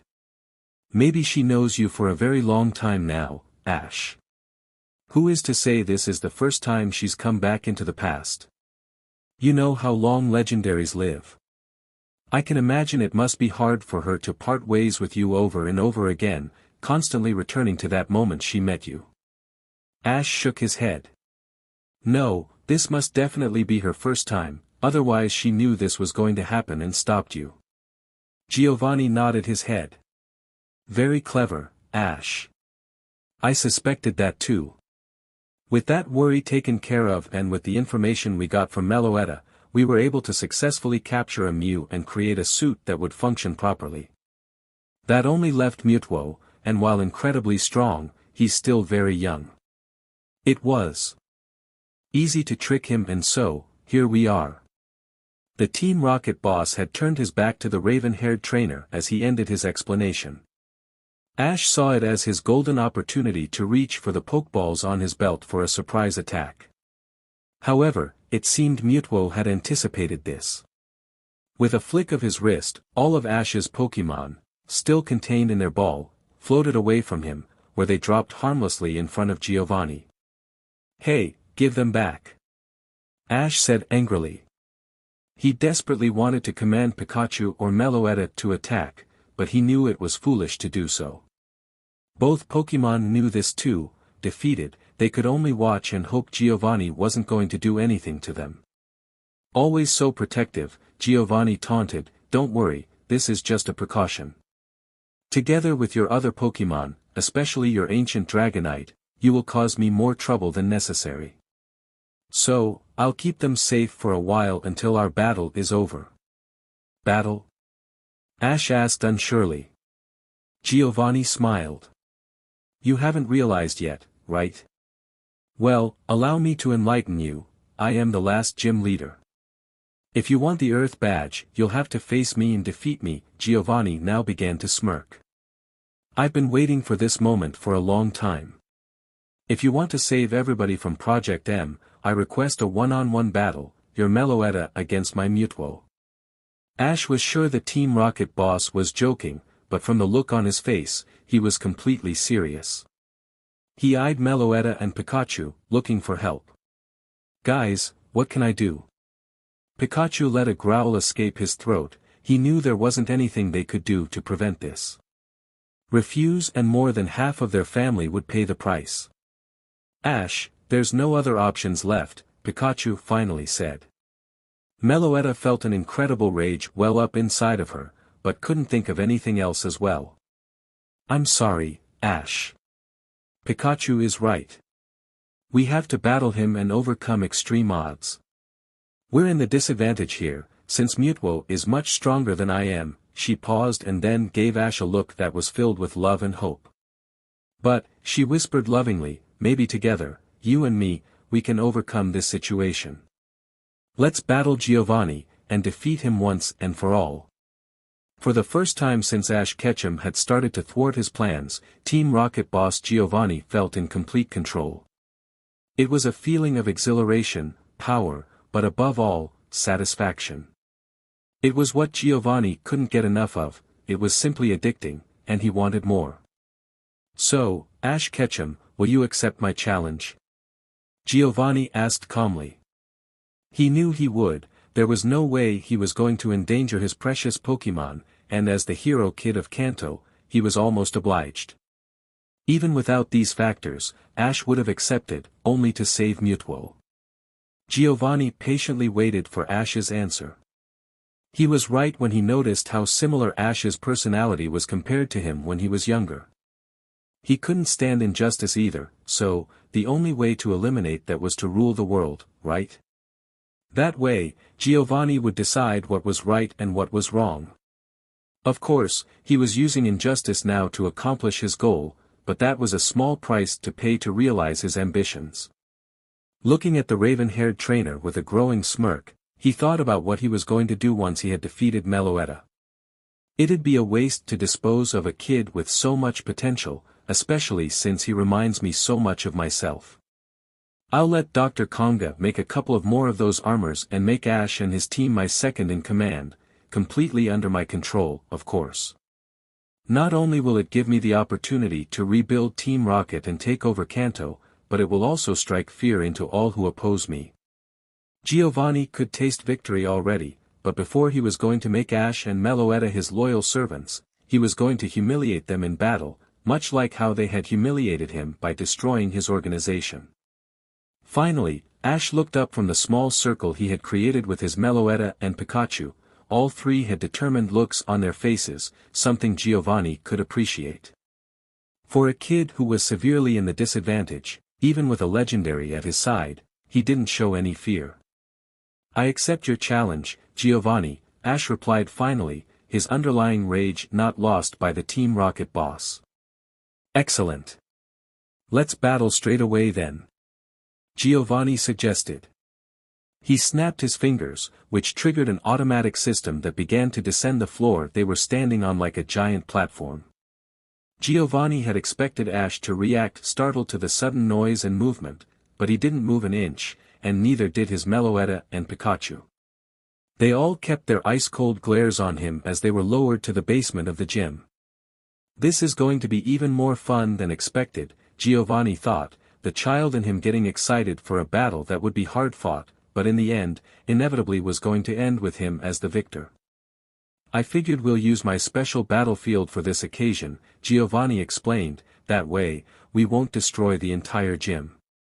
Besides, there's someone I'd like you to meet. She will be our special spectator today." Once the platform had lowered entirely, Ash, Meloetta and Pikachu could see who Giovanni was talking about. Just outside the custom battlefield, which was protected at all sides by an invisible force field, a small feline Pokémon was being held hostage. She was trapped in a glass cage, one that looked much like the one Meloetta had been caught in. The cage was hooked to a big machine with lots of power cords. Occasionally, the machine would buzz to life and zap the small, pink Pokémon with lots of electricity, making her cry out in pain. Once the machine was done zapping her, she weakly opened her eyes and stared at the newcomers. She mewled, her baby blue eyes full of tears as she begged to be saved while her dainty paws were pressed against the glass. "Behold," Giovanni said spectacularly, "the legendary Pokémon Mew." Capturing her was easier than expected, but then again, we tracked the weakest of the bunch, seeing as your Meloetta has met multiple Mew as well. Giovanni paused to gauge Ash's reaction, whose dark scowl would put a Zoroark's to shame. Equally, both Pikachu and Meloetta were ready to explode on the spot. "She is our power source," Giovanni explained further, ignoring their murderous gazes. "It makes sure Mutwo here," he patted the hypnotized legendary on the back, who didn't react at all, "stays obedient and unable to break free from the armor containing him." "So, what do you think?" "I think you're a monster," Ash snarled, "and I'll make sure you'll pay for this." Giovanni, the raven-haired trainer, had his fists balled and his muscles tensed. "Once I've freed Mew and Mutwo, they'll be the judge of your fate. I'm not going to hand you over to the police like I've done to all the other Team Rocket members, and believe me, they'll think up a worse punishment than any human can come up with." Giovanni began to laugh at Ash's empty threat. "Has Meloetta been telling your stories about Mutwo just now? He can be pretty scary, yes, but there's one problem with your plan here, you have to defeat him first to even free him." "Think you can do that?" he challenged Ash. "I can," Ash responded resolutely. "You won't defeat me," he crossed his arms. "So, are we going to battle or not?" A feeling Giovanni thought he had lost returned inside his body. It was the feeling of pure excitement and thrill. This was the moment that mattered, his ticket to ultimate world domination. The climactic battle he had dreamed about for so long was about to start, a battle that would end in him being crowned king and the strongest being in the entire world. "Of course, Ash. Let us begin the final showdown." Giovanni didn't say anything else.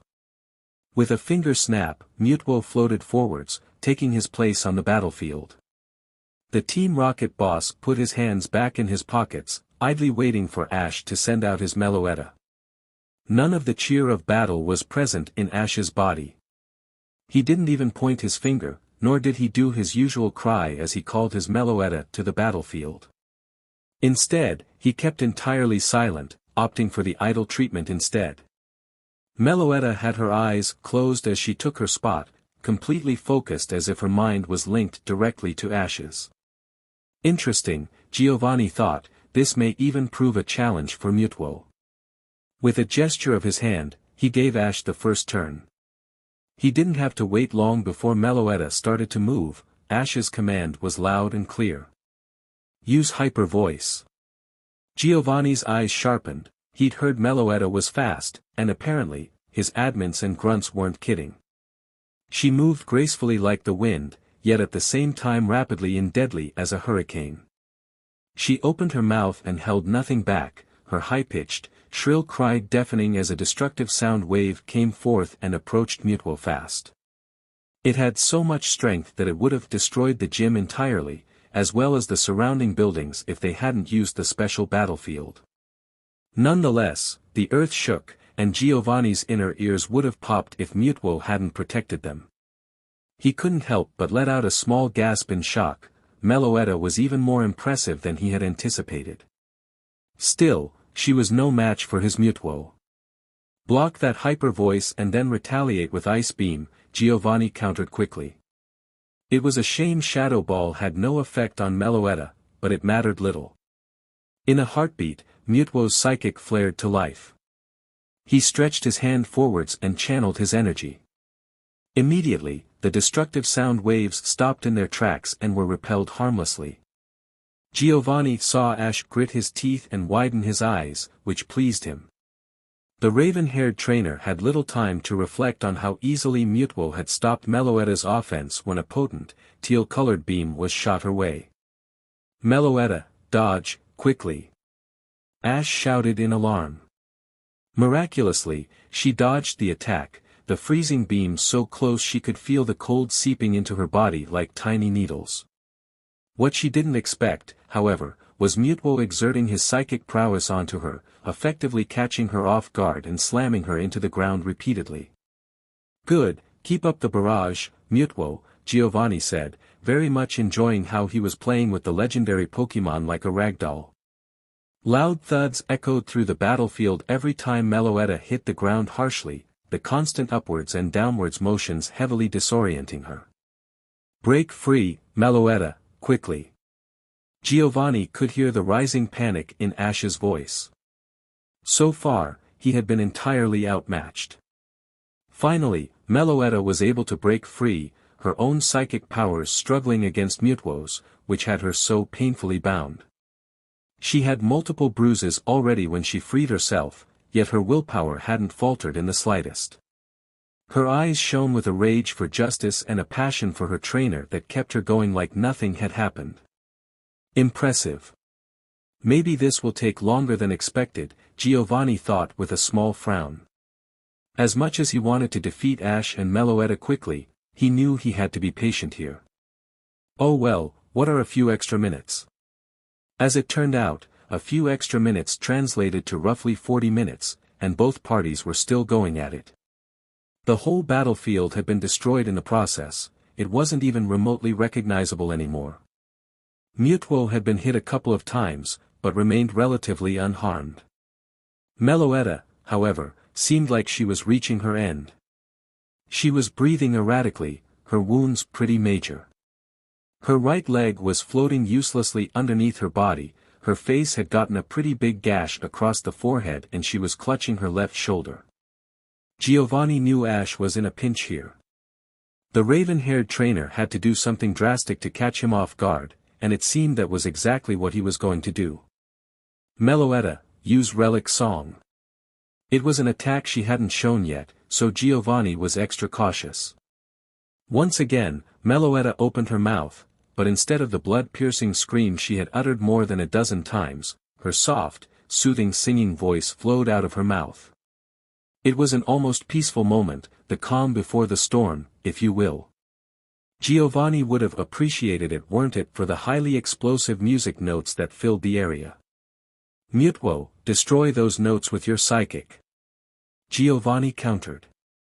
It was an easy feat for Mutwo, the notes popping like overblown balloons and exploding with the force of hand grenades. However, they had failed to notice yet that Meloetta was transforming. It was the distraction Ash and Meloetta needed. Once her transformation was complete, the raven-haired trainer wasted no time. Meloetta, use close combat. What? Giovanni hissed. This was the first time Meloetta was going to use a physical move instead of a special one. Moreover, her new appearance baffled the Team Rocket boss tremendously. Neither any of his grunts, nor the info they got out of Meloetta herself showed she could do this. But why a fighting move? Could it be this is the only physical attack she knows? Giovanni pondered. This made him worry a little less. It really was a risky move, because he knew Ash was willing to lower Meloetta's defenses for an all-out frontal assault. One good hit and she was done for. All right Mutwo, stop Meloetta with your ice beam. Just like before, the powerful legendary obeyed and shot the beam at Meloetta with ridiculous speed. However, it was then that Giovanni's eyes widened like saucers, and for the first time since this battle started, he felt like he lost some of his demons. Meloetta wasn't just fast anymore, she was like the speed of sound in her new form. In a blink of an eye she was gone, seemingly reappearing in front of Mutwo. With her left leg and a big snarl on her face, she performed a potent roundhouse kick, hitting Mutwo straight in his gut. Nevertheless of the armor, it sent Giovanni's legendary flying backwards a good few yards, and before either could have had the time to react, Meloetta was already behind Mutwo again.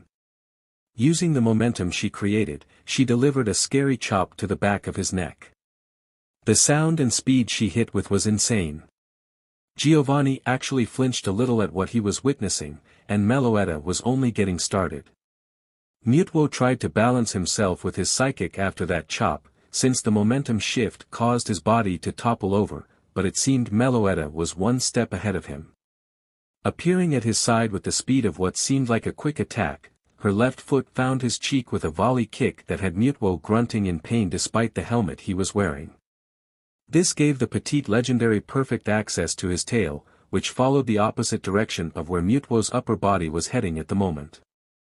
Grabbing it, she threw him over her head while keeping a firm grip on his tail, slamming him into the ground with the brute force of a Snorlax using body slam, much like he had done to her at the beginning of the battle. She repeated the process by throwing him over her head into the opposite direction with even more force, the painful sounds of Mutwo hitting the hard ground pretty mind-numbing. Mutwo, do something, escape that barrage. Giovanni roared, his face showing cracks of worry through his calm facade. However, Mutwo was simply overwhelmed. He hadn't expected such a significant speed boost from his opponent. Meloetta began to spin him in the air from his tail, building up speed significantly before using the same slamming down motion, only this time, her knee met his face. Mutwo cried out, his helmet cracking as Meloetta's knee made contact. Like he was a yo-yo, he bounced back up again, which prompted Meloetta to uppercut him, resulting into another loud crack coming from his helmet and sending Mutwo flying upwards into the sky. At this moment, Giovanni was cursing, his eyes twitching in his nervousness building. Mutwo almost looked helpless. Meloetta shot up after her opponent, catching up in no time. She flew past him and raised her left leg as high as she could. When Mutwo reached her height, she brought it down with all the strength she could muster, her foot connected and kicked Mutwo back to the earth below like a falling meteor, where he crashed violently to the ground. Dust flew everywhere and Giovanni gasped. He couldn't believe what just had happened. After her attack, Meloetta transformed back into her Aria form, her teeth gritting as she almost cancelled her float out of fatigue. Giovanni wasn't able to see in which state his Mutwo was in, and that worried him more than he would have liked to admit. Ash didn't seem to give Giovanni time to recover from that onslaught either. He knew after this next attack that Meloetta wouldn't be able to battle anymore. So, he was going to use his trump card, right here and right now. Ready for the finale, Meloetta? Ash yelled. Mellow Mel. She replied in return. Then let's do this. Adrenaline was surging through Ash's veins madly. The raven-haired trainer knew that this next attack was going to decide everything. He had to make it count. Nonetheless, Ash's voice was even and collected as he spoke to his nearly defeated Meloetta. Let's show Giovanni what we're made of, he yelled confidently. There was no doubt in his mind that she couldn't this. Meloetta sensed this too, he knew, and that was the most important part, he believed in her. Meloetta, she cried in return, her fighting spirit not dwindled at all even though she could drop out of the sky any second now. Ash wasted no more time, his face turned into a big scowl as he eyed Giovanni venomously. The Team Rocket boss was still shocked after that flurry of punches and kicks Meloetta used with great success on Mutuo. Ash had no idea what Mutuo's condition was at the moment, seeing as dust covered the entire battlefield, but he wasn't going to risk anything. He looked at his wrist and the Z bracelet he'd gotten from Bill, praying that it would be enough to defeat Mutuo. Activating his bracelet, it started to shine brilliantly. If Giovanni's face wasn't stunned before, it definitely was now. Ash remembered the movements to activate Meloetta's final attack like the back of his hand. He had practiced it a lot with Meloetta in case of a scenario like this. The Psychium Z Meloetta was holding started to react to Ash's movement, channeling energy through the bracelet he was wearing. Giovanni's anxious shout to his downed Mutuo was nothing but desperate. He knew something powerful was coming and he tried everything in his power to prevent it from happening.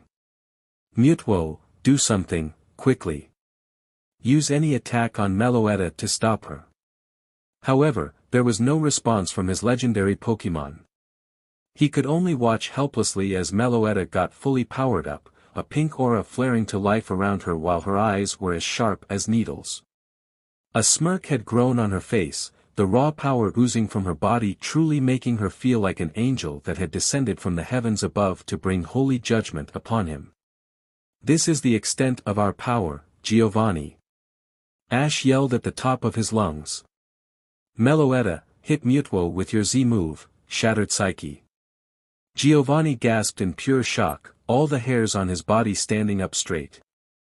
The whole battlefield had been engulfed inside a sphere of pure psychic energy, Meloetta's energy.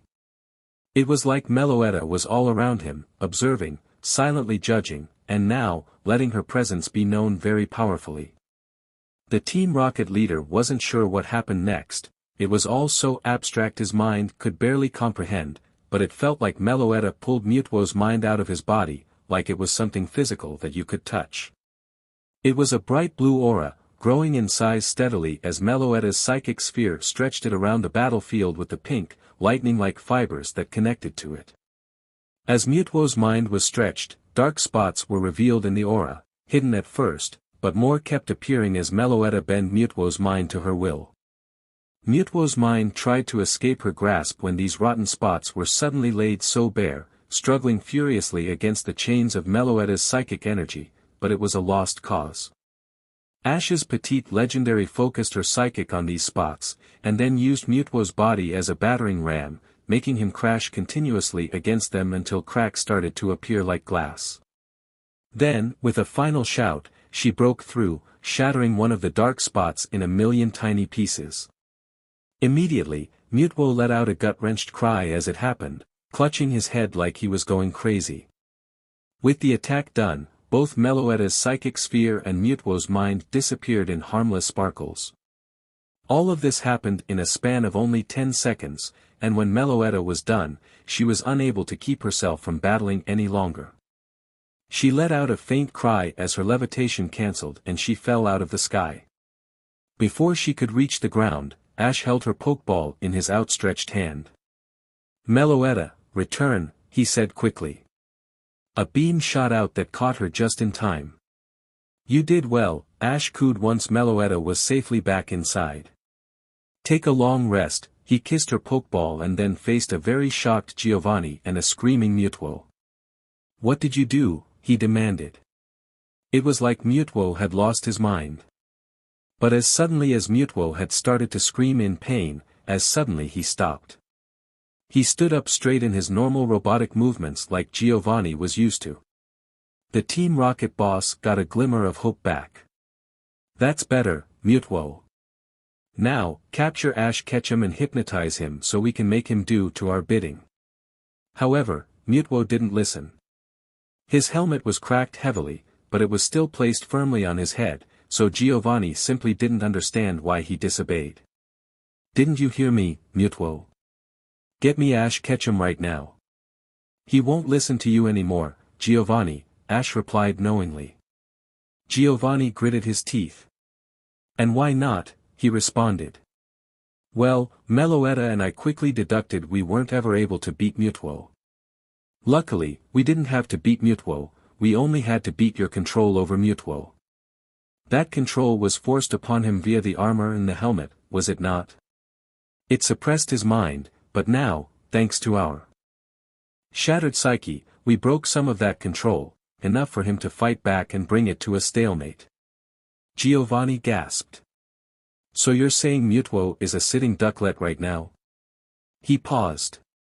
But, that also means you've still failed, Ash Ketchum. He won't listen to you either, Giovanni began to laugh. Eventually, Mutuo will grow tired of fighting off the helmet's control, and once that happens, I'll make you and Meloetta my little puppets. Ash chuckled and shook his head. You've forgotten one thing, Giovanni. And what would that be? He countered. My Pikachu, Ash said with a growing smirk. Now Pikachu, use Iron Tail on Mutuo's helmet. With growing horror Giovanni realized Ash's electric type was nowhere to be found. He had distracted him long enough so that Pikachu could sneak away and deliver the final straw to break the helmet. No! Giovanni shouted loudly, quickly reaching for one of his other Pokémon, but it was already too late. Pikachu was almost as fast as Meloetta. With deadly accuracy, he brought his hardened tail down on the idle Mutuo, splitting the already damaged helmet perfectly in half. It took a second for Mutuo to regain his senses, but when he did, his face turned into a big snarl. With a simple thought, he shattered the rest of the armor and faced Giovanni, who was still in mid-throw. Unfortunately, Mutuo caught the Pokeball with his psychic before it could open, and a second later, Giovanni was bound and completely immobilized as well. Mutuo. Are you all right? Pikachu asked with concern in his voice. Never mind about me right now, he replied telepathically. Please help my little sister. She's been in constant pain because of that wretched armor this buffoon put on me. Pikachu nodded his head while Ash calmly walked to Mutuo's side, a big smile of relief on his face. Mutuo. I'm so glad you're safe. The legendary gave Ash a kind nod. Thanks to you, Meloetta and Pikachu I am. Honestly, I can't thank you enough for that. He levitated 4 familiar Pokeballs over to the raven-haired trainer that Giovanni took from him. I believe these are yours. They are. Thank you, Ash's voice was layered with a thick blanket of emotion. It was obvious to Mutuo he cared a lot about his Pokémon. Meanwhile, Pikachu had successfully broken through the glass containing Mew. She eyed Pikachu gratefully as he offered her a paw. Thank you, she cried, sniffling back tears. It's nothing, ma'am, Pikachu responded back respectfully. This resulted in Mew snorting and stifling a couple giggles. I'm just 15,000 years old, you don't have to call me ma'am, she replied back jokingly, wiping away tears with her paws. Pikachu grinned in response, watching as Mew tried to activate her levitate, without much result. Just take it easy. You've been contained for so long, it's going to take a while before you'll be able to float again, especially in your weakened state, Pikachu said, his paw still outstretched. Mew pouted cutely, but took his paw anyway. Climb on my back, I'll carry you, Pikachu exclaimed. The faintest hint of pink appeared on Mew's cheeks. Pikachu had no idea how suave and smooth he was being right now, and if he did, he would have lost his composure immediately. Nonetheless, Mew climbed on his back slowly, shivering as she did so. You won't shock me, right? Pikachu's smile widened significantly. I would never shock you. Mew sighed. Good, that means I can do this, she brought her cheek against Pikachu's and nuzzled him. Thank you for saving me, she whispered sweetly. Now Pikachu had to keep a blush from appearing on his own cheeks, but he failed miserably. He didn't mind it that much, though, the affection was wholeheartedly appreciated. Contently, he brought Mew back to Ash and Mutuo, who were watching the duo with amusement on their faces. Thanks for freeing me and my little sister, Pikachu. Mewtwo bowed respectfully. I see you're taking good care of her already. It's no problem, really, Pikachu responded humbly, though his blush reddened as Mew continued to nuzzle him and actually started to purr. She's still very weak, though. I see. That means you've no choice but to stay with me, Mew. At least, until you're fully capable of taking care of yourself again, Mewtwo said. That's okay. I'm more than glad you're safe, big brother, Mew whispered back. As I am glad to see you safe. Mewtwo turned his attention back to Giovanni, who was still bound psychically, fear practically dripping from his body. What are you going to do with him? Ash asked curiously. Mewtwo perked a brow. You know very well what I'm going to do with him. He caught your Meloetta, tortured my little sister for weeks and tried to use me to destroy you and your family and almost succeeded. Giovanni is going to have to pay for what he has done not only to us, but to all of Kanto. Surprisingly, the raven-haired trainer nodded his head. I'm not going to stop you, he revealed. You're not. Ash shook his head. Maybe the old Ash would have done so back at the start of his journey, but I've changed. I've experienced how much wrong there is in the world. Sometimes, it is better off without some people on it. The raven-haired trainer gave a weak smile as he put his hands in his pocket. Meloetta taught me that. She actually taught me a lot. As Ash tried to reminisce about all of the things his cute legendary taught him, only one thing kept appearing in his mind, that first, sweet kiss she gave to him at the start of their journey. It made Ash's smile widen. Yes, he thought, she taught me the definition of love. To love like you love your family, but also to love as I love her. You seem quite infatuated with your Meloetta, Mewtwo noted with a knowing smirk. I am, Ash admitted. I don't think I could live without her. He thought back at what Giovanni said about Meloetta, that she's from the future and probably knew him already, maybe for a very long time now. I wonder. Ash shook his head after that, he would ask her when she was fully recovered. Well, take good care of her, Ash Ketchum. Mewtwo gave a nod to Mew. It is time that we shall go. I'll be taking Giovanni with me, so you will not ever have to worry about him again. But before I go, I have to thank you again, Ash. I owe you big time. If you're ever in trouble, feel free to call for me. I'll be able to hear you no matter where you are if your cry is entirely focused on me. Mewtwo bowed for him, which Ash reciprocated. Please thank Meloetta for me as well. As a final gift, I have something that may prove useful for you and Pikachu. Please accept it. In front of Mewtwo a similar shaped stone as Meloetta's Psychium Z appeared, only this one was yellow. Ash took the item gratefully. That is a Pikachuium Z. If you give it to your Pikachu, you'll see that his Thunderbolt will be slightly more powerful. Please use it responsibly, as I know you will. Thank you so much, Mewtwo. I promise I'll be careful. Mewtwo nodded kindly. Well, if you're ready to go then, Mew. Almost. Hang on, she nudged Pikachu. Could you tell Ash to come a little closer? When he did and he was at eye level with her, she nuzzled him and gave his nose a small lick. Thank you, she said appreciatively. I really can't thank you, Meloetta and Pikachu enough. Ash giggled and gave her a kind rub across the top of her head. Please take care, Mew, I hope to see you again. Sometime. Mew nodded and then turned to Pikachu for a final time. So, this is goodbye then, huh? Pikachu spoke, a little bit sadder than he would have liked to admit. Mew giggled again, and then surprised him by kissing him softly on his cheek.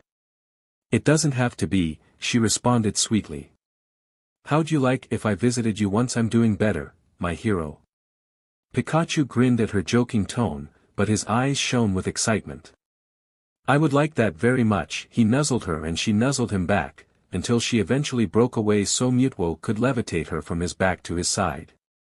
Until we may meet again, Ash Ketchum and Pikachu, and with a flash, Mewtwo, Giovanni and Mew were gone. The raven-haired trainer just stood there for a moment, until Pikachu climbed on his shoulder and nuzzled him. Cha! Ash laughed. I love you too, Pikachu, he said. But do you know what else I love? Food, he teased Ash. Ash gave a smirk in return. You know me so well. The Indigo League was the culmination of what every aspired Pokémon trainer had worked so hard for. People from all over Kanto, even from different regions, came to watch these spectacular battles and festivities unfold. It was an annual tournament that seemed to grow bigger as the years passed. What had once started out with one stadium in the past had grown into 5 different themed battlefields and the entire fair it brought with them. Every Pokémon trainer far and wide knew that this year it was going to be extremely hard to be victorious. Not only would the prodigious grandson of Pokémon Professor Samuel Oak, former champion of the Kanto League, be competing, namely Gary Oak, but also young Ash Ketchum, who had made a big name for himself as the hero kid of Kanto. Gary had been training solidly for over a month at the Indigo Plateau, physically and mentally preparing himself for the inevitable encounter against his rival who he had found so much respect for and even considered his friend. He'd heard how Ash had unmasked the face of Team Rocket as Giovanni, the Viridian City gym leader. To be honest, Giovanni had always been mysterious, so it came to almost no surprise to Gary, but being the leader of such a notorious organization while keeping it so expertly hidden wasn't something he had expected. Nobody knew where Giovanni went either. When Ash had warned the authorities and took his statement, he told that the Team Rocket leader had fled when his plan to control Meloetta had failed. Gary hoped that would be the end of it and that he wouldn't pop up anytime soon. And if he did, well, he was sure Giovanni was going to be arrested in a heartbeat. He sighed while reminiscing about these events while he waited on the raven-haired trainer to finally show up. Next to him was his granddad, Professor Oak, and Ash's mom, Delia, who were waiting on him as well. They'd promised to meet up at the entrance of the Pokémon Center of the Indigo Plateau to officially register for the event together, but as usual, Ash was running late. I can't believe Ashy boy, he said while shaking his head, he has a massive Dragonite, a legendary and a rapid Ash that can run faster than the average scooter can move. How is he still late? Delia giggled at Gary's exasperated tone. Maybe he's lost. My son has never been good with directions. Professor Oak rubbed his chin thoughtfully. I don't think with Meloetta at his side he will get lost very soon. Legendary Pokémon have an internal compass that are as fine-tuned as the capture mechanism of a Master Ball. Give him time, I'm sure he'll show up. Soon enough, the professor was proven to be right. On the horizon, like a royal knight, Ash approached the Pokémon Center on his rapid Ash. His Pikachu was on his left shoulder and his Meloetta on his right while a horde of fans followed him in tow. It was quite a silly sight, but Delia only felt proud as her son waved happily at her, Gary and the professor. Ash, honey, she said cheerfully, the camera she brought with her in the ready to make as many pictures as she could. I've missed you so much. Ash couldn't escape the bear-crushing hug his mother gave him once he had dismounted his loyal fire type. Pikachu and Meloetta both giggled at Ash's somewhat embarrassed groan. I've missed you too, Mom, he managed to mumble, before she let go of him. He grinned sheepishly. Sorry I'm late. Meloetta and I had a lot to discuss. When Ash had received all his Pokémon back from Nurse Joy after a thorough checkup, he finally felt he could relax a little. They were currently eating in the cafeteria, save for Rapidash and Dragonite, who were both a bit too big. It was just a day ago that he had managed to stop Giovanni, and a lot of questions regarding his cute legendary had bubbled up to the surface of his mind.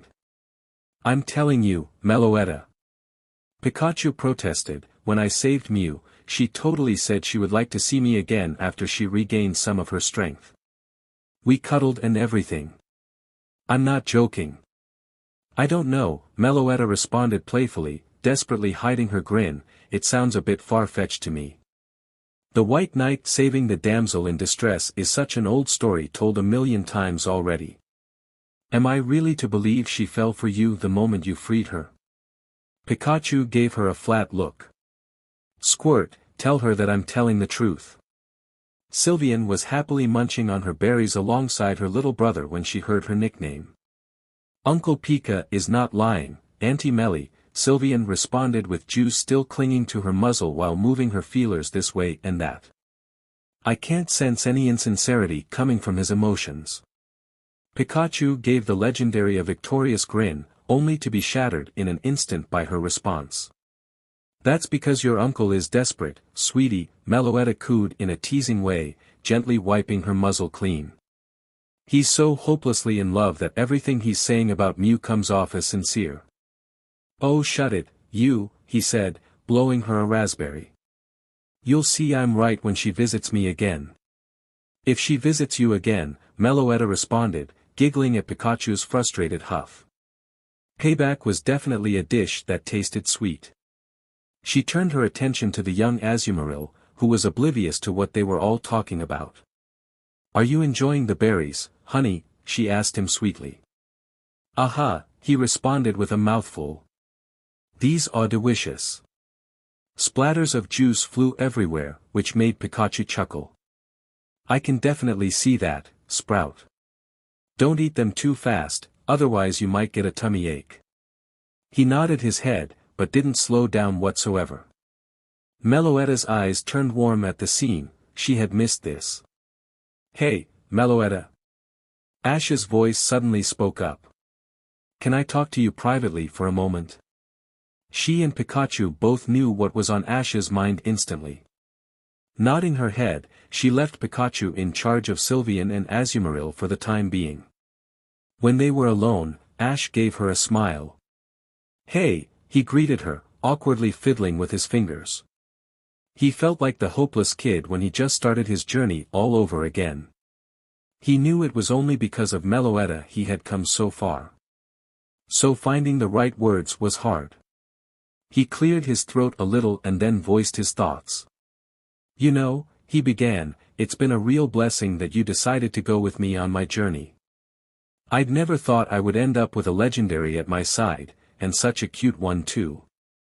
Meloetta blushed as he flashed a grateful smile.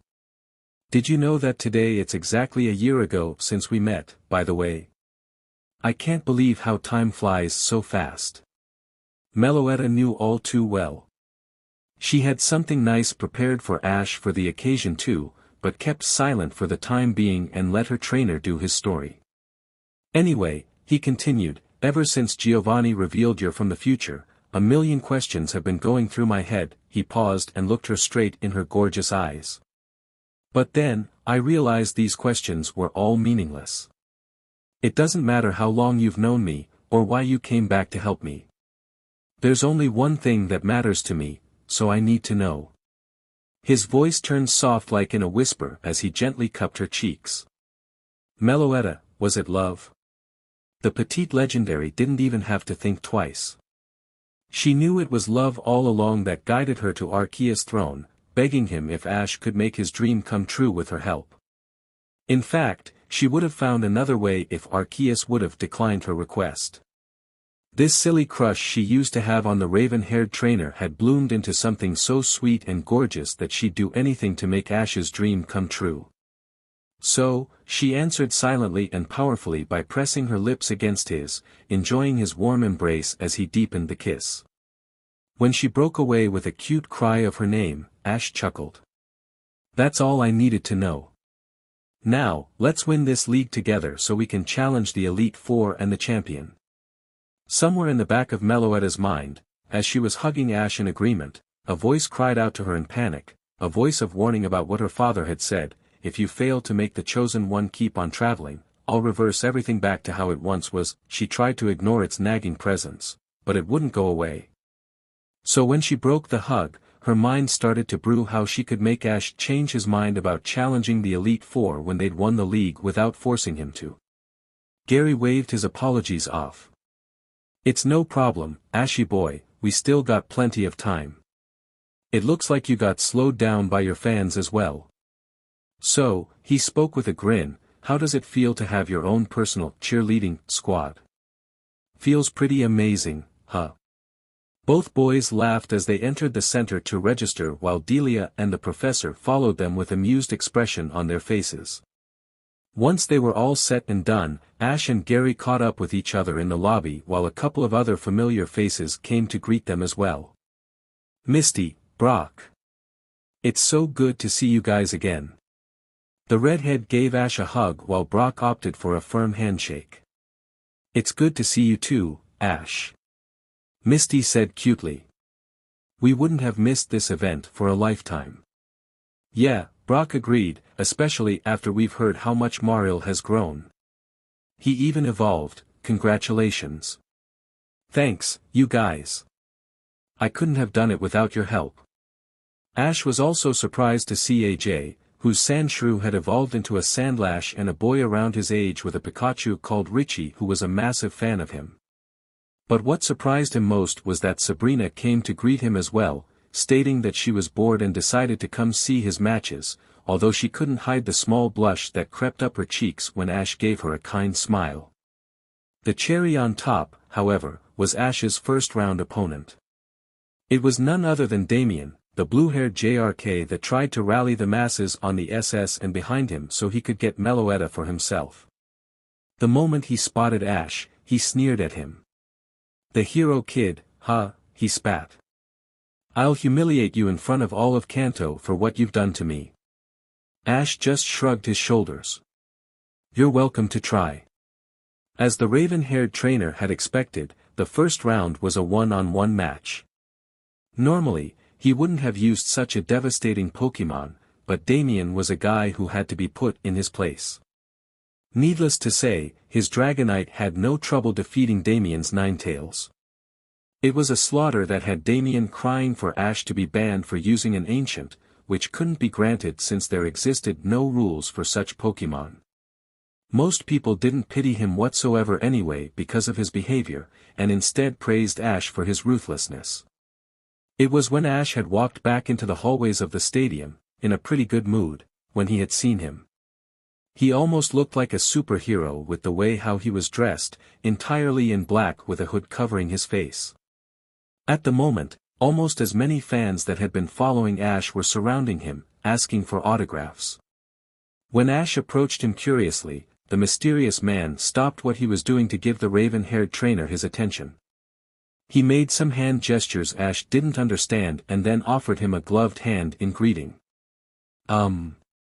It's nice to meet you too, Ash responded, a small smile covering his face as he shook his hand.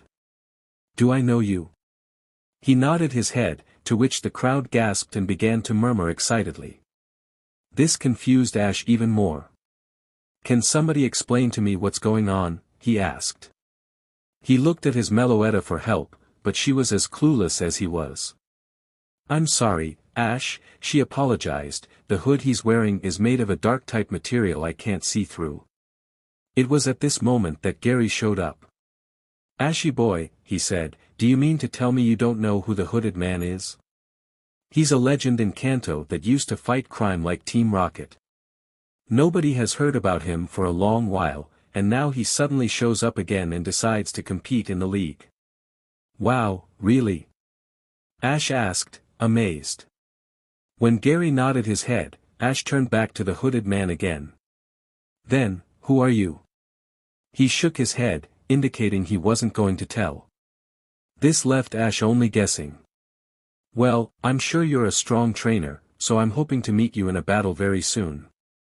The hooded man nodded his head before bowing respectfully to Ash and walking off. Well, Ash said to his Pikachu and Meloetta after that encounter, it seems we're in for quite the treat with all the opponents still remaining.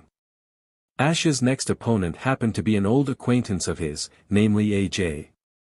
He was super excited to show the hero kid of Kanto his evolved Sandshrew in battle.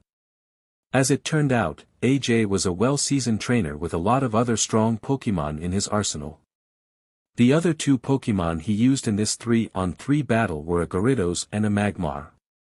Needless to say, he actually was a challenge for Ash's Sylveon, Azumarill and Rapidash. In the end, only Azumarill was left on Ash's team who managed to win in a close battle and thereby make his trainer advance to the third round. When the raven-haired trainer had shook hands with AJ respectfully, praising him for an incredible fun and difficult match, he found himself back inside the Pokemon Center. Man, that was scary, Ash admitted to Pikachu and Meloetta. AJ really had me in a bind there. It's incredible how Azumarill pulled through in the end. Pikachu, his electric type protested, shaking his head and pointing at Ash. Meloetta nodded her head in agreement with what Pikachu was implying. I know it was because of me staying calm and finding a way to beat that Gyarados, but the fact remains that Azumarill put his trust in me completely and executed it perfectly. I guess you're true in that regard, Pikachu muttered, but it's no surprise that the Sprout has so much trust in you either. Meloetta giggled. You're his dad, after all, she added sweetly. Ash grinned at his Pokemon. Here he was making his dream come true with his family. Honestly, there was no other place he'd rather be. Ashy boy. Congrats, you did very well, Gary praised as he approached him, his everlasting smirk not present on his face for a change. Thanks, Gary, you too. I heard you had a flawless victory. I did. I prepared myself very well for this event, after all. If I want to win, I need to bring my A-game when I eventually face you. Not to mention, against the hooded man too. Ash smiled kindly. I'm actually looking forward to facing you or the hooded man. AJ really had me on my toes, but when the full 6-on-6 battles start, I have no other option but to use my Dragonite and Meloetta in the battles too. And I'll be ready for them. Gary replied confidently. He looked around for a moment and then muttered something. That's strange, I could swear that Gramps promised to meet up with me here, but he's nowhere to be found. That is indeed somewhat odd, Ash agreed. Considering Professor Oak was a man who didn't like running late for whatever reason, it was pretty uncommon for him to miss an appointment with his own grandson. Well, Gary replied while he pointed at a very ecstatic woman waving her arms, your mom is here at least. Ash, honey.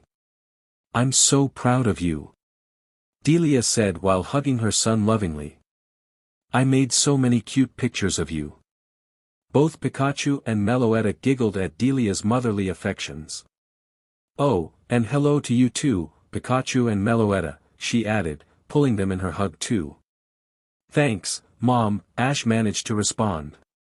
I'm very happy with my victory as well. Miss Ketchum, Gary replied politely, do you have any idea where my grandpa is? Delia let go of the hug with Ash and tapped her chin thoughtfully. I'm not sure. He said he was going to be back in a minute when we left the bleachers. Shall I go look for him? I'd appreciate that, thank you, Gary bowed respectfully while Delia waved him off. It's no problem. When I find him I'll scold him thoroughly for letting you wait, she said jokingly. Ash, are we still going to eat dinner together tonight? Of course, Mom. It's been so long since I've talked to you face to face. I'll be looking forward to it, honey, she gave him a kiss on his cheek before she left the two boys alone. Dinner with your mom? Gary questioned with a growing smirk. Shut up, he replied playfully, giving Gary a light push. Sometimes it's good to show your mom that you appreciate her. Gary just laughed, until the attention of the two boys was directed to the hooded man entering the Pokemon Center. Immediately, people started to murmur while he walked towards Ash and Gary. Well, hello again, hooded man, Ash replied, his curiosity growing once more. He really wondered who this possibly could be. The hooded man nodded his head, making some gestures with his hands until Ash understood what he wanted. You want me to guess your identity? He questioned anyway. A single nod was his answer, which made the murmurs in the Pokemon Center only grow in volume. Pikachu nudged Meloetta gently. Hey, who do you think the hooded man is? She shrugged her shoulders. If I had to guess. Definitely somebody Ash has met before. I agree with you. It seems he's taking a special liking to him. The hooded man held up one finger to Ash while elaborating with his other hand. So I get to ask you one question regarding your identity, huh?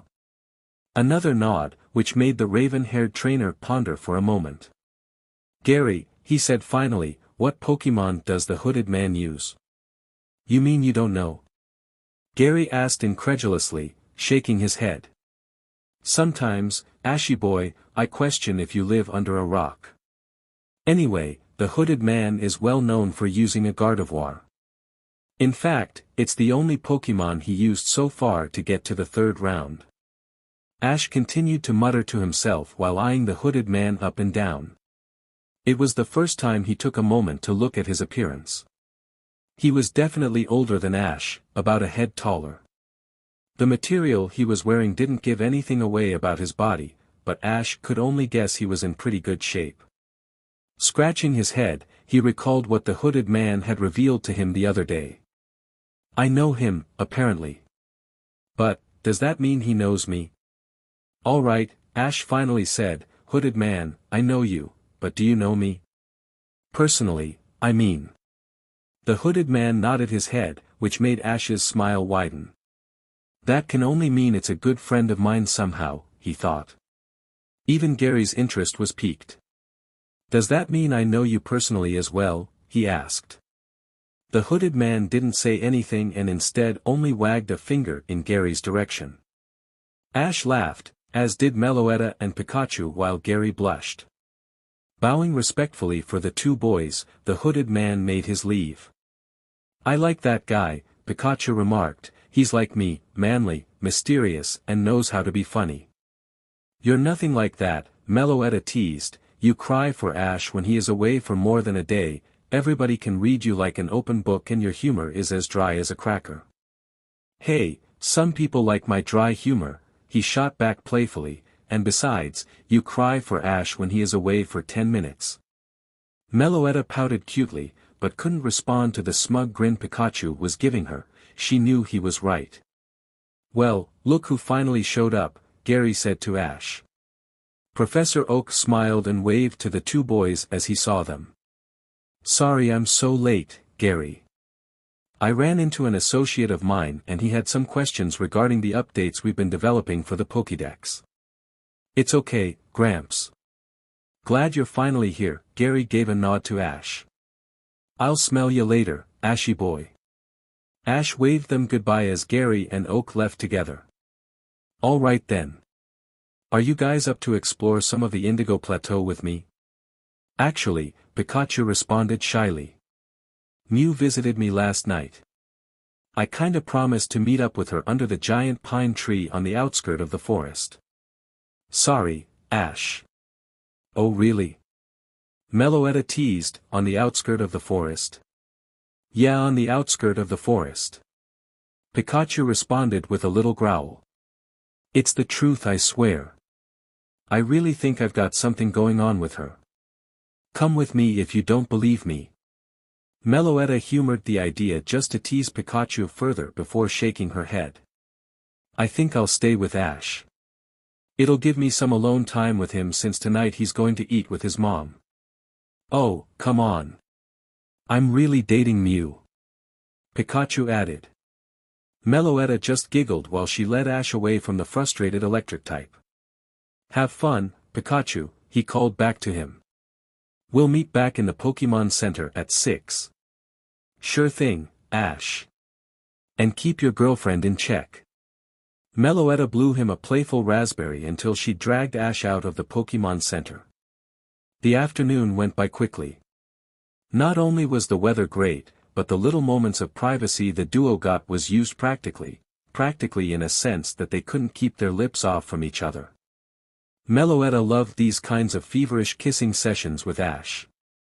Not only did it distract, but it was fun too. Whenever they were in the company of other people they'd steal glances at each other instead of looking at the marvelous architecture of the old-fashioned buildings. And whenever they came across an abandoned alleyway, Meloetta would drag Ash inside and make out with him for a good 5 minutes before they stopped and went on with their tour. Now though, he was sitting across his mom in the restaurant he'd picked out while reminiscing about these happy moments, not even processing what she was saying. Ash, honey, you look like a boy who's hopelessly in love, she teased him while taking a bite out of her food. You need to stop thinking about Meloetta every once in a while. The raven-haired trainer choked on his drink as he looked at his mom with wide eyes, coughing and gasping for breath while she giggled at his reaction. Mom! How did you? I'm your mother, Ash, she interrupted him, giving him a wink. Do you really think I wouldn't notice? I've known for quite some time now, she revealed mischievously. Ash's cheeks turned warm with embarrassment and he muttered something under his breath. So, you are okay with it? He asked unsurely. Why wouldn't I, honey? Meloetta is a charm of a girl. She's perfect for you. Besides, I know how it feels to be utterly in love. She paused for a moment with a big smile on her face. Your father had stolen my heart away when I was just 15. I met him on my travels in Hoenn. Quite the powerful trainer he was. Really? Ash asked with a bright smile. What kind of Pokemon did he use? Your father was very fond of the psychic type. Just like your Pikachu, he used to carry a Ralts around on his shoulder wherever he went, but he used other types of Pokemon too. A Ralts is a Pokemon from Hoenn, right? Ash questioned. Does that mean Dad was from Hoenn too? He wasn't, Delia revealed. He was from Kanto just like me. It was just pure coincidence we met there. Delia took another bite from her food. Speaking of people from Kanto, who's the girl that's stalking you? Huh? Ash questioned, looking around. He grimaced a bit as he saw Sabrina sitting motionlessly in the corner of the restaurant. She stared at him without blinking her eyes, not trying to hide the fact she was stalking him in the slightest. Has she seriously been following me the entire day? He thought flatly. Don't worry about her. She's the Saffron City gym leader and pretty much harmless. I think. She specializes in psychic Pokemon, Ash informed his mom. Oh, how silly of me. Now I see the resemblance. I battled her dad for the Marsh badge when I was younger. Back then she was already pretty strong with her psychic powers. She used to cloak herself entirely and then let her dolls do the talking, Delia reminisced, a slight shudder traveling through her spine. I see she hasn't lost her touch. She's definitely something, Ash agreed, giving her one last look before shaking his head and smiling at his mom. How's the food? Is it any good? It's delicious, honey, thank you. It made Ash happy inside knowing how much his mom was enjoying the food. Although she teased him a lot, she was always supportive of him no matter what. Together, they enjoyed the rest of their dinner until it was time to go back to the Pokemon Center. Meloetta was musing silently. She was currently in the room Ash had rented for his stay. Round 3, 4, and 5 of the league were all won without too much effort. The big surprise had been Richie so far. They had faced the boy with the Pikachu earlier today in the quarter-finals. Needless to say, it was the first time Meloetta had to come into action seriously, and it wasn't easy. In the end, she had been victorious and ensured Ash a spot in the semi-finals where they had to face none other than his rival Gary Oak. That was the least of her worries at the moment. They'd win from Gary no problem. Maybe the hooded man was going to pose a problem, but Meloetta had a good idea who it was already. The way how the hooded man walked was so familiar that it could be only one person. She was actually surprised Ash hadn't figured it out already. But while the hooded man was going to be an extremely dangerous opponent, Meloetta's biggest enemy was Ash himself. How was she going to convince an eager young teen not to take the Elite Four challenge and instead travel to the Orange Islands? She was basically asking Ash to quit his dream before it had come to full fruition. She considered explaining it to him, but she wasn't sure if he would understand. She definitely wasn't going to lose on purpose either. Winning the league for Ash was the sole reason she joined him in the first place. While she was floating to and fro, Pikachu twitched his large ears in his slumber and yawned, cracking one eye open to watch Meloetta float about. Meloetta, he mumbled, what's gotten you so worried? The small legendary stopped and looked at Pikachu with a kind smile. It's nothing to worry about. I didn't mean to wake you, so you can go back to sleep if you want. Pikachu instead stretched lazily and gave her a gentle shake of his head. Nah, I promised to meet up with Mew in 30 minutes. Besides, he added, a small smirk growing on his lips, you've always been a terrible liar.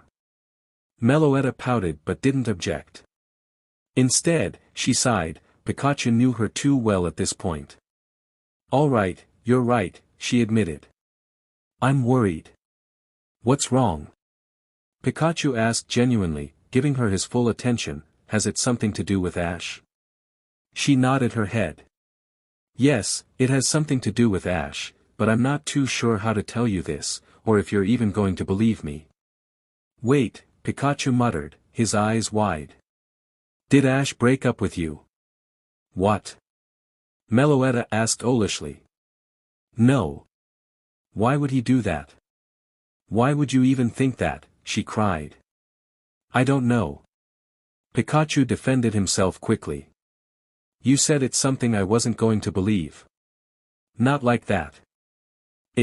Meloetta flailed her arms around helplessly. It's complicated, all right. Ash and I are fine.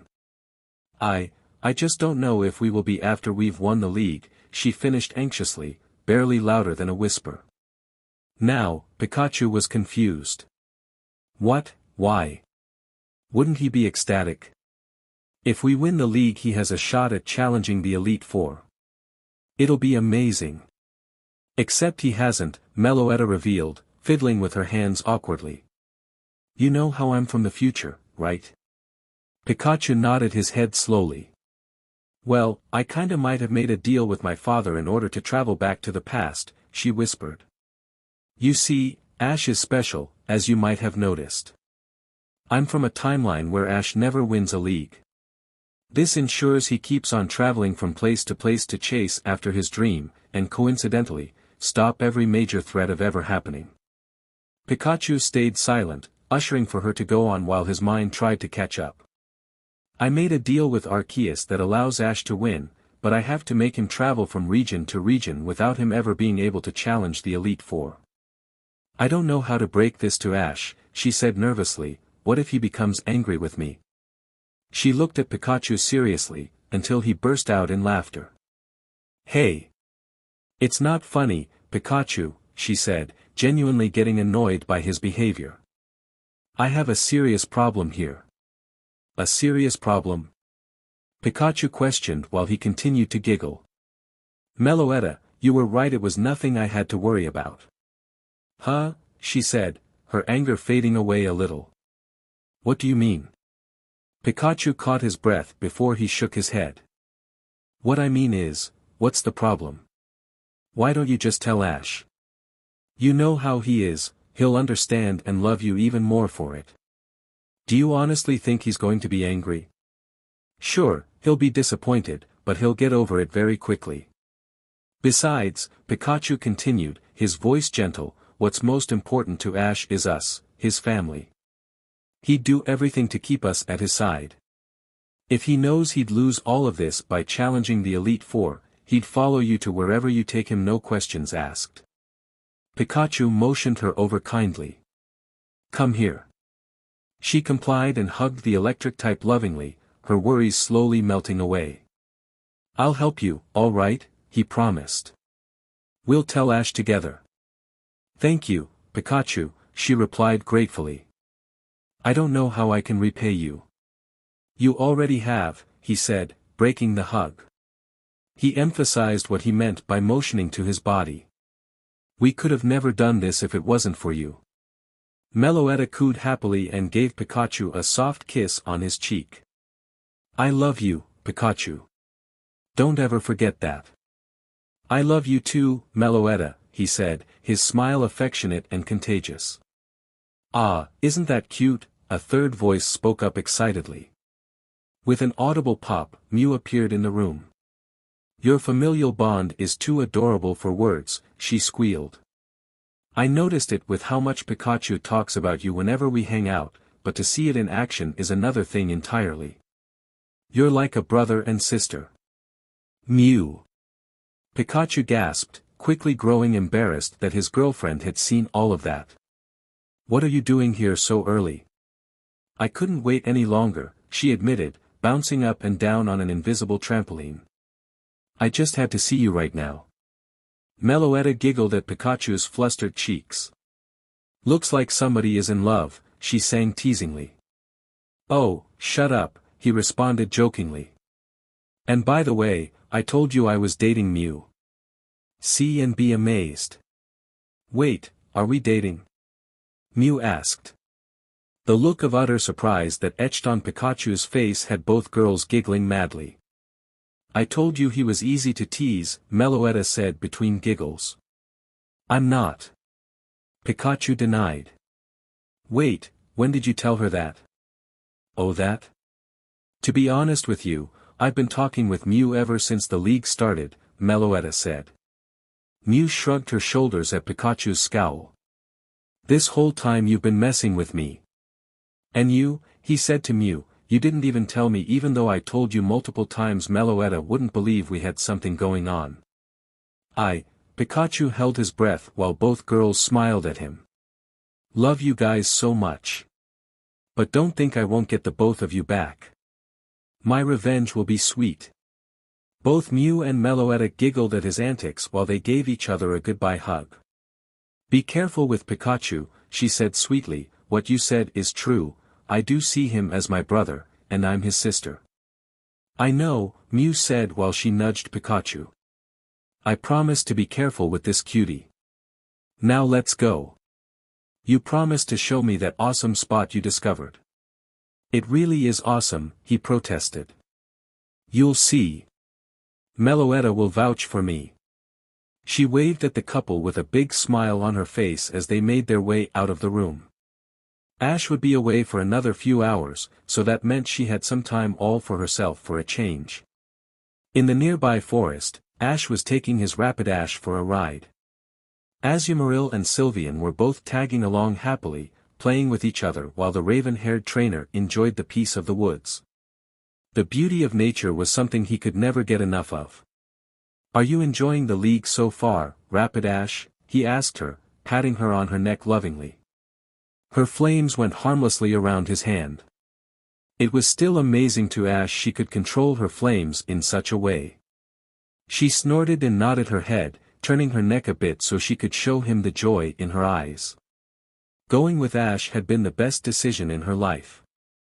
The mare couldn't think of another time where she had been so loved. "We're enjoying it too, Daddy." Azumarill cried happily as Sylveon chased after him. She giggled and tried to pounce on him. "Yeah, the league is very fun," she agreed. "I'm glad you cuties have so much fun," Rapidash replied, slowly trotting forwards.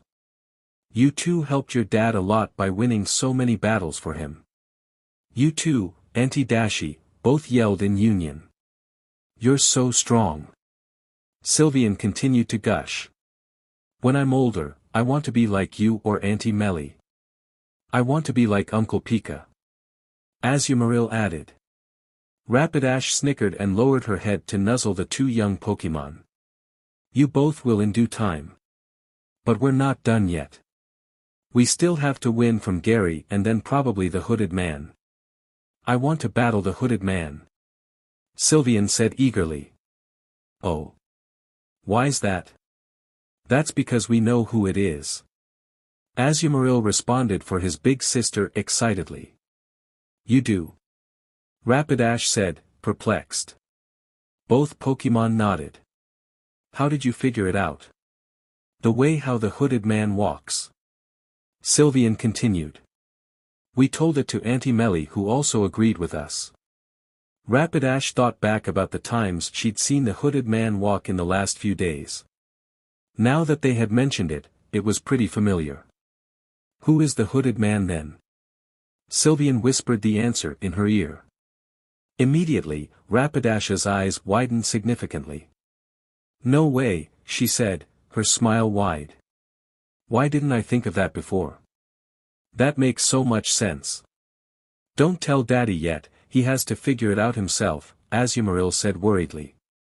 Rapidash chuckled. "Don't worry, I won't. I'm sure he has his own suspicions. She looked back at Ash, who seemed deep in thought. She nudged him gently with her withers to grab his attention. Oh, sorry about that, Rapid Ash. I was just thinking about our match against Gary tomorrow. He's been training a lot, so it's going to be tough. Rapid Ash neighed in agreement and then made a couple of high-pitched whinnies. Ash smiled in response. That's true. We have trained a lot as well.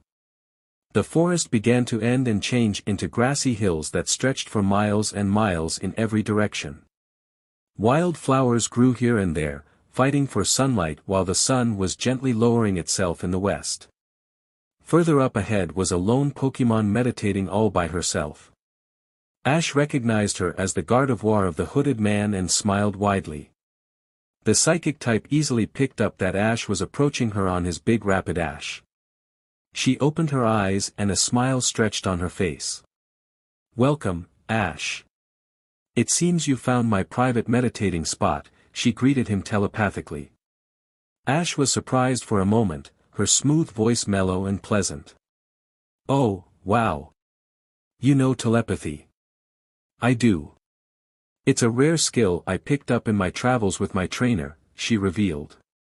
It's very nice to finally meet you, she bowed respectfully for him, which made the raven-haired trainer blush.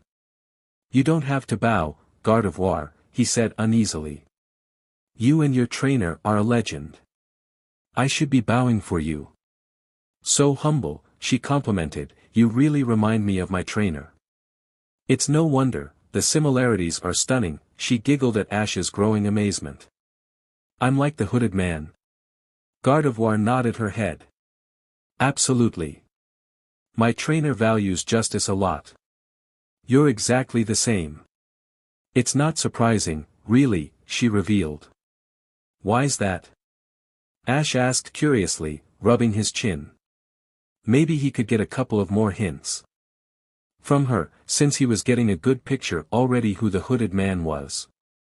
I believe if I told you that, I'd reveal my trainer's identity, she said teasingly. But I'm sure you'll figure it out on your own. It shouldn't be hard for you to do so. Can I ask you one more question? Ash asked her. Of course. What do you want to know? Your pre-evolution is Ralts, right? That's correct, she said. But the hooded man isn't from Hoenn. He's from Kanto, which means he traveled through Hoenn and probably got you as a Ralts. Did you like being out of your ball at that time? Gardevoir gave him a knowing smirk. Somebody has been doing his homework, I see. But yes, I usually was on my trainer's shoulder much like your Pikachu or Meloetta often do. I grew out of it when I evolved into a Kirlia. Ash smiled. Thank you. That's all I needed to know. I think I have a pretty good idea already who your trainer is. Oh. I'm curious then, because my trainer's identity will be revealed once we've reached the finals. The hooded man is going to reveal his identity, he asked incredulously. Gardevoir nodded. My trainer said it was time the world knew who the hooded man truly is, especially since we've been off the grid for about 10 years, as you may know. We returned because we heard about your heroic deeds, Ash. So thank you for that. Ash blushed again at the complimenting words and the respect she had for him. Well, I wish you all the good luck in your semi-finals match. I hope to meet you in the finals then. As do I, Ash. But I have a funny feeling I won't have to worry about that. Ash waved her goodbye as she went back to meditating. He couldn't wait to finally face the hooded man. But first, he was going to enjoy a great match against his rival Gary. Like Ash had expected, Gary was a tough opponent. While his rival had trouble dealing with his Sylveon in the past, he had prepared so well this time that Ash found himself losing 4 against 2. Well, Ash thought, it's time to bring out the big gun once more. He grabbed his Pokeball containing his ancient Dragonite and threw it on the battlefield. Needless to say, it looked almost absurd how he was taller than the stadium he was standing in. The league actually had made special preparations for Ash's ancient so nobody would be possibly injured. Moreover, Dragonite's power training was largely complete. He could focus the strength of his attacks pretty easily now, so he was guaranteed not to destroy anything. Gary grumbled. As expected. I don't know who's scarier, this humongous Dragonite or that petite Meloetta sitting on Ash's shoulder. In the end, I have to defeat both if I want to battle the hooded man in the finals. He decided to keep battling with his Umbreon for the time being. He wanted to try out a strategy he'd been working on. Alright, Umbreon, use Toxic. Gary suggested smartly. Instead of dodging, Ash countered by making his Dragonite use Dragon Claw. Gary cursed. He'd hoped Ash would try to dodge, but instead he opted to let his Dragonite get poisoned. The result was his Umbreon being knocked out in one hit, but it meant it wasn't going to be too long before this massive giant was about to go down. And here I wanted to go for foul play too, Gary thought, mildly annoyed because Ash probably saw through his ploy. With Dragonite's massive attack stat, the move would have been devastating. Next, Gary sent out his Exeggutor. His game plan was simple: let the poison do its job while he was stalling time. Exeggutor, use Substitute. Ash realized with growing worry that Gary had an effective way of shutting down his Dragonite: use Substitute and protect on the following turn. Too bad Dragonite had a priority move Gary's Exeggutor had no answer for. Extreme Speed, Ash ordered simply when he had broken the sub.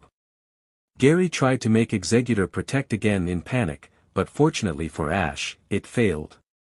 The result was that he had tied up the score very quickly, but Gary still had two very strong Pokemon in the back. In the bleachers, Ash's mom was cheering for her son while making pictures whenever she could. Professor Oak chuckled at her antics. Honestly, Delia, he said, what are you going to do when your son reaches the finals? She knew what he meant with that, since Ash's opponent would be the hooded man. She put a finger to her chin thoughtfully while humming slightly. I guess I have to stay neutral then, she admitted. Though I would love to see Ash win, I doubt he's ready for what is to come. Professor Oak laughed. I'm actually surprised. I would have assumed you would give the edge to Ash. How could I? Delia responded, smiling knowingly. Professor Oak grinned and nodded at that. It'll be an epic finals for sure. Meanwhile, Gary's Nidoqueen had severely hurt Dragonite with her Ice Beam.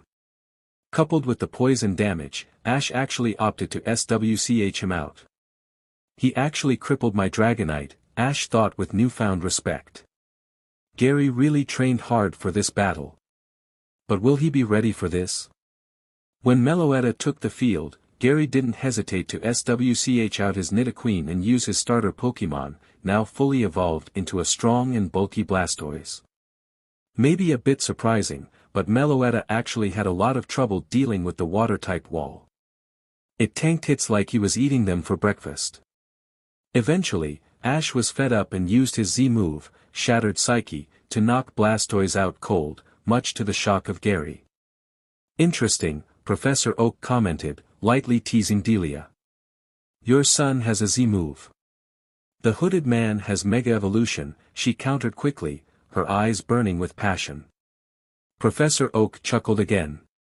Do you think that will be enough to win from Ash? He asked curiously, knowing what kind of Pokemon the hooded man had. Using a monotype team will put you severely in the disadvantage, Oak added, idly wondering what he would do in the hooded man's shoes. Don't forget what kind of monotype team, she remembered Oak. Ash has no good Pokemon to deal with the specific typing. That's true. Besides, he continued with a smirk, the hooded man has reached the finals with using just 3 Pokemon. Congrats. Had you expected anything differently? She said competitively, a giggle escaping her lips. You know how the hooded man is. That I do, Delia, he admitted. It's great to see the hooded man back in action after so long. I really missed seeing it. I missed it too, Delia whispered. It's really been over 10 years, she continued to watch the end of the battle with a fond smile on her face, reminiscing about all the good times she had with the hooded man. You'd be really proud of him, she thought, a single tear rolling down her cheek while her lips trembled. At the same time, Meloetta had hit Nidoqueen with a potent psychic, the super effective attack knocking out Gary's last Pokémon and giving Ash a narrow 2-0 victory. The raven-haired trainer praised his Meloetta with a warm hug while Gary wordlessly returned his fallen ground and poison type back into her ball. I really gave it my all, Gary thought with a growing smirk, but in the end, Ash still won. There's simply no stopping his Meloetta and his Dragonite at the same time. He shook his head and walked respectfully to Ash to give him a hand. That was a great battle, Ash. Thank you. Ash smiled and shook his rival's hand. You certainly had me on my toes. I don't know if Meloetta would've kept up with your Blastoise for long if I didn't have the Z-move, he admitted. That was certainly a surprise. I should see if Gramps can get me some Z-moves. Otherwise, I know what my next destination will be, Gary remarked. The two boys left the pitch together, where they met up with Delia and Professor Oak in private. The former hugged her son lovingly while the latter gave his grandson encouraging words. It's all right, Gramps. I'm very satisfied with my result. Ash really pushed me to do my very best. I'm sure that next year I'll be victorious, Gary stated confidently. That's what I like to hear. Oak turned his attention to the raven-haired trainer. Good job on reaching the finals, Ash. However, your toughest opponent yet will be waiting there. I know, Ash responded, but I've already figured out who it is, he revealed. Really? Delia said, her smile wide. That's so great. I'm sure you're excited then. I really am, Mom. After all, I hadn't expected the hooded man would be family, he replied, his own smile wide as well. I had a chat with the hooded man's Gardevoir yesterday and she revealed some pretty solid information. Oh, did she? Oak muttered with a chuckle. She was never good in keeping her mouth shut, he admitted. Ever since she evolved into a Kirlia she was babbling constantly. Ash laughed.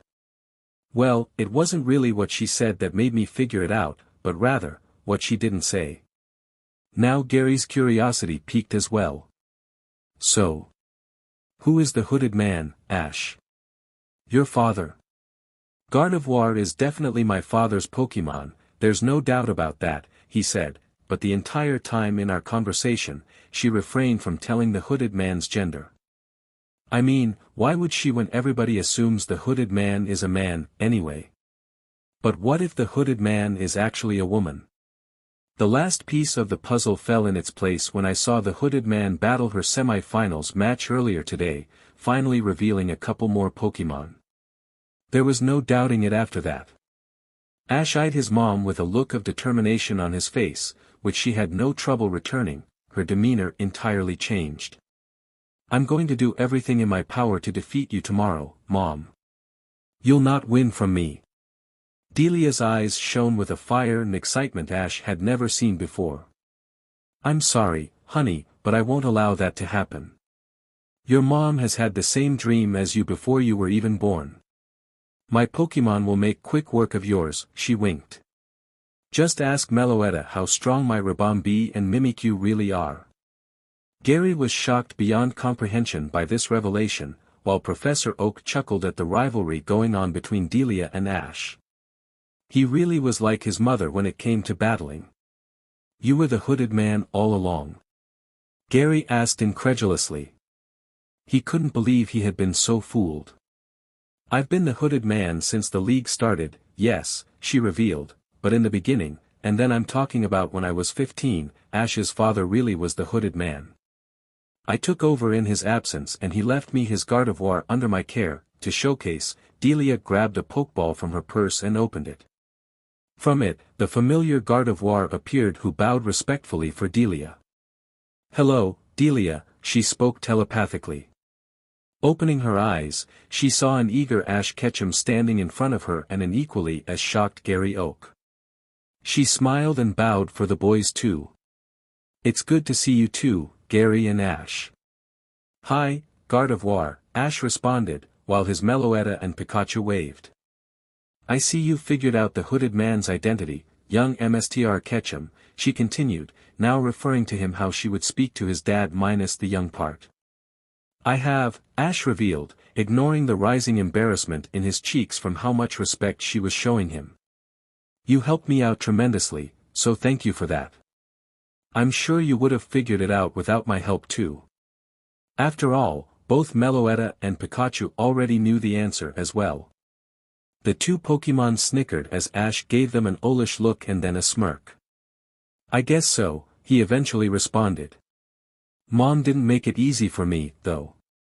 Oh, it was just too much fun to tease you, honey. You probably suspected it'd be anybody but your own mom, right?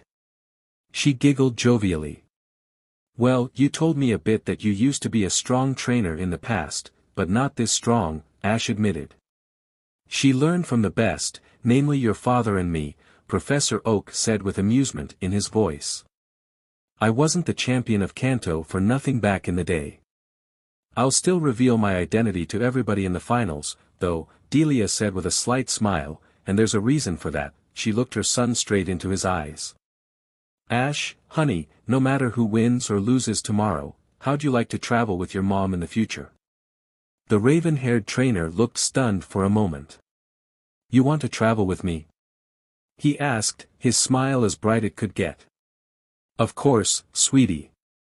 I think we would make a great team. Besides, it's good if my Pokémon get some more formal training against different kind of opponents from other regions. Ash obviously didn't have to think about this one whatsoever before answering. I'd love to, Mom. It's going to be so much fun if we travel together. Delia smiled eagerly. All right then, honey. Let's do it. But first, I have to show you what a true Pokémon MSTR in the making looks like. The finals had finally started. Ash was as ready as he could be.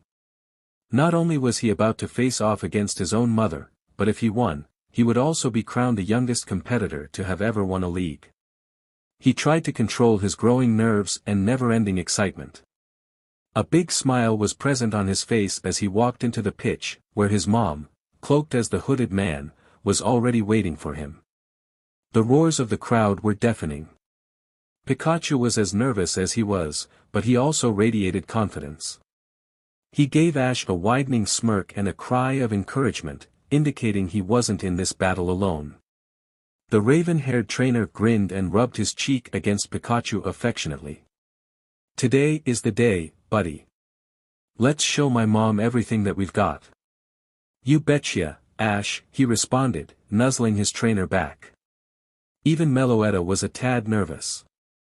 She was floating instead of sitting on Ash's shoulder, and kept herself completely hidden. She didn't want to show any sign of weakness in front of her trainer.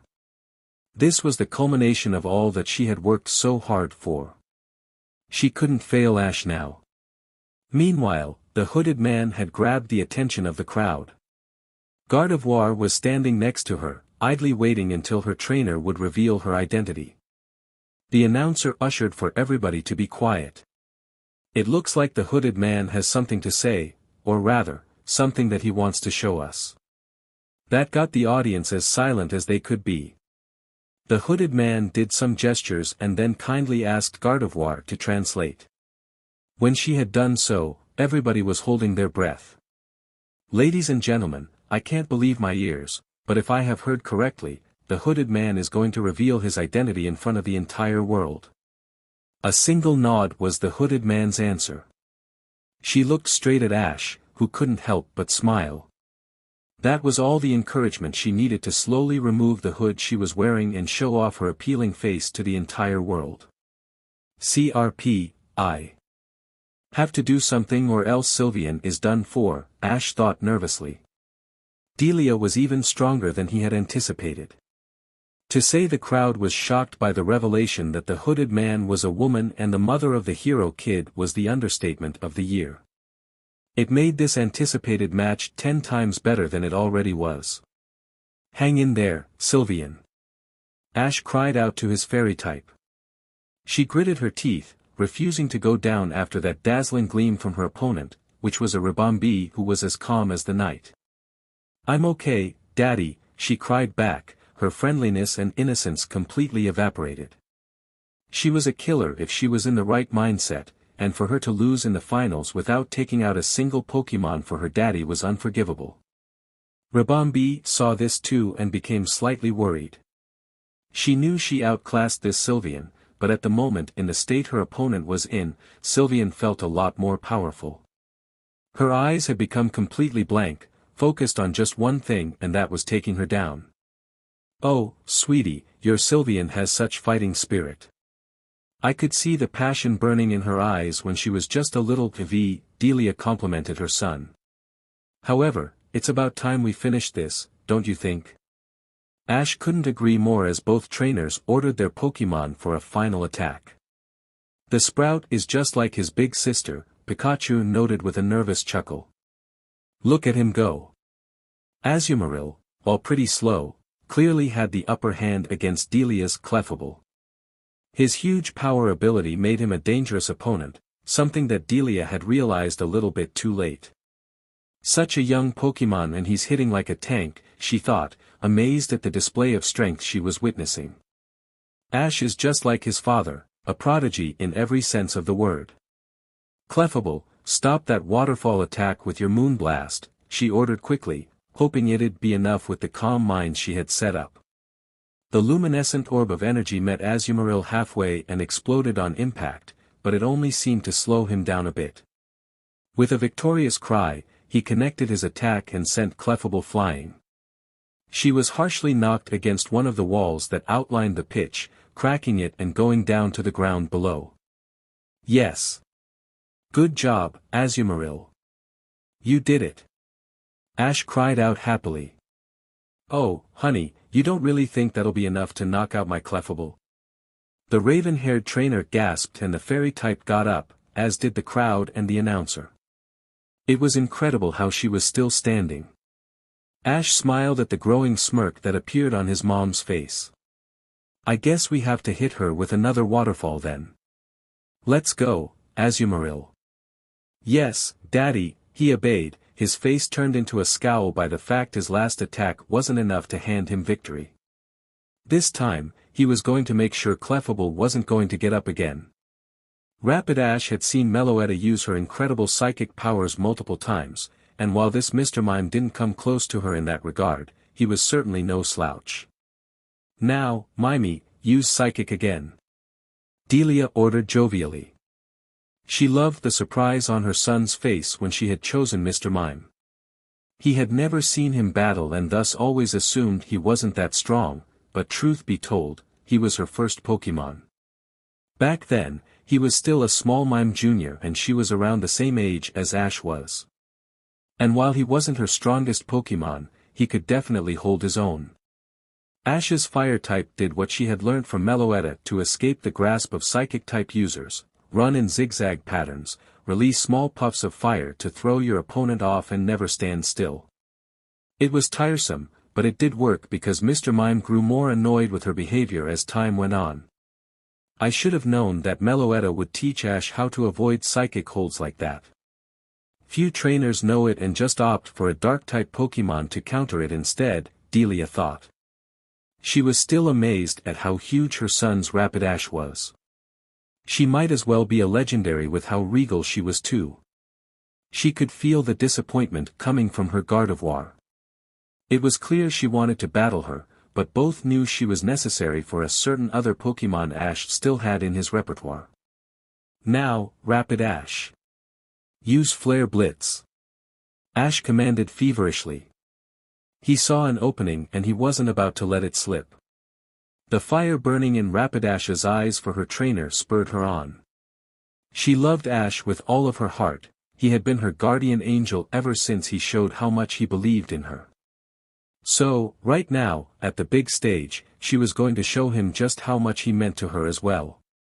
She neighed loudly, flames erupting all around her so hot that they turned blue. For a moment, she truly looked like a legendary sent by Arceus himself to bring judgment to the earth below. Then, she charged with a speed that neither Mr. Mime, nor any human could have reacted to. A thunderous explosion followed when she connected her devastating attack that left everybody breathless. For a long time, Dragonite considered him equally as powerful as Legends. The Ancient wasn't wrong in that regard. However, he lacked the experience to use his strength properly and backed away when the only thing he did was destroy, and so, turned into a myth. It was incredible how much control he had ever since he joined Ash Ketchum on his adventure. They had trained daily and it was showing. He could battle in the league without destroying anything around him. Then how come I'm losing badly, he thought with widened eyes of surprise. This trainer who was commanding this Gardevoir so elegantly had him fighting with everything that he had. Moreover, the Gardevoir had gotten a considerable boost in strength when she Mega Evolved. I can't believe it, Meloetta muttered to Pikachu. Ash's Dragonite was on his last breath while Delia's Gardevoir looked like she could go on forever. Well, it isn't that surprising, really, Pikachu replied. I mean, sure, Dragonite is immensely powerful, but the limited space means his extreme speed is useless and Gardevoir is just that fast. Have you forgotten how you defeated him? Pikachu definitely had a point. Dragonite just couldn't keep up and Gardevoir had a type advantage too. Then it means I'll have to defeat her then, the petite legendary concluded. Pikachu shook his head and grinned. Nope. Ash is keeping you for Mimikyu. The electric type cracked his neck in anticipation. There's a reason why Ash and I have trained privately the last few days. This is my fight. Meloetta nodded her head in understanding. I have faith you'll be victorious then. Delia commanded her Gardevoir again with a move Meloetta all too well, use Hyper Voice. The wide-ranged attack meant it was guaranteed to hit. Well, Pikachu said, grinning, it looks like it's my time to shine. Delia, for the first time since the battle had started, was flabbergasted. She couldn't believe what just had happened. Taking down Dragonite was a massive feat that got her a standing ovation. She expected her son to use Meloetta in retaliation, but he used Pikachu instead. She questioned it briefly, but hadn't put much thought into it. She should have known her son had an ace up his sleeve, because she began to understand when the battle had started. Pikachu was almost impossible to follow when he quick attacked. It was a test of patience for Gardevoir, who also possessed a lot of speed, but she inevitably slipped. Ash's next words crippled Delia's. Mega completely. Now, use Thunder Wave, Pikachu, he said victoriously. With Gardevoir paralyzed, she was a sitting duck, and that's exactly what Ash wanted. Well, Mom, you've shown me how powerful Mega Evolution is. Now let me show you the power of Z moves. Ash commanded his loyal electric type powerfully as he began to activate the Picashunium Z he was carrying with a specific dance he'd learnt. Now. Use 10 million volt Thunderbolt on Gardevoir. It was like Zapdos himself aided Pikachu in the attack. The sky darkened completely in a single, potent bolt in every color imaginable hit Gardevoir head on. She was completely enveloped, sparks flew everywhere and then exploded outwards like a bomb. Half of the battlefield was completely gone when Pikachu finished his attack, and somewhere in the middle of it all, Delia's Gardevoir was knocked out cold. Yes. You did it, Pikachu. Ash cheered, immensely happy his strategy had worked out. Pikachu gave him a thumbs up and then faced Delia again, waiting for her reaction. She finally came to her senses and then giggled. It seems it'll be a 2 versus 2 then. Pikachu is so strong. I really want to know how you train your Pokémon, sweetie. Pikachu felt proud and Ash laughed sheepishly. Thanks, Mom. Your Pokémon are strong too. Delia threw her second to last Pokémon on the field, which was a powerful-looking Whimsicott. Let's continue our battle and see who's truly the strongest then. It all came down to this. Meloetta was breathing, her fighting stance sharp and focused. At the other end of the field was a Mimikyu, her disguise busted a long time ago. Both Pokémon were on their final breath.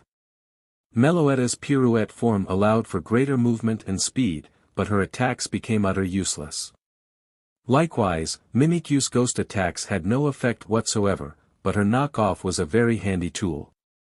With Meloetta's pirouette form, however, her options were severely limited as well.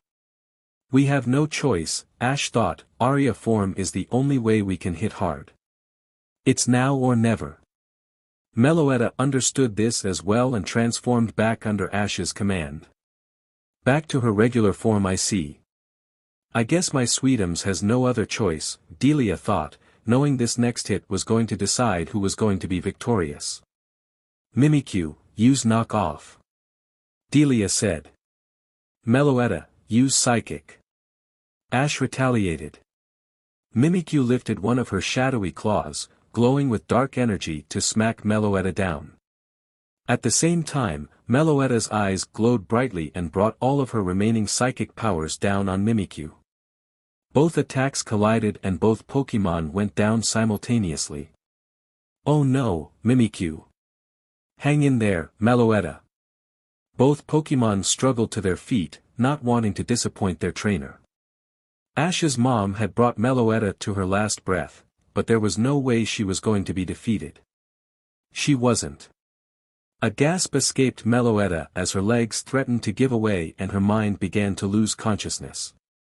She couldn't believe her own body was betraying her like this. She just had to stand a little while longer. Her visions became blurry, voices were heard far in the distance. She couldn't feel anything anymore. Ash, she thought longingly, tears forming in the corner of her eyes as everything went black, I'm so sorry. The outcome of the battle was clear for everybody. Delia smiled. It was obvious it was going to end like this. She knew it all along. The referee raised his flag. Mimikyu is unable to battle, the winner is Meloetta. This means that Ash Ketchum is your Indigo League champion. Ash couldn't believe it. They'd done it. Meloetta had done it. It was incredible how long she was able to keep standing up before she collapsed. Mimikyu had bitten the dust a while earlier, and still Meloetta stood her ground. Her willpower was indescribable. There you have it, people. Ash Ketchum has just defeated Delia Ketchum, his own mom and otherwise known as the Hooded Man, in the finals of the Indigo League. Congratulations Ash Ketchum for being the new champion. The crowd roared and applauded for the hero kid, showing how much respect they had not only for him, but also for Delia. She had returned her Mimikyu and was now running to Ash to give him a big hug. Congratulations, honey. You've beaten me fair and square. I did everything in my power to defeat you, but in the end, I should have known I wouldn't stand a chance, she smiled proudly. After all, you're a Ketchum. Your father's blood runs through your veins. Ash hugged her back. Thanks, Mom. But it's all thanks to my Pokémon that I won, especially Meloetta, he admitted. She has encouraged me and pushed me to be the very best ever since I started my journey. My Pokémon wouldn't be nowhere as strong as they are now without her. I know, sweetie. She's simply perfect for you, she gave him a wink that made Ash's cheeks lit up.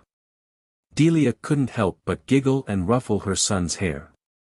Now go and accept your trophy, champion. You've earned it.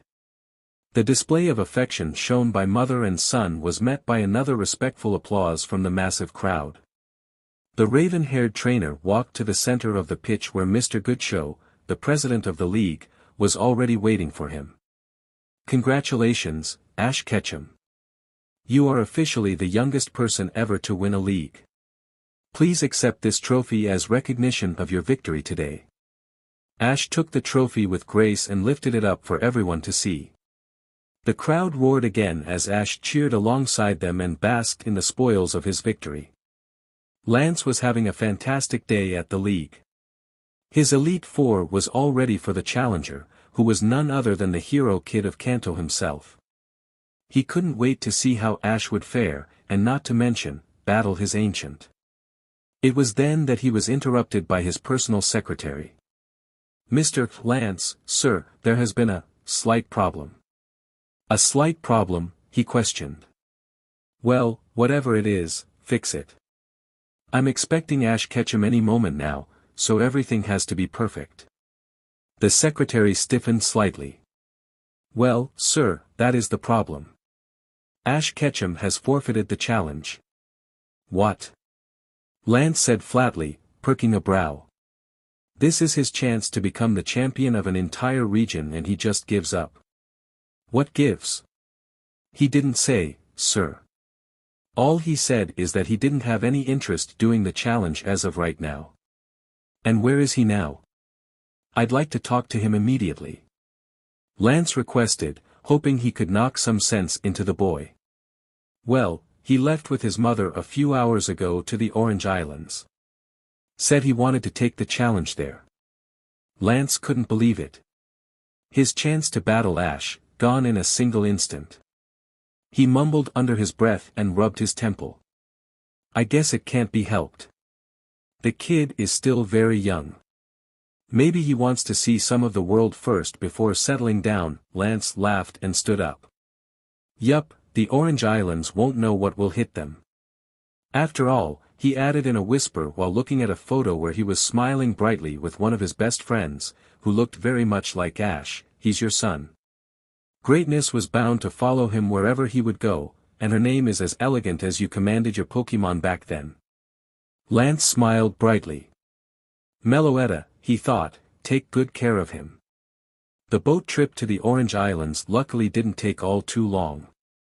A horde of fans had asked Ash and Delia constantly for autographs, so it was nice that the raven-haired trainer could spend some alone time together with Meloetta right now. Both trainer and Pokemon didn't say anything for the longest time, they just stared over the railing at the endless sea and the fast-approaching islands in the distance. Hey, Meloetta, Ash finally whispered, getting him the attention of the legendary he adored so much. I love you. Meloetta cooed lovingly, her cheeks turning a shade of pink as she kissed Ash passionately in return. She never doubted she could make Ash's dream into a reality, but never realized he had done the same for her. The family and love she had gained on this adventure was just the start of their dance revolution together to show the world they were the very best, like no one ever was.